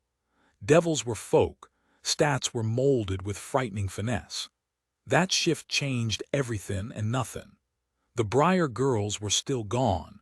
Whoever done it was still out there. When I left my house that night, bag weighing, heavy on my shoulder 'cause I packed more than I reckoned I'd need, I felt close to Della Palmer and the others like I was walking in their godly shoes, heading someplace I couldn't never come back from. When I walked, I closed my eyes for a moment and I told God what was common and I dared him to intervene. I wondered what Bobby would say and what Savannah would say, but it didn't matter, not then and maybe not ever. I noticed the van right off. It was creeping, rolling slow on low revs. I didn't glance back 'cause I knew who it was and who was common. I was chosen. Fuseli's sleeper laid out, my throat bared white while the stallion looked on. The fear didn't come then 'cause maybe I too was content in my nightmare. I reached the end of lot and heard the engine loud, and then it died sudden as a car pulled over from Hutchinson Avenue. He drove an old station wagon. Maybe it was blue, but I can't recall the details 'cause salvation bowled me right off my feet. I got in quick and watched the van pass me by, my soul unclaimed. It was as I breathed deep and as he eased into first without saying nothing that I realized what a cold hand destiny deals with. The vision, the appointed time, you can't outrun none of it. There ain't no Scooby-Doo moment in my story. The bad guy ain't wearing a disguise. What y'all hope ain't gonna happen. It's gonna happen. 40 The hard death Black drove to the Marsh house an hour off dawn. The roof of the farmhouse had caved 3 storms back, so Merle lived in the barn behind. He drew the cruiser close to the building and left the lights rolling blue and red. He'd driven Peach to the hospital, stayed long enough for the doc to say it was just bruising. Anger coursed hot in his veins. He hammered the door a couple times. Merle, open the door. Merle appeared a couple minutes later, unshaved and grousing about the hour like he knew what it was. Took your time, Black said. Merle glanced at the sky and shook his head. Fucking devil dropping down on us, he mumbled as Black followed him in. There was a roll of old carpet underfoot laid straight onto the dirt. Merle slept on a couch. When it rained, he pulled a sheet of tarp over himself 'cause the roof weren't tight. Fucking mess in the square, Merle said. Got them reporters. Those news girls, though, had a late night, Merle shrugged. Ray Bodenpoker guy's a fucking animal. Willie burned him with a straight and Ray tipped the table over, walked out without settling. Willie chased him down, I told him not to. How bad? Merle shrugged. Weren't just the beatin', Ray put a cigarette out on his eye, nastiest shit I ever saw. Willie ain't gonna talk, case you get any ideas. Black nodded. Heard you got into it with Tommy Ryan the other day. Merle looked around and then down and then shook his head. Not me. Where were you the day Della Palmer went missing? Black said. Merle looked up with a stare so Red Black could feel the hangover worse than his own. Do I look like the kind of man that keeps a diary? Black had the information already and knew it wouldn't take long for Merle to roll. He'd been inside a couple times before, the longest stretch 15 bruising months. Merle was approaching 70 years old. You were fishing Wheeler Lake with Tommy Ryan. Merle's eyes widened and he half stood, his hands shaking bad. Yes, I was. Wheeler Lake with Tommy, that's right, Black sighed. The Kinley girl, Anna, she got a flat that morning. You changed the tire for her up by Gaston Lee Road. Not that day, couldn't have been. She paid you cash, then her daddy came by the shop and asked for a receipt. They're careful like that, the Kinleys. All that money to protect, don't wanna go the way of Bob Butler, all that he lost to the IRS. They got that date wrong, Merle said, his voice flat. He looked around the barn, maybe for a way out of the mess he was getting in. I thought that. So I got Milk to call Arlene. That bitch'd say anything to see me in shit. Arlene was married to Merle for a while. She got half the garage in the settlement, kept the books straight enough to make sure she earned from it. Merle sat again, sighed, bit his black thumbnail and weighed his options. I'll lock you up, Merle. I don't want to got enough on at the moment. I'll bus you to county jail, let you sweat there for a few weeks. Ernie will put you in with the drunks and pushers. Perverting the course, you'll serve a decent stretch. Merle closed his eyes. Black glanced up at the rafters and saw the cloud through the gaps. How much do you owe Tommy? Too much. They left the cruiser in the bushes and hiked in. They carried flashlights but didn't use them. Tommy Ryan had cleared a track from the edge of Route 43, a quarter-mile to his place. Black had checked the registry, and the land had belonged to Tommy's great-grandfather. Rumor had it he won it from a Kinley in a poker game. "I'm gonna try a Raine dance," Milk said, glancing up. "I'll ready my camera," Black said. They walked along a tract of woodland that ran parallel to Tommy's land, then cut in by a clearing. Milk shined his flashlight out and they saw the house fall into view. The timber was stained a rich brown, the porch wrapped the front. They watched a while but stood in the kind of silence that told them they wouldn't be bothered. They'd left the Ryans in the square where they were settling in for another evening of waiting and watching. "How come you sat on this?" Milk said. Black shrugged. "Alibi checked out, that lady at Pine Grove. Then Noah said he saw Tommy get into it with Merle, so I thought I'd roll the dice. We gotta find something soon. Press are chewing us for this.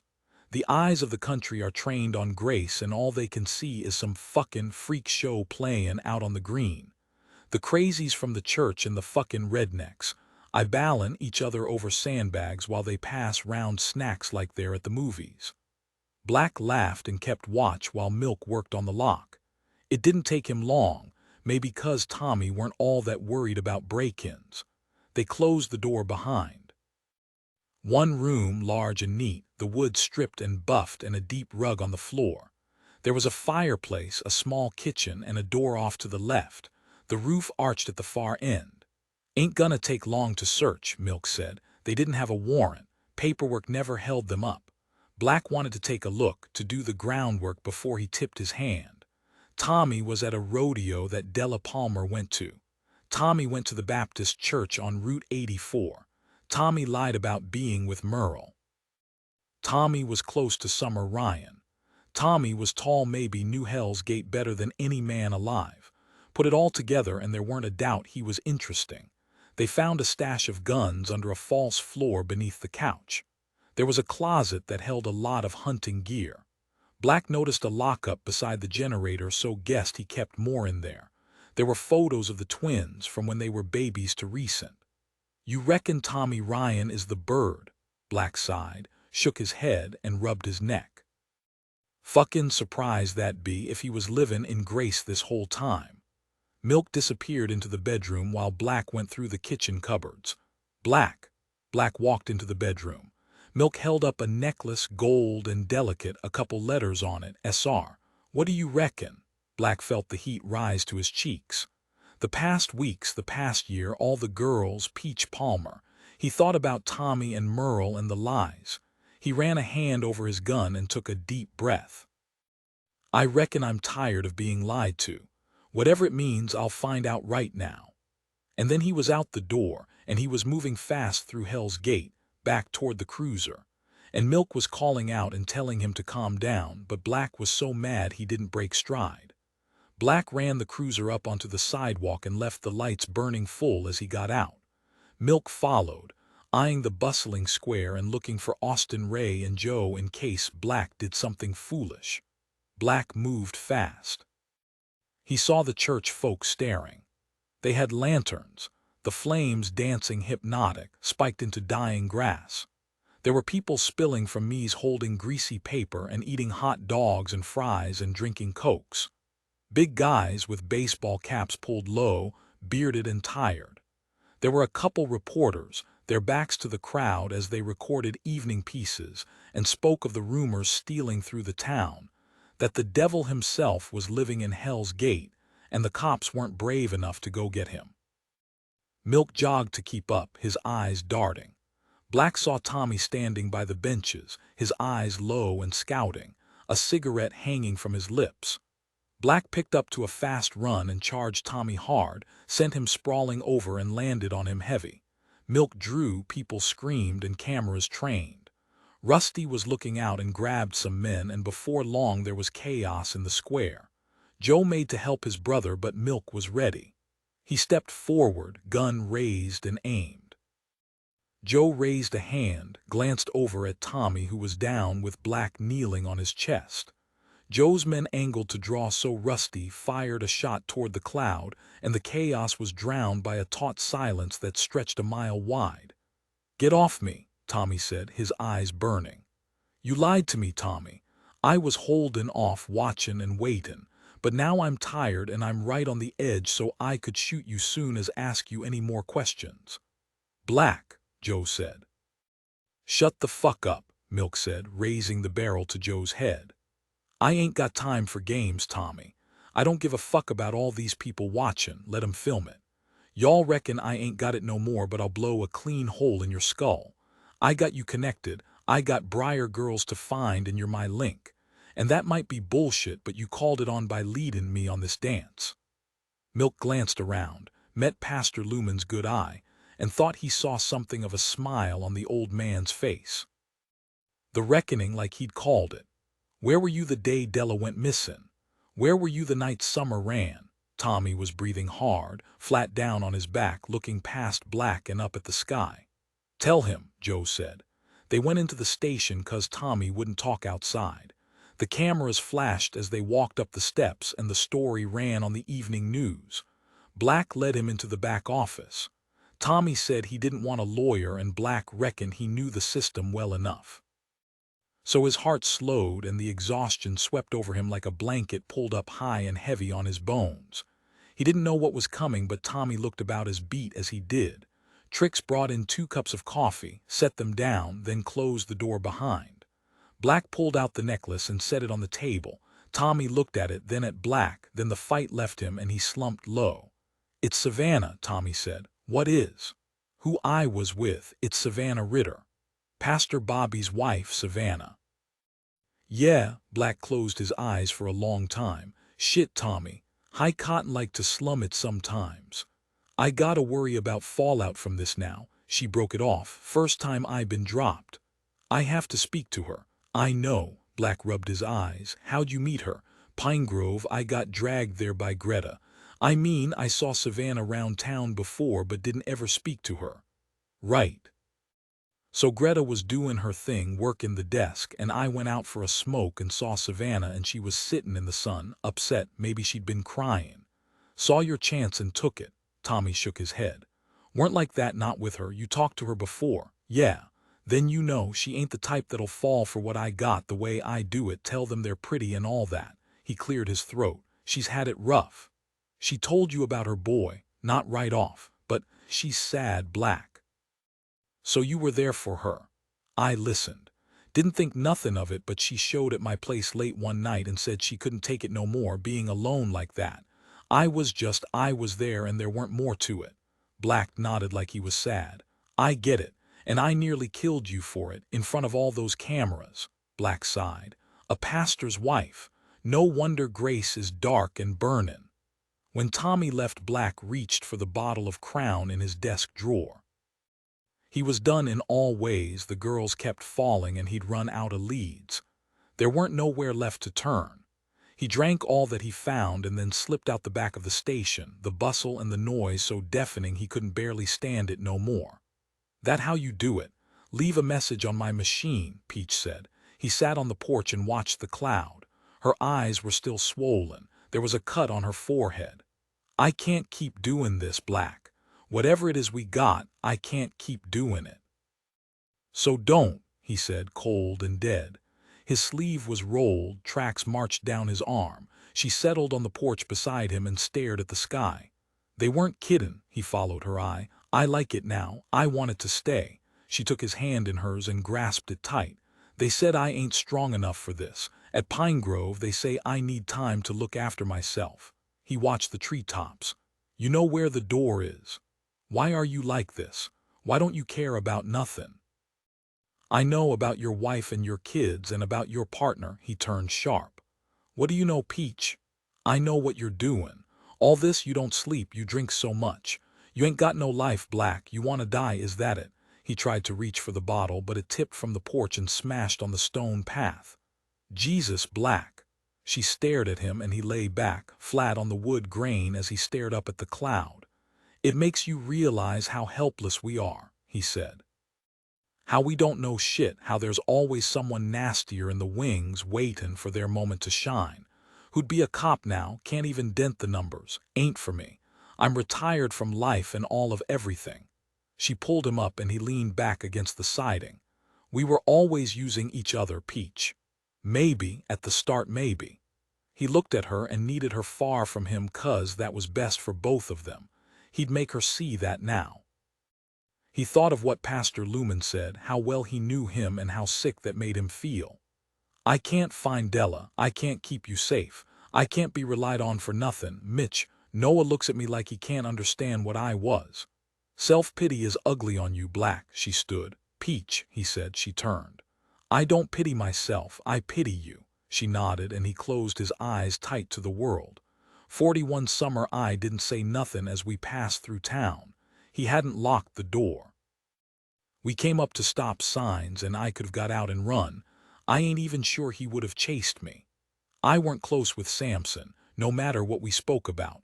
The unburdening was just that and nothing deeper. I felt something in that car, like I'd left the straight paths to walk in dark ways.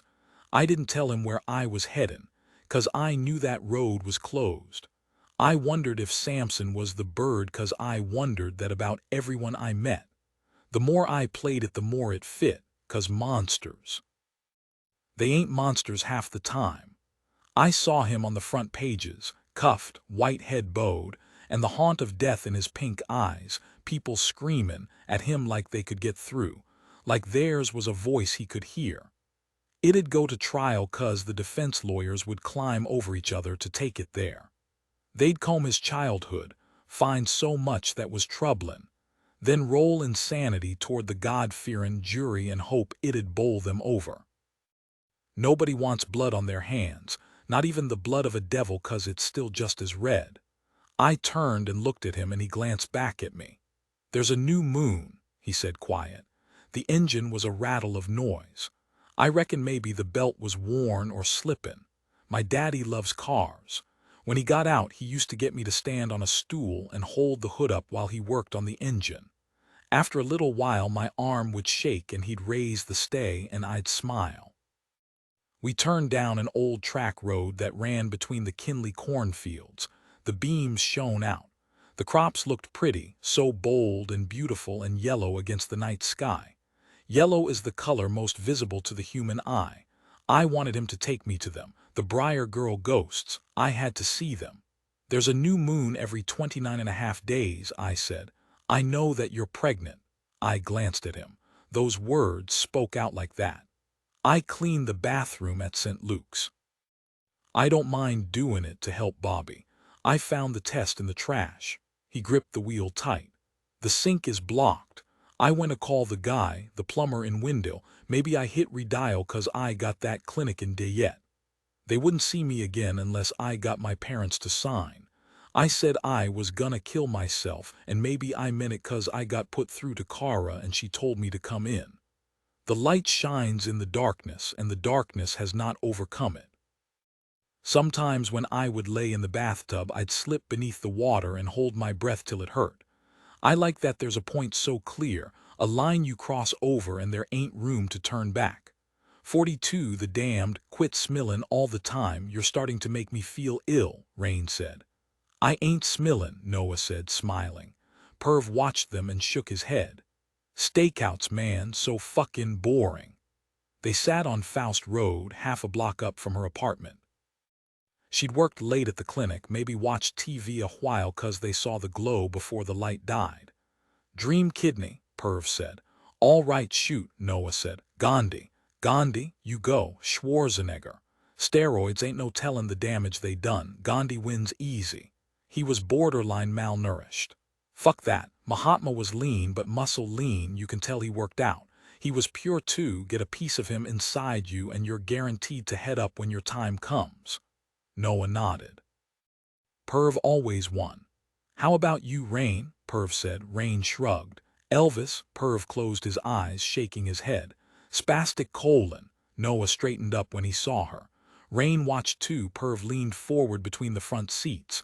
They watched silent as the lady with the fire-red hair slipped from her apartment and climbed into her '79 Taurus.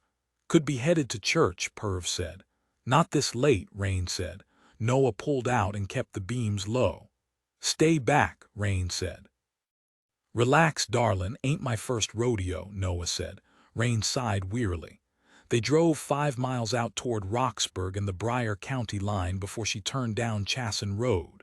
Noah eased off the gas till the Taurus lights grew faint, then disappeared down into the valley. They rode over a hill, then saw the Taurus pull over. Go past, Raine said. She'll see us. They drove a quarter-mile before Noah found a spot he could turn around in. Shit, we can't lose her. Noah floored the gas and watched the needle climb as they drove back through the woodland. There, Perv said, pointing. They followed the Taurus back up to Highway 45 and saw her signal right. She's headed back, Noah said. Turn round, we need to see why she stopped, Raine said. When they reached the spot in the valley, Noah pulled the Buick to a stop and they sat a while and saw nothing much beyond trees. Raine reached for her bag and flashlight and they moved out. There ain't nothing here, Perv said. Raine moved in front, cutting the light over the trees and the dirt. Noah saw at first bushes grown wild around at the front of a track so dark he couldn't make out nothing at the end. He called them over and they stared at the mailbox, rusted, stuck deep in the earth. The red flag flipped up. Could be a house at the end of the track, Perv said. Raine opened the mailbox and took an envelope out. It weren't sealed and there weren't no writing on it. She pulled the paper out and shone the flashlight. What is it? Noah said. Raine swallowed. Names, addresses, the forms from the clinic. She glanced at him. The girls who want to get rid of their babies. They put the envelope back in the mailbox and hiked up the dark track, silent except for their breath. It was warm and starry, but cold fear fell over them. Raine held the gun in her hand and Perv held the hunting knife and Noah held the flashlight. The church was burned. There was a sign, West End Mission, and Raine remembered back when they saw it on the news and her mama asked what kind of person it took to light up a church like that. Della Palmer's church, Raine said. Black saw candlelight, so he walked toward the church, opened the heavy door and moved in from the sounds of the square. I heard you stopped by the station earlier, Black said as he saw her. Savannah nodded and he walked over and sat on the bench beside her. That criminal crucified beside Jesus, he made it into heaven because he was sorry. That's what people struggle with, she said. Forgiveness is a powerful thing, Savannah. It is. Sometimes it lies out of reach. Black wondered how much of his life had been spent in the old church, asking but never giving. Tommy called me. I meant to come see you, but I couldn't face it. What I did. I'm sorry, Black. I'm so sorry. He shrugged. All right, I'll let you into heaven. She laughed and it came out sweet and so sad. I saw a lawyer in Maidenville. I've had the papers for a while, but I see Bobby sometimes and I can't ever imagine being without him. Is that funny after what I did? He looked up at the print, at Mary and the baby and the bird that didn't fly. No, it ain't funny. Sometimes people need a break from themselves. Sometimes it takes something God fucking awful to make you see what you got and what you ain't. Do you miss your children? I miss the life I might have had. I ache for it like I got a chance of turning back the clock. If we don't learn from our mistakes, that's the waste, right? He heard her cry, but he couldn't see her tears 'cause the shadow of the cross hid her so fully. This is your crossroads, Savannah. I don't know what to do. You know, deep down you know 'cause people always do. I love Bobby. That's all you need. Is it? It has to be 'cause there ain't nothing else out there. Is that naive? Maybe. I want to ask for a sign, she said. I want God to tell me that he has Michael and that we'll be a family again. I think that's what Bobby wants. Bobby's searching for something he knows he ain't never gonna find. You either take his hand and help him or you leave him to get on. I can't leave him alone. I can't. He's had an awful life, Black. The things they did to him in that home. Black reached across and took her hand.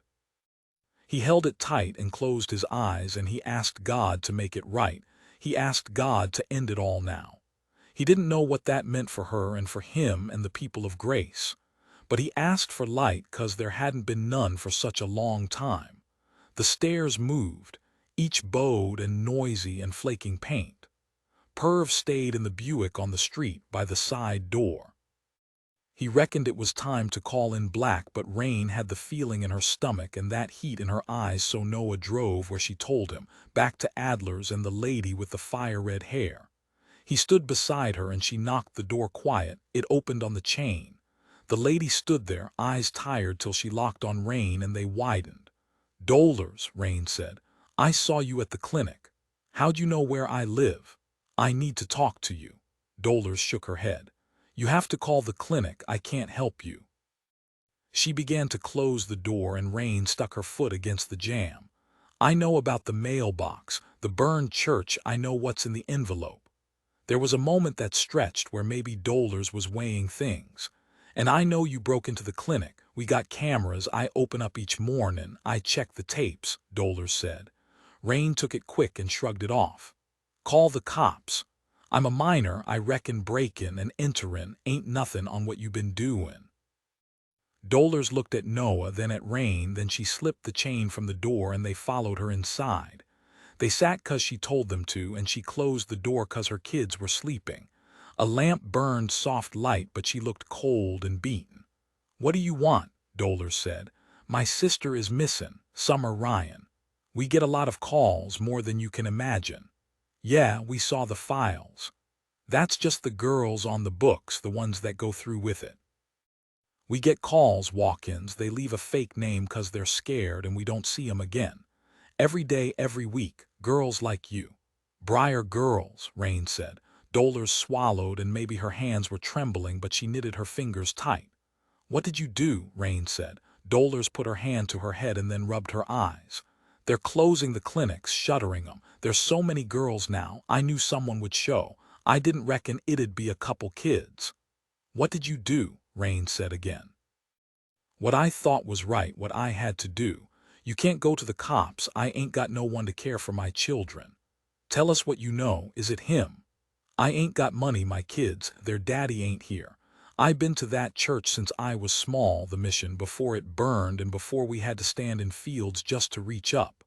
Noah glanced at the window. It was cracked behind the drapes and he could hear the idle of the Buick. "I didn't tell nobody when I took the job." She ran a hand through her hair, her mouth set hard. "I was in trouble before when I was young. I got a record," she said. "They gave me a shot 'cause nobody else wanted to work there. I thought, with God, I thought about it, but I got kids of my own to care for. I tried to talk to the girls who came in to help 'em see, but Kara said I ain't to do that." The door opened and Raine almost reached for the bag before she saw it was a boy, maybe 6 or 7, hair jutting at sleep angles. Dollars scooped him up and took him out. Raine looked over at Noah and he tried a smile, but they knew they were close now, that something was coming. "He gets up, sometimes 5 or 6 times, has done ever since," Dollars said as she sat. She had a drink clear in the glass like vodka. "I was those girls back when I was 14. I went to the clinic in Birmingham, but I couldn't see it out. The mission, they reached out and they saved me." Raine nodded slow, staring at Dollars. "The first time he called it was late, but I was up 'cause even before I didn't sleep good. Just one of those people, the damned, my daddy said, body don't like to sleep." She smiled a small smile. "He said he was from the church, that he could help the girls, he could save 'em too. That's all I wanted." "Who?" Raine said, inching closer, eyes locked tight on Dollars. "And I thought about the babies, those children and my children. I reckon I could handle things. It's murder. I saw a way to make it right. He said he'd talk to 'em, that he'd show 'em. He said it was clear why I took that job, 'cause I was supposed to. God painted a path for me." "Who is he?" Dollars met her eye. "Newspapers call him the Bird." Noah swallowed. Dollars rubbed her neck, pinching the muscles hard. "I give him the names and he stops 'em burnin', and maybe stops me burnin'." "Jesus," Noah said quiet. "What's he done with them?" Dollars cried but palmed the tears hard. "I tried to stop right off after Della, after she went missing, 'cause I knew it was him. And I knew Della, she was a good kid. They make mistakes, even the good kids. He called in the night, he called me and said things about my children, and then he showed up. She looked at Raine, her face ghost white, eyes sunk, but the fear was sharp and clear. At midnight he knocked the door and broke the chain, and my son came out and saw. What did he say? The bird, Raine said. Dolores shook her head fast. Nothing. He just stood there till I backed right up, and then he turned and left. He knows me, it can't be undone now, it's gone on too long. All the Briar girls, they were all on the lists, they were all pregnant, Noah said. Dolores nodded. How come no one said? The newspapers? No one knows except me and him. What about their parents? They either don't know or don't want to say. You know about the color of judgment, there ain't forgiveness, not for all things, not for the shame. I think about the girls, maybe they're safe and he's just holding 'em. But his eyes, his face. What does he look like? Noah said. The devil, he looks like the devil. They left Dolores staring straight out the window like she was lost someplace far. They made no promises 'cause all knew they'd be hollow. Bets were off, they knew of the bird, that he was real, and how he was choosing the girls. They'd found out what the cops couldn't, Black and Ernie Riedel and all the state cops. We gotta call Black now, Perv said from the rear seat. Black will go in blazin', Raine said. Still have to make the call, Raine, Noah said. We will after we see him, she said. They parked deep in the trees 100 yards from the mailbox, then they settled back and took it in shifts to keep watch. No one slept though, they were too close to something bad. An hour from first light the van pulled up. It was dark and rusted, and the three watched in silent horror as it stopped in front of the mailbox. Raine felt the rush of her heart. Can't see who it is, Noah said in a whisper. Missouri plates, Perv said. It moved off fast, and Noah pulled the Buick out and worried they'd lost it before he saw dim light a long way in front. They followed for miles till the sun began to break the night sky and they remembered to breathe again.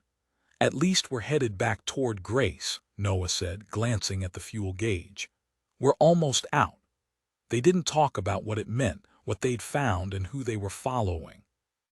They didn't need to, 'cause they all felt it.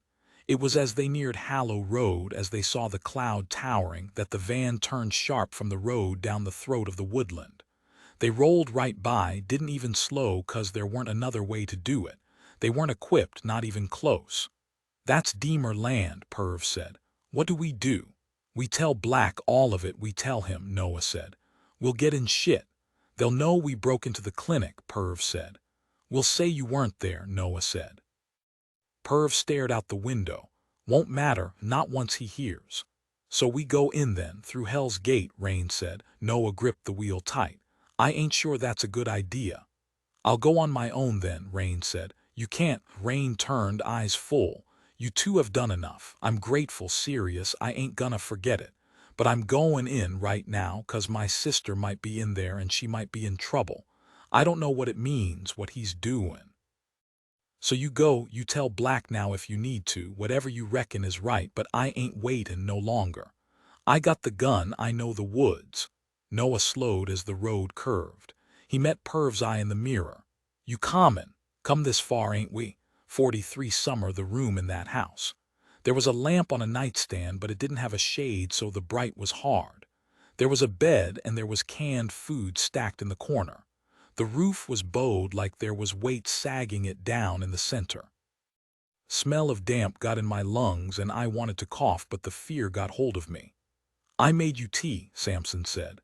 'Cause you said you like to drink tea sometimes. I want you to be all right. He handed me a cup and I set it down on the nightstand, and he told me to sit on the bed, so I did. I looked at his hands and fingers. There was flowers by the bed. Alabama pinks. You ain't supposed to pick 'em, he said, following my eye. They're endangered, wildlife service are supposed to watch out for 'em. Nobody knows where they grow, I said, my voice quiet. My mama did. She showed me once. There's a hidden spot in Hell's Gate. She loved these flowers. I picked 'em for her. I brought them when she got sick and they made her smile, so I reckoned it was all right 'cause she needed them. The bed didn't have no sheets, just a mattress that was stained and cold and wet. I can't let you do it. I can't let you take a life. I heard it, but I didn't. The sounds were far and mixed. A different voice, like it didn't fit in that room on that night in Grace. I looked down at the ring my daddy bought for me with a blue stone the very same color as my eyes. Summer. I didn't like my name then, the way it sounded when he said it, like it weren't nothing but a collection of meaningless letters. I looked up and something died in his eyes. It ain't about the right to choose, life or death. We're made in God's image. You believe in redemption, Summer? Yes, he smiled. I see it. What was meant for me. I see a way back for all of us. In my mind I heard Bach and I saw Peter denying Jesus over and over. Have mercy, my God, for the sake of my tears. I called it on by giving myself over or saying I had. I let myself be guided to this place 'cause that's what fate does. It watches over you till you accept that your life weren't never yours at all. 44 Bird Hunt. They swung by the edge of the square, and Noah slipped into the station and said morning to the auxiliaries. He carried a fat envelope of all they had, and he left it on Black's desk 'cause that was the smart move. They'd go into Hell's Gate and hope Black beat them to the Deemer house and all that it held. Raine agreed to it, but she wouldn't wait on nothing, on plans and checks and whatever procedures had to be followed. They picked up Perv 'cause he'd made a run into Ginny's. Then they drove the Buick to Highway 125 'cause they wouldn't risk driving the Deemer tracks. They pulled off where there weren't a road, just bumping along the grass and dirt and praying the wheels wouldn't come off. Raine pulled the gun from her bag and she checked it was loaded. They had a couple bottles of water, a box of Minute Maid juice bars, a pack of Twinkies, and a bottle of Budweiser. Good haul, Noah said. Nutritious. Perv applied war paint to himself and Noah. Your turn, Raine. She flipped him off. It's Deemer land. You want to get shot.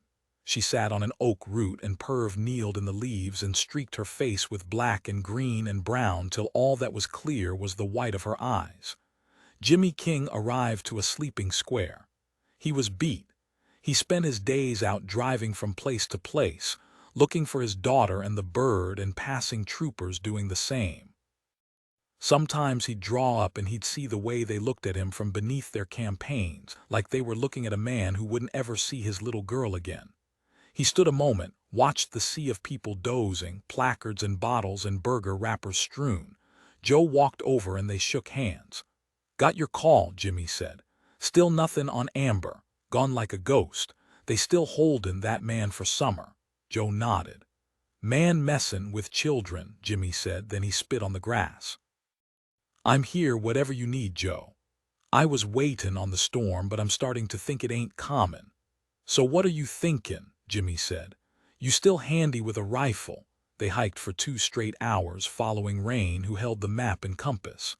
They zigzagged in and out of Grace, passing from dark to early morning light, from cool to climbing heat. They crossed a rusted water pipe that rose a foot over a backwater, arms out for balance. It was tough going, and Raine checked Noah was all right a couple times. They stopped and drank water, and in the distance they saw the haze of wood smoke rising from the forest. They were taught young about forest fires and how fast they could turn.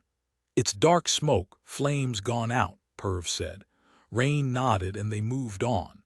It was noon when they saw the first snare. The first sign they'd made it to Deemer land. Noah glanced around nervous, half expecting to have a sight trained on him. They moved slow, past a couple trees with markings painted on them. A couple had the number 9 carved deep in the trunks. What are they? Noah said. Maybe to keep track of the border, let people know to turn back or they'll get shot, Perv said. Raine moved on. She carried her bag on her back, only stopping for water. Her calves were red, burned by the sun behind. She wore a white t-shirt, mucky with dirt and sweat, her hair tied back and swinging. They moved farther from the dark wall till they could make it out only when the trees thinned.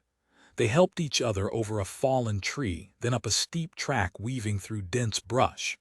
They reached another bank, though Raine didn't wait for them this time. Noah watched her climb, lose her footing once, then grab hold of a root and pull herself to the top. She ducked low, dropped to her stomach, and waved them down. Noah and Perv crouched, hearts racing. They didn't dare move, unsure of what Raine had seen and not exactly keen to find out. It went this way a couple of times before. Raine would stop still, and they'd feel the adventure drain right out of them, the fear that replaced it so heavy they couldn't feel their feet no more. "Same old shit," Milk said, looking at the line of cars and the people spilling from them. There was a couple of buses, too, shipping in folk from all over and making out nicely from it. Trix had taken the call, diverted them as they were headed back from the King house where they'd been since early morning for no other reason than to tell Jessie Pearl they were all on it. Milk rolled the window down when the Kinley boy walked over, his pockets bulging with bills but his face stern and serious. Money flowed to the Kinleys like water ran the red. "You seen smoke," Milk said. The Kinley boy pointed east toward Hell's Gate. 20 minutes back." "Best check it out," Black said. They drove half a mile across Kinley land till they pulled up close to Hell's Gate. 10 minutes and they were nearing the Grace line, loping back toward the dark. "Ain't got the flashlight," Milk said. "I'll go," Black said, heading back while Milk leaned against a tree and stuck an arm through the dark wall. It was as Black opened the door to the cruiser that he heard the shot. It cracked, an echo, maybe some birds flew high. He couldn't be sure 'cause he had his head down and was running, gun drawn. "You hear that?" Noah said. "Sounded like a gunshot." "Hunters," Perv said. 15 minutes passed before Raine slowly slid down the bank and crept over to them. She wiped sweat from her face, war paint colored her hand. "What is it?" Noah said. "Might be a blind." They kept to a whisper, huddled close. "Anyone in it? Can't tell, but I ain't keen on walking right in front of it. It don't look right, not like the kind my uncle builds. Looks too solid." "Maybe it's for storage," Perv said. "Way out here in the woods." Raine said, "It don't feel right. We're at least a mile from the road." "I heard the Deemers are strange," Perv said. "Rituals and shit." "Lot of bullshit said about the Deemers," Noah said. "So what do we do now?" Perv said. "Watch it a while. We can hide out at the top, stay by the bank and keep low, see if anyone comes. Black will be heading in soon." Milk pulled Black down to the leaves. "Where?" Black said. Milk pointed to a hole in a tree, maybe a foot from where his head was. They heard a burst of gunfire. "Shit," Black said. Black got up to a kneel, tried to peer round when a second shot whistled by his head and struck the oak behind him. He fell back. "They got the jump on us," Milk said. "And they're in the Grace dark so it don't look good." "Who?" "Ain't sure. More than one, I reckon." Another burst of fire and they kept low. "The Kinley boy will call Trix, that much noise. They'll send everyone we got. We just need to hole up till then." Black nodded. "We're too open here." "There's a drop over there." He nodded toward a cluster of bushes. "We get behind it and we got a better chance." Milk moved first, careful, raising his gun and keeping low. Black followed. Another shot just left of them hit that same oak. Milk fired back and Black's ears were ringing. "Shit, Milk," was all he could manage when another shot kicked the leaves up near his foot. "Did you get a look?" Milk shook his head, sweat dripping from his nose. Black breathed hard. He'd caught his head on a branch and blood was rolling down into his eyes. There weren't no room for anger, the fear all-consuming. "You all right?" Milk said. Black waved him off. "I reckon there's 4 of 'em." "Bad odds, Black, bad odds." Black dabbed the blood away with his sleeve, watched it turn red, then looked up at the sky. The line of shadow rose so high. They listened to forest noise till they calmed. "I'm thinkin' it ain't leavin' now, this cloud," Milk said. "I'm thinkin' we'll have to move the town." "Move it?" "The whole town, rebuild maybe in Wendell." "How about Maidenville?" Milk smiled. "You reckon they'll have us?" Another shot struck the same oak, an inch from the last. "Jesus," Milk said, "it'll be all right." Milk closed his eyes. "Go," Black said. "I'll cover." Milk shook his head. "You got family," Black said, and then he stood quick and pushed Milk and started firing. Joe watched them leave. 3 cruisers, lights flashing and sirens blazing, a couple news vans in pursuit too. His crew moved so fast the church side didn't know what was going down. Joe held a gun but kept it by his side. He didn't want to raise on nobody unless he had to. There was a couple deputies, they dropped their guns easy. They were Ernie's and not about to get shot over Grace mess. "Time's up," Joe said. Trix looked nervous, but Joe knew she weren't the kind to lie down. He sent Austin Ray Chalmers over to cuff her, which he did gently, then sat her down on her chair behind the desk. They locked the door behind them. "Keys," Joe said. "Joe," Trix said. "This ain't helping, you'll get yourself into real trouble. Black's doing all he can, believe me. Please, Joe, think about Raine, she needs you now." Joe nodded at Tommy, who trained his gun on one of Ernie's boys. "Keys," Joe said. They moved slow, each step measured and quiet. They heard more gunshots in the distance. They helped each other up the bank, then lay flat on their stomachs. The heat was cloying and brutal, 100 degrees easy. They were 20 feet from the blind, and Raine was right that it didn't fit. The sights were too small, like they'd been added for effect. Brown paint had been splashed over it and leaves piled at the base of each wall. "See the door," Noah whispered. Raine nodded. The door was steel.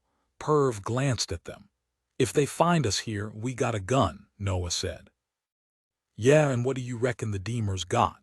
They sat quiet, nothing to watch but a couple white tails passing by. Perv opened the beer silently, passed it to Raine, and she sipped slowly. As she went to pass it back, Noah held out a hand and they fell dead silent. They heard steps, heavy steps, and they saw birds fly up and out, making way. It was a minute or so before they saw him. He was giant big, wearing a suit of leaves and feathers and looking like some kind of monster. He walked slow, his shoulders hunched. Noah hadn't never seen a bigger man in his life. He had a rifle slung over his arm and a hunting knife on his belt, and when he glanced in their direction, they stopped breathing. He pulled a set of keys from his pocket and unlocked the steel door. They watched him walk in, the relief giving way to blind terror when they heard a cry as the door clicked shut behind him. Fear dropped so heavy over Perv that his hands began to shake, then his legs. He swallowed hard, then opened his mouth wide and gulped air down. Raine made to get up, but Noah grabbed hold of her wrist and pulled her down. "He might be watching out the sight," Noah said. Raine settled beside him, then reached for her bag and grabbed hold of the gun. "The bird," Perv said, his voice catching. "It's the fucking bird," Noah swallowed. "What do? We wait," Perv said, pleading. "We wait for Black and the cops, 'cause that's the only move there is. It ain't a joke, he'll kill us dead." They looked up as the door opened again and the bird reappeared. Raine moved fast, too fast for Noah to stop her. She ran across the leaves, the gun trained out in front of her. Noah and Perv were up and following. "Don't move," she said. The bird turned slow, dropped his gaze to Raine, and smiled. He had a face full of scars, the worst running the whole way round his left eye, like someone had tried to take it out. Thick hair covered the backs of his hands. He glanced over at Perv and Noah, then back to Raine. "Give me the keys," she said, "and drop the rifle. I'll shoot you, don't think I won't." "I'm bulletproof," he said, his voice slow and so deep it didn't sound real. "We'll find out," Raine said. "The keys, toss 'em over to the boys." "You're pretty," he said. "An angel, you come to take me up." He glanced at Noah, then back to Raine. "Or maybe you'll stay down and run with the heathens." She took a step forward. "Give me the fucking keys." "Why?" "I want to see inside. You can look inside of me.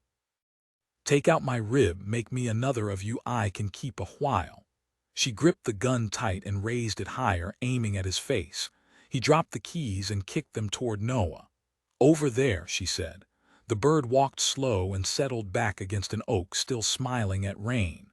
"Unlock the door, Noah," she said.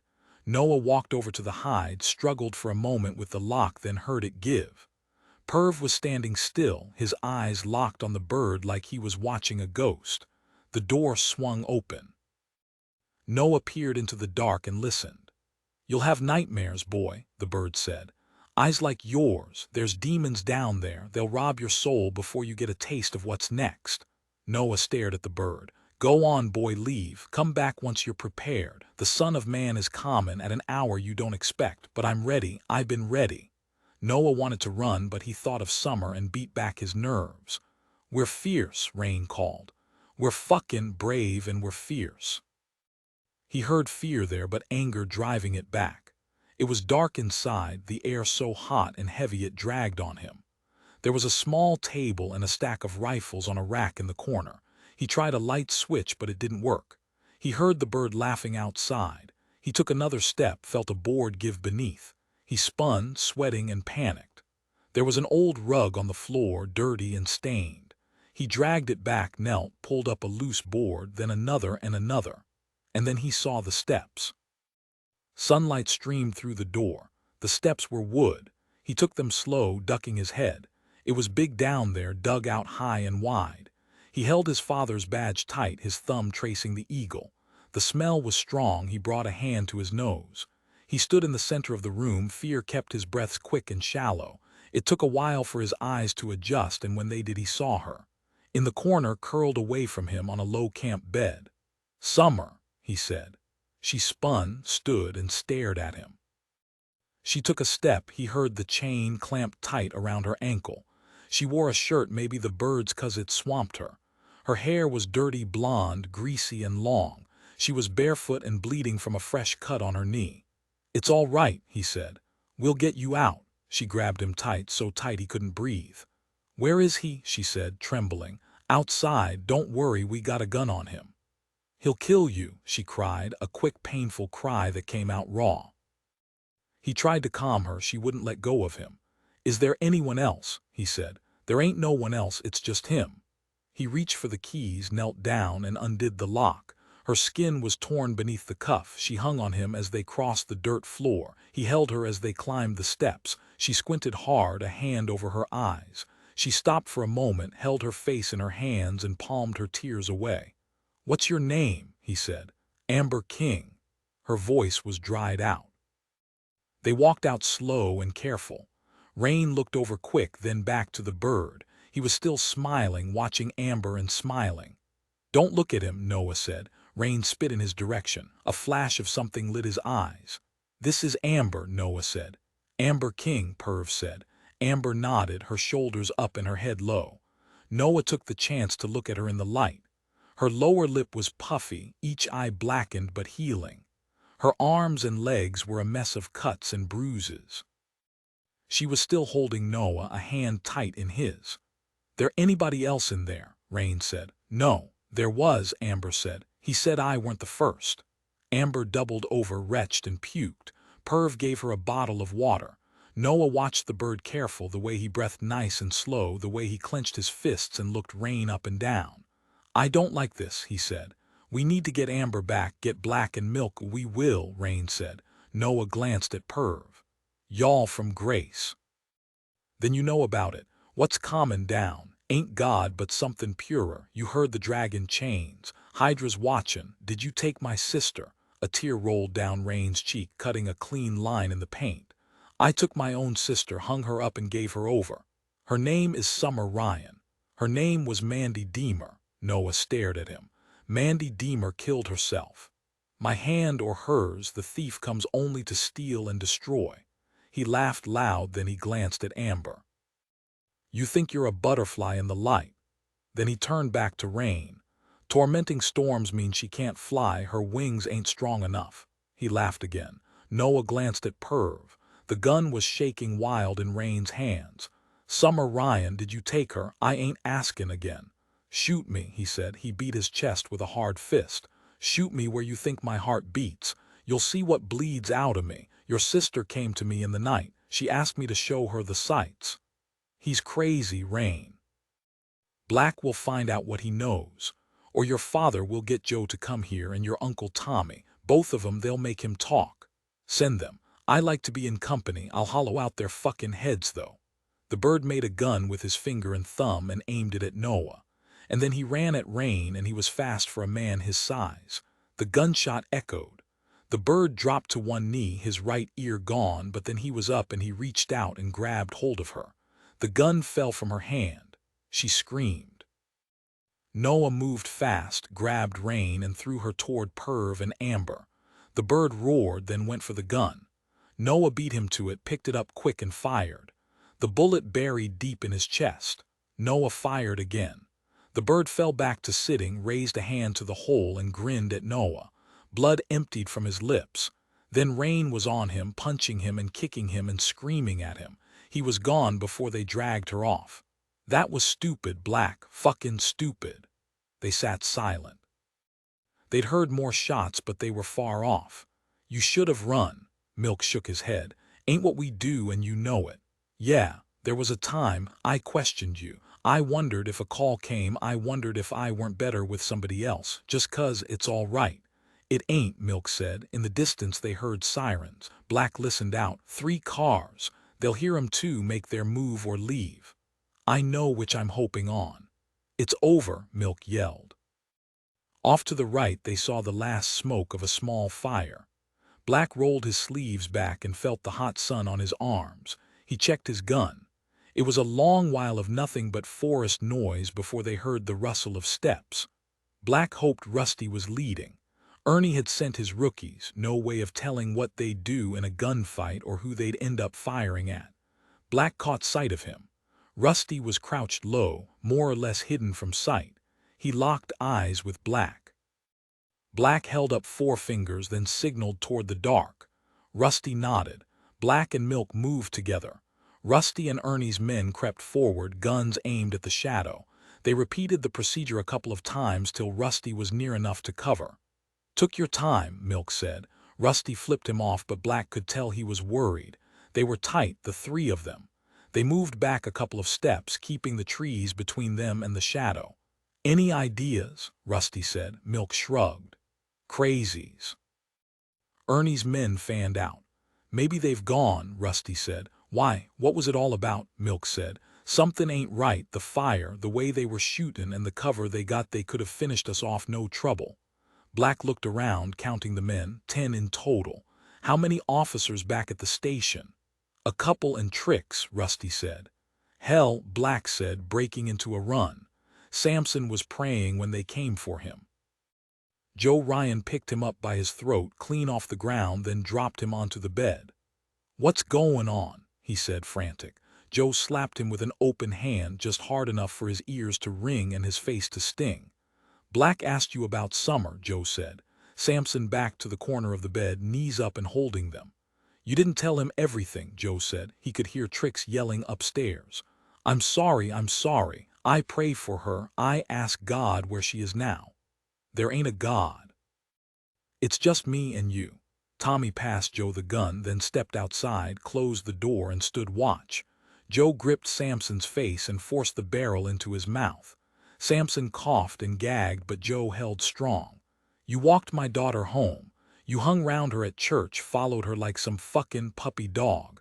Ava said she didn't see you at that place till recent, till Summer started going regular. Samson tried to shake his head, but Joe gripped tight. I'll kill you. Right now I'll end you. Joe pulled the gun from Samson's mouth and slapped him again. Samson cried helpless tears as he fell to the floor. You start talking or I'll start shooting. Please, Samson sobbed. Joe raised the gun. Samson closed his eyes. It weren't her, it was him. Joe kept the gun on him. Who? Bobby, Samson said, eyes still locked like his mind was someplace far. What the fuck are you saying? Leviticus, it's an abomination. I'll burn. It was Bobby I watched. It was Bobby I dreamed of. Joe lowered the gun and he wiped the sweat from his head. The understanding was heavy and weighed on his eyes. You a queer. They said it's a choice at Pinegrove, that's what they said, but it ain't 'cause who'd choose it. Mama said there's a way back, I just had to find it. I tried to fix things, but I can't, Joe. I made it all worse. I thought if I saved a life it'd mean something. Joe turned his back and left Samson broke on the floor. You don't understand, Joe. I'm trying to tell you, Samson said between breaths. And then the door closed and Samson rose and he hammered on it hard and dropped to his knees. What did he say? Tommy said as they climbed the stairs. Joe thought about Samson and Pastor Lumen, the shame and the pain. Nothing, Joe said. He didn't do nothing. Noah carried Amber the last 100 yards. She was weak and tired and hurt. Raine led. She was lost to them, silent, her eyes fixed on the forest floor and nothing else. Perv gave Amber all the water they had. Noah lay Amber down across the backseat easy 'cause the door was gone. He didn't know if she was sick or in shock or just fucked up after what she'd been through. They'd got her though she'd made it.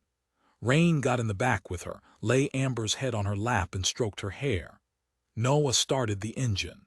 For a moment it stuttered and he held his breath. Then it caught and he gunned it, the wheels struggling for grip on the dirt. They didn't have the gas to get her to Mayland, so he headed back toward the square. Black would know what to do. He'd have to, 'cause Noah felt like he didn't know nothing no more.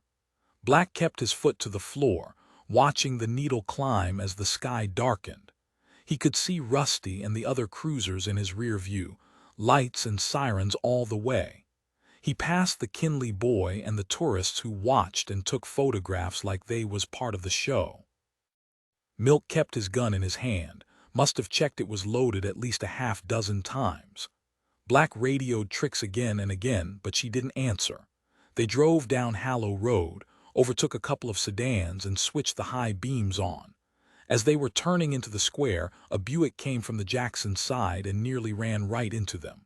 Black hit the brakes hard. "What the fuck?" Milk said.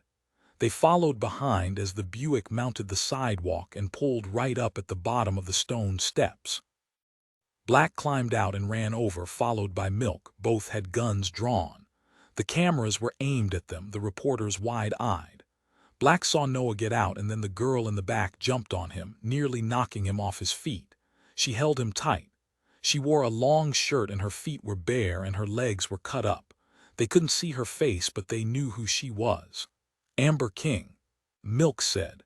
They were vaguely aware of a man pushing through the cluster of people, and then he called her name. "Daddy," Amber said. And then she fell into him and they dropped to their knees and they were crying and the flash of cameras lit the whole square. Black looked up and saw Joe Ryan at the top of the steps. Then he saw Raine get out of the car and she looked up and met his eye. She walked up the stairs like she was in some kind of daze, her limbs loose and her head swaying. She leaned close and said something to her daddy, and he grabbed hold of her tight. Black looked at Noah and his heart dropped into his boots. Noah was real pale, and then Black saw his eyes roll as he fell to the street. 45 Summer, there was a cross on the wall and a lock on the door, but Samson left it open. I bit down on my fist. My teeth broke the skin and blood filled my mouth, but the taste of blood never bothered me all that much. Samson had plans for me, plans colored pure with salvation, 'cause that's all he saw. My mind was a riverboat and it sailed the red. I could see the girls side by side on the bank and staring up at a fallen star, and one of the girls reckoned it was a firework. I thought of Grace and the people of the town and what they were doing that night. When I closed my eyes, I saw Bobby and Savannah in their house, in their separate rooms with their shared grief. And I saw that photo in the Maidenville Herald of them before they lost him. "I can't let you go. I won't," he said, eyes hot. "You can't keep me here. I have to." I saw it. There ain't always a choice. I got a chance to save you and your child. I'll keep you safe. That's my way back, Summer. Deliver them out of the hand of the wicked. God will see me. He'll see what I done before and what I'll do now. Sometimes saying sorry ain't nearly enough. It ain't for you to decide. I can't stand idle. I won't. I sat a while and tried to calm, but I saw the effort and the care and I couldn't stop my legs from shacking. It was real and I was scared. "Are you the bird?" I said, my voice holden as my mind ran to the Briar girls. He stared at me confused. "How could you think that?" I don't have interest in girls like that. I'm not some monster. I want to save you, Summer. You and your child. Why can't you see that?" He stood a while, eyes down and closed like he was pained. And then he asked me to pray with him. He kneeled beside the bed and bowed his white head. I could hold back. I could leave myself and I could float and see Samson shepherding my lost soul toward the light, numb till I heard that first cry. But that cry would have been Bobby's, 'cause there weren't no way back for him after. Or I could steal the part of my sister that makes her burn, that fire too wild to harness, and I could take what was mine. I felt it then. Maybe I felt Raine and I felt my daddy. Maybe I felt the girl they saw and the girl I was, and I really saw the difference between the two. It weren't anger, it was something neater and cooler, that realization that I had it in me to act. I reached for the hot tea and I turned and threw it in Samson's face, and I saw that divine contentment melt from it. His cheek, the skin blistering devil red on that pure white. And then I ran. I ran from that room in that house, and I ran across the dirt and into the street. There were too many stars that night, that's what I thought. He'd made it too pretty for me. I saw the van straight off. That same van from earlier, watching, sitting idle with dipped lights, waiting on me 'cause the want was so strong. My choices, my decision, the ends were one and the same 'cause our only shared destiny is a physical death. I stopped still in the middle of the road. And then I turned and there was a truck. It was coming fast, but I saw it slow, the writing on the hood, Bowden Construction. That moment when it hit, I ain't sure how to tell it. That divide, that cut, that light and dark that people go on about. The street was hot, but I was shivering. The moon was blue, but I lay dying. I saw the van roll away into the dark, and I wondered which girl he'd call on next. The bird didn't claim me, but I was claimed. I heard Samson's voice, and he was crying, but not from the pain, just maybe from the loss. I heard Ray Bowden, and I heard the slapping and the slurring and the threatening, 'cause he was lit and he couldn't go down for it.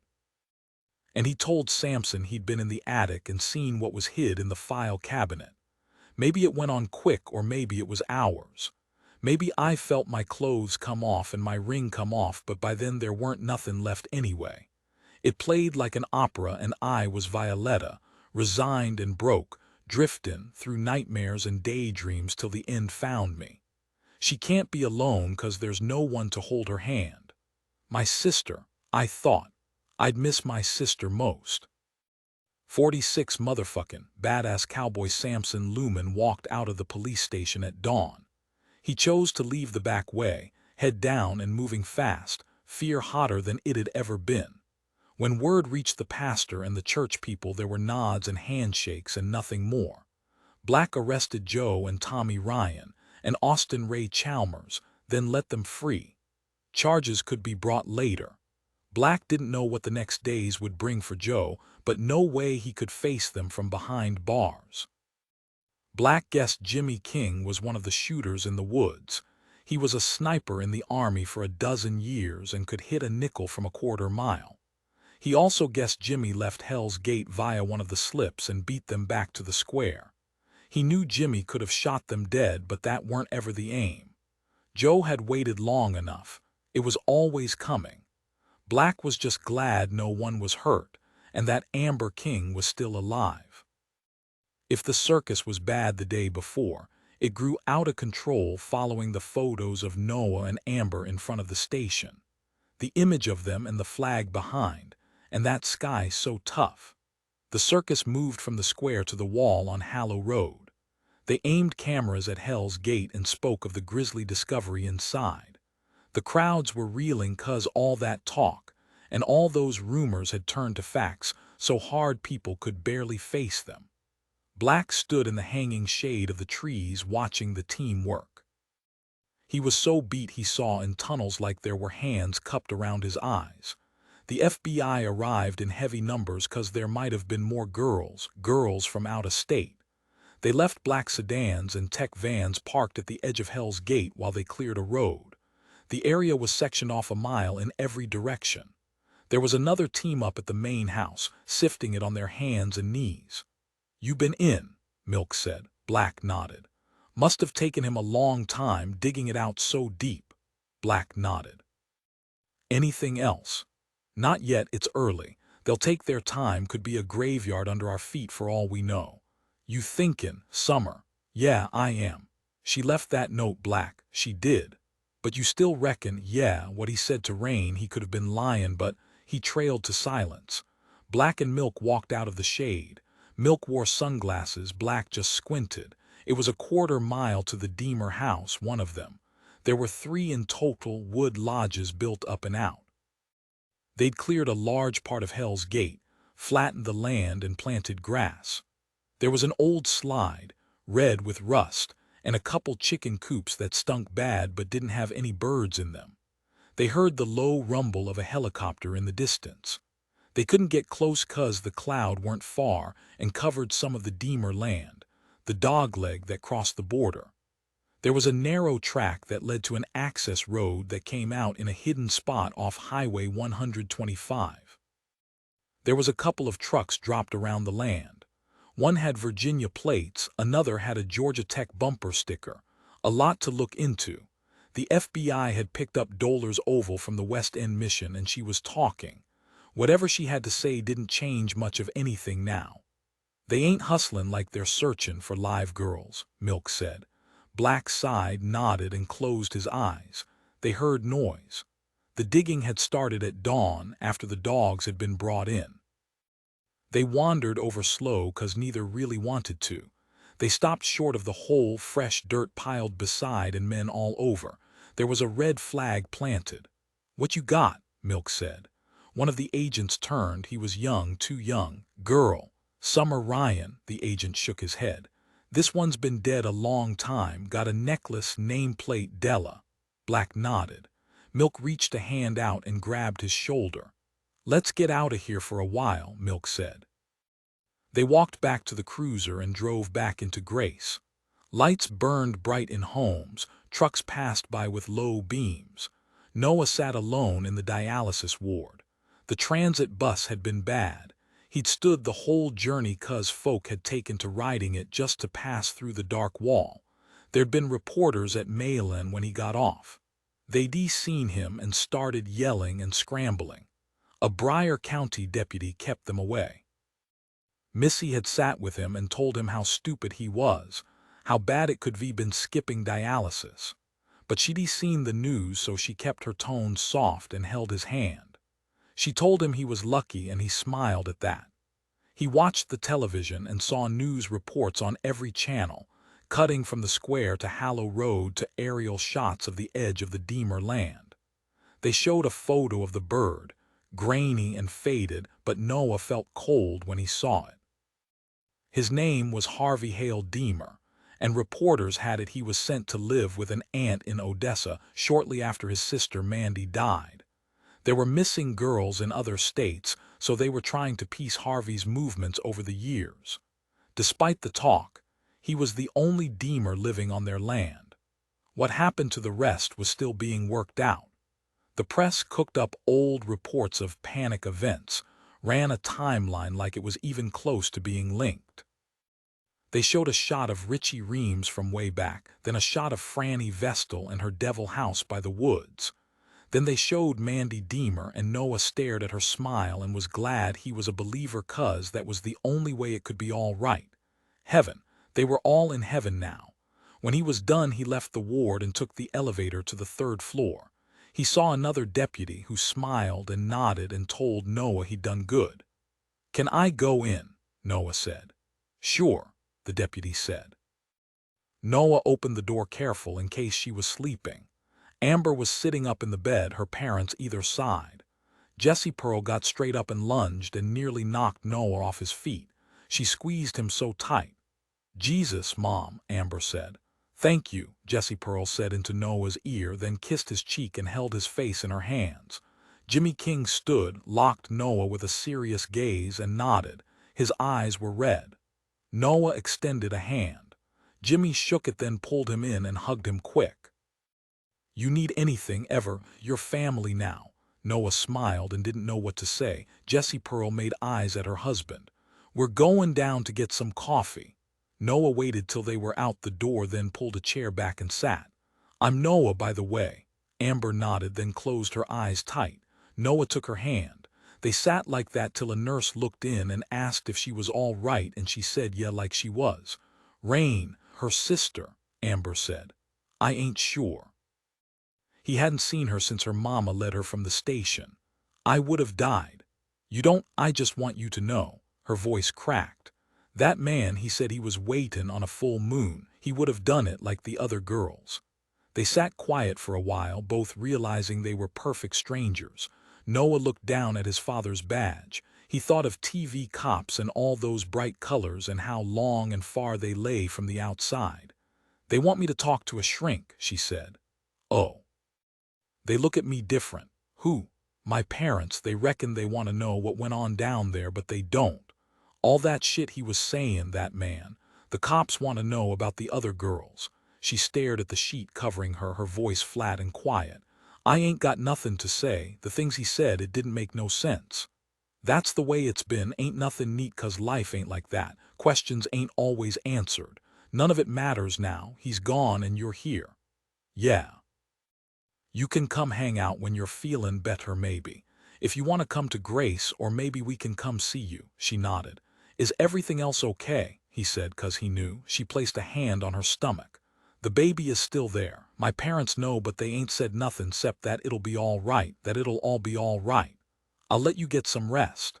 He smiled and stood and turned toward the door. Noah, he looked back.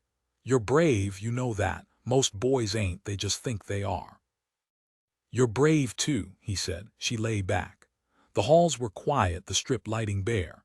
He was brave and he was fierce, and he stopped in the restroom, locked himself in a stall and cried. Perv walked along Jackson Ranch Road, then cut into the square. The warring sides had packed their shit and headed home. There was a cold feel to Grace, not just 'cause it was dark. The sandbags still cut the grass in half. There was litter all over. Perv looked up at the station, stopped and sat a while on the stone steps. He worried about Raine and about Summer, and he worried about Noah. Perv had failed them. He should have got the gun and shot the bird himself. He was nearer but couldn't move, would have stood perfect still and watched the bird claim them all. He got up and walked over to St. Luke's and kept his pace slow 'cause he didn't really have no place to go. He saw the gravestones and wondered if they'd have a space for Summer. She was small like Raine, just a kid. He looked up at the church and the bell tower, the colored glass and the big fucking cross. He leaned down and picked up a rock. He hurled it and it hit the big wood door. He heard someone yell, so he took off, running so fast the town lights streaked. He stopped at the bottom of Dove Ridge, one of the pretty streets, hands on his knees and panting. He glanced over at the Beauregard house and saw them saying grace through the drapes, candles on the table and silver shining above the fireplace. And then he glanced at the porch at the bottom of the steps, and that's when he saw it, perfect and calling. Pastor Lumen's scooter. He walked over and saw the old man had left the keys in 'cause there weren't no one dumb enough to steal it. He thought of that shit Pastor Lumen had said about Noah, how he deserved to be sick, that shit about past sins. Noah was low. Perv could already see his smile. Perv handled it like a pro, hopping curbs and gunning the engine till it whined so loud he thought it'd blow. He pulled a cigar from his pocket and lit it, then rode one-handed in the direction of Noah's place, like a motherfucking badass cowboy. He didn't notice the car beside till the lights flashed blue and red. Perv watched the new cop get out, the cop that was over from the sheriff's office till the shitstorm died. You need to call Black, Perv said, as the cop opened the cruiser door and pushed him into the back. Chief Black is busy, or ain't you seen the news? I'll cut you a break and let your parents deal with you. Seriously, I ain't fucking round. You need to call Black right now, he'll sort this, Perv said, fear in his voice. Scared of what your daddy will say? You should be. Stealing from a pastor shit, he'll probably give you a hidden. You won't be able to sit for a week, the cop said, laughing. Raine had spent the day lying in Summer's bed. She curled herself around the cover, buried her head beneath, and broke into cold sweats. She heard her parents leave, the truck start and pull away, and she knew they were going to stand out by Hell's Gate on the other side, where moonlight still fell in swathes of empty color. She heard the door, felt herself move out of the room and down the stairs like she weren't there, like she was just a bystander. She opened the door to Black. He didn't wear his hat, just carried it like it no longer fit. Are your parents home? He spoke soft and kind, and she hated him for it. No. He nodded and turned. What did you find? She said. He shook his head. I can't breathe, Black. She's mine more than she's anyone else's. I got to know now. We found a truck burned out. Where? Edge of Deemer Land, where Hell's Gate forks the red. And I should speak to, what did you find? She said loud and hard. He held up a clear bag and she saw the ring in it, Summer's ring with the blue stone that matched hers. Their daddy had brought them home when he got out. They didn't ever take them off. Not ever. She closed the door and climbed the stairs. She reached over and picked up the photograph in the glitter frame and held it a while. It fell from her hand when she cried. The glass smashed. She slipped the photo out, grasping it tight, and she saw something behind. It was a flower pressed flat, and as she held it up to the light she gasped because the checkered bell cast a lantern-pink glow over the room. And she wondered where her sister had got an Alabama pink from. Her sister. She had to see the place where the cops found her ring, the place where the bird had taken her. She walked down the stairs and grabbed the keys to her mama's truck. Perv sat by the window, and if he strained real hard then he thought he could make out the sound of crickets. The front door was locked. The back door was locked. They were downstairs. He could hear the television, and maybe it was Jeopardy or Family Feud or some other game show his mama liked the visual of. Smiling families. He crept into their bedroom, picked up the telephone, and dialed Noah. "Where were you?" Noah said. "Couldn't get away," Perv said. "Oh," Noah knew, "always did. You want me to come over?" "No, it's all right," Perv said. "I saw Amber King," Noah said. His voice was quiet. "Yeah, how's she doing?" "She's healing the cuts. They cleaned 'em up, but she had this look in her eyes like the bird took something that can't be put back." "Is the baby all right?" "Yeah, the baby's all right." "That's good." Perv looked around his parents' bedroom. There was a cross tacked above the bed. They left the drapes open so streetlight fell in. "I couldn't sleep," Perv said. "Me neither." "They reckon Olive Bramer fought back. They found a knife, had her prints, and a bad scar on the bird's stomach. He weren't done all that time, he was just healing up. Too bad she didn't kill him." That was fucked up, the whole thing. Raine having to hear him say that stuff, watching him get blown away like that. "I mean, you see that shit in movies. You pulled the trigger, Noah. People are saying you're a hero just like your father." He heard Noah laugh but knew there weren't nothing behind it. "You reckon that means I could be a cop?" Noah said. "Course it does. I was thinking about New Orleans." "Yeah, I reckon we should go soon." "Me too. We got a letter from social services this morning. They want to come again, and my grandmother with her mind gone like that. She's got friends to look out for her, the church. She ain't gonna miss me, probably won't know I'm gone. We'll go, we can find work. We'll take the Buick, get a new door, plan a careful route. The guy in window, the one I was telling you about, he can get us fake cards, real good. I was thinking maybe we could ask Raine if she wants to come." Perv smiled 'cause Noah sounded nervous. "Perv. Yeah, I reckon that's a good idea. Though she'd have to square it with Joe. Imagine having him on our tail for 300 miles. Noah laughed. There was quiet for a long time. "I was also thinking. I know we don't say it, but maybe we got a raw deal, our lives," Noah said. Perv swallowed. "Yeah, maybe when you think about it. We got this though now, we get to go through it, side by side. I ain't even sure what I'm saying. I'm tired, I guess. We don't cry, right?" Perv held the receiver away for a minute 'cause his voice wouldn't hold. "We don't cry, we're brave and we're fierce. We are, we don't forget that." Perv set the phone down. He crossed the hallway quiet. He went into his bedroom and climbed on his nightstand and reached on top of his closet. He grabbed the hunting knife and lay down and waited. His father came for him just before midnight when the liquor made way for the anger. Perv raised the knife, gripping it tight, holding it level with his father's face. It was then he knew it was a mistake. The kind of mistake you don't recover from. He dropped the knife. His arm twisted up behind his back till he felt his shoulder slip from the socket. He fell forward, his face against the window. For a moment he thought he saw Noah at the end of the yard. But then the sky flashed bright, and the yard lit, and there weren't no one there at all. And as the storm finally dropped on the town of Grace, Perv had the life beaten all out of him. 47. When the storm comes, it was late, but the first wave of thunder was loud enough to see the people of Grace rise from their beds. Lights came on and robes were pulled tight as kids pressed close to windows, their anxious parents beside. They stopped frozen 'cause of the sight in the sky. The cloud was twisting. Hopes of it fading quiet died. Doors were locked and prayers were said. Those with shelters made their way down with packs they'd readied. Some called family, others called the police department. The agents working the Deemer land moved out of grace as the sky crackled and flashed. A young agent, the same guy Black had spoke to, craned his neck so far back he ended up on his ass. No one laughed 'cause no one could turn from the cloud. At the end of the Deemer track, standing in a line behind the tape, was Joe and Ava and Tommy and 15 of their people. A little way up were families of the Briar girls and their friends. And standing alone at the end was Peach Palmer. She paced a while 'cause she couldn't stand the waiting, and when the deputies turned she slipped under the tape and ran toward the woods and the town beyond. "Raine," Tommy said. "Home.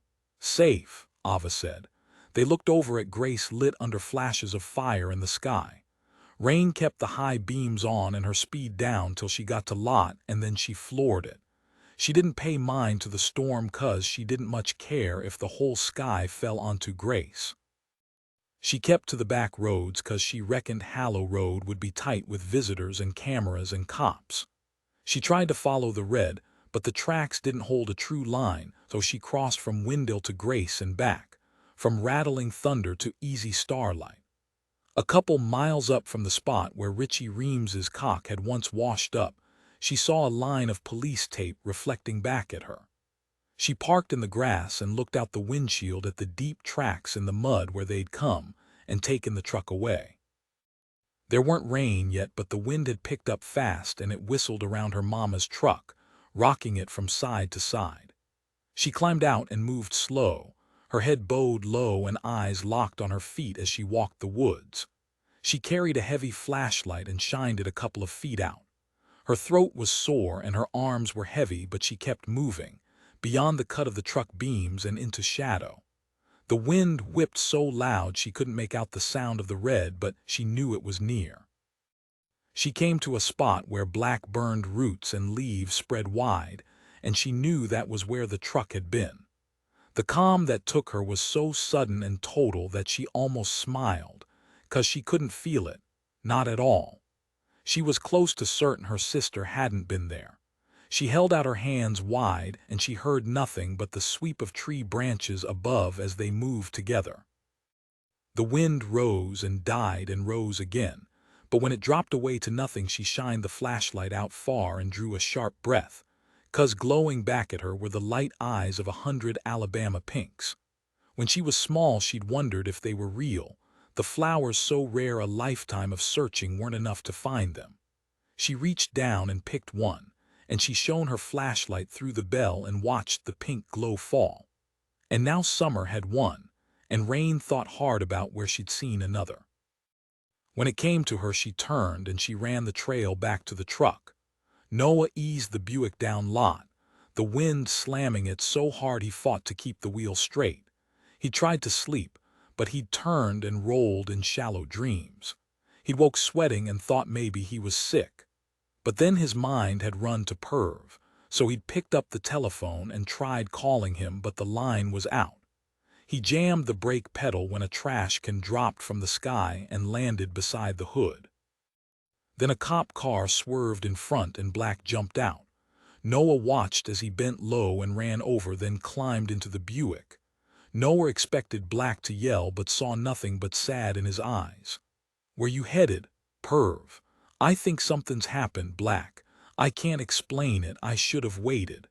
I usually wait out in his yard and watch the window, and I got that feeling tonight. I was so tired. But I can't even sleep 'cause I keep seeing what happened with the bird, and people reckon I'm brave for what I did, but I ain't. 'Cause brave people don't cry, Black, you know." Noah stared at the cruiser, rocking in the wind, blue and red. "We found Summer's ring." Noah closed his eyes and breathed out heavy. "I told Raine you should go see her. I'll go to Perv's place and check on him." Noah nodded. "You get there and leave the Buick at her place and we'll sort it out in the morning. And drive slow, it's getting worse out there and you got a door missing." Black made to get out, Black, Noah said. Black turned. I was thinking, after all this. I know you reckon it was your fault, my father. I know that, but at the end, when my mama was sick, she told me to stick by you. She said there weren't a better man out there. Black stared out at the storm. I reckon just 'cause people lose their way don't mean they can't find it again. Black reached out and gripped Noah's shoulder tight, and then he turned and ran for the cruiser. Raine followed Samson into the Lumen house. It was dark inside, though a lamp burned. Samson was taller than she thought, broader and more like a man. They stood in the living room and she stared at him and he looked scared. Maybe he'd been crying too. He kept glancing at the window and the sky. My daddy wanted me to say sorry for what I did, Raine said. It ain't nice out, you should be careful. He said I should say sorry to the pastor as well. He's in the hospital again. All the light flickered and died. She saw the shape of him, the halo of hair. I know it's you, she said. The flower, Summer, had an Alabama pink. I only ever seen one other and you got it in a frame on the wall. She could just make it out, the bold pink. It fit now. Samson was the older man. He's come for me, he said, eyes on the window like he hadn't even been listening. He had the softest voice. My daddy should have drowned me that day by the red. Mama stopped him, but she was wrong. It didn't leave me that dark. It don't never leave no matter what you do. I see that man on the television, the bird. I can hate him 'cause he's bad, but then I think of what I did. Are you afraid of dying? Raine said. Lightning flashed and she saw him for a moment before the shadow stole him away. Yes, 'cause you'll burn. Yes, Raine swallowed. Do you know where my sister is? Yes. Black stared up at the house, then up at the cloud which was twisting and flashing mad. There was light burning over at the neighbor's place. People pressed at the windows and watched him like he'd come to save them. He got out to whine that howled all around like crying wolves. The sheet flashes were forking now. He'd seen strikes on the drive. Trix had radioed, told him Peach had made it to the station, and that gave him focus on a night when death was strolling the streets. He bent so low he could almost taste the dirt as he ran up and onto the porch. He banged the door with a tight fist and kept on till he was sure no one was coming. Then he started kicking. It split easy at the cracks that been filled and filled again. He crouched low and entered through the torn hole. He turned the light on and saw tired bare carpet and yellow paper on the walls. Perv, he called. Ray. He drew his gun, trained it out, and moved into the living room. There was a couple sofas that didn't match nothing and a mirror with a jagged crack down the edge. Perv, you all right? He moved into the kitchen. It was old oak and clean. There was a painting on the wall, a cheap print of a southern scene, a farmer and a horse and a pitchfork. Caroline, he called. There were flashes in the yard, then deep thunder. The rain would come. The lights cut. He climbed the stairs slow, kept the gun up 'cause he got that same feeling that Noah had. The doors around were shut. He opened one, saw it was the spare bed, so tried the next. And then he saw him, Perv, his body small and twisted and laying beneath the window. Hell, Perv, he said. And he kneeled and turned him over as the sky flashed and he saw Perv's face so white. Hell, Perv, Jesus. He took out a handkerchief and gently wiped Perv's face 'cause there was blood dried over his eyes, and then Black choked up. He thought of Peach and Della and the bird and those deep holes they were digging in Hell's Gate that held such horrors. He stood and walked across the hallway and opened the last door. He saw Ray Bowden lying in the bed in a heavy sleep, an empty bottle of Lawson's on the pillow, and a handgun on the nightstand like he was waiting on trouble. He wondered where Caroline was, but reckoned she'd run 'cause she'd done that before. Black stared at the wicker cross tacked to the wall, and then he raised his gun and he shot Ray Bowden in the head. He took his handkerchief, and he reached for the handgun from the nightstand and placed it loose in the dead man's hand, and he ran back out to the cruiser and called it in. The medics arrived, and then Milk got there, and he saw Perv and he saw Perv's father, and he nodded at Black and Black nodded back. Savannah watched the divorce papers burn black in the fireplace. She crouched close and felt the flames hot on her skin. She'd heard everything about the bad man in Hell's Gate and how he'd taken the church girls from Briar County. She thought of Ava and Joe, and she thought of Raine, but mostly she thought of Summer. Her heart ached with the loss, with all that Summer was and all that she would miss. Savannah felt it now. Because of Summer, the doubt was gone. She couldn't lose anything more. Leaving Bobby was running, and she didn't have any place else to go. She would do it, stand by silent for the rest of her life if it meant staying close to him. She left the house, and the storm was loud and wind knocked her back. She wasn't afraid. She'd lived through worse. When she reached the church, she fell on the stone path and cut her knees and palms. She forced herself to crawl till she reached the heavy door and pushed it open. The wind echoed high, and she called his name, but her voice swept to nothing. She looked around and saw the small door open. She climbed the steps till she was high in the tower, and then she heard him. He knelt on the wood plinth and cried so hard and raw she stood still. His eyes were clenched tight, his body shook, and his hands knotted tight in prayer. The sound came in waves from someplace deep inside him, guttural, like he was hurt too bad. She watched him fall, his head pressed to the wood like he couldn't hold himself any longer. And then she crossed the beams and he heard her. He wiped his eyes fast and hard, and she dropped to kneel beside him. "She's one of the Briar girls, that's what they're saying." He said it quiet but desperate. She felt the pain. "I saw a lawyer in Maidenville," she said. "I know." She closed her eyes. "I saw the papers." "How did you find them?" "I was looking for Michael's shoebox." "Oh, Bobby." The tower lit white as the sky blinked, and they heard thunder roar loud. "Will you leave me?" he said. She fought back tears. "My mother left me," he said. "I know." "Do you know why?" she cried and shook her head. "'Cause there weren't room for me." Bobby looked up past the clock face and saw the spinning air as the storm cloud fell. "I wanted to die," he said. "I love you, it's not lost," she said. "I thought maybe it was, but now I see you kneeling right here. I've done things, I'm so sorry. I wanted to feel something. It's been so long since I felt anything. Tell me you understand, Bobby, tell me." "I understand." She moved to face him, her knees pained. "How do I save you, Bobby? Tell me what to do." He shook his head. "For by grace you have been saved through faith. You can find it again, Bobby, you can. I won't leave you." He took her face in his hands. "Summer, I can't lose anyone else. I see it, she made me see it. You haven't lost me, Bobby, I'm not going anywhere. Everything bad, anyone close to me, I ruin." She shook her head hard. "That's not true. My path and where it began, those men and that home." She took his hand and held it to her chest. "I'm your home. I am Bobby." He dipped his head and closed his eyes. She pulled him close and kissed his head and held him tight. Raine stood behind Samson on the porch of the Lumen house. Samson was shaking, she could see that, his whole body shaking like he was sick. "Where is she?" He turned and looked at her like he'd forgotten he weren't alone in the world. "The sun shall be turned to darkness, and the moon to blood before the day of the Lord comes, the great and magnificent day." She looked into his eyes. She didn't know what was waiting on her or where he was leading her. "Is this him common for me?" Samson said, as the sky roared and he crouched and cupped his ears with his pale hands. "Which he is that what you're thinking, Raine, but you ain't, 'cause you know I won't go to heaven." "Where's my sister?" "I couldn't do it. What Ray said. I dumped the truck someplace they wouldn't know about, but not with her inside. Cremation like that, profane, that desecration. I was weak when Ray came and saw me at the station.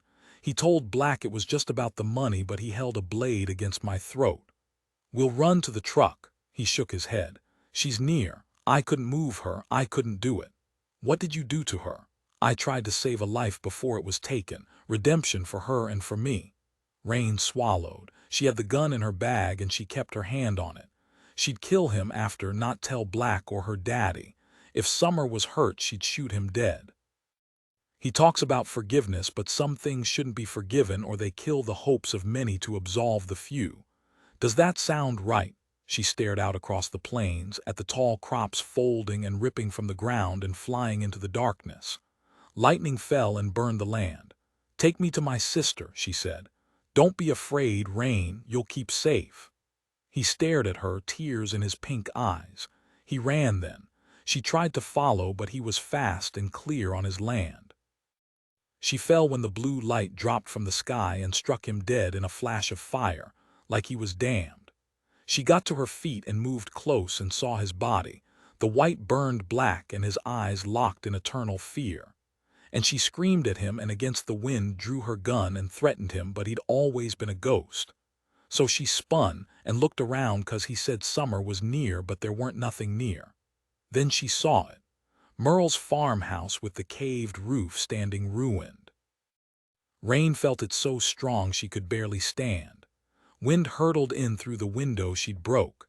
She tried the lights, but the power was out. She breathed short and quick. She looked around, blue flashes lighting the farmhouse kitchen. "Summer," she called. She moved through the kitchen slow, jumping as the wind rattled the glass.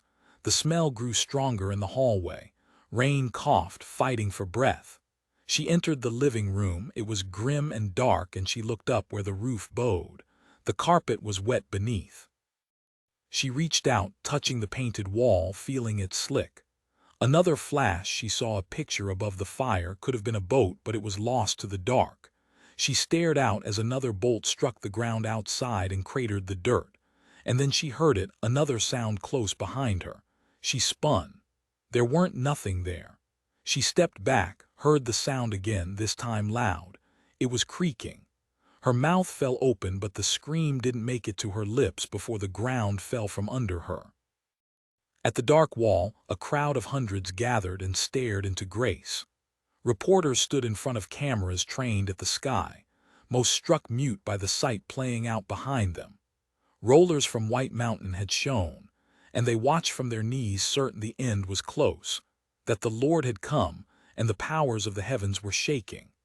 Joe and Ava and Tommy rode in a truck down Hallow Road as people looked on, and wondered what kind of mad it took to see people so keen to meet their end. Raine lay flat and stared up from the flooded basement of the farmhouse. Her shoulder hurt and maybe her ankle was twisted 'cause the pain was so hot she felt sweat running into her eyes. She coughed and choked, trying to find clear air through the dust that smoked up around. She yelled out for help.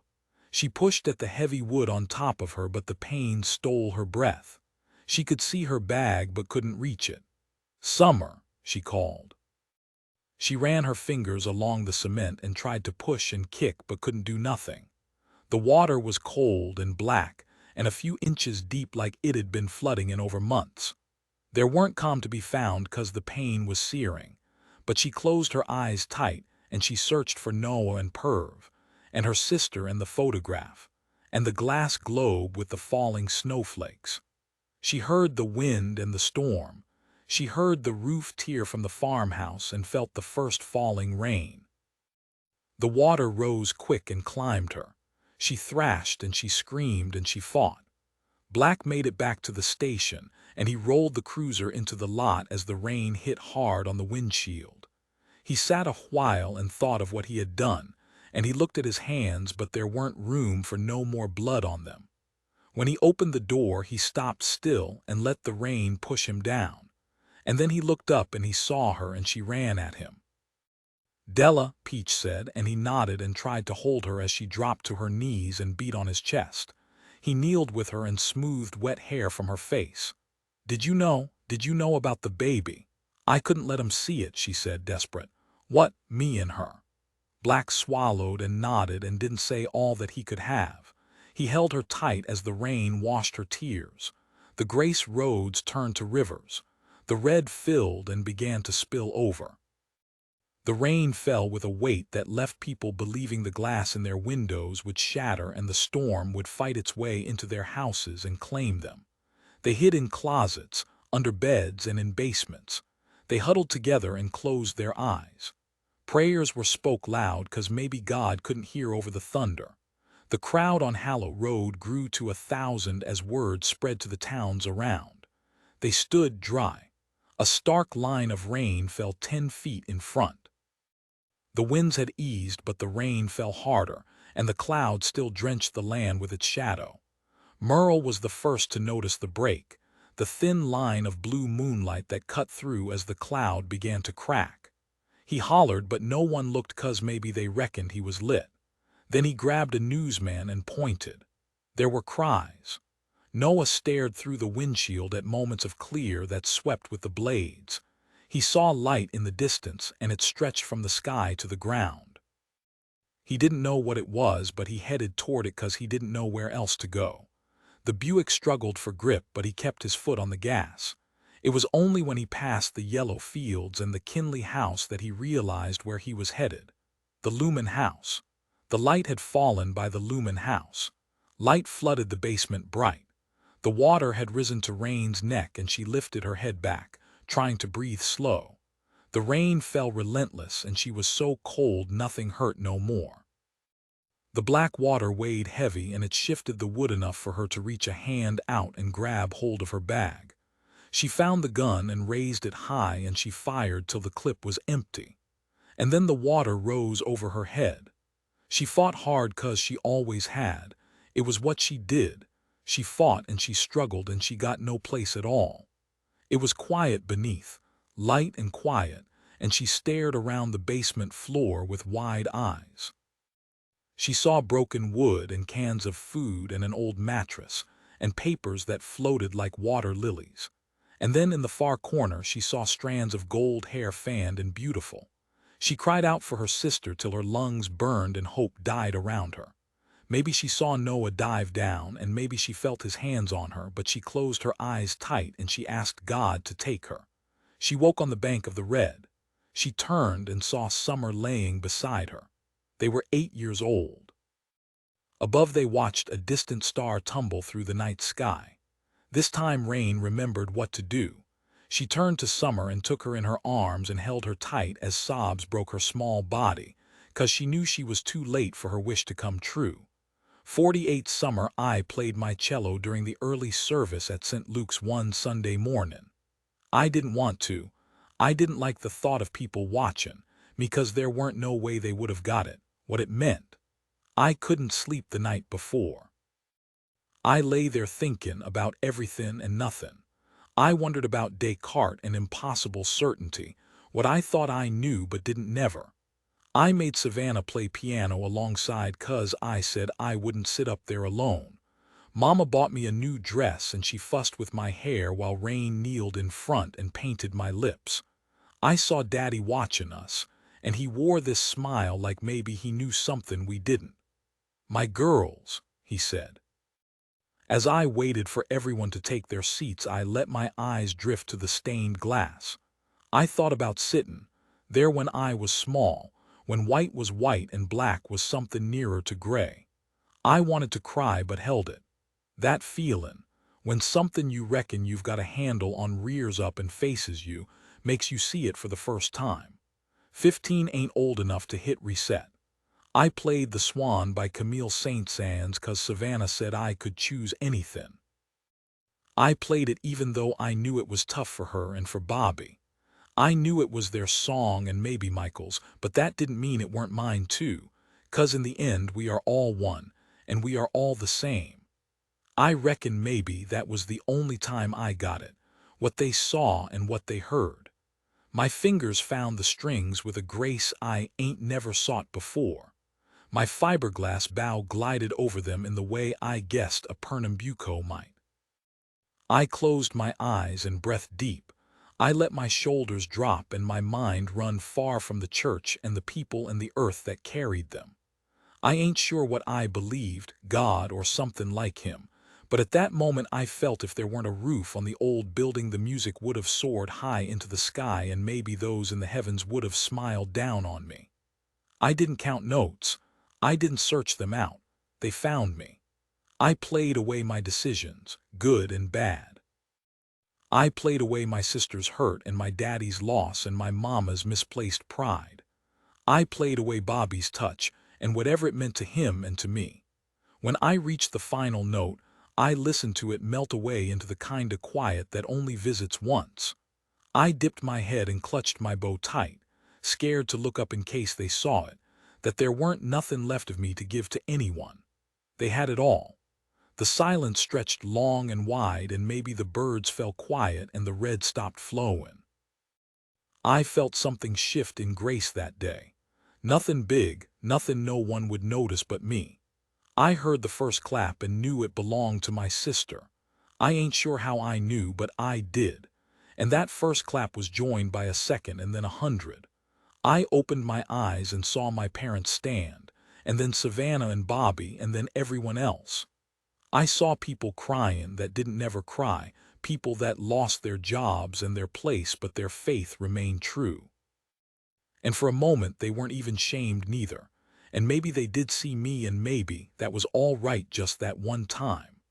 I looked down at my cello 'cause I didn't know where else to look, and then back up at the stained glass 'cause I knew a rainbow fell on the other side. And then I saw Raine sittin' lone in the far corner, no longer clapping but crying too. I met her eye and she smiled wide 'cause they weren't those sad cries I heard when she thought the house was sleepin'. Through her tears she nodded at me, and through tears of my own I nodded back. 49 The light that was left. Noah sat alone in the dialysis ward. He glanced over at the nurse's station. There was a new nurse and she was nice, but she kept to herself. He stared at the television set, then at the empty space where Perv usually sat. 6 months had passed since the storm, since Ray Bowden was killed and Samson Lumen was killed.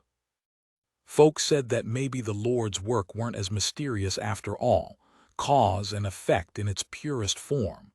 When Pastor Lumen learned of his son's actions, he suffered another stroke, this one so bad he weren't likely to recover.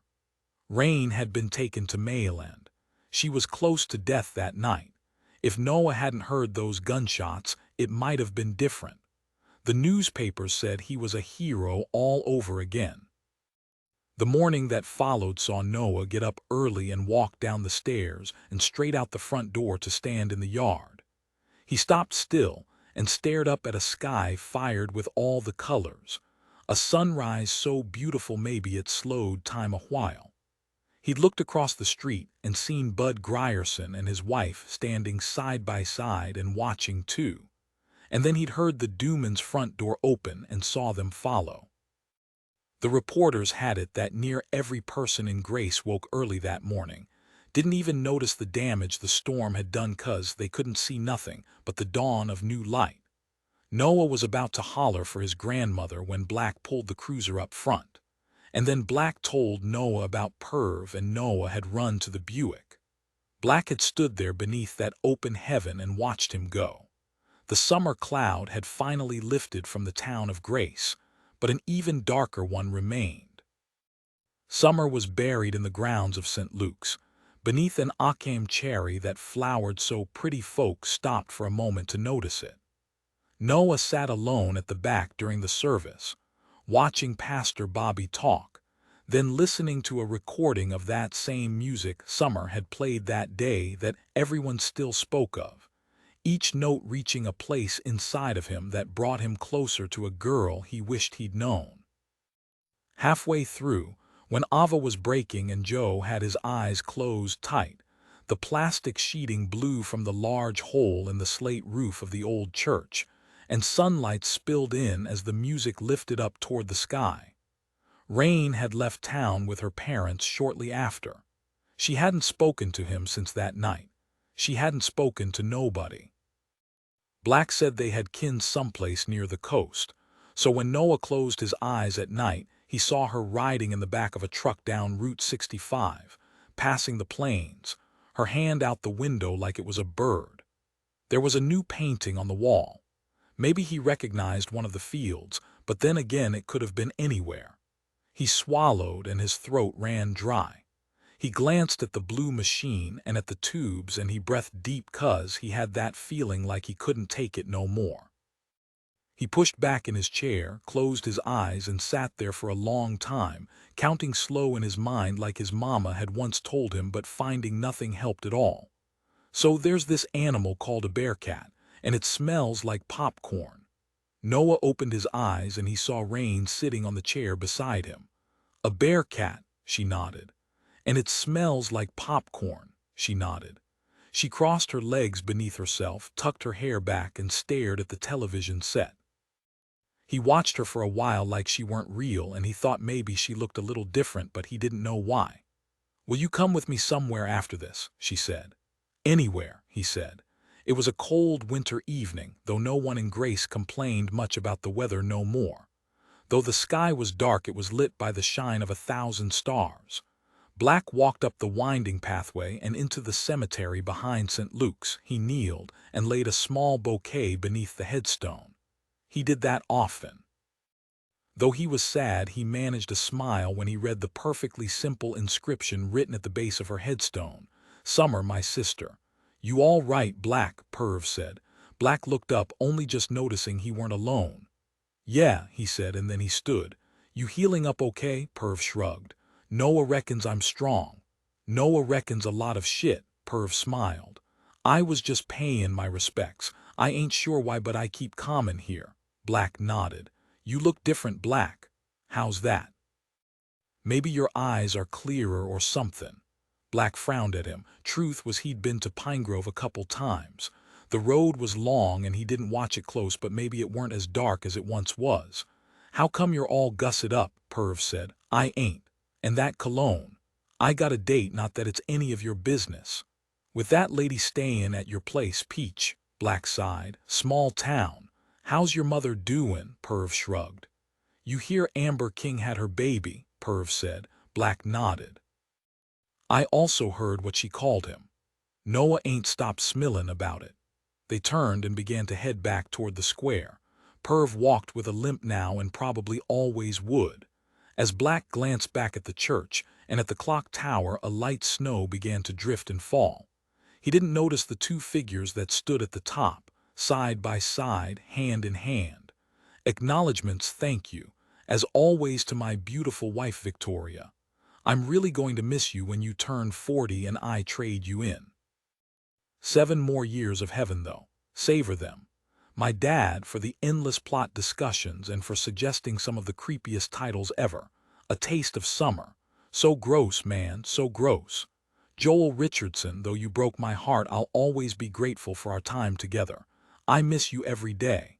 Thank you for helping me tell this story, for changing what needed to be changed, and for being so funny and kind during a very long and difficult process. Beck Farrell, we did it. Thank you for your faith, your brilliant edits, and for getting me here despite all my kicking and screaming. You've got skills, Rebeccason, Christopherson. All at Bonnier Zaffer, I love you guys and am acutely aware of how lucky I am to be working with you. Catherine Armstrong, crime queen and one of my fave people ever. I owe you a ridiculously big pizza. The magical Emily Burns for your belief, your energy, and your ability to bribe the national press. My special agent, Catherine Summerhays.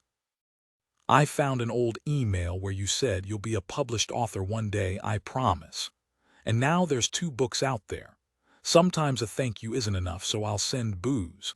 Everyone at Curtis Brown, especially Katie McGowan and the awesome Foreign Rights team. Nick Stearn for the wonderful cover. That kiss is long overdue.